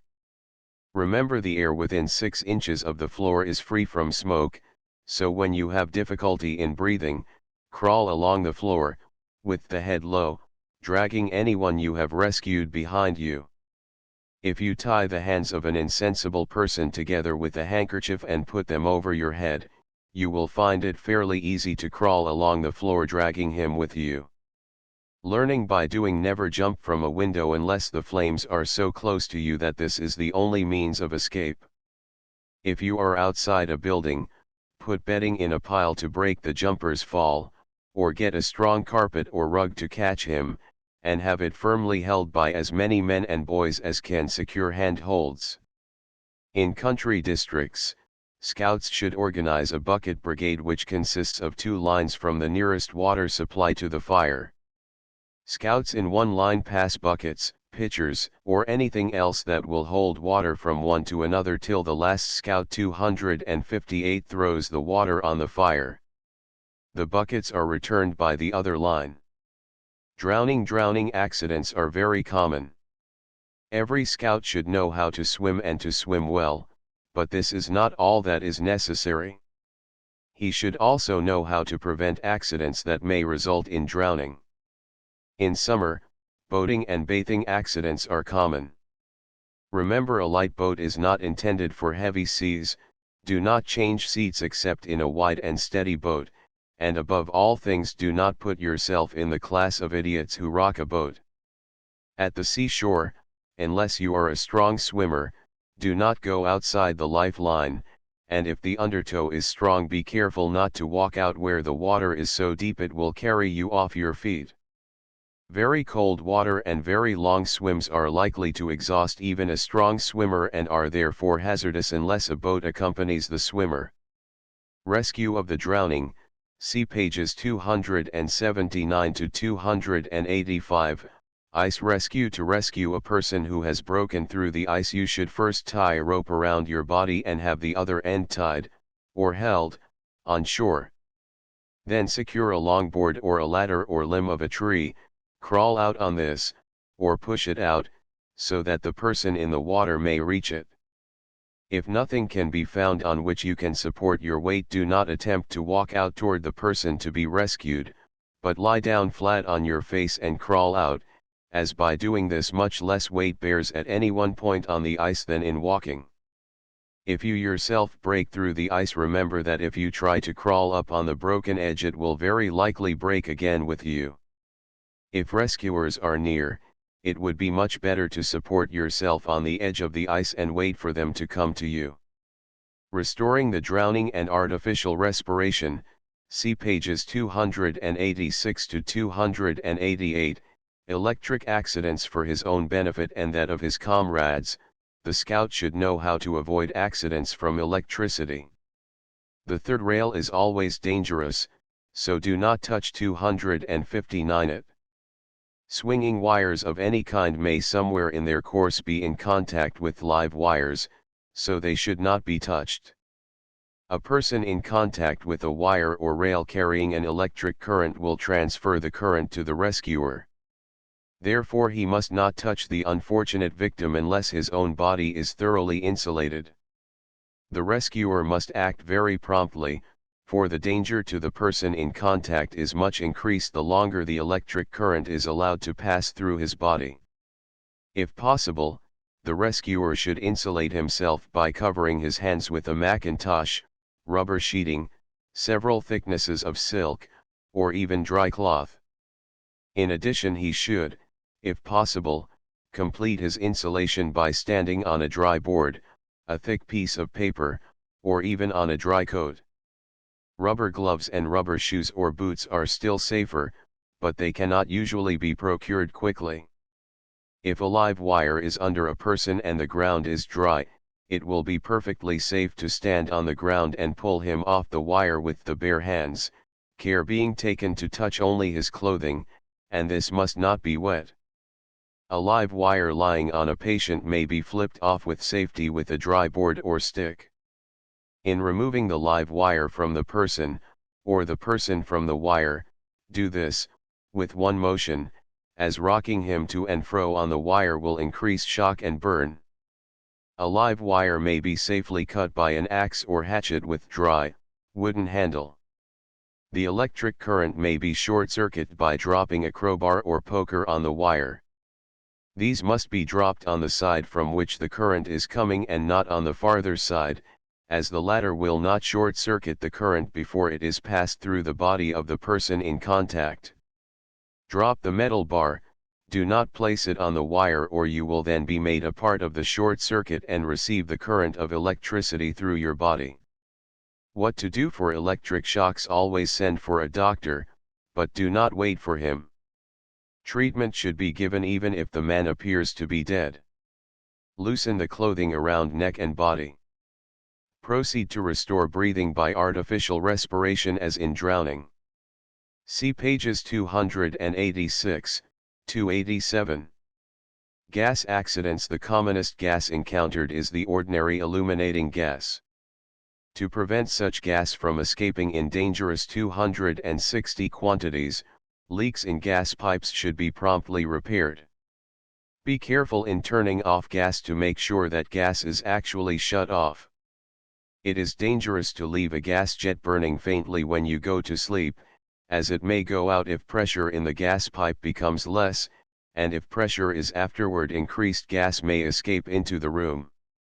Coal gas will escape through red-hot cast iron, and very big fires in such stoves are dangerous, especially in sleeping rooms. Charcoal burned in open vessels in tight rooms is especially dangerous. In underground sewers and wells other dangerous gases are found. If a lighted candle or torch will not burn in such a place, it is very certain the air will be deadly for any person who enters. To rescue an unconscious person in a place filled with gas, move quickly and carry him out without breathing yourself. Take a few deep breaths before entering and if possible hold breath while in the place. Frequently less gas will be found near the floor of a building, so one may be able to crawl where it would be dangerous to walk. What to do for gas poisoning? Proceed to restore breathing by artificial respiration as in drowning. See pages 286, 287.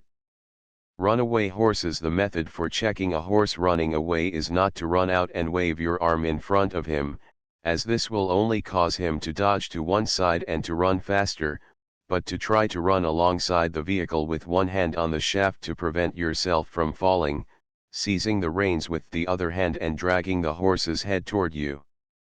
If when he has somewhat slowed down by this method, you can turn him toward a wall or a house, he will probably stop. Mad dog. The first thing to do is to kill the mad dog at once.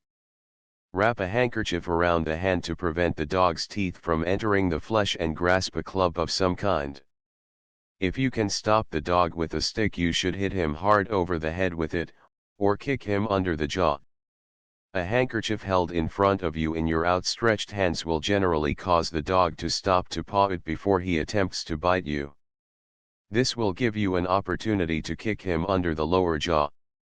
Another way suggested is to wrap a coat around the left arm and let the dog bite it, then with the other hand seize the dog's throat and choke him.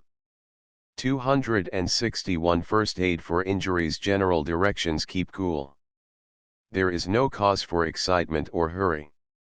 In not one case in 1,000 are the few moments necessary to find out what is the matter with an injured man going to result in any harm to him, and of course in order to treat him intelligently you must first know what is the matter. Common sense will tell the scout that he must waste no time, however, when there is severe bleeding, or in case of poisoning.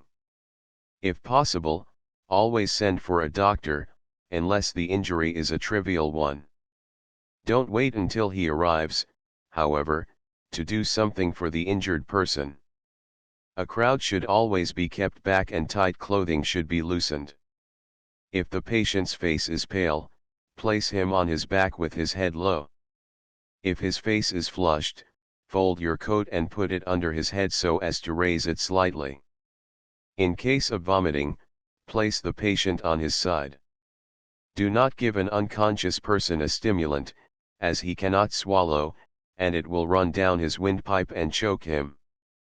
If the injury is covered by clothing, remove it by cutting or tearing, but never remove more clothing than necessary, as one of the results of injury is for a person to feel cold.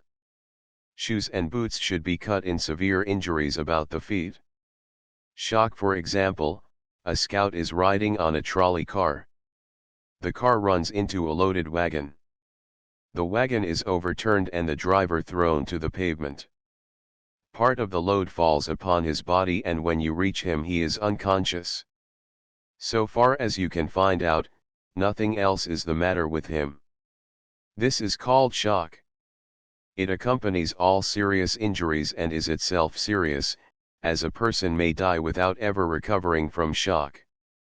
Of course, there are different degrees of shock.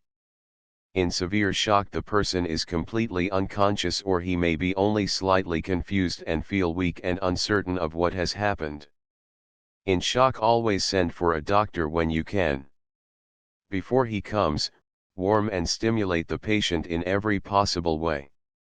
Place him on his back with his head low and cover him with 262 your coat or a blanket. Rub his arms and legs toward his body but do not uncover him to do this. If you have ammonia or smelling salts, place them before the patient's nose so he may breathe them.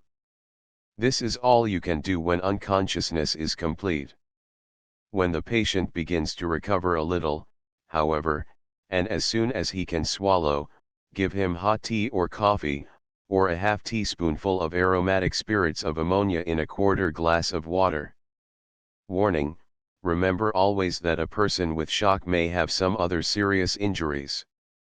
These you should always look for and treat if necessary. Injuries in which the skin is not broken. Fractures. A fracture is the same thing as a broken bone. When the bone pierces or breaks through the skin, it is called a compound fracture, and when it does not, a simple fracture. Splints for broken thigh. A scout is in the country with a comrade. The latter mounts a stone wall to cross it. The wall falls with him and he calls out for help. When the other scout reaches him, he finds the injured scout lying flat on the ground with both legs stretched out. One of these does not look quite natural, and the scout complains of a great deal of pain at the middle of the thigh and thinks he felt something break when he fell. He cannot raise the injured leg. Carefully rip the trousers and the underclothing at the seam to above the painful point. When you have done this, the deformity will indicate the location of the fracture. You must be very gentle now or you will do harm, but if one hand is put above where you think the 263 break occurred and the other below it and it is lifted gently, you will find that there is movement at the broken point. Splints for broken legs. Send for a doctor first, if you can, and, if you expect him to arrive very soon, let your comrade lie where he is, putting his injured leg in the same position as the sound one and holding it there by coats or other articles piled around the leg. But if the doctor cannot be expected for some time, draw the injured limb into position like the sound one and hold it there by splints. Splints can be made of anything that is stiff and rigid. Something flat like a board is better than a pole or staff. Limbs broken off a tree will do if nothing else can be found. Shingles make excellent splints. In applying splints, remember that they should extend beyond the next joint above and the next joint below, otherwise, movements of the joint will cause movement at the broken point. With a fracture of the thigh, such as that described, the outer splint should be a very long one, extending below the feet from the armpit. A short one extending just below the knee will do for the inner splint. Splints may be tied on with handkerchiefs, pieces of cloth torn from the clothing, or the like. Tie firmly but not tight enough to cause severe pain. In a fracture of the thigh, it will also be well to bind the injured leg to the sound one by 2 or 3 pieces of cloth around both. The clothing put back in place will serve as padding under the splint, but with thin summer clothing it is better to use straw, hay, or leaves in addition. Fractures of the lower leg and of the upper and lower arm are treated in the same way, with a splint on the inner and outer sides of the broken bone. A sling will be required for a fracture of the arm. This may be made of the triangular bandage, or of a triangular piece of cloth, torn from your shirt. 264. The Red Cross first aid outfit is very convenient to use in fractures as well as in other injuries.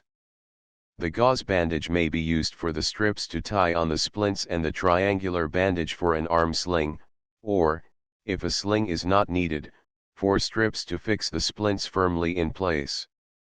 Compound fractures. The edges of a broken bone are very sharp and may cut through the skin at the time of an injury, but more often afterward, if the injured person moves about or if the splints are not well applied so as to prevent movement at the point where the bone is broken. If a compound fracture has occurred, the wound produced by the sharp bone must always be treated first. The treatment is the same for any other wound. Warning: you will not always be able to tell whether or not a fracture has occurred. In this case, do not pull and haul the limb about to make sure, but treat as a fracture.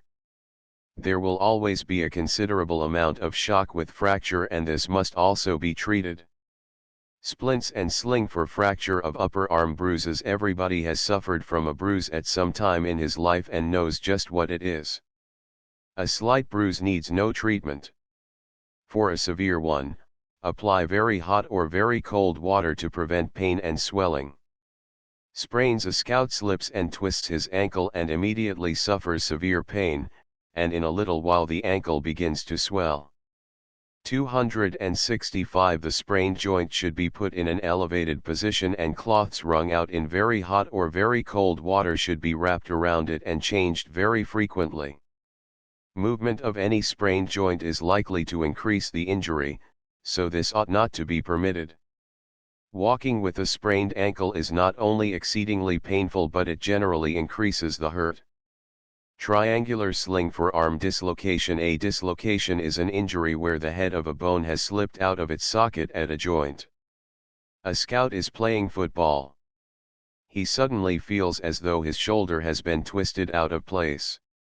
Comparison with the other side will show that the injured shoulder does not look like the other one, being longer, or shorter, and contrary to the case with fracture there will not be increased movement at the point of injury but a lessened movement. Do not attempt to get a dislocated joint back in place. Cover the joint with cloths wrung out in very hot or very cold water, and get the patient into the hands of a doctor as soon as possible. Injuries in which the skin is broken. Such injuries are called wounds. There is one very important fact which must be remembered in connection with such injuries. Any injury in which the skin is unbroken is much less dangerous, as the skin prevents germs from reaching the injured part. The principle to be followed in treating a wound is to apply something to prevent germs from reaching the injury. 266. All wounds unless protected from germs are very liable to become infected with matter, or pus. Blood poisoning and even death may result from infection. To prevent infection of wounds, the scout should cover them promptly with what is called a sterilized dressing. This is a surgical dressing which has been so treated that it is free from germs. A number of dressings are on the market and can be procured in drug stores. In using them, be very careful not to touch the surface of the dressing which is to be placed in contact with the wound. The Red Cross first aid dressing is so made that this accident is almost impossible. In taking care of a wound, do not handle it or do anything else to it. Everyone's hands, though they may appear to be perfectly clean, are not so in the sense of being free from germs, nor is water, so a wound should never be washed. Head bandage. It will be a good thing for a scout always to carry a Red Cross first aid outfit, or some similar outfit, for with this he is ready to take care of almost any injury. Without it he will find it very difficult to improvise anything to cover a wound with safety to the injured person. If no prepared dressing is procurable, boil a towel if possible for 15 minutes, squeeze the water out of it without touching the inner surface, and apply that to the wound. The next best dressing, if you cannot prepare this, will be a towel or handkerchief which has been recently washed and has not been used. These should be held in place on the wound with a bandage. Do not be afraid to leave a wound exposed to the air. Germs do not float around in the air and such exposure is much safer than water or any dressing which is not free from germs. Of course you can bind up a 267 wound with a towel not boiled or piece of cotton torn from your shirt, but you cannot do so without the liability of a great deal of harm to the injured person. Snake bites. While snake bites are wounds, the wounds caused by venomous snakes are not important as such, but because the venom is quickly absorbed and by its action on the brain may cause speedy death. The rattlesnake and the moccasin are the most dangerous snakes in the United States. In order to prevent absorption of the poison, immediately tie a string, handkerchief, or bandage above the bite. This can only be done in the extremities, but nearly all bites are received on the arms or legs.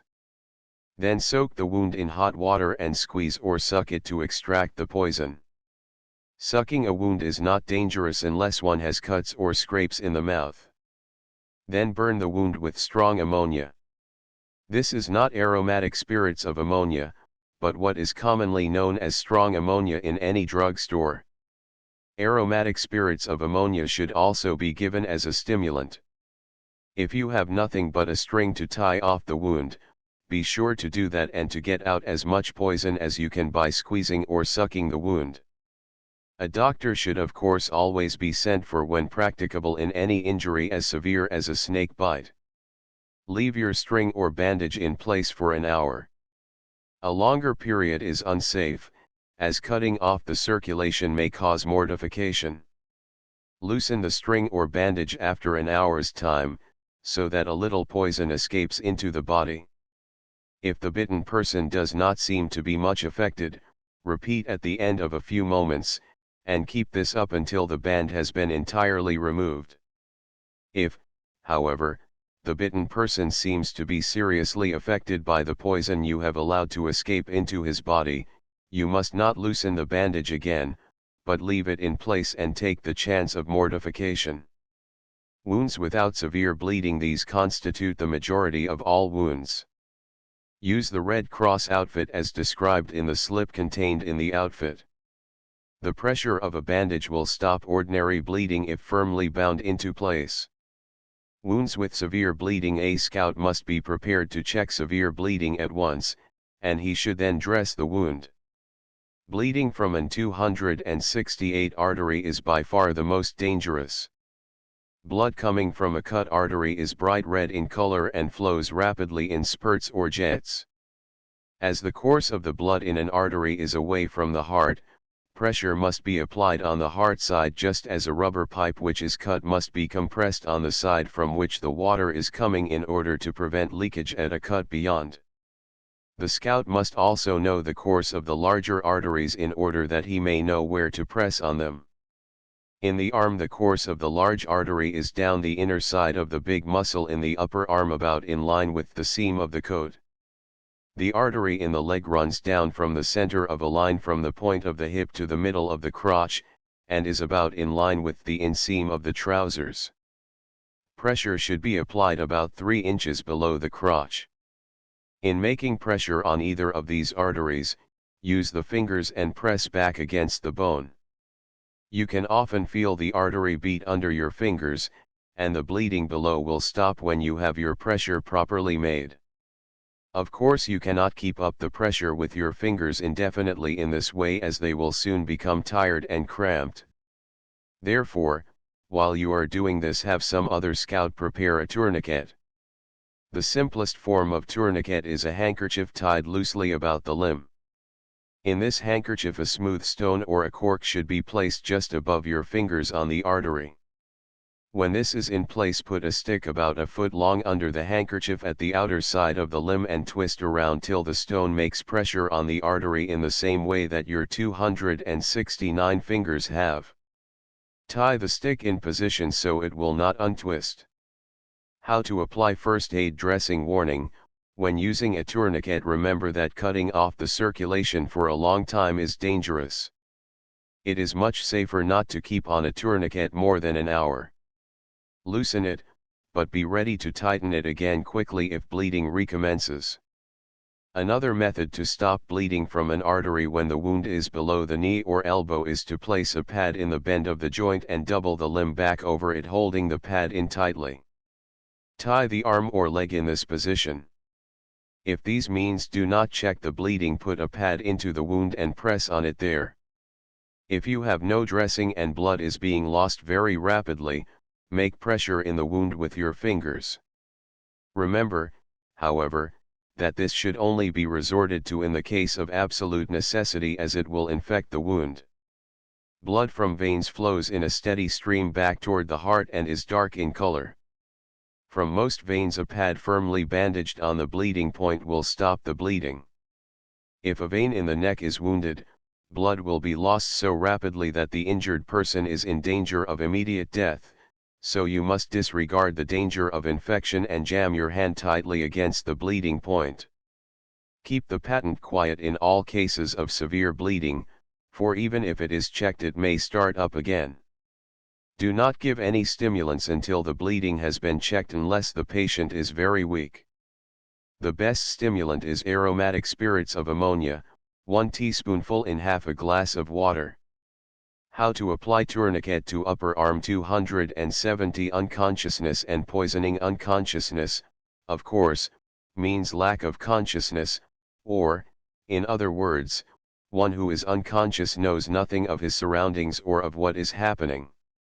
A person may, however, be partially, as well as wholly, unconscious. Unconsciousness may be due to so many causes that, in order to give the best treatment, the scout should first know the cause. Always try to find this out if you can. If you cannot do this, however, you should at least determine whether unconsciousness is due to poison, to bleeding, to sunstroke, or to freezing. For each of these demand immediate, special treatment. If it is not due to one of these causes, and the patient is pale and weak, have him placed with his head low and warm and stimulate him in every possible way. If the face is red and the pulse is bounding and strong, that patient should have his head raised on a folded coat.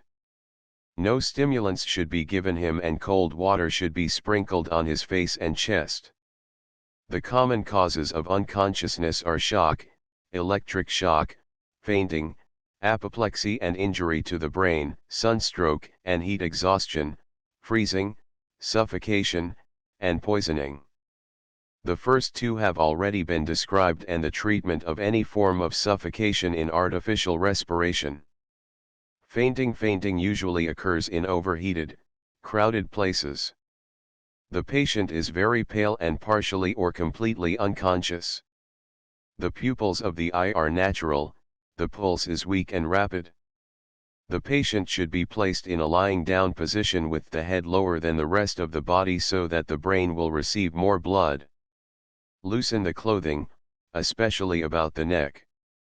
Keep the crowd back and open the windows if indoors so that the patient may get plenty of fresh air. Sprinkle the face and chest with cold water. Apply smelling salts or ammonia to the nose, rub the limbs toward the body. A stimulant may be given when the patient is so far recovered that he is able to swallow. Apoplexy and injury to the brain. Apoplexy and unconsciousness from injury to the brain are due to the pressure of blood on the brain, so that they 271 may be described together. Apoplexy is of course much harder to distinguish than injury to the brain, as in the latter the scout can always see that the head has been hurt. With both, unconsciousness will usually be complete.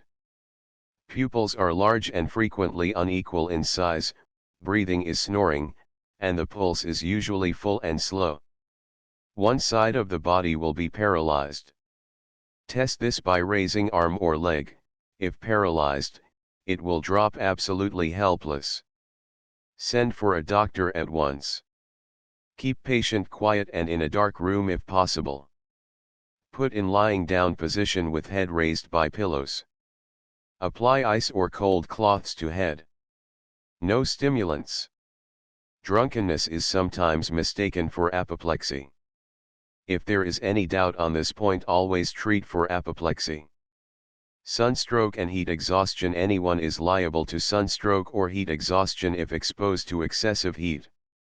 A scout should remember not to expose himself too much to the sun, nor should he wear too heavy clothing in the summer. Leaves in the hat will do much to prevent sunstroke. If the scout becomes dizzy and exhausted through exposure to the sun, he should find a cool place, lie down, and bathe the face, hands, and chest in cold water and drink freely of cold water. Sunstroke and heat exhaustion, though due to the same cause, are quite different and require different treatment. In sunstroke, unconsciousness is complete.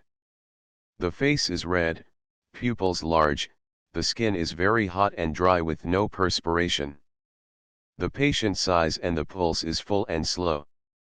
The treatment for sunstroke consists in reducing the temperature of the body. A doctor should be summoned whenever possible. The patient should be removed to a cool place and his clothing loosened, or better, the greater part of it removed. Cold water, or ice, should be rubbed over the face, neck, chest, and in armpits. When consciousness returns, give cold water freely. Heat exhaustion is simply exhaustion or collapse due to heat. The patient is greatly depressed and weak but not usually unconscious. Face is pale and covered with clammy sweat, breathing and pulse are weak and rigid. While this condition is not nearly as dangerous as sunstroke, a doctor should be summoned if possible.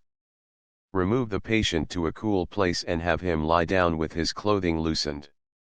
Don't use anything cold 272 externally, but permit him to take small sips of cold water.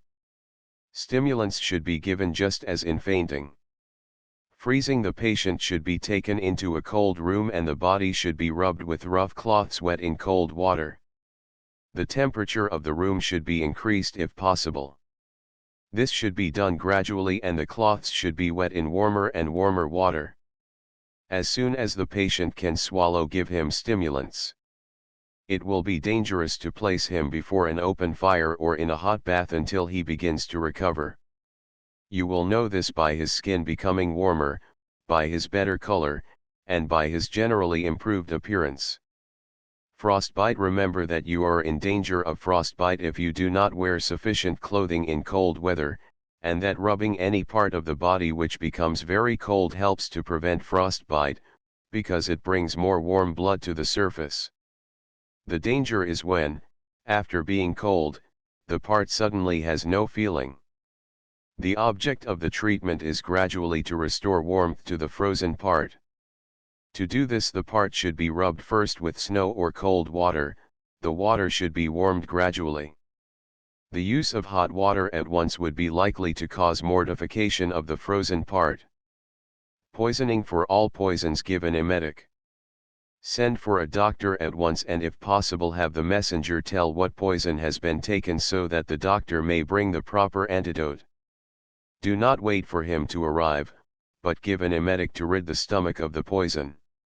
Good emetics are mustard and water, salt water, or lukewarm water alone in large quantities. Never mind the exact dose, and if vomiting is not profuse, repeat the dose. Fits. A person in a fit first has convulsive movements of the body, then he usually becomes unconscious. A scout should have no difficulty in making out what is the matter with a person in a fit. Put the sufferer on the floor or the ground where he cannot hurt himself by striking anything. Loosen tight clothing and do not try to restrain the convulsive movements. A wad of 273 cloth thrust in the mouth will prevent biting the tongue. When he becomes quiet, do not disturb him. Injuries due to heat and cold, burns and scalds. For slight burns, in order to relieve the pain, some dressing to exclude the air is needed. Very good substances of this character are pastes made with water and baking soda, starch, or flour. Carbolized Vaseline, olive or castor oil, and fresh lard or cream are all good. One of these substances should be smeared over a thin piece of cloth and placed on the burned part. A bandage should be put on over this to hold the dressing in place and for additional protection. Severe burns and scalds are very serious injuries which require treatment from a physician. Pending his arrival, the scout should remember to treat the sufferer for shock as well as to dress the wound. Burns from electricity should be treated exactly like other burns. Do not attempt to remove clothing which sticks to a burn. Cut the cloth around the part which sticks and leave it on the burn. First aid for emergencies. Besides the accidents which have been mentioned, certain emergencies may demand treatment by a scout. The commonest of these are described here. Something in the eye. No little thing causes more pain and discomfort than something in the eye. Do not rub to remove a foreign body from the eye, as this is likely to injure the delicate covering of the eyeball. First, close the eye so the tears will accumulate. These may wash the foreign body into plain view so that it may be easily removed. If this fails, pull the upper lid over the lower 2 or 3 times, close the nostril on the opposite side and have the patient blow his nose hard. If the foreign body still remains in the eye, examine first under the lower and then the upper lid. For the former, have the patient look up, press lower lid down, and if the foreign body is seen, lift it out gently with the corner of a clean handkerchief. It is not so easy. 274 to see the upper lid. Seat the patient in a chair with his head bent backward. Stand behind him and place a match or thin pencil across the upper lid 1/2 inch from its edge, turn the upper lid back over the match, and lift the foreign body off as before. A drop of castor oil in the eye after removing the foreign body will soothe it. Eye bandage sunburn. This is simply an inflammation of the skin due to action of the sun. It may be prevented by hardening the skin gradually. Any toilet powder or boracic acid will protect the skin to a considerable extent. The treatment consists of soothing applications such as ordinary or carbolized Vaseline. IV poisoning. Poison ivy causes a very intense inflammation of the skin.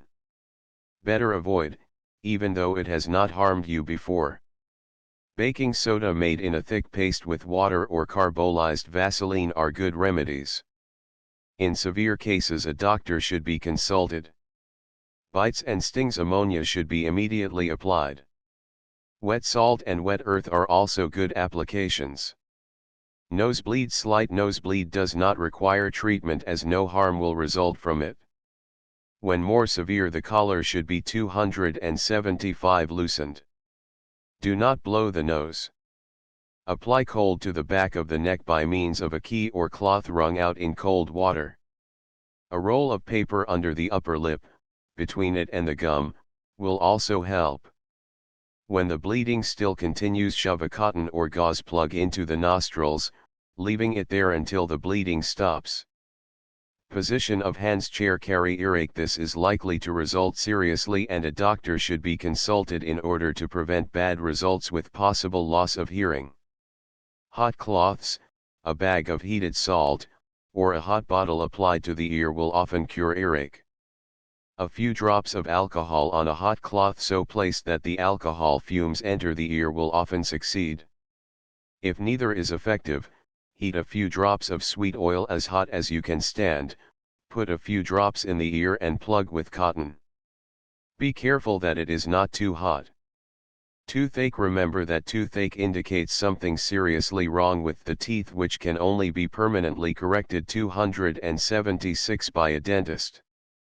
In toothache, if you can find a cavity, clean it out with a small piece of cotton or a toothpick. Then plug it with cotton, on which a drop of oil of cloves has been put if you have it. If no cavity is found, soak a piece of cotton in camphor and apply it to the outside of the gum. Hot cloths and hot bottles or bags will help in toothache, just as they do in earache. Inflammation of the eye. Cover with a cloth wrung out in cold water and change cloths from time to time when they get warm. See a doctor in order to safeguard your sight. Cramp or stomachache. This is usually due to the irritation produced by undigested food. A hot bottle applied to the stomach or rubbing will often give relief. A little peppermint in hot water and ginger tea are both excellent remedies. The undigested matter should be gotten rid of by vomiting or a cathartic. Remember, this kind of pain is sometimes due to something serious, and if it is very severe or continues for some time, it is much safer to send for a doctor. Hiccup. This is due to indigestion. Holding the breath will often cure, as will also drinking a full glass of water in small sips without taking a breath. If these fail, vomiting is an almost certain remedy. Arm. Carry 277 chills. In order to stop a chill, drink hot milk or hot lemonade and get into bed.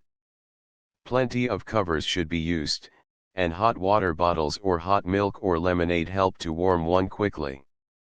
Improvised stretcher. Carrying injured. A severely injured person is always best carried on a stretcher. The easiest stretcher for a scout to improvise is the coat stretcher. For this, 2 coats and a pair of poles are needed. The sleeves of the coat are first turned inside out. The coats are then placed on the ground with their lower sides touching each other. The poles are passed through the sleeves on each side.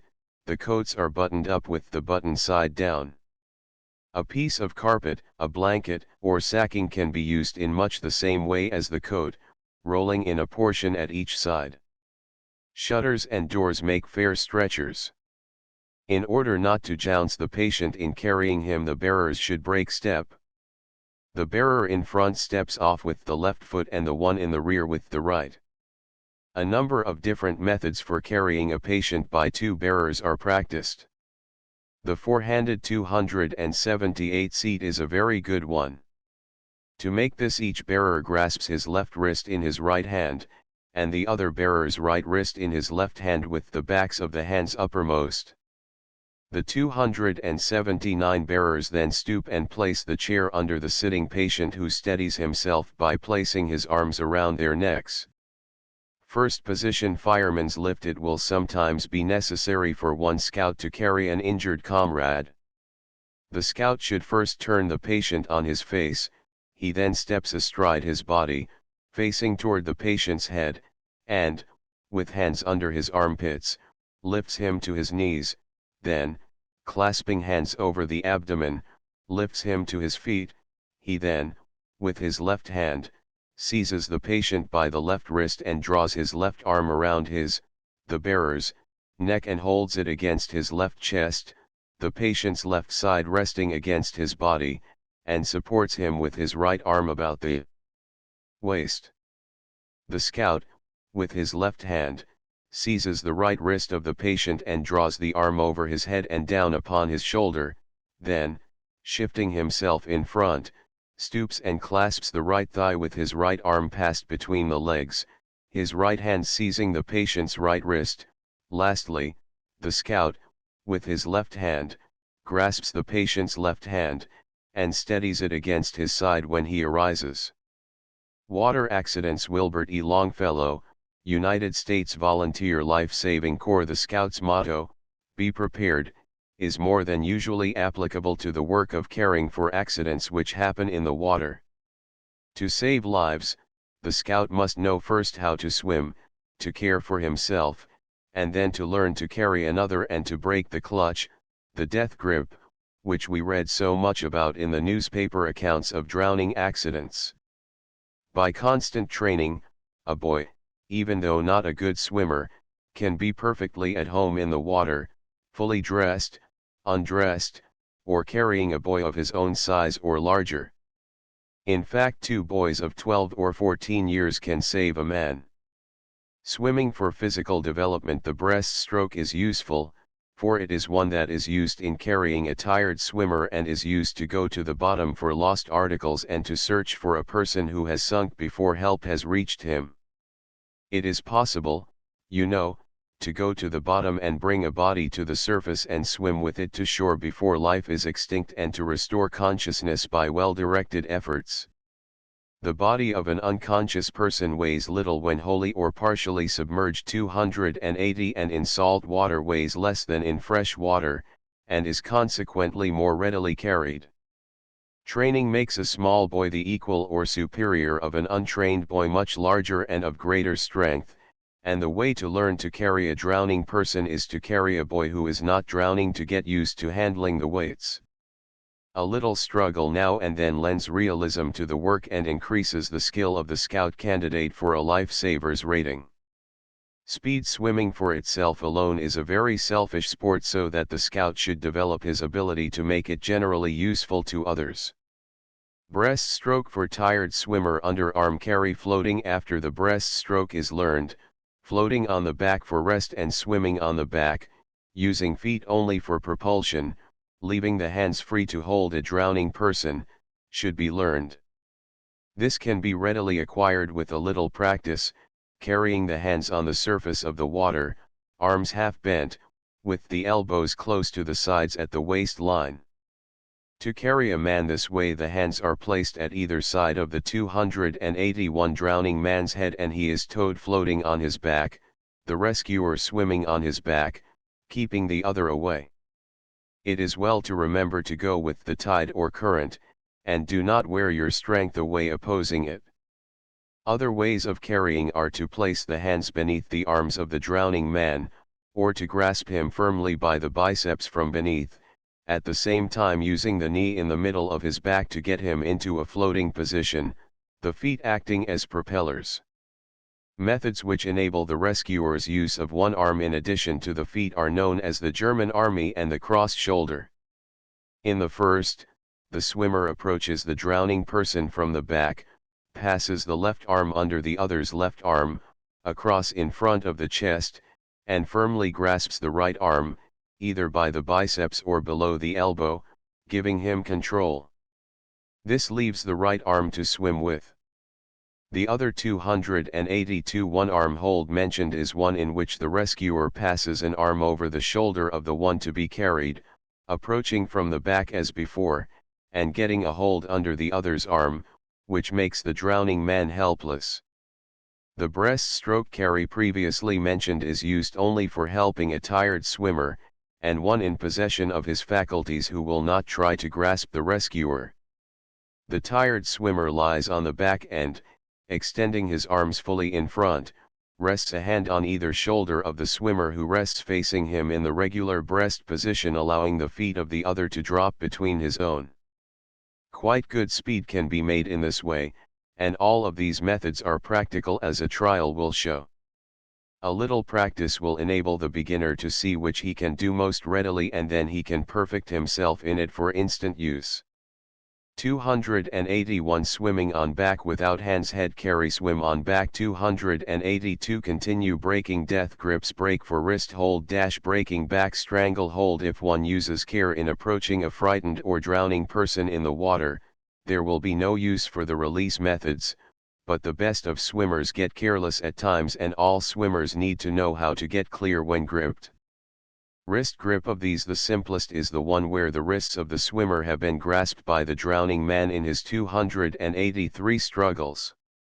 The swimmer throws both hands above his head, which forces both low in the water, and then turns the leverage of his arms against the other's thumbs, breaking the hold easily. It should be borne in mind that a drowning man grasps what he can see above the surface of the water, so he will not attempt to grasp his rescuer below the points of the shoulders. Remember also that a tall man and a short man would have about the same amount of their body projecting above the surface of the water. Break for front. Strangle hold. Neck grip. For the grip around the swimmer's neck from the front, for both arms around the shoulders, and for a grip in which the drowning man had the other over one shoulder and under the other arm, the break is much the same. As soon as the rescuer feels the hold, he covers the other's mouth with the palm of his hand, clasping the nostrils tightly between his first two fingers, at the same time pulling the drowning man to him with the left hand in the small of the back, treading water in the meantime. Then, taking a full breath, he applies his knee 284 in the other's stomach, forcing him to expel the air in his lungs and at the same time preventing him from getting more by pressure on the nostrils and mouth. Should the pressure of the grip around the body be too great to allow freedom of the arms, the preliminary move in that case would be to bring both arms to the level of the shoulder, thus sliding the other's arms to the neck, leaving the rescuer's arms to cover the nose.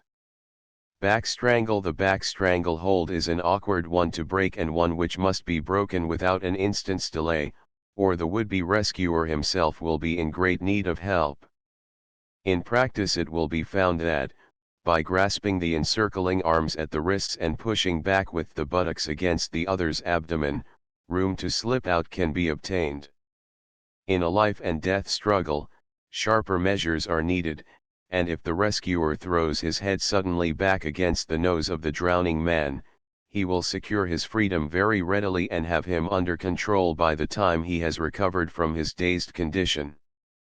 Rescue from shore or boat. It is not always necessary to go into the water to attempt a rescue, and in many cases, when someone has fallen off a bridge or dock, a line or buoy or boat can be used to advantage without placing more lives in danger than the one in the water. Discretion in such matters is worthy of recognition rather than too much recklessness in swimming out. Use a boat when possible. Practice in throwing a life buoy should be indulged in where possible, and a good scout should always leave the line coiled over pegs and the buoy hanging on top to bind it in place for instant use in an emergency. Diving from the surface when a bather or victim from a boating accident sinks to the bottom of a river or pond of from 7 to 20 feet in depth, prompt rescue methods may bring him to the surface, and resuscitation methods, promptly applied, will restore breath. If there is no current in the pond or lake, bubbles from the body will indicate its whereabouts directly beneath the place where it sank. Should there be tide or currents, the bubbles are carried at an angle with the streams and the searcher must go from the spot where the person disappeared and look along 285 the bottom going with the current. When a drowning man gives up his struggle and goes down, his body sinks a little way and is brought up again by the buoyancy within it and the air is expelled. It sinks again and next rises less high and air is again expelled. This happens several times until enough water is taken into the stomach and air passages to offset the floating capacity. The floating capacity is barely overcome, so the body weighs but little. It is very simple, as almost any youthful swimmer knows, to go to the bottom if one can dive from a float, pier, or boat, but to be able to dive down 10 feet from the surface requires practice. In most cases to go deeper would require a weight after the manner of the southern sponge and pearl fishers. Grasp a 10 or 15-pound stone and dive in, to come up the swimmer lets go and rises to the top. Throwing feet for dive from surface diving for lost objects in covering a considerable area in search for bodies or lost objects. Several ropes can be anchored with grapnels or rocks in squares and a systematic search thus maintained by divers. Going down from the surface is not so simple and the knack is attained by practice, especially by athletic lads. The secret is to swim to a point where a sounding is to be made, and to plunge the head and shoulders under, elevating the hips above the surface to drive the shoulders deep and give chance for a few strokes, breaststroke preferred, until the whole body in a vertical position is headed for the bottom. The elevation of the feet and lower legs in the air gives the body additional 286 impetus downward, and when the object is attained a push off from the bottom with both feet sends the swimmer to the surface in quick order. To carry any weight ashore, it is necessary to carry it low on the body, hugged close to the waistline, allowing one hand and both feet for swimming, or if on the back, hold by both hands using the feet as propellers. Artificial respiration. A. Artificial respiration. B. Restoring breathing. Knowledge of resuscitation of the apparently drowned is an important part of the equipment of a first-class scout, and a great many lives could have been saved had it been more general. To be effective, no time must be lost in getting the apparently drowned person out of the water and getting the 287 water out of him. The Schaefer or prone method requires but one operator at a time and no waste of time in preliminaries. When taken from the water, the patient is laid on the ground face downward, arms extended above the head, face a little to one side, so as not to prevent the free passage of air. The operator kneels astride or beside the prone figure and lets his hands fall into the spaces between the short ribs. By letting the weight of the upper body fall upon his hands resting on the prone man, the air is forced out of the lungs. By relaxing the pressure, the chest cavity enlarges and air is drawn in to take the place of that forced out. By effecting this change of air, pressing and relaxing, 12 to 15 times a minute, time it by watch at first, and then count, artificial breathing is performed. Sometimes it is necessary to work an hour or two before the flicker of an eyelid or a gasp from the patient rewards the lifesaver's efforts, and then he must carefully piece in the breathing until natural breathing is resumed. When breathing starts, then promote circulation by rubbing the legs and body toward the heart. Do not attempt to stimulate by the throat until the patient can swallow. Give a teaspoonful of aromatic spirits of ammonia, in half a glass of water. Remember that by laying the patient face downward, fluids in the air passages will run or be forced out and the tongue will drop forward, and require no holding, always an awkward task. Treatment after respiration begins. The after treatment is important. Put the patient to bed, Keep quiet and warm. Always get the services of a physician as soon as possible, but do not wait for him to come. Start work instantly. The patient needs oxygen, so keep spectators away. They are robbing the man of the life-giving properties of the air. For this reason, in all but the most severe weather, it is well to work on the patient in the open.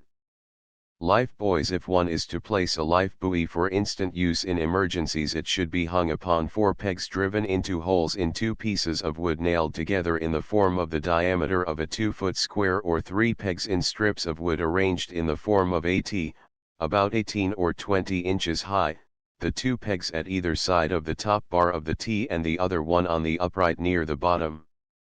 Most life buoys used on shore have 50 or 75 feet of light line attached to draw the 288 rescued person ashore or to recover the buoy after a faulty throw. Commencing at the free end of the line, where a small wooden float is often attached, the rope should first be coiled on the pegs, hanging the buoy outside the coil to bind it in place so wind or jars will not loosen it. Life buoy and ice ball. Then, when the buoy is needed, the ring is grasped by the throwing hand, which clasps the buoy itself, and the coil is clasped in the free hand, the end of the rope being secured ashore by standing upon it with 1 foot. After each use or practice, the buoy line should be restored to its pegs for instant use. 289 Notes 290 Notes 291 Chapter 8 Games and Athletic Standards. The Games by Ernest Thompson Seton, Chief Scout. Deer hunting. The deer hunt has proved one of our most successful games. The deer is a dummy, best made with a wire frame, on which soft hay is wrapped till it is of proper size and shape, then all is covered with open burlap. A few touches of white and black make it very realistic. If time does not admit of a well-finished deer, one can be made of a sack stuffed with hay, decorated at one end with a smaller sack for head and neck, and set on 4 thin sticks. The side of the deer is marked with a large oval, and over the heart is a smaller one. Bows and arrows only are used to shoot this deer. A pocketful of corn, peas, or other large grain is now needed for scent. The boy who is the deer for the first hunt takes the dummy under his arm and runs off, getting 10 minutes start, or until he comes back and shouts ready. He leaves a trail of corn, dropping 2 or 3 grains for every yard and making the trail as crooked as he likes, playing such tricks as a deer would do to baffle his pursuers. Then he hides the deer in any place he fancies, but not among rocks or on the top of a ridge, because in one case many arrows would be broken, and in the other, lost. The hunters now hunt for this deer just as for a real deer, either following the trail or watching the woods ahead. The 292 best hunters combine the two. If at any time the trail is quite lost, the one in charge shouts, "Lost trail." After that the one who finds the trail scores 2. Anyone giving a false alarm by shouting deer is fined 5. Thus they go till someone finds the deer. He shouts, "Deer," and scores 10 for finding it. The others shout, "Second, third," etc., in order of seeing it, but they do not score. The finder must shoot at the deer with his bow and arrow from the very spot whence he saw it. If he misses, the second hunter may step up 5 paces, and have his shot. If he misses, the third one goes 5, and so on till someone hits the deer, or until the 10-yard limit is reached. If the finder is within 10 yards on sighting the deer, and misses his shot, the other hunters go back to the 10-yard limit. Once the deer is hit, all the shooting must be from the exact spot whence the successful shot was fired. A shot in the big oval is a body wound, that scores 5. A shot outside that is a scratch, that scores 2. A shot in the small oval or heart is a heart wound, it scores 10, and ends the hunt.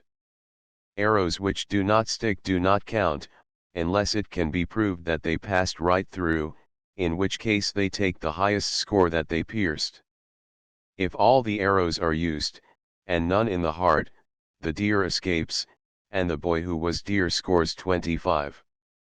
The one who found the dummy is deer for the next hunt.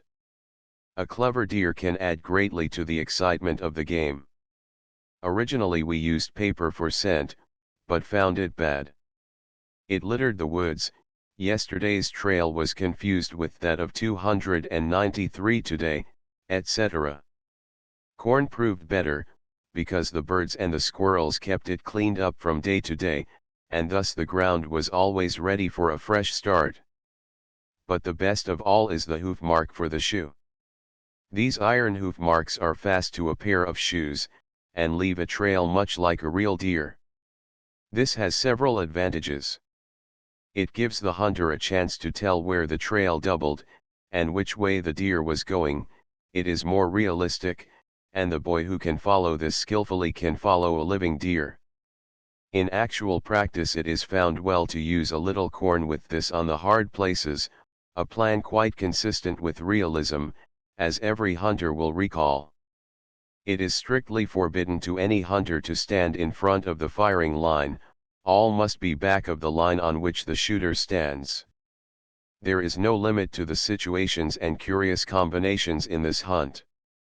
The deer may be left standing or lying.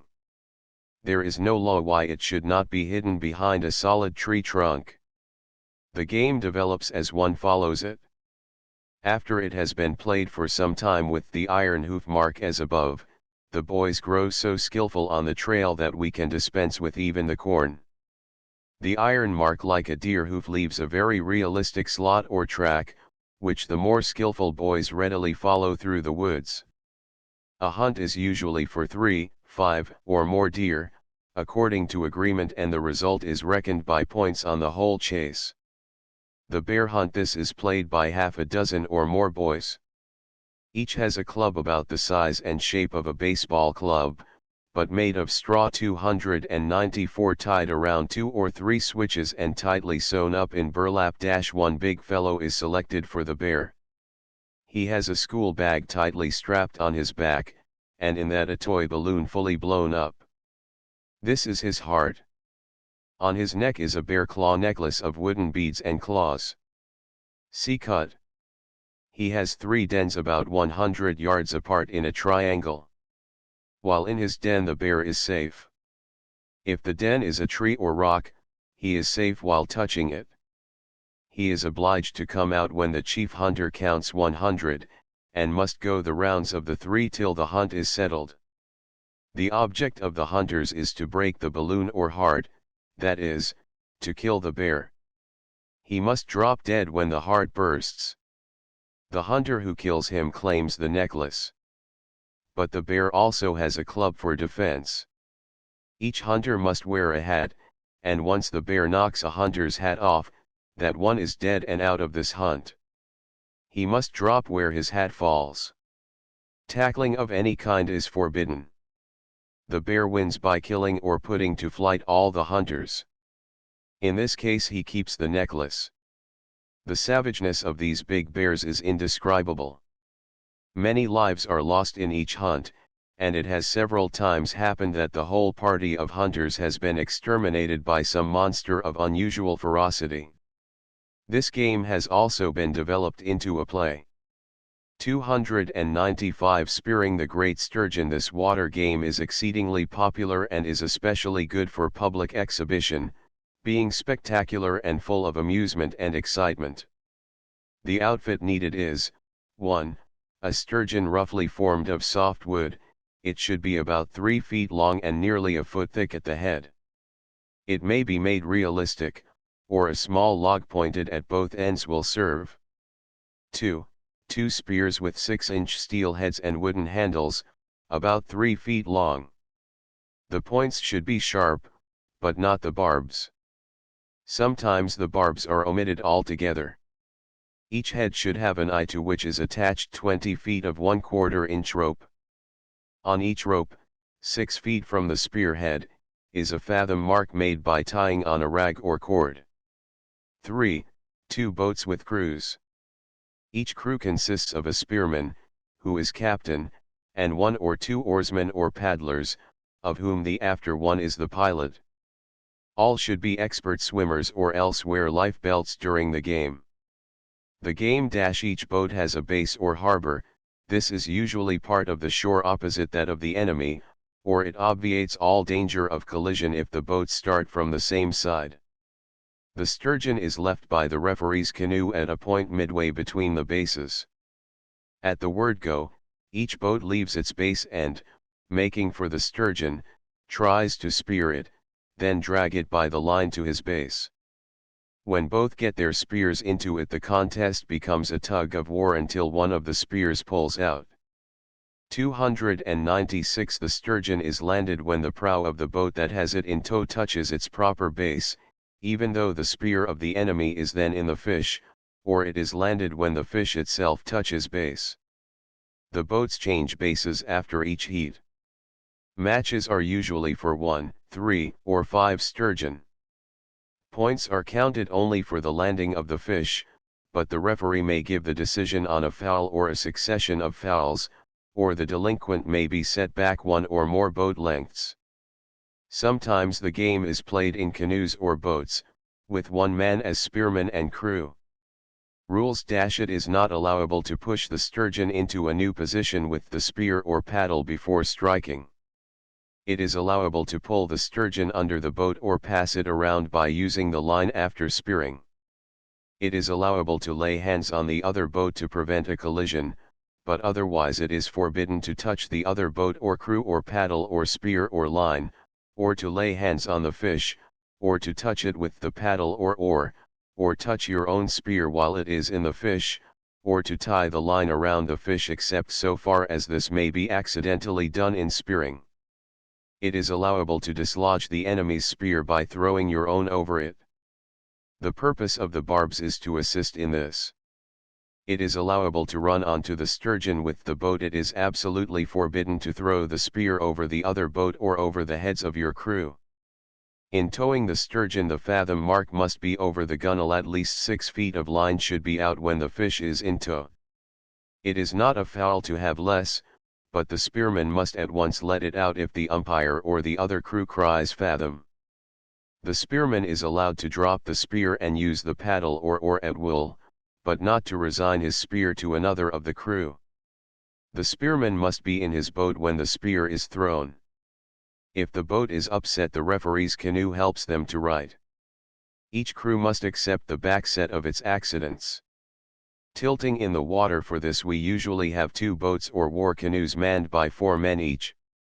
These are a spearman, who is also a captain, a pilot, and 2 oarsmen. The spearman is armed with a light pole or bamboo 8 or 10 feet long, with a soft pad on the end. Sometimes this is 297. Further provided with a hook. This is a forked branch with limbs a foot long. One is lashed to the bamboo, the other projecting out a foot, and slightly backward. The end of the spear and the fork are now thoroughly padded with burlap to the shape of a duck's head and bill. And it must be cased in waterproof, to keep it from getting wet and heavy. The object of the hook is to change suddenly from pushing, and to pull the enemy by hooking round his neck. Each boat should have a quarterdeck or raised platform at one end, on which the spearman stands. Tilting spear: the battle is fought in rounds and by points. To put your opponent back into the canoe with 1 foot counts you 5, 2 feet, 10. If he loses his spear you count 5, excepting when he is put overboard. If you put him down on 1 knee on the fighting deck, you count 5, 2 knees, 10. If you put him overboard it counts 25. 100 points is a round. A battle is for 1 or more rounds, as agreed on. It is forbidden to hook or strike below the belt. The umpire may dock for fouls. Canoe tag: any number of canoes or boats may engage in this. A rubber cushion, a hot water bag full of air, any rubber football, 298, or a cotton bag with a lot of corks in it is needed. The game is to tag the other canoe by throwing this into it. The rules are as in ordinary cross tag. Scouts are sent out in pairs or singly. A number of points are marked on the map at equal distances from camp, and the scouts draw straws to see where each goes. If one place is obviously hard, the scout is allowed a fair number of points as handicap. All set out at same time, go direct, and return as soon as possible. Points are thus allowed, last back, 0 for traveling. The others count 1 for each minute they are ahead of the last. Points up to 100 are allowed for their story on return. Sometimes we allow 10 points for each turtle they have seen, 10 for each owl seen and properly named, 5 for each hawk, and 1 each for other wild birds, also 2 for a cat, 1 for a dog. No information is given the scout, he is told to go to such a point and do so and so, but is fined points if he hesitates or asks how or why, etc. Quick-sight game. The game of quick-sight. Make 2 boards about a foot square, divide each into 25 squares, get 10 nuts and 10 pebbles. Give to one player 1 board, 5 nuts, and 5 pebbles. He places 299 these on the squares in any pattern he fancies, and when ready the other player is allowed to see it for 5 seconds. Then it is covered up, and from the memory of what he saw the second player must reproduce the pattern on his own board. He counts 1 for each that was right, and takes off 1 for each that was wrong. They take turn and turn about. This game is a wonderful developer of the power to see and memorize quickly. Farzite, or spot the rabbit. Take 2 6-inch squares of stiff white pasteboard or whitened wood. On each of these draw an outline rabbit, one an exact duplicate of the other. Make 20 round black wafers or spots, each half an inch across. Let one player stick a few of these on one rabbit board and set it up in full light. The other, beginning at 100 yards, draws near till he can see the spots well enough to reproduce the pattern on the other which he carries. If he can do it at 75 yards he has wonderful eyes. Down even to 70, done 3 times out of 5, he counts high honor, from 70 to 60 counts honor. Below that does not count at all. Pole star. Each competitor is given a long straight stick in daytime, and told to lay it due north and south. In doing this he may guide himself by sun, moss, or anything he can find in nature, anything, indeed, except a compass. 300. The direction is checked by a good compass corrected for the locality. The one who comes nearest wins. It is optional with the judges whether the use of a timepiece is to be allowed. Rabbit hunt. The game of rabbit hunting is suited for 2 hunters in limited grounds. 3 little sacks of brown burlap, each about 8 inches by 12, are stuffed with hay. At any given place in the woods the 2 hunters stand in a 10-foot circle with their bows and arrows. One boy is blindfolded, the other, without leaving the circle, throws the rabbits into good hiding places on the ground. Then the second hunter has to find the rabbits and shoot them without leaving the circle. The lowest number of points wins, as in golf. If the hunter has to leave the circle he gets 1 point for every step he takes outside. After he sees the rabbit he must keep to that spot and shoot till it is hit once. 1 shot kills it, no matter where struck. For every shot he misses he gets 5 points. After his first shot at each rabbit the hider takes alternate shots with him. If it is the hider who kills the rabbit, the hunter adds 10 points to his score. If the hunter hits it, he takes 10 off his score. If the hunter fails to find all the rabbits, he scores 25 for each one he gives up. The hider cannot score at all. He can only help his friend into trouble. Next time the 2 change places. A match is usually for 2 brace of rabbits.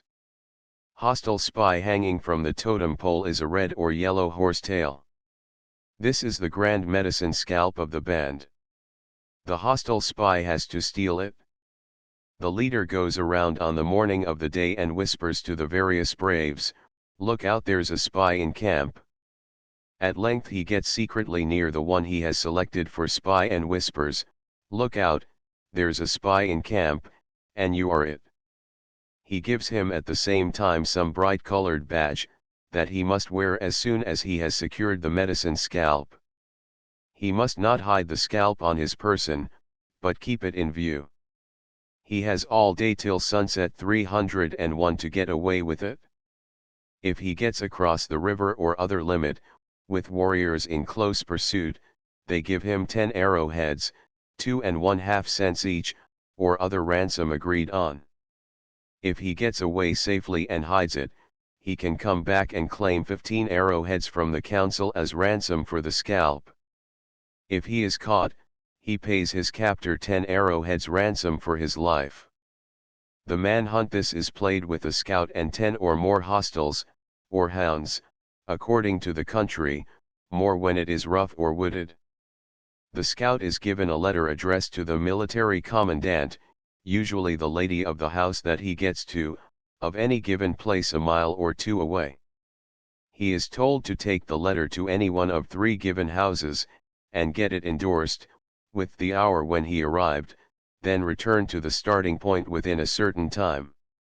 The hostiles are sent to a point halfway, and let go by a starter at the same time as the scout leaves the camp. They are to intercept him. If they catch him before he delivers the letter, he must ransom his life by paying each 2 arrowheads, or other forfeit, and his captor keeps the letter as a trophy. If he gets through, but is caught on the road back, he pays half as much for his life. If he gets through, but is over time, it is a draw. If he gets through successfully on time, he claims 3 arrowheads from each hostile and keeps the letter as a trophy. They may not follow him into the house, that is, the fort, but may surround it at 100 yards distance. They do not know which 3 houses he is free to enter, but they do know that these are within certain limits. The scout should wear a conspicuous badge, hat, shirt, coat, or feather, and may ride a wheel or go in a wagon, etc., as long as his badge is clearly visible. To tag the scout is not to capture. The blockade to be binding must be effectual. Hunt the coon. This is an indoor game, founded on the familiar hunt the thimble. We use a little dummy coon, either make it or turn a ready-made toy rabbit into one by adding tail and black mask, and cropping the ears. 302 All the players but one go out of the room. That one places the coon anywhere in sight, high or low, but in plain view, all come in and seek. The first to find it, sits down silently, and scores 1. Each sits down, on seeing it, giving no clue to the others. The first to score 3 coons is winner, usually. Sometimes we play till everyone but one has a coon, that one is the booby. The others are first, second, etc. Sometimes each is given his number in order of finding it. Then, after 7 or 8 coons, these numbers are added up, and the lowest is winner. If no coon is available, use a thimble. Spear fights. This is an indoor game with outdoor weapons. The soft-headed, 8-foot spears of the tilting match are used. The contestants stand on barrels 8 feet apart. Each tries to put the other off his barrel. It is well to have a catcher behind each player to save him if he falls. Games are for 7, 11, or 13 points. Navajo feather dance. An eagle feather hung on a horsehair, so as to stand upright, is worked by a hidden operator, so as to dance and caper. The dancer has to imitate all its motions. A marionette may be used. It is a great fun maker. Feather football or feather blow. This is an indoor, wet weather game. The players hold a blanket on the knees or on the table. A soft feather is put in the middle. As many may play as can get near. They may be in sides, 2 or 4 or each for himself. At the signal, go, each tries to blow the feather off the blanket at the enemy's side, and so count one for himself. A game is usually best out of 7, 11, or 13. Cockfighting: get 2 stout sticks, each 2 feet long, broomsticks will do. Pad each of these on the end with a ball of rag. These are the spurs. Make an 8-foot ring. The 2 rivals are on their hunkers, each with a stick through behind his knees, his hands clasped in front of the knees, and the arms under the ends of the spurs. 303. Now they close, each aiming to upset the other, to make him lose his spurs, or to put him out of the ring, any of which ends that round and scores 1 for the victor. If both fall, or lose a spur, or go out together, it is a draw. Battle is for 7, 11, or 13 rounds. Hand wrestling: this is a jiu-jitsu game, introduced by Dr. L. H. Golik. The 2 contestants stand right toe to right toe, each right hand clasped, left feet braced, left hand free. At the word, go, each tries to unbalance the other, that is, make him lift or move one of his feet. A lift or a shift ends the round. Battles are for best out of 5, 7, 11, or 13 rounds. Badger pulling: the 2 contestants, on hands and knees, face each other. A strong belt or strap is buckled into one great loop that passes round the head of each, that is, crosses his nape. Halfway between them is a dead line. The one who pulls the other over this line is winner. The contestant can at any time end the bout by lowering his head so the strap slips off, but this counts 1 against him. Game is best out of 5, 7, 11, or 13 points. Poison: this is an ancient game. A circle about 3 feet across is drawn on the ground. The players, holding hands, make a ring around this, and try to make one of the numbers step into the poison circle. He can evade it by sidestepping, by jumping over, or by dragging another fellow into it. First to make the misstep is it for the time or for next game. Hatball: when I was among the Chipewyan Indians of Great Slave Lake, in 1907, I made myself popular with the young men, as well as boys, by teaching them the old game of hatball. The players, about a dozen, put their hats in a row near a house, fence, or log, hollows up. A dead line is drawn 10 feet from the hats, all must stand outside of that. The one who is it begins by throwing a soft ball into one of the hats. If he misses the hat, a chip is put into his own, and he tries over. As soon as he drops the ball into a hat, the owner runs 304 to get the ball, all the rest run away. The owner must not follow beyond the dead line, but must throw the ball at someone. If he hits him, a chip goes into that person's hat, if not, a chip goes into his own. As soon as someone has 5 chips, he wins the booby prize, that is, he must hold his hand out steady against the wall, and each player has 5 shots at it with the ball, as he stands on the dead line. Duck on a rock: this is a good old grandfather game. Each player has a large, smooth, roundish stone, about 5 or 6 inches through. This is his duck. He keeps it permanently. Toe rock is any low boulder, block, stump, bump, or hillock on level ground. A dead line is drawn through the rock, and another parallel, 15 feet away, for a firing line. The fellow who is it, or keeper, perches his duck on the rock. The others stand at the firing line and throw their ducks at his. They must not pick them up or touch them with their hands when they are beyond the dead line. If one does, then the keeper can tag him, unless he reaches the firing line, and send him to do duty as keeper at the rock. But they can coax their ducks with their feet, up to the dead line, not beyond, then watch for a chance to dodge back to the firing line, where they are safe at all times. If the duck is knocked off by anyone in fair firing, the keeper is powerless till he has replaced it. Meantime, most of the players have secured their ducks and got back safely to the firing line. Roadside cribbage. This is a game we often play in the train, to pass the time pleasantly. Sometimes one party takes the right side of the road, with the windows there, and the other the left. Sometimes all players sit on the same side. The game is, whoever is first to see certain things agreed on scores so many points. Thus, a crow or a cow counts 1, a cat 2, a hawk 3, an owl 4, a sheep 5, a goat 6, a horse 7, 305. The winner is the one who first gets 25 or 50 points, as agreed. When afoot, one naturally takes other things for points, as certain trees, flowers, etc. Lion hunting. The games from lion hunting to hare and hounds are from General Baden-Powell.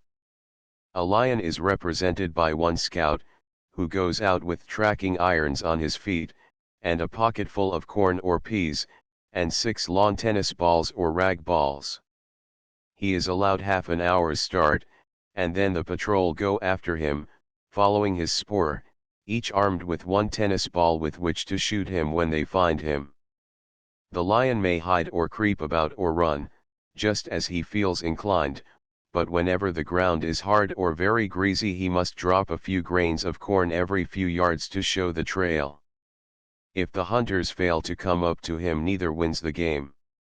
When they come near to his lair, the lion fires at them with his tennis balls, and the moment a hunter is hit he must fall out dead and cannot throw his tennis ball. If the lion gets hit by a hunter's tennis ball he is wounded, and if he gets wounded 3 times he is killed.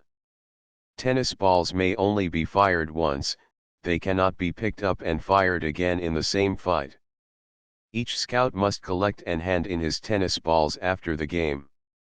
In winter, if there is snow, this game can be played without tracking irons, and using snowballs instead of tennis balls.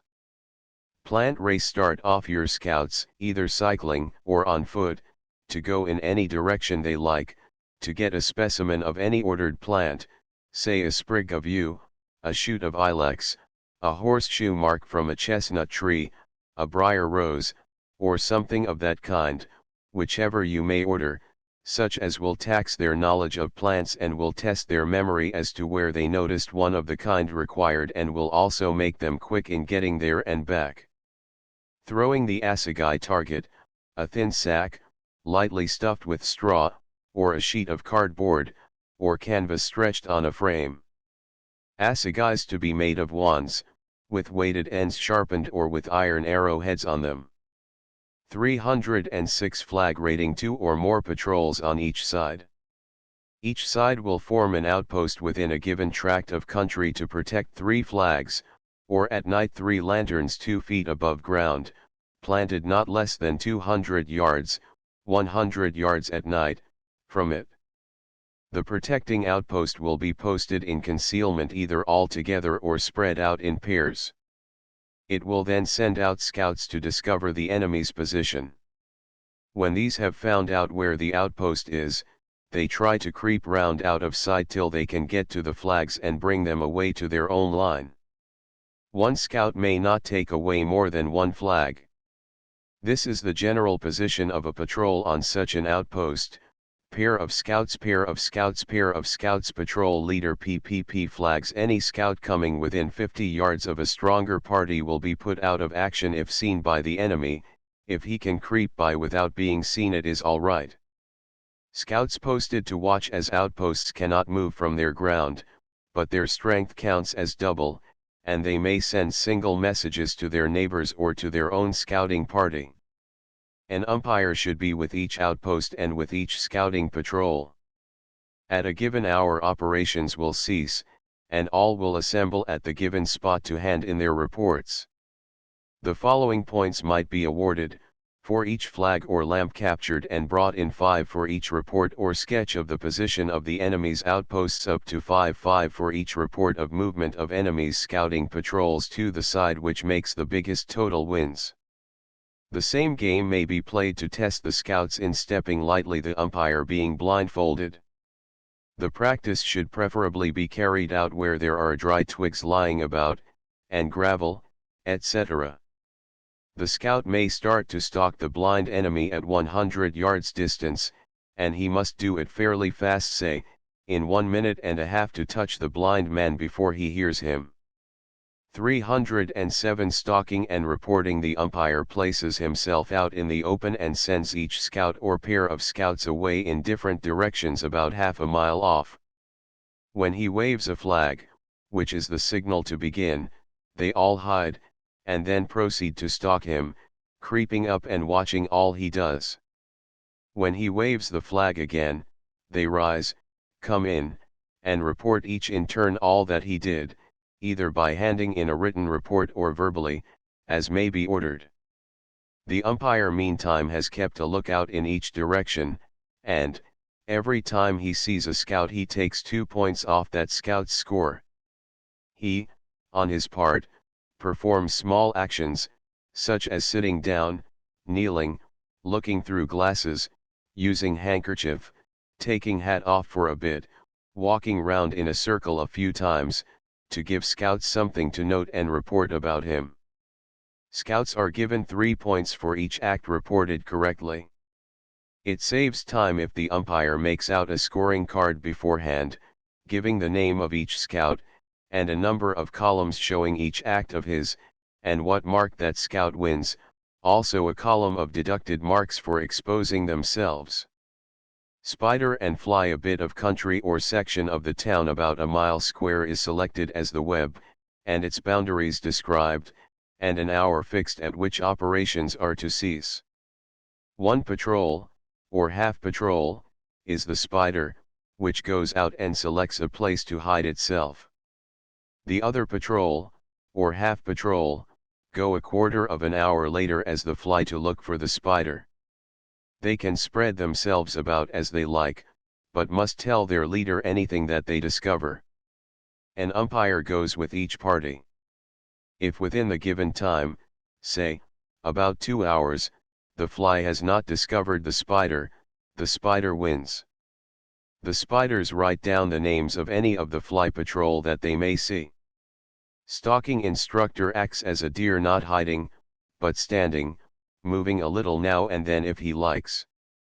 Scouts go out to find, and each in his own way tries to get up to him unseen. Directly the instructor sees a scout, he directs him to stand up as having failed. After a certain time the instructor calls 308 time, all stand up at the spot which they have reached, and the nearest wins. Demonstrate the value of adapting color of clothes to background by sending out one boy about 500 yards to stand against different backgrounds in turn, till he gets one similar in color to his own clothes. The rest of the patrol to watch and to notice how invisible he becomes when he gets a suitable background. E.g., a boy in a gray suit standing in front of dark bushes, etc., is quite visible but becomes less so if he stands in front of a gray rock or house. A boy in a dark suit is very visible in a green field, but not when he stands in an open doorway against dark interior shadow. Scout hunting. One scout is given time to go out and hide himself, the remainder then start to find him. He wins if he is not found, or if he can get back to the starting point within a given time without being touched. Relay race. One patrol pitted against another to see who can get a message sent a long distance in shortest time by means of relays of runners, or cyclists. The patrol is ordered out to send in 3 successive notes or tokens, such as sprigs of certain plants, from a point, say, 2 miles distant or more. The leader in taking his patrol out to the spot drops scouts at convenient distances, who will then act as runners from one post to the next and back. If relays are posted in pairs, messages can be passed both ways. Track memory. Make a patrol sit with their feet up, so that other scouts can study them. Give the scouts, say, 3 minutes to study the boots. Then leaving the scouts in a room or out of sight, let one of the patrol make some footmarks in a good bit of ground. Call up the scouts one by one and let them see the track and say who made it. Spot the thief. Get a stranger to make a track unseen by the scouts. The scouts study his track so as to know it again.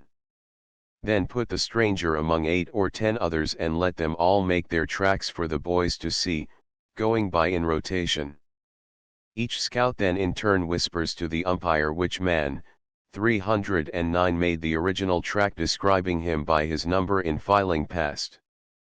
The scout who answers correctly wins. If more than one answers correctly, the one who then draws the best diagram, from memory, of the footprint wins. Smugglers over the border. The border is a certain line of country about 400 yards long, preferably a road or wide path or bit of sand, on which foot tracks can easily be seen.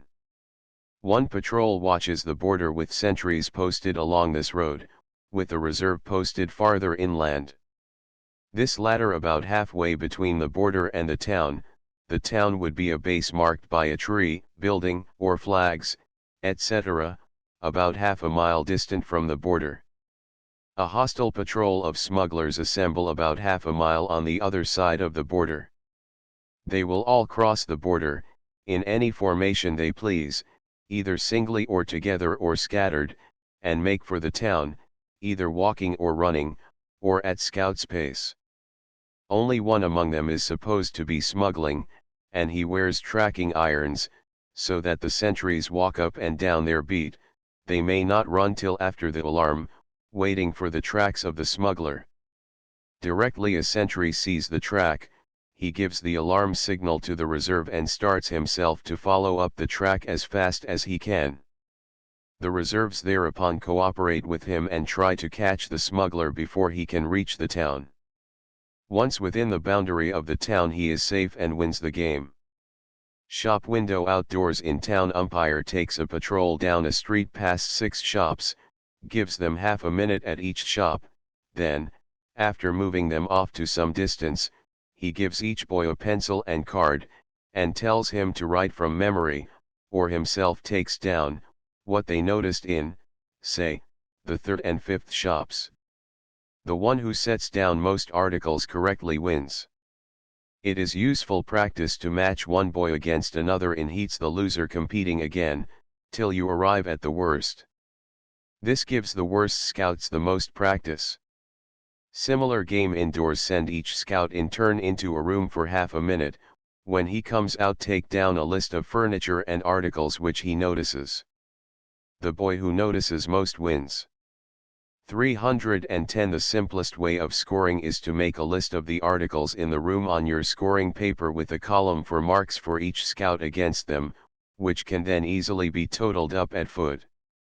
Follow the trail. Send out a hare, either walking or cycling, with a pocket full of corn, nutshells, confetti paper, or buttons, etc., and drop a few here and there to give a trail for the patrol to follow. Or go out with a piece of chalk and draw the patrol sign on walls, gateposts, pavements, lampposts, trees, etc., every here and there, and let the patrol hunt you by these marks. Patrols should wipe out all these marks as they pass them for tidiness, and so as not to mislead them for another day's practice. The other road signs should also be used, such as closing up certain roads as not used, and hiding a letter at some point, giving directions as to the next turn.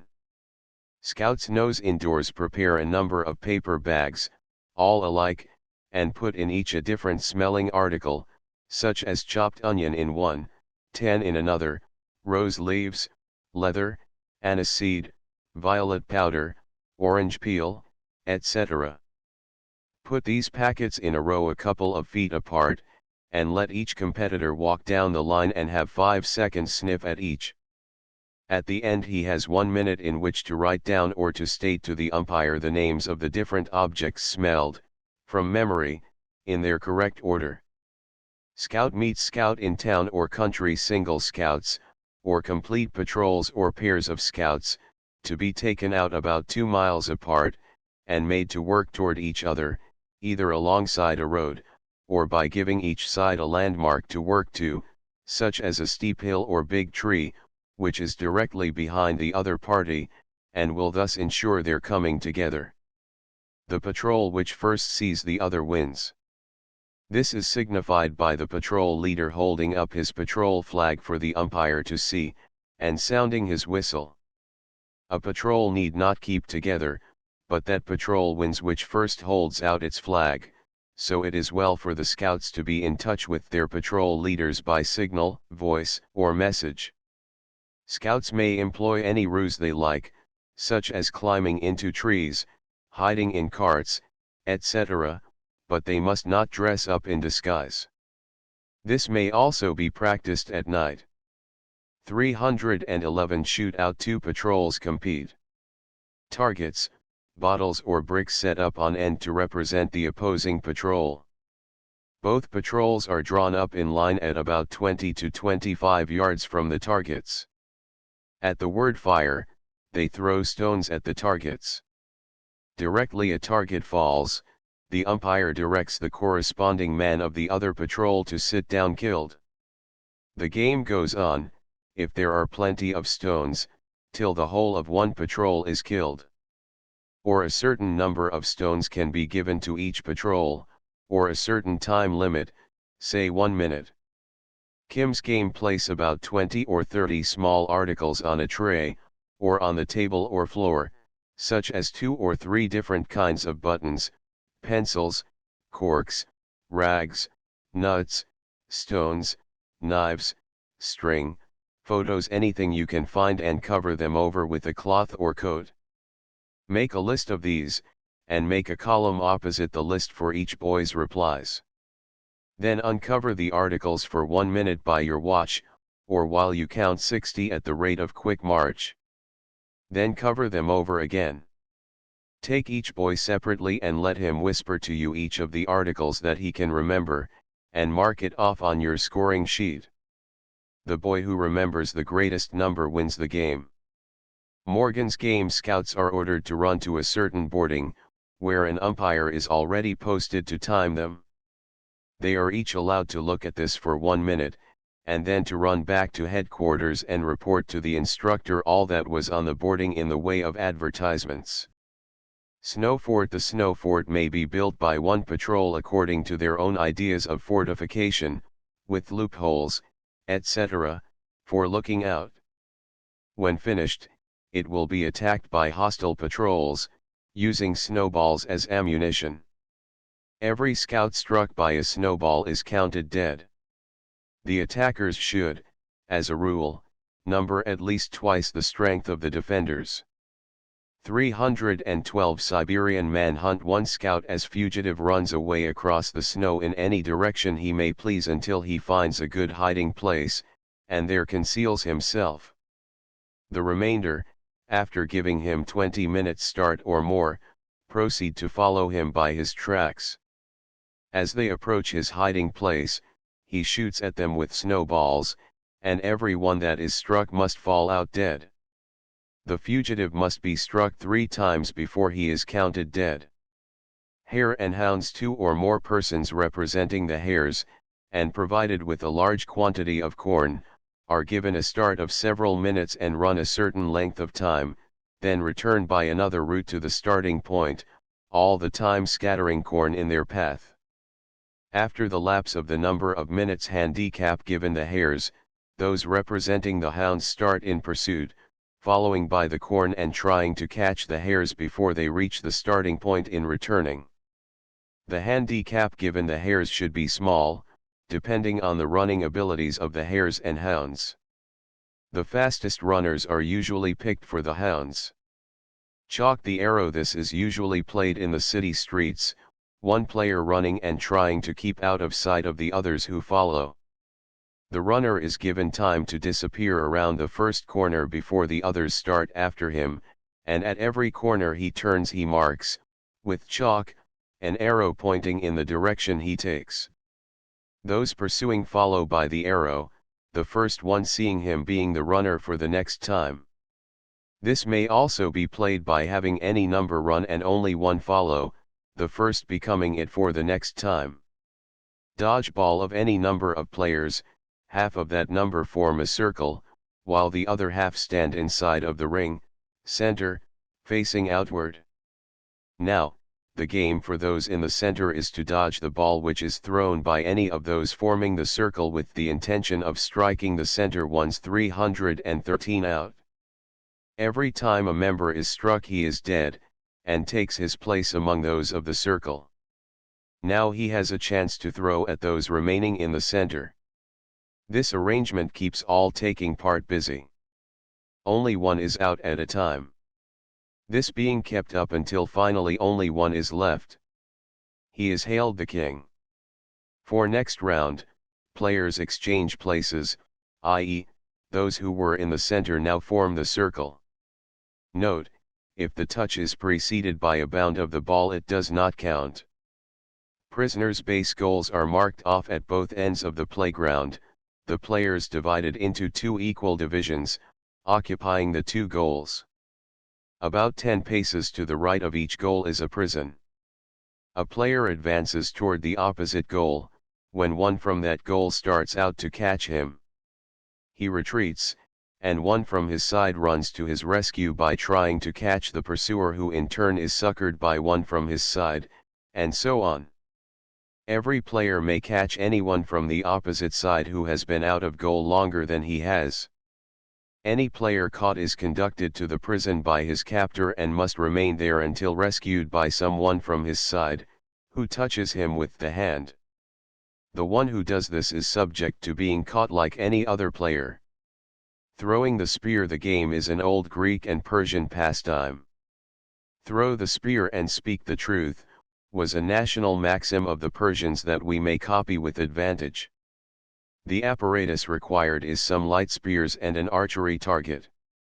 The spears should vary from 5 to 6 feet in length, the point should be shod with a steel tip, having a socket into which the wooden handle is fitted, and made fast by small screws passing through holes in the sides of the metal, and then into the wood itself.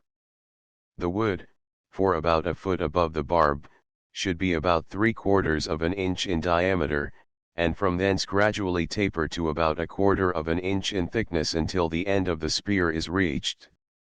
Some spears are fitted with feathers, like an arrow, but these are not necessary to obtain a good throw, and soon get dismantled in continually falling upon the ground. Any ordinary target will serve. It may be an archery target, a sack full of straw, or a sod bank. 314. The object of the contest is to hit the target from a given mark, the firing line. Whoever throws nearest to the center of the target the greatest number of times out of 6 shots is hailed the winner. The best form for throwing is with the left foot forward, the leg perfectly straight, body well back, its weight resting on the right leg. Now extend the left arm forward, in a line with the shoulder, and over the left leg, poise the spear horizontally in the right hand, holding at the center of gravity by the forefinger and thumb. Bring the right arm backward until the hand is behind the right shoulder. Now, inclining the point of the spear slightly upward, make your cast, bringing the right arm forward, followed by the right side of the body, the right leg forward and the left arm backward. Count yourself fortunate if you even hit the target in the first few attempts, but practice will make a wonderful difference. The distance should be mutually agreed upon, but 50 feet for a boy of 15 and 100 feet for an adult will be found about right. To throw the javelin is another phase of this pastime. The javelin is 4 to 5 feet in length, 3/4 of an inch in thickness, and fitted with a barbed end, slightly heavier than the spear end. The object of the game is to throw the javelin as far as possible but not at a target. Instead, the javelin must stick into the ground. In throwing the javelin, hold it in the right hand, the left leg and hand being advanced, the barb and arm at this point should be at the rear. Then, describing a semicircle with the arm over the right shoulder, and leaning well to the rear, hurl the weapon as far as possible forward. Arctic expedition. Each patrol make a bobsleigh with ropes, harness, for two of their number to pull or for dogs if they have them and can train them to do the work.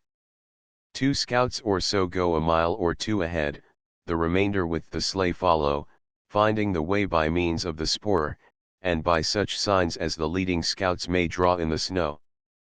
All other drawings seen on the way are to be examined, noted, and their meaning read. The sleigh carries rations and cooking pots, etc. Build snow huts. These must be made narrow, according to the length of the sticks available for forming the roof, which can be made with brushwood and covered with snow. 315 Dragging race. A line of patients from one patrol is laid out 50 feet distant from the start. Another patrol, each carrying a rope, run out, tie ropes to the patients, and drag them in. Time taken of last in. Patrols change places. The one which completes in the shortest time wins. Knots must be carefully tied, and patients' coats laid out under their heads. Far and near umpire goes along a given road or line of country with a patrol in patrol formation. He carries a scoring card with the name of each scout on it. Each scout looks out for the details required, and directly he notices one he runs to the umpire and informs him or hands in the article, if it is an article he finds. The umpire enters a mark accordingly against his name. The scout who gains the most marks in the walk wins. Details like the following should be chosen to develop the scout's observation and to encourage him to look far and near, up and down, etc. The details should be varied every time the game is played, and about 8 or 10 should be given at a time. Every match found 1 point. Every button found 1 point. Bird tracks 2 points. Patch noticed on stranger's clothing or boots 2 points. Gray horse seen 2 points. Pigeon flying 2 points. Sparrow sitting 2 points. Ash tree 2 points. Broken chimney pot 2 points. Broken window 1 point. Fire lighting race to collect material, build, and light a fire till the log given by umpire is alight. Follow my leader with a large number of boys. This can be made a very effective display, and is easy to do at a jog trot, and occasional knee-up with musical accompaniment. It also can be done at night, 316 each boy carrying a Chinese lantern on top of his staff. If in a building all lights, of course, would be turned down.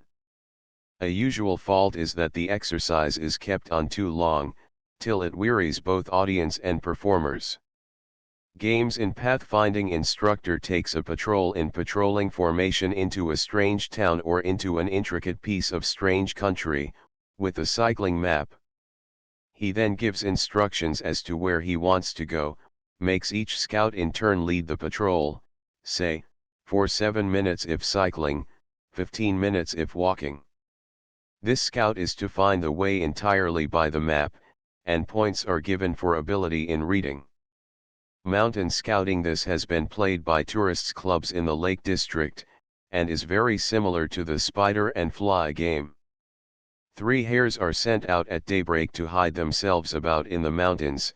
After breakfast a party of hounds go out to find them before a certain hour, say 4 o'clock p.m. If they find them even with field glasses, it counts, provided that the finder can say definitely who it was he spotted. Certain limits of ground must be given, beyond which anyone would be out of bounds, and therefore disqualified. Knight errantry. Scouts go out singly, or in pairs, or as a patrol. If in a town, to find women or children in want of help, and to return and report, on their honor, what they have done. If in the country, call at any farms or cottages and ask to do odd jobs for nothing. The same can be made into a race called a good turn race. Unprepared plays give the plot of a short, simple, play and assign to each player his part, with an outline of what he has to do and say, and then let them act it, making up the required conversation as they go along. This develops the power of imagination and expression on points kept in the mind, and is a valuable means of education. It is well before starting to act a play in this way to be a little less ambitious, and to make 2 or 3 players merely 317 carry out a conversation on given topics leading up to a given point, using their own words and imaginations in doing so.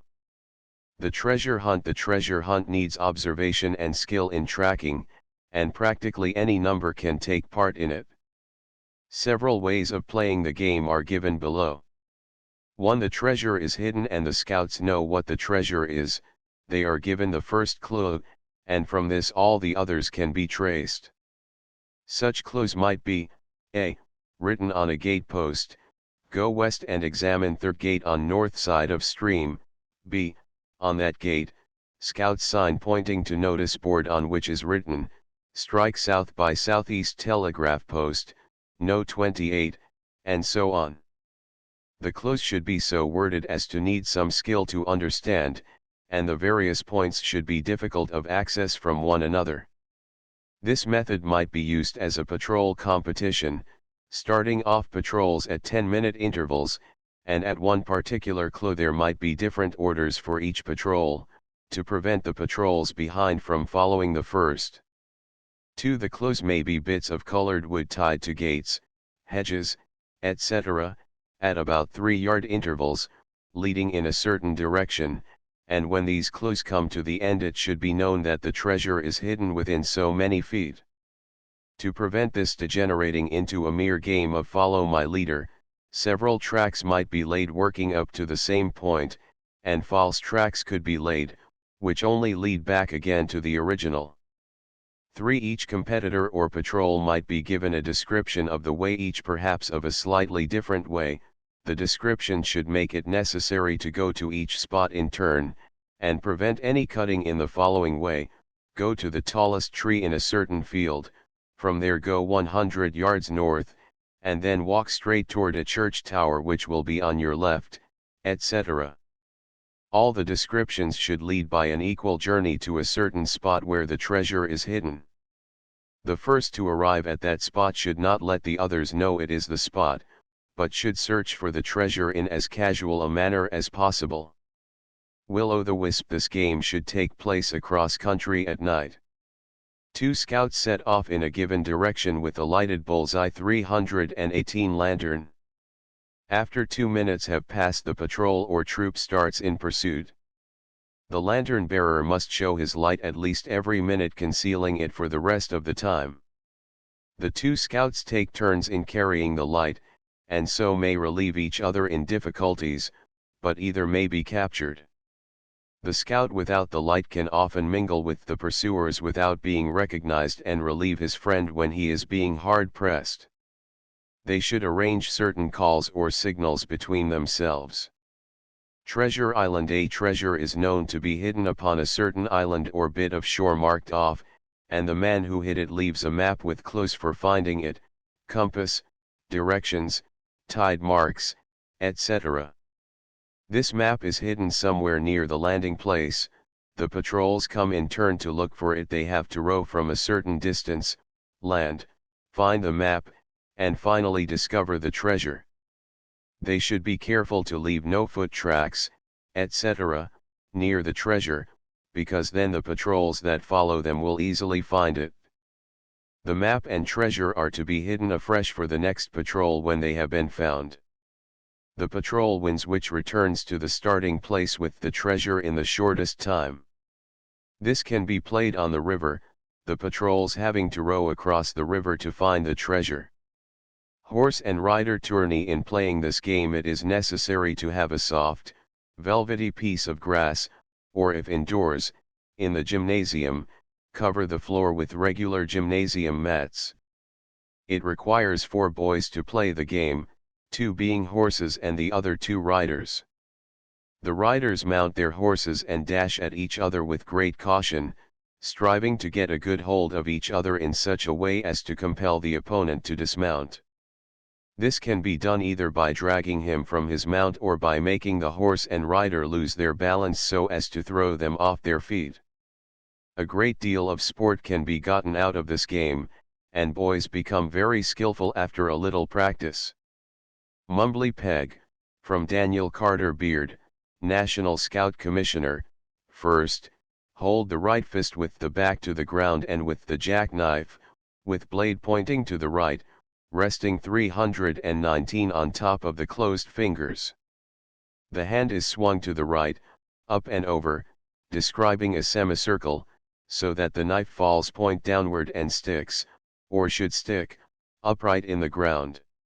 If there is room to slip 2 fingers, one above the other, beneath the handle of the knife, and if the point of the knife is hidden in the ground, it counts as a fair stick or throw. Second, the next motion is the same as the one just described, but is performed with the left. Third, take the point of the blade between the first and second fingers of the right hand, and fillip it with a jerk so that the knife turns once around in the air and strikes the point into the ground. Fourth, do the same with the left hand. Fifth, hold the knife as in the third and fourth positions, and bring the arm across the chest so that the knife handle touches the left ear. Take hold of the right ear with the left hand and fillip the knife so that it turns once or twice in the air and strikes on its point in the earth. Sixth, do the same with the left hand. Seventh, still holding the knife in the same manner, bring the handle up to the nose and fillip it over through the air, so that it will stick in the ground. Eighth, do the same with the handle at the right eye. Ninth, repeat with the handle at the left eye. 10th, place the point of the blade on the top of the head. Hold it in place with the forefinger, and with a downward push send it whirling down to earth, where it must stick with the point of blade in the earth. 11th to 15th, hold the left hand with the fingers pointing upward and, beginning with the thumb, place the point of the knife on each finger as described above, and the forefinger of the right hand on the end of the knife handle. By a downward motion, throw the knife revolving through the air, so that it will alight with the point of the blade in the sod. 16th to 20th, repeat, with the right hand up and the forefinger of the left hand on the knife handle. 21st, 22nd, do the same from each knee. 23rd, hold the point of the blade between the first and second fingers, and, placing the hand on the forehead, fillip the knife back over the head, so that it will stick in the ground behind the person ready for the next motion. 24th, after 23 the knife is left in the ground. Then with the palm of the hand strike the knife handle a smart blow that will send it revolving over the ground 324 a yard, more or less, and cause it to stick in the ground where it stops. This is called plowing the field. When a miss is made the next player takes his turn, and when the first player's turn comes again he must try the feat over that he failed to perform last. A good player will sometimes go through almost all the 24 motions without failing to make a two-finger, that is, a fair stick, each time, but it is very unusual for anyone to run the game out in one inning. This is the game in 24 motions, many boys play it double that number. Outdoor athletic standards. The athletic standards given below are those which most boys ought to be able to attain. They are the result of the experience of several physical directors who have made a special study of athletics and physical work among boys. The rules governing the events are found in the official handbook of the Athletic League of North America. These rules must be strictly adhered to. Events under 90 pounds, under 110 pounds, under 125 pounds, under 140 pounds, over 140 pounds. 1. Running broad jump 12, 13, 14, 15, 16. 2. Running high jump 3, 11, 4, 1, 4, 4, 4, 7, 4, 10. 3. Standing broad jump 6, 6, 7, 7, 6, 8, 8, 6. 4. Standing high jump 3, 2, 3, 4, 3, 6, 3, 8, 3, 10. 5. Pull up, times, 5, 7, 9, 1, 1, 1, 3. 6. 20-yard swim 20 sector 18 sector 16 sector 14 sector 12 seconds. 7. 40-yard swim 40 seconds 39 seconds 38 seconds 37 seconds 36 seconds. 8. 50 yard dash 7.8 sector 7.4 sector 7 sector 6.6 sector 6.2 seconds, 9, 8 potato race 45 sector 43 sector 41 second, 39 seconds 37 seconds, 10, 8 pound shot put asterisk 25 30 35 40, 11, push up from floor asterisk 1113 1517, 12, rope climb asterisk 14 sector 12 sector 10 sector 8 seconds, 13, 100 yard dash 13 sector 12.6 sector 12.2 seconds asterisk should not attempt this event for merit badge. A boy under 90 pounds must qualify in 7 of the first 9 events, a boy under 110 pounds must qualify in 10 of the first 12 events, all others must qualify in their proper class in 11 of the 13 events. 321 Notes 322 Notes 323 Chapter 9 Patriotism and Citizenship by Waldo H. Sherman, author of Civic Studies in American Citizenship. Our country America is the home of social, religious, and political liberty, the land of the free and the home of the brave. As a nation, we have always been rich in land, and for this reason millions of people have sought our shores. We have come into possession of our territory through treaty, purchase, and annexation. In speaking of our territorial area, we usually speak of the original territory and additions to same.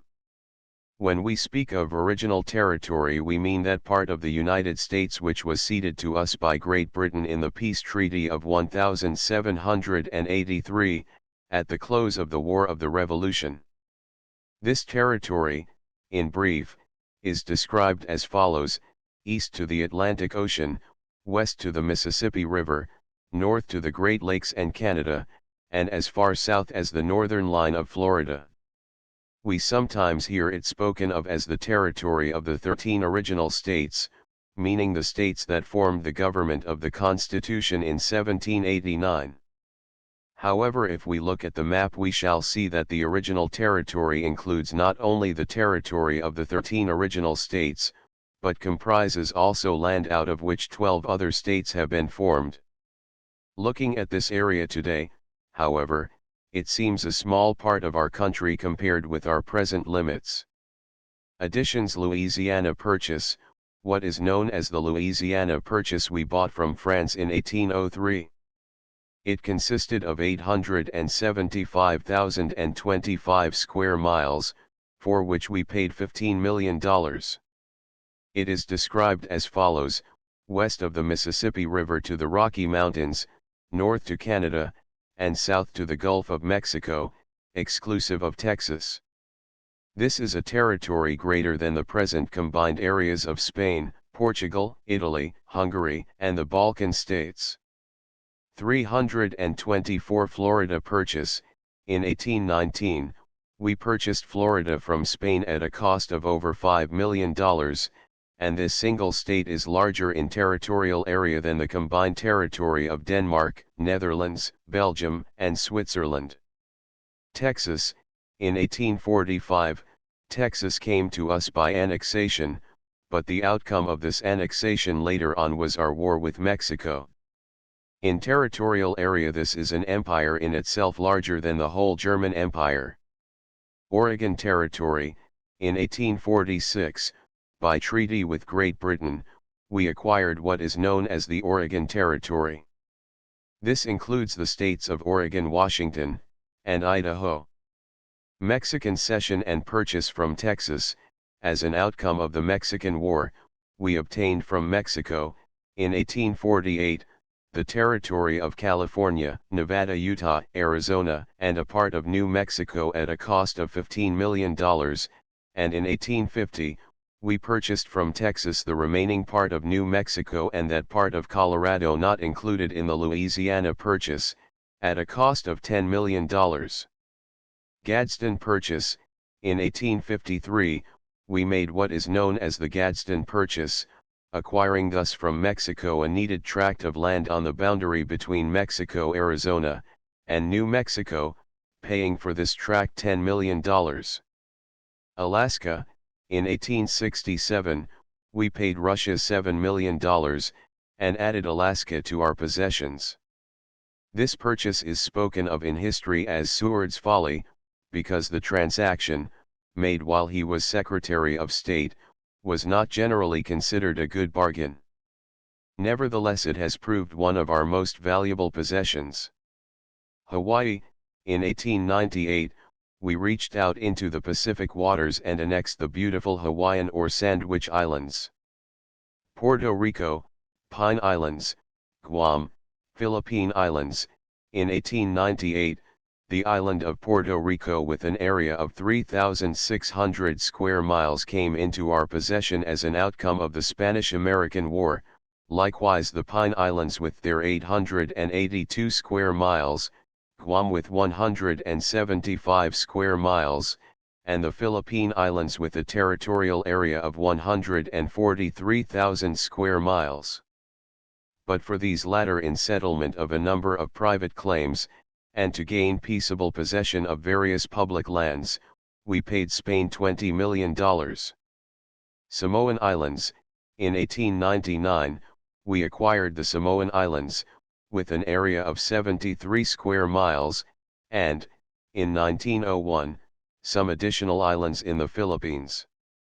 325 land settlements. The first permanent English settlements in America were made at Jamestown, Virginia, in 1607, and at Plymouth, Massachusetts, in 1620, and from these two settlements we may trace in large part the growth, character, and development of our national life.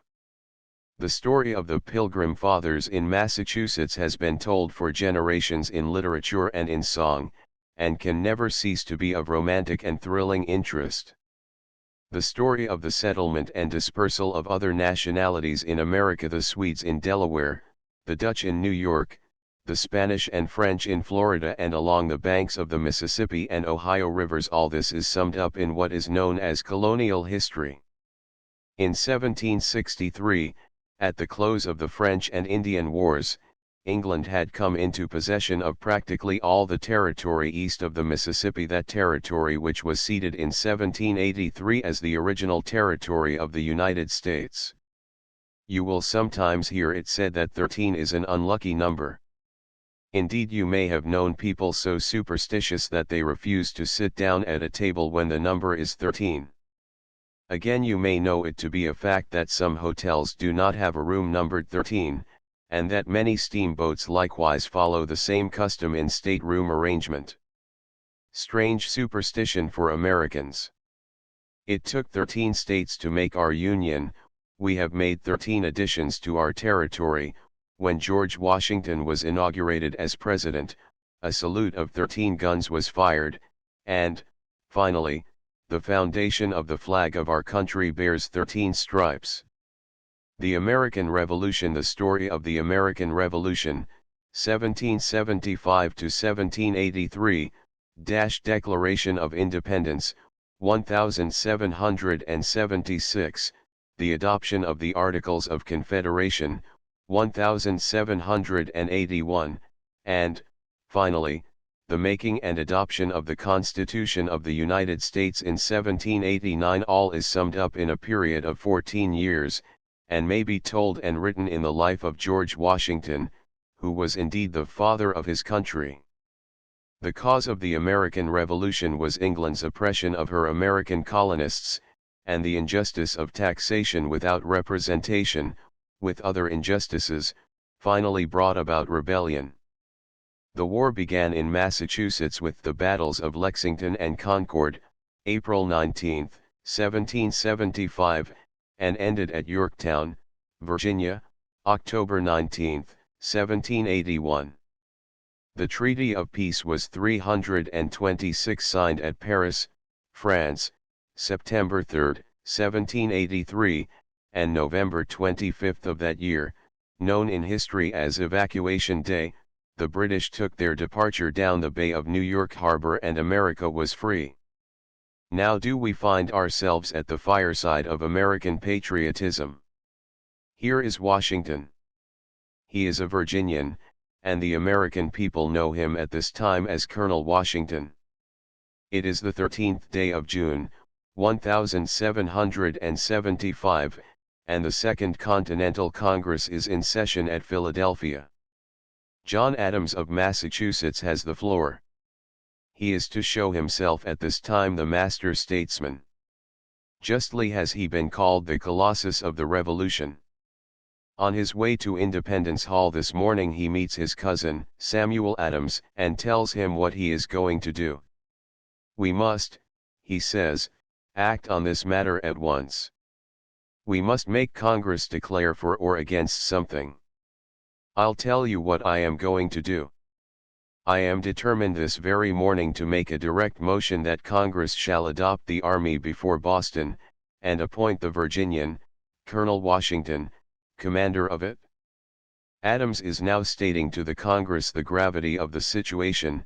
He points out the necessity of immediate action. The colonies must be united, the army must be brought together, disciplined, and trained for service, and, under Congress, a fitting commander appointed. "Such a gentleman," he said, "I have in mind. I mention no names, but every gentleman here knows him at once as a brave soldier and a man of affairs. He is a gentleman from Virginia, one of this body, and well known to all of us. He is a gentleman of skill and excellent universal character and would command the approbation of all the colonies better than any other person in the Union. George Washington is in the hall. The eyes of all Congress have turned toward him. He is surprised, confused, and embarrassed, leaves his seat and hurries into the library."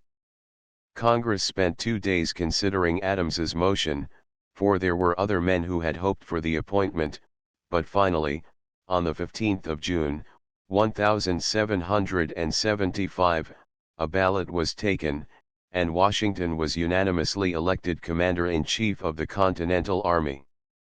On July 2, 1775, he took command of the army at Cambridge, Massachusetts, and March 17, 1776, the British were expelled from Boston. 327. We now come to the Declaration of Independence, July 4, 1776. It was written by Thomas Jefferson, at that time a young man of 33. The committee of the General Congress appointed to draft it, consisted of the following: Thomas Jefferson, John Adams, Benjamin Franklin, Roger Sherman, and Robert R. Livingston. The strong feeling of Thomas Jefferson as he wrote the Declaration is indicated by his statement that, rather than submit to the right of legislating for us assumed by the British Parliament, I would lend my hand to sink the whole island in the ocean. Here also we get a glimpse of one of the most interesting and delightful characters in the history of this period, Benjamin Franklin. History records that while Thomas Jefferson wrote the Declaration of Independence, a few verbal suggestions were made by Dr. Franklin, as the following conversation reported to have taken place between them would indicate. "Well, brother Jefferson," said Franklin, "is the fair copy made?" "All ready, Doctor," replied Jefferson. "Will you hear it through once more?" "As many times as you wish," responded the smiling doctor, with a merry twinkle in his eyes. "One can't get too much of a good thing, you know." Jefferson then read to Franklin the Declaration of Independence, which has been pronounced one of the world's greatest papers. "That's good, Thomas. That's right to the point. That will make King George wince. I wish I had done it myself." It is said Franklin would have put a joke into the Declaration of Independence, if it had fallen to his lot to write that immortal document. The Declaration of Independence went forth to the world signed by one man, John Hancock, which explains the expression you sometimes hear, "Put your John Hancock there." It was, however, signed later by all the members of that Congress, 54 in number. This immortal document has been carefully preserved and the original may be seen at Washington. The Declaration was a notice to Great Britain and to all the world that the American colonists would no longer be subject to Great Britain, that henceforth they were to be a free and independent people, holding Great Britain as they held the rest of mankind, enemies in war in peace friends. This declaration marks the birth of our nation. Our government fathers fully realized the step they were taking. They knew it meant a final breaking with the home government of England, but with a firm reliance on the protection of divine providence, in support of this 328 declaration, they pledged to each other their lives, their fortunes, and their sacred honor.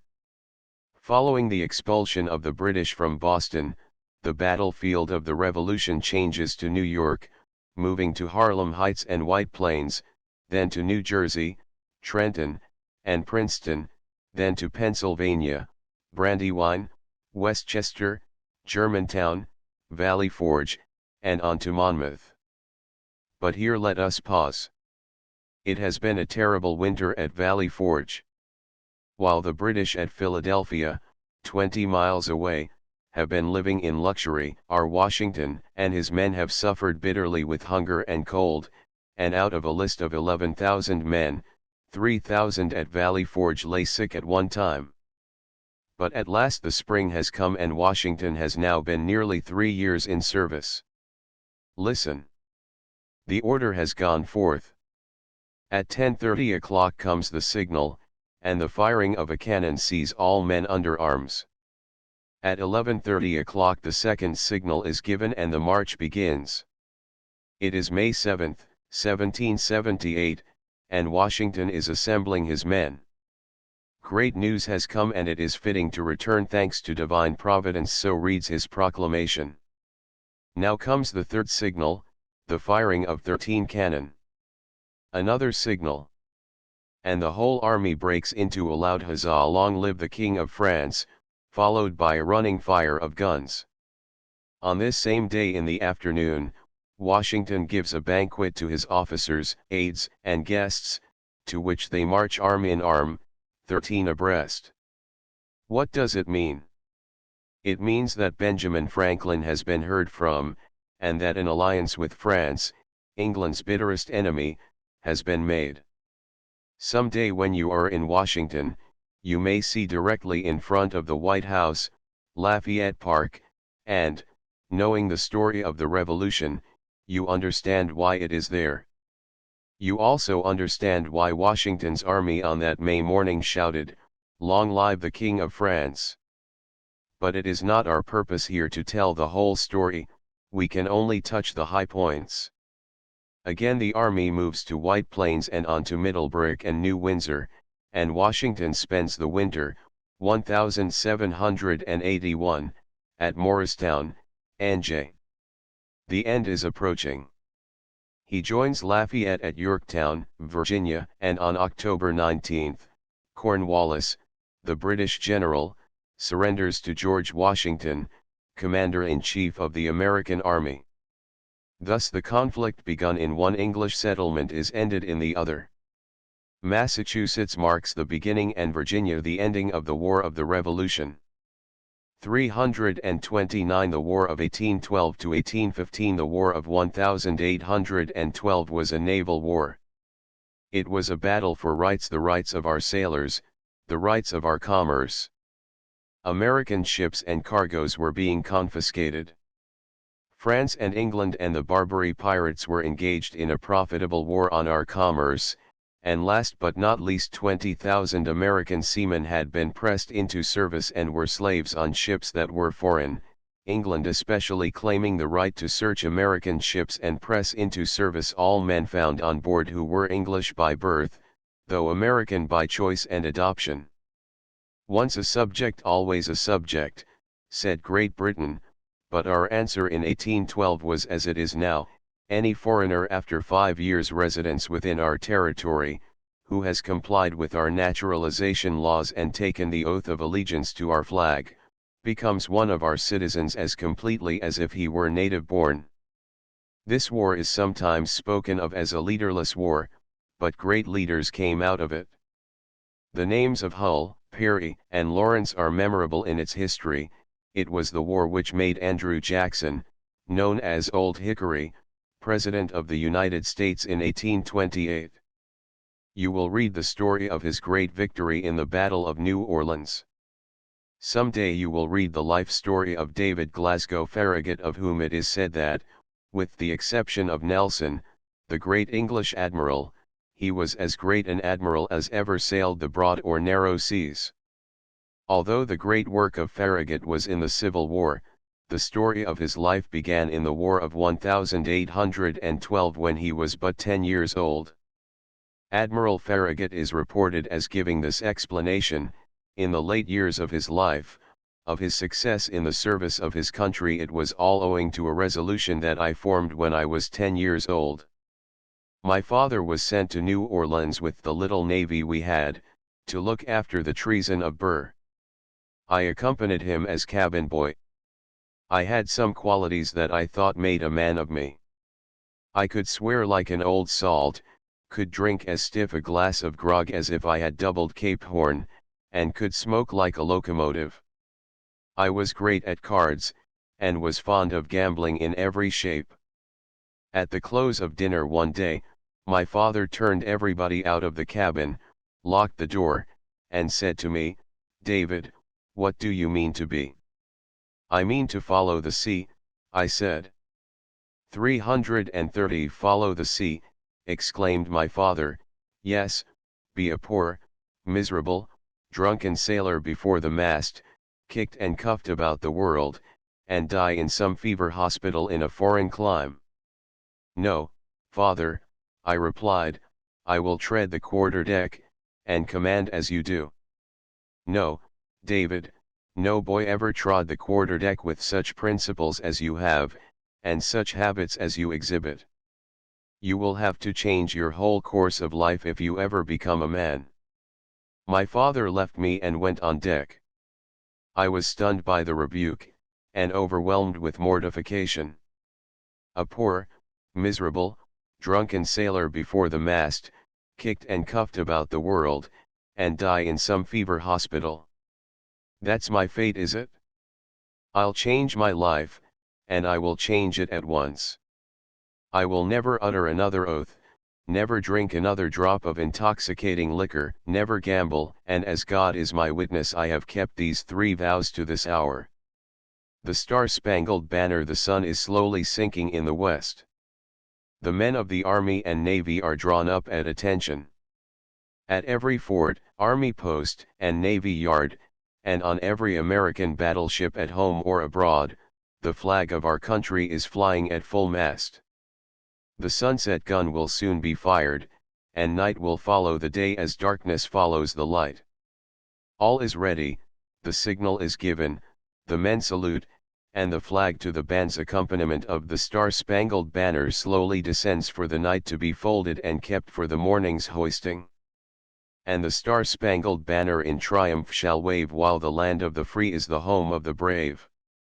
In the cemetery of Mt. Olivet, near Frederick, MD, there is a spot where the flag of our country is never lowered. It is keeping watch by night as by day over the grave of Francis Scott Key, author of the Star-Spangled Banner.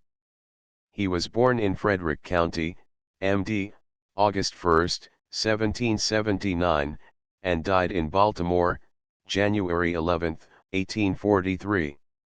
The Congress of the United States has never formally adopted the Star-Spangled Banner as a national anthem, but it has become such through the recognition 331 given to it by the Army and Navy. It is played on all state occasions at home or abroad, and is the response of our bands at all international gatherings. In the theater, at a public meeting, or at a banquet, whenever it is played, the people rise and remain standing to the end as a tribute to the flag of our country. The poem itself is descriptive of what the author saw and felt on the night of September 13, 1814, as he watched the bombardment of Fort McHenry by the British during the War of 1812.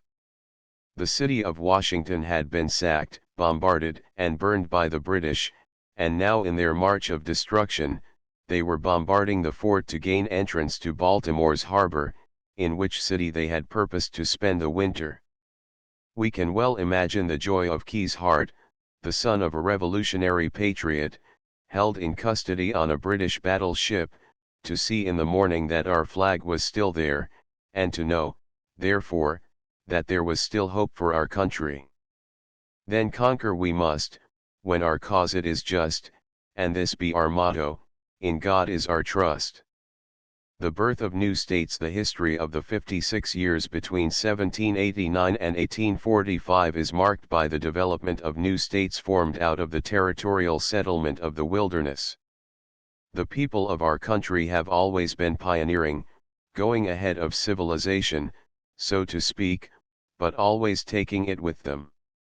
Scouts they have been in every sense of the word. Following the rivers, clearing the forests, fording the streams, braving the dangers, living the wild life, brave men and women. The first state to come into the Union of the 13 original states was Vermont, the Green Mountain State, 1791, next came Kentucky, 1792, the Bluegrass State, the home of Daniel Boone, the great hunter and pioneer. 4 years later, 1796, came Tennessee, the volunteer state, receiving this name because of its large number of volunteer soldiers for the Seminole War and the War of 1812. Next comes Ohio, 1803, the Buckeye, so called because of the large number of buckeye trees, the nut of which bears some resemblance to a buck's eye. This is the first state to be formed out of the public domain, known at this time as the Northwest Territory.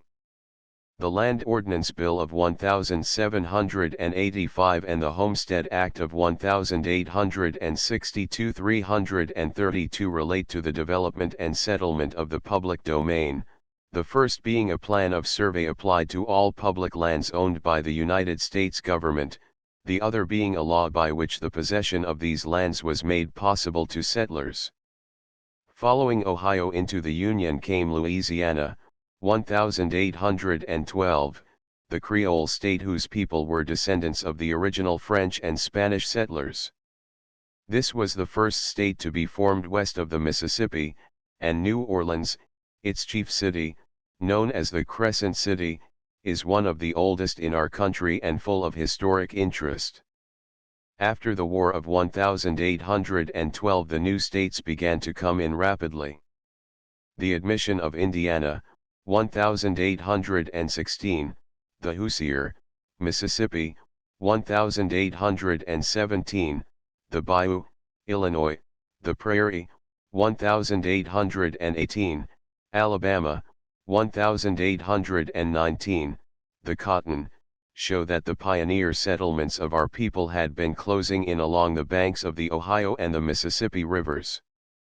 We now go back to the Far East, for the state of Maine, our pine tree state, has now been developed, and its admission, 1820, completes the coastline of states as far south as Georgia.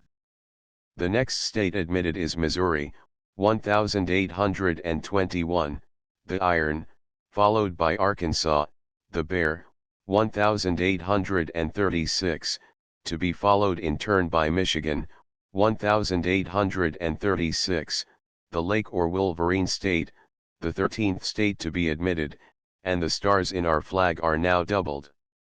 The first census of the United States was taken in 1790, and the Constitution provided that it must be taken every 10 years thereafter. In that year, the order of states in rank of population was as follows: Virginia first, Pennsylvania second, North Carolina third, Massachusetts fourth, and New York fifth.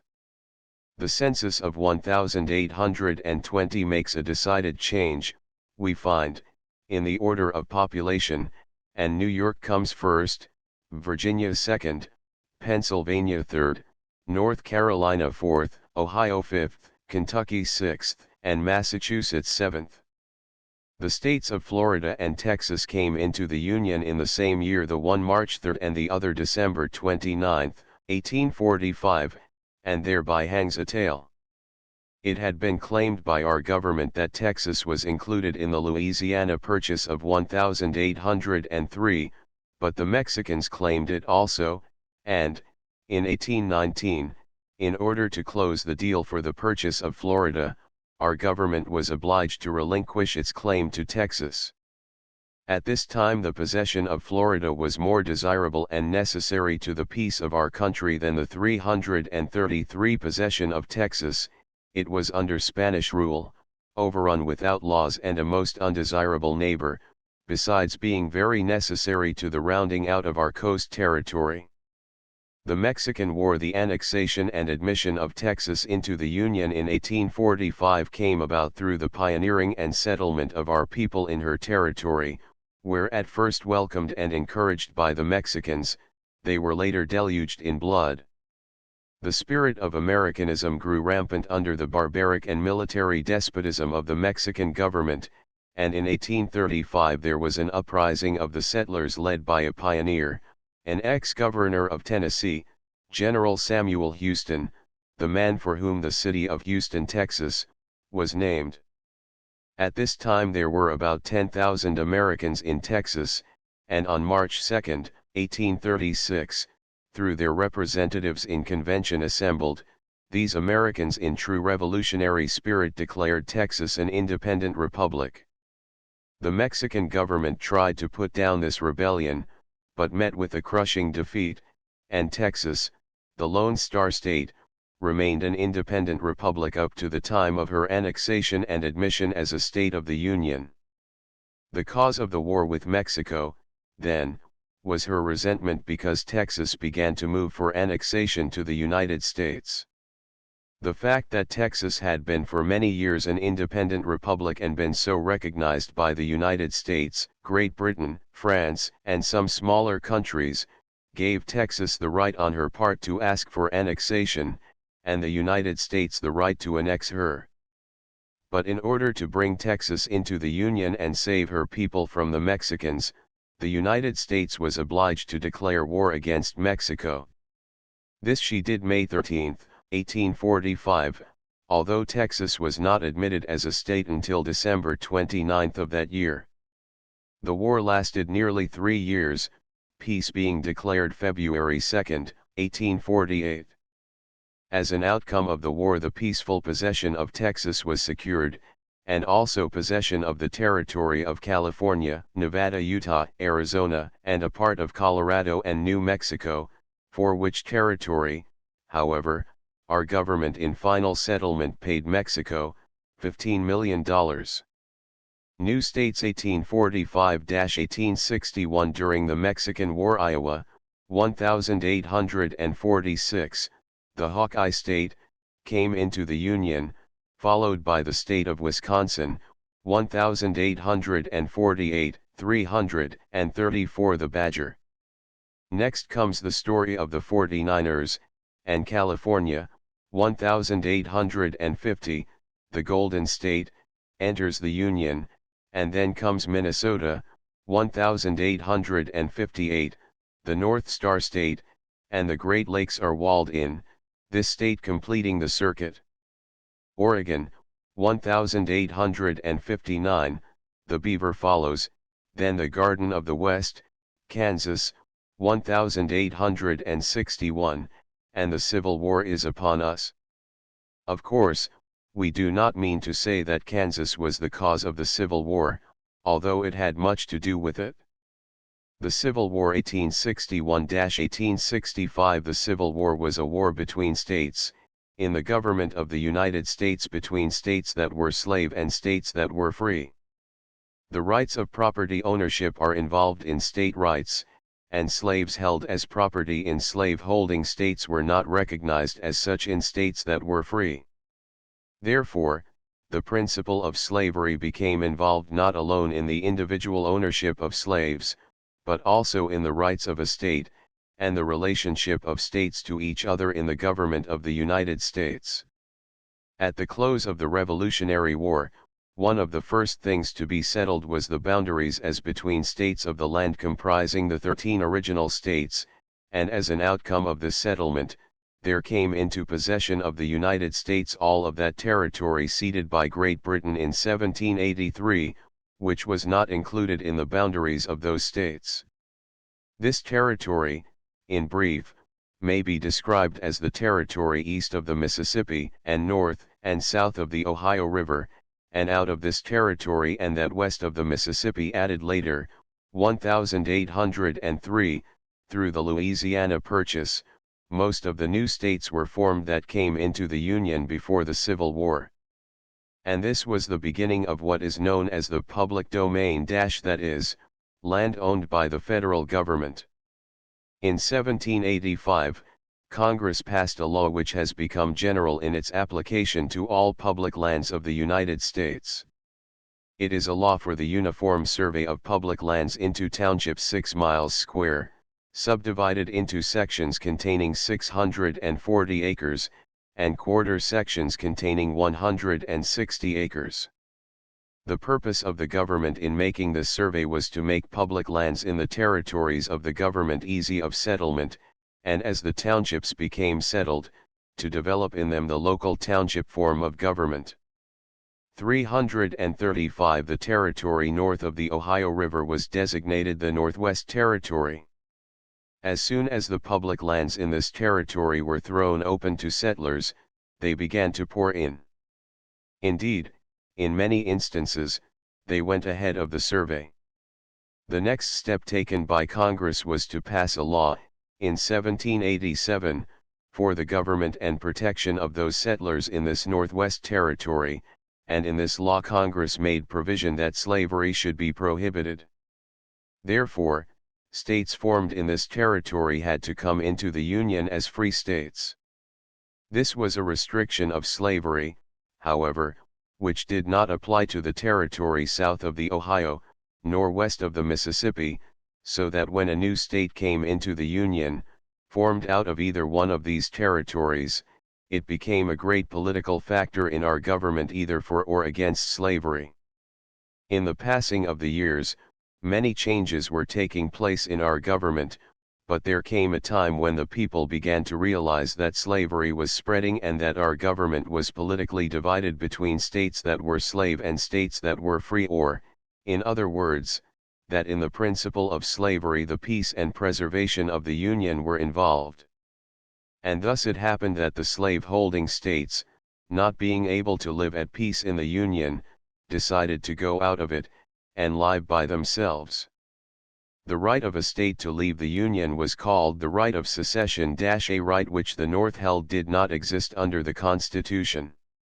Nevertheless, one by one, under the leadership of South Carolina, December 20, 1860, the slave-holding states announced their secession, either by act of state legislature or in convention assembled, and on February 4, 1861, there had been formed in our government a Southern Confederacy.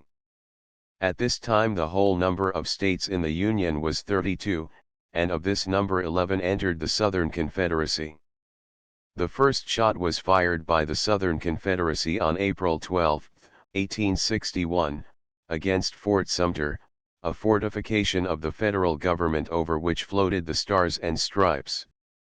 The war lasted 4 years, ending on April 9, 1865, when Robert E. Lee, Commander-in-Chief of the Army of the Southern Confederacy, surrendered to Ulysses S. Grant, Commander-in-Chief of the Federal Army.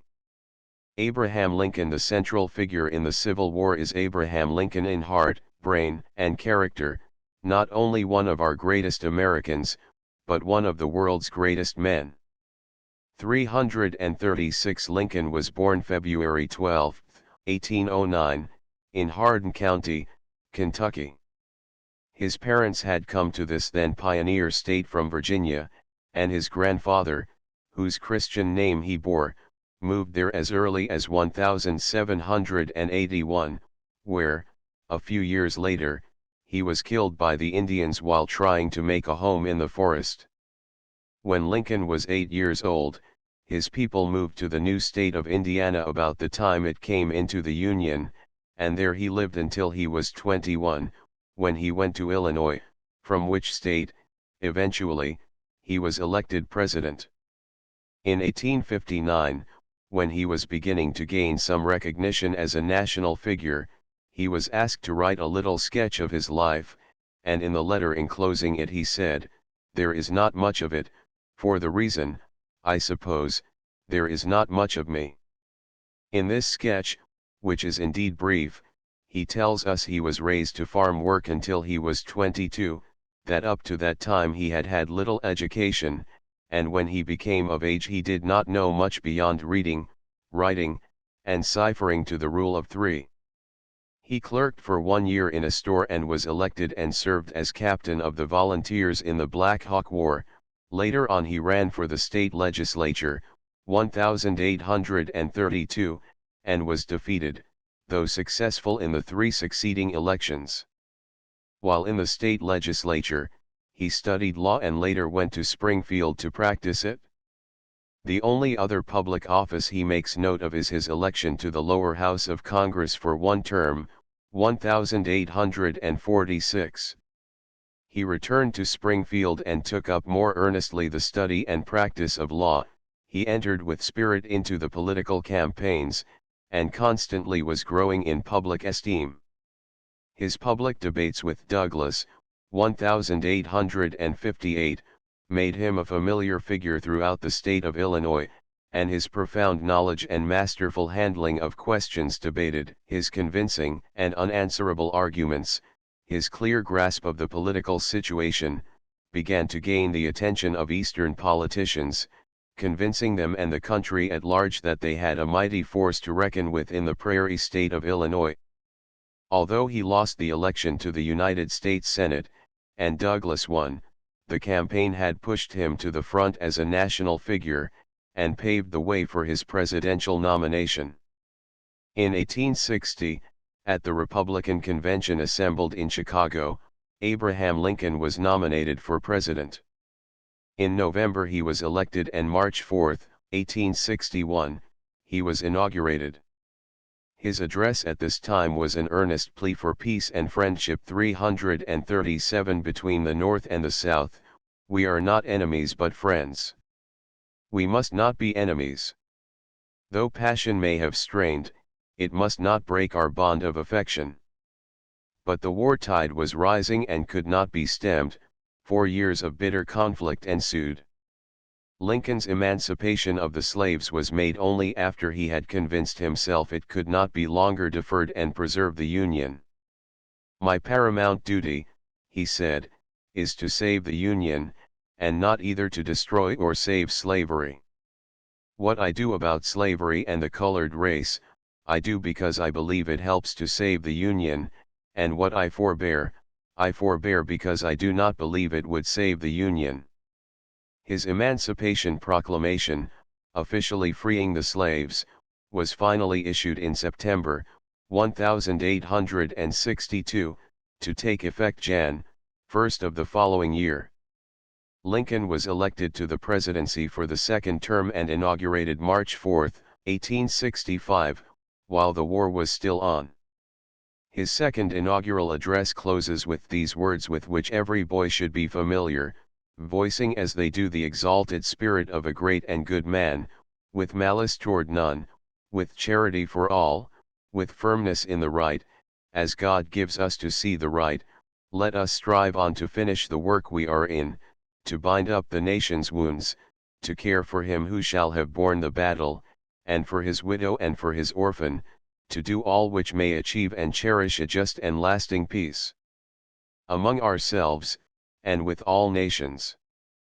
The war ended on April 9 of this same year, and on April 14, the President, weary with the cares of state, but with the burden of the war clouds lifted, had gone to Ford's Theater in Washington for an evening's entertainment and pleasure, accompanied by Mrs. Lincoln. The box which the President occupied had been most elaborately decorated with the flag of the country. His coming had been heralded abroad, and the audience that had assembled in his honor was large, brilliant, and joyously happy over the assured preservation of the Union. In the midst of the play, the assassin, J. Wilkes Booth, entered the box and fired the fatal shot. The body of the bleeding president was taken to a house across the street, where the next morning at 7:20 o'clock he died. Thus the emancipator of the slave, the friend of the whole people and the savior of our country died, a martyr to the cause of freedom. Washington has been called the aristocrat, and Lincoln the man of the people. The one had culture, wealth, and social position, the other lacked all of these in his early years. Lincoln's early life was cradled in the woods, and all of life out of doors had been his in the new and pioneer states of the 338 wilderness. He grew up not knowing many people, but somehow in his upcoming there was developed in his life a great heart full of tenderness and kindly feeling. Doubtless it was the very hardships of life that made him what he was. At any rate, he was one of the greatest and noblest figures in all history. He was called Honest Abe by those who knew him because always, even in little things, he wanted to see perfect justice done, and thus it was, when he came to things of large importance, that the man was only a boy grown tall, not only in stature but in the things that make for righteousness in a nation. The Spanish-American War 1889. The war with Spain was not of this country's seeking. The island of Cuba, whose distress had aroused the sympathy of the whole world, was our near neighbor, and to sit idly by and witness the inhuman treatment practiced by the Spanish soldiery upon the helpless islanders would hardly be a part creditable to any people. It was not our intention at first to do other than to relieve the suffering and distress of Cuba, near at hand, and this we tried to do peaceably in the supplying of food and other necessities of life. As the next step, the United States sent a remonstrance to Spain telling her she should send a more humane governor to the island. But as matters grew worse instead of better, even under a change of governors, the sympathy of the United States became daily more deeply enlisted in the freedom of the Cubans. The battleship Maine was sent to Havana Harbor to protect, if need be, the Americans and American interests in Cuba. On the night of February 15, 1898, an explosion occurred, sinking the ship almost immediately. With the destruction of the Maine, whether by accident or intent, with the appalling loss of 256 men, including 2 officers, relations with Spain became more and more strained, until war seemed inevitable. On April 11, 1898, President McKinley, in a special message to Congress, said, "In the name of humanity and civilization, the war in Cuba must stop." War indeed was formally declared April 25, and in the brief space of 114 days history had added to its annals, the blockading of Cuban ports whereby the Spanish fleet was trapped, the invasion and siege of the island by United States regulars, volunteers, and Rough Riders, the 339 destruction of the Pacific Spanish fleet in Manila Bay by Admiral Dewey, and, finally, the destruction of the remainder of the Spanish fleet under command of Admiral Cervera, Sunday morning, July 3d. The final outcome of this war was the freedom of Cuba and the possession by the United States of Puerto Rico, Guam, and the Philippine Islands. Peace. There is no country in the world less warlike than ours, and no country in the world that more potently argues for universal peace. We have never departed from the spirit of our Declaration of Independence, that all men are created equal, that they are endowed by their Creator with certain inalienable rights, that among these are life, liberty, and the pursuit of happiness. We put it into our Constitution when we said, in order to form a more perfect union, establish justice, ensure domestic tranquility, provide for the common defense, promote the general welfare, and secure the blessings of liberty to ourselves and our posterity, we do ordain and establish this Constitution for the United States of America. Such has been, then, and always must be, our program, the chart and compass of all our ways. The American flag is star for every state and a state for every star. The flag of one's country is its dearest possession, emblem of home and country and native land. This is what one thinks and feels when he sees the flag, and this is what it means. Our flag is the emblem of liberty, the emblem of hope, the emblem of peace and goodwill toward men. There is a story, quite generally believed, that the first flag was planned and made in 1776 by Betsy Ross, who kept an upholstery shop on Arch Street, Philadelphia, and that this, a year later, was adopted by Congress. The special committee appointed to design a national flag consisted of George Washington, Robert Morris, and Colonel George Ross, uncle of the late husband of Betsy Ross. The star that the committee decided upon had 6 points, but Mrs. Ross advised the 5-pointed star, which has ever since been used in the United States flag. The flag thus designed was colored by a local artist, and from this colored copy Betsy Ross made the first American flag.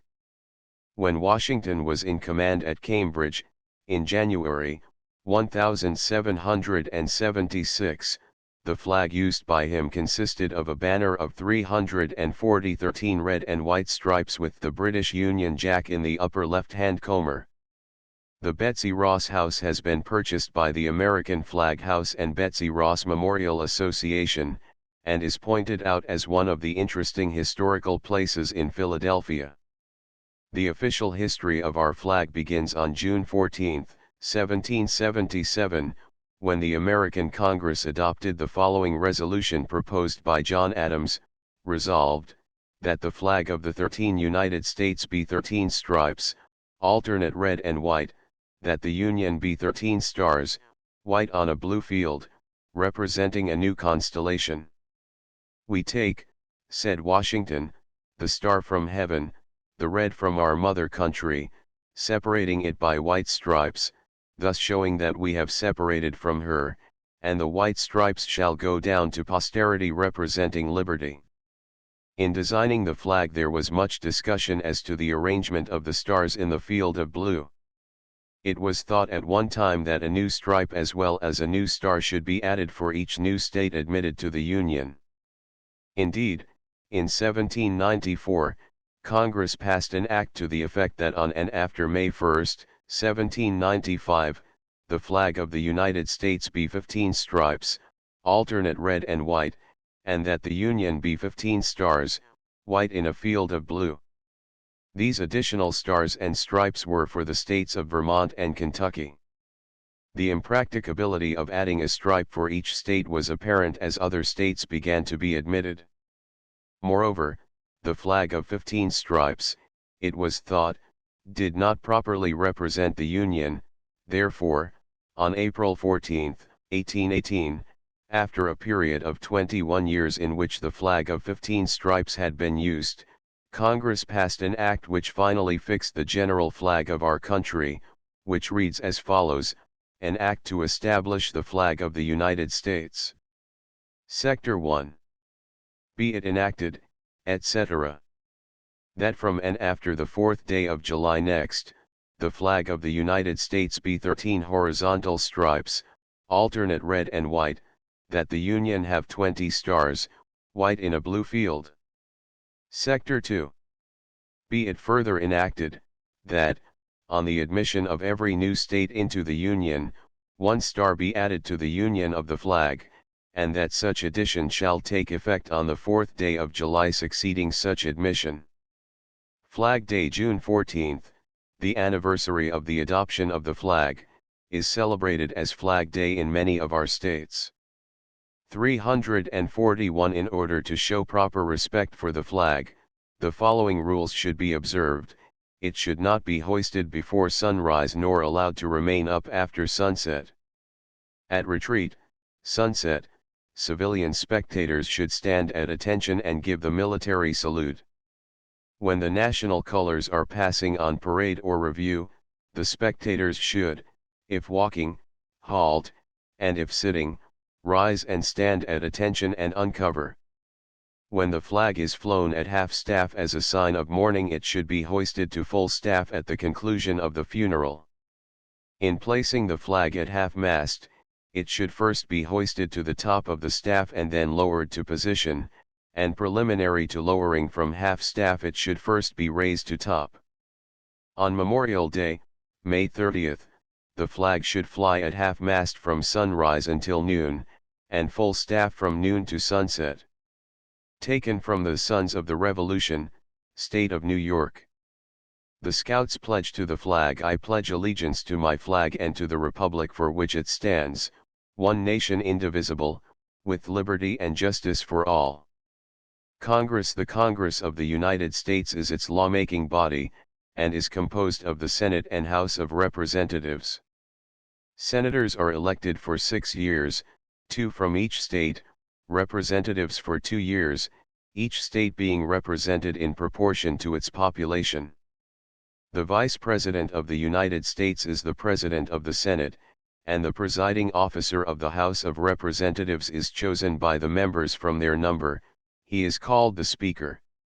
The salary of the senators and representatives is $7,500 a year, and 20 cents per mile is allowed for traveling to and from Washington. The Speaker's salary is $12,000 a year. The President is elected for a term of 4 years. He lives during his term of office at the White House, where presidential receptions and social affairs of state are held. The President's offices are connected with the White House.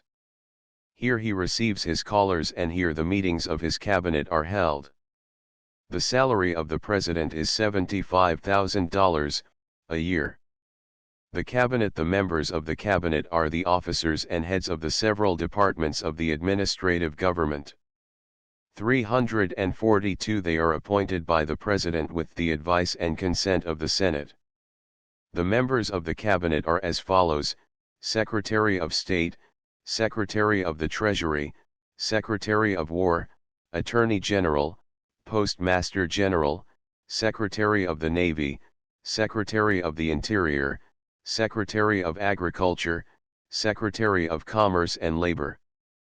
The members of the Cabinet are such men as the President believes are qualified to serve during his administration of office, and are usually members of the same political party as the President. United States Courts. The Supreme Court of the United States is at Washington, D.C., but there are other courts of the United States held in the several states, called district courts. Washington, D.C. The Capitol at Washington is the home of Congress, and the Supreme Court. The Library of Congress, the Treasury, Army and Navy, Pension, Post Office, and many other buildings of public character are located in Washington. These during certain hours are open to visitors.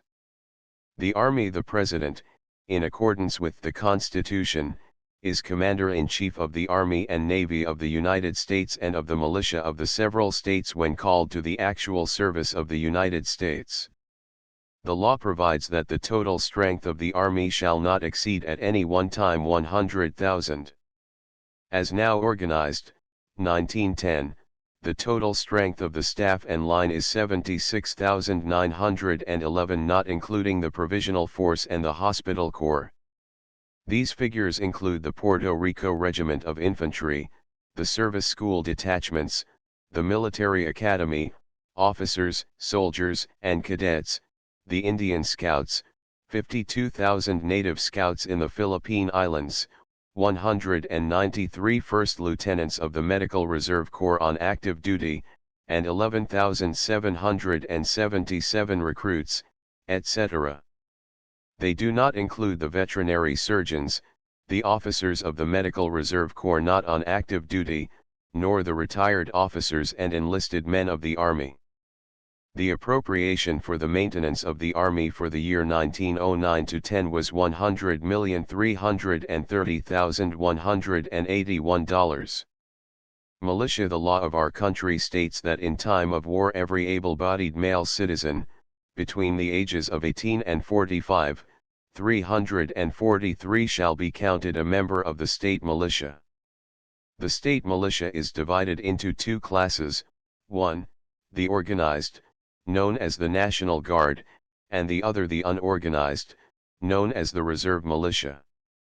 The membership of the National Guard is voluntary. One may join or not, as he chooses, except that in some states the law requires that students at the state university shall receive military training for at least a part of their university course, and during that time they are accounted a part of the National Guard of the state. The governor of each state holds the same relationship to the state militia as the president to the Army and Navy. He is commander-in-chief. Military Academy. The United States Military Academy is at West Point, NY, on the Hudson River. The number of students is limited to 533, and appointments to the Academy are made in accordance with the rule which permits each United States Senator and each Congressman to have one representative, and also gives the President the right to make 40 appointments at large. Candidates for appointment must be between the ages of 17 and 22, must pass the required physical examination, also an examination in English grammar, composition and literature, algebra and geometry, geography and history. The course of instruction is 4 years, the discipline very strict. Only one leave of absence is granted during the entire 4 years, and this comes at the close of the second year. The pay is $709.50 per year, and on graduation a cadet is commissioned a second lieutenant. To receive an appointment to West Point, one must apply to his United States Senator or to a congressman in the state in which he lives, or to the President. The Navy. The enlisted strength of the Navy, as in the Army, is limited. The law allows 47,500 men and apprentice seamen. The number of officers and enlisted men at the present time is 46,898, and the annual expenditure for the support of the Navy at this date, 1911, is about $130 million. Naval enlistment. The enlistment of men in the United States Navy, as in the Army, is voluntary. The term is 4 years. To be eligible for enlistment one must be between the ages of 18 and 344-22. He must be of good moral character, must pass the physical examination, must be able to write English, and take the oath of allegiance. Naval militia. In the District of Columbia and in 20 of the states we have what is known as the Naval Militia. The Assistant Secretary of the Navy stands in a special relation to the Naval Militia through the Governor and the Adjutant General of the several states. The Naval Militia holds the same relationship to the Navy that the National Guard does to the United States Army. Naval Academy. The United States Naval Academy is at Annapolis, MD. The students are called midshipmen, and candidates for appointment must be between the ages of 16 and 20.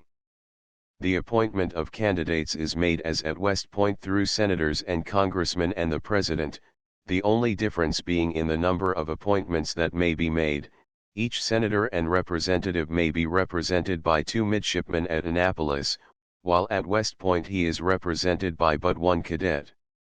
The President has the appointment of 7 men to the Naval Academy, 2 from the District of Columbia and 5 from the United States at large. He may also appoint 1 from Puerto Rico, who must be a native. The midshipman's course is 6 years, 4 at Annapolis, and 2 at sea. The pay is $600 per year. Civil service. In the administration of the government of the United States, thousands of men and women are employed in the various offices at Washington, and are sometimes termed the Great Peace Army. In one period of our country's history, it was believed that each president, when he came into office, had the right to turn out of office every person employed by the government in any of its civil departments, should it please him to do so, and to put into office his own friends or the friends of his party. This right was claimed on the ground that to the victor belong the spoils. A theory of government administration that has been severely dealt with and reformed through what is known as the Civil Service Act. The Civil Service Act was passed 345 by Congress January 16, 1883, and by this act a Civil Service Commission was brought into existence. The 3 members of this commission are appointed by the President with consent of the Senate, not more than 2 of whom may be members of the same party.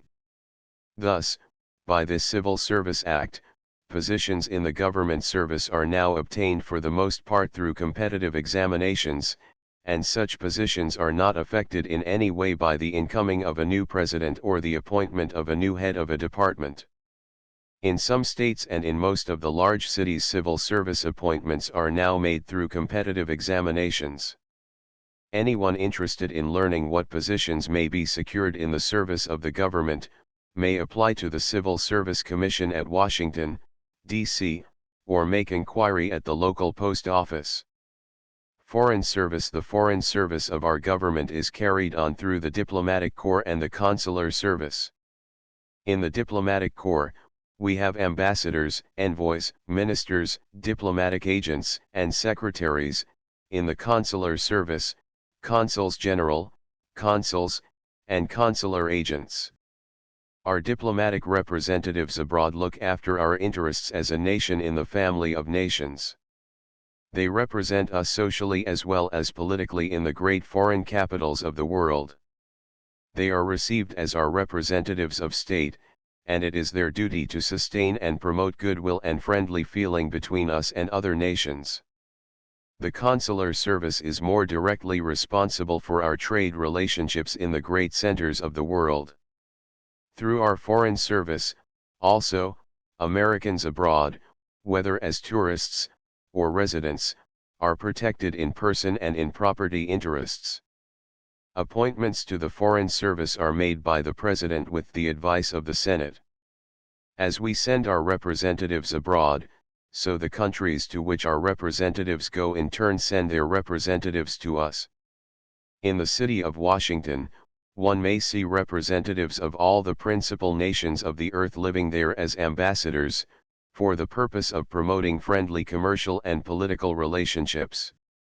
The Secretary of State is the representative of our government through whose office the great work of the Foreign Service is directly carried on, and upon him devolves therefore the great affairs of state relationships with other countries.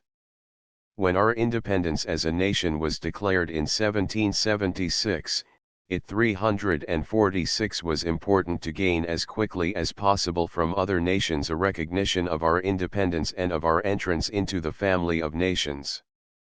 France was the first to give us recognition, and the first to enter into a treaty relationship. Some of the most thrilling and interesting stories of our national life are to be found in the adventurous determination of our representatives to gain the recognition of our independence as a nation from the great powers of the earth. The name of Benjamin Franklin, sent to the court of France, stands at the head of our diplomatic service, and we may read with interest of the first appearance of our diplomatic representative, John Adams, at the court of Great Britain. When we speak of court in this sense, we mean, of course, the King's Court, the place of meeting, usually the throne room. In our country, foreign representatives are received by the President at the White House, or by the Secretary of State in his office apartments. Some foreign countries have built for their representatives in Washington palatial and beautiful residences, over which floats the flag of the country to which the palace or residence belongs. Our own country has already begun to make this residential provision for her representatives abroad, and in time will undoubtedly own residences in all of the principal foreign capitals. State government. The states of the United States are not all alike either in constitution or government, although there is a likeness at many points. For instance, each state has about the same officers, a governor, lieutenant governor, secretary of state, treasurer, auditor, adjutant general, superintendent of schools, etc. Each state has its own state legislature, a senate to which state senators are elected, and a House of Representatives sometimes called the Assembly, to which state representatives or assemblymen are elected. Each state legislature makes laws only for its own state, therefore not all state laws are alike. Indeed, there is a great deal of individuality to each state, and rightly so. As each person has his own individuality, and as each family has its own characteristics, so each state has an individuality and characteristics peculiar to itself. The history of each state reveals its character, so also the climate, the hills, the valleys, the mountains, the plains, the lakes, the rivers, the harbors, the schools, the colleges, the towns, the villages, and the cities within its borders, all help in forming the character of a state. 347 towns, villages, and cities. The government of the town, or the village, or the city is called local government. It is government close at hand, home government. And out of the home government of each town, village, and city in a state must come, by the votes of the people at the ballot box, the men whom they choose as their representatives, in the government of the state and the nation, for the people rule through representatives of their own choosing. Politics. In every presidential election, the people, through the rule of the majority, as determined by the Constitution, elect their chief magistrate, the president, who becomes the first citizen of the nation and is entitled Mr. President. The people of a state by the same rule elect their chief magistrate and entitle him His Excellency, the governor. He is the state's chief or leading citizen. The people of the city by the same rule elect their chief magistrate and entitle him His Honor, the mayor, the city's leading citizen.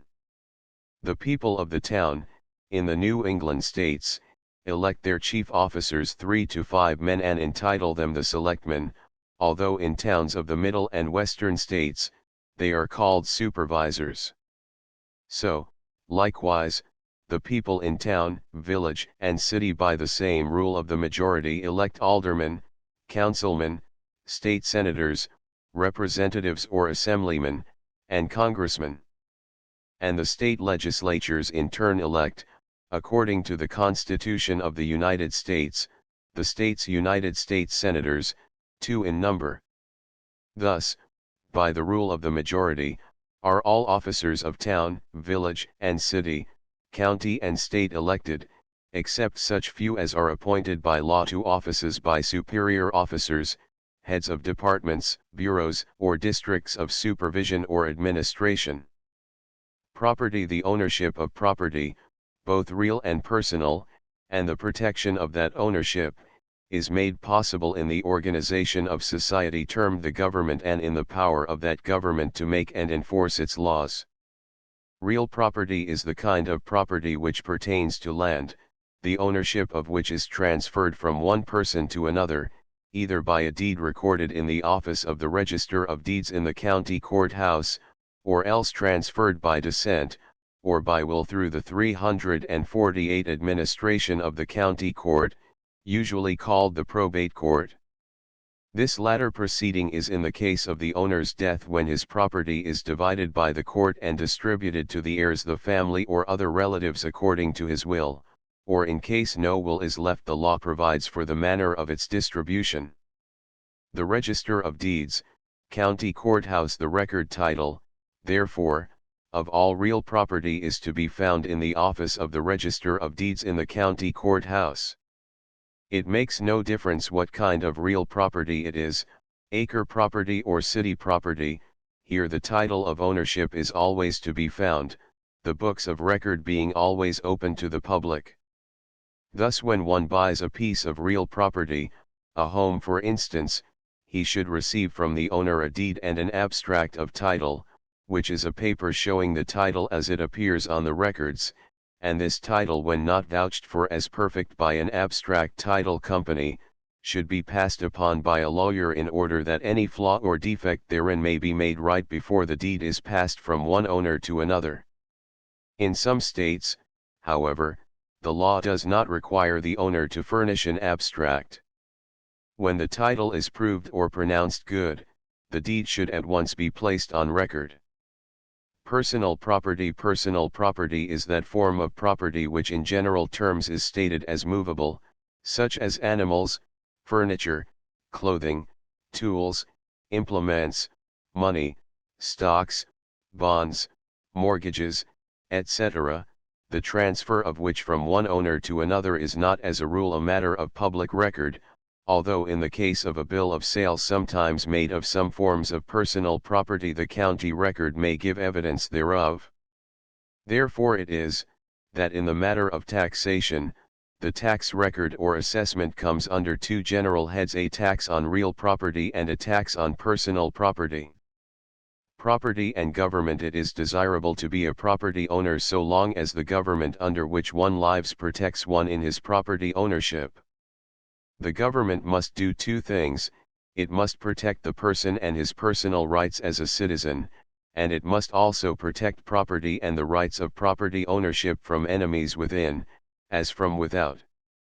In order that this may 349 be done, and done in all fairness and justice, we elect some citizens to make laws and term them legislators. We elect others to enforce or administer the laws, and term them executives: the president, the governor, and the mayor coming under this head. We elect other citizens to enforce and interpret the laws, and we term them judges and officers of the court. In fact, it is a principle in our government that no man or set of men shall have authority in all departments of government, legislative, executive, and judicial. You will see that the Constitution of the United States is divided into these three departments of government, and the state constitutions and city charters are, as a rule, likewise divided. You will understand that any property you may obtain will be valuable to you only in proportion as you are protected in your rights of ownership by the government, and that the government not only protects your property, it also protects your life and its interest, as well as the life and interests of all other citizens. The building and maintenance of schools and colleges, libraries, art and natural history museums, parks, playgrounds, hospitals, etc., are carried on at the expense of the government by means of taxation, inasmuch as these things are in the interests of mankind and for its upbuilding. In the city, the protection of life and property is found in one or the other of these different departments: police, fire, health, street cleaning, parks, water supply, etc., and every good citizen should lend his hand to help in every way possible the enforcement of law in each department. Citizenship in any form of government. Problems are continually arising as to the rights of property and the rights of persons, and it is well for us to remember this distinction, that the end of society, and by that term we mean government, is not the protection of property, but rather the upbuilding of mankind. If we bear this in mind and act upon it as a principle in life, we shall find ourselves standing and voting on the right side of public questions. We shall also be able to mark the man in private or public life who shows by his talk or his actions that he thinks more of property rights than he does of the rights of individuals.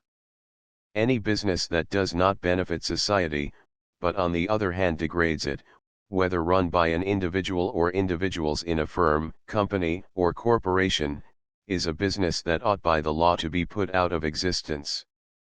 This is why 350 the business of gambling, for instance, is made unlawful, also why the government had the right to make lotteries unlawful, also why some states, for instance New York, have passed laws making bookmaking at race tracks unlawful. For all of these things degrade and do not upbuild mankind. It is for everyone then, to apply this principle to the town, village, or city in which he lives, and determine just what stand he will take as to endorsing and protecting such business interests in his community. One is likely to find in any community men who seem to care nothing for any interests other than their own. They stand for property rights because it is for their interest to do so, but for the rights of mankind, the rights of society, apparently they care nothing. Here is the distinction then between the good citizen, and the bad citizen, the desirable and the undesirable citizen. Practical citizenship. In nearly every town, village, and city of any size or importance, there is at least one individual, and usually groups of individuals, working for the betterment of society. They are people who take an interest in the people about them and do what they can to improve the conditions of life in the community. If one were to take a survey of the whole country and make a study of the social workers, the men and the women who give freely of their time and of their money to make the world a better and happier place to live in, he would come to see that such service is a kind of service that grows out of the heart, and is the fruit of the kindly spirit which prompts the good turn daily. In doing the good turn daily, then, one has abundant opportunity to do his part toward the social betterment of the community in which he lives. There are so many ways that one hardly knows what to write down as the most important, because all are important. It is not alone in big things, but in the little things as well, that the really great work is done. The community, the town, the village, or the city in which one lives has many problems to solve. The streets in the community are always interesting, and one can do much in the streets to help keep them clean, attractive, and pleasing, as well as safe for the people and horses passing through. In a city where there is a large population, the lives of the people are in greater danger at all times than in the country, and that is the reason why the city has to be so organized in its government that it can make special laws, or ordinances as they are 351 called, for its own special protection against the dangers of city life.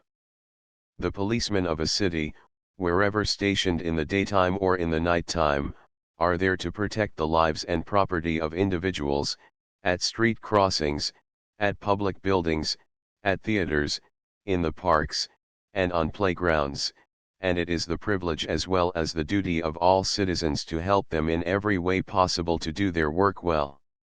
In the good turn daily, one may be able to help in more ways than one if he is on the lookout. A scout's honor is to be trusted to obey the laws and to see that they are not disobeyed by others. A scout's duty is to be useful and to help others. He must be prepared at any time to save life or to help injured persons.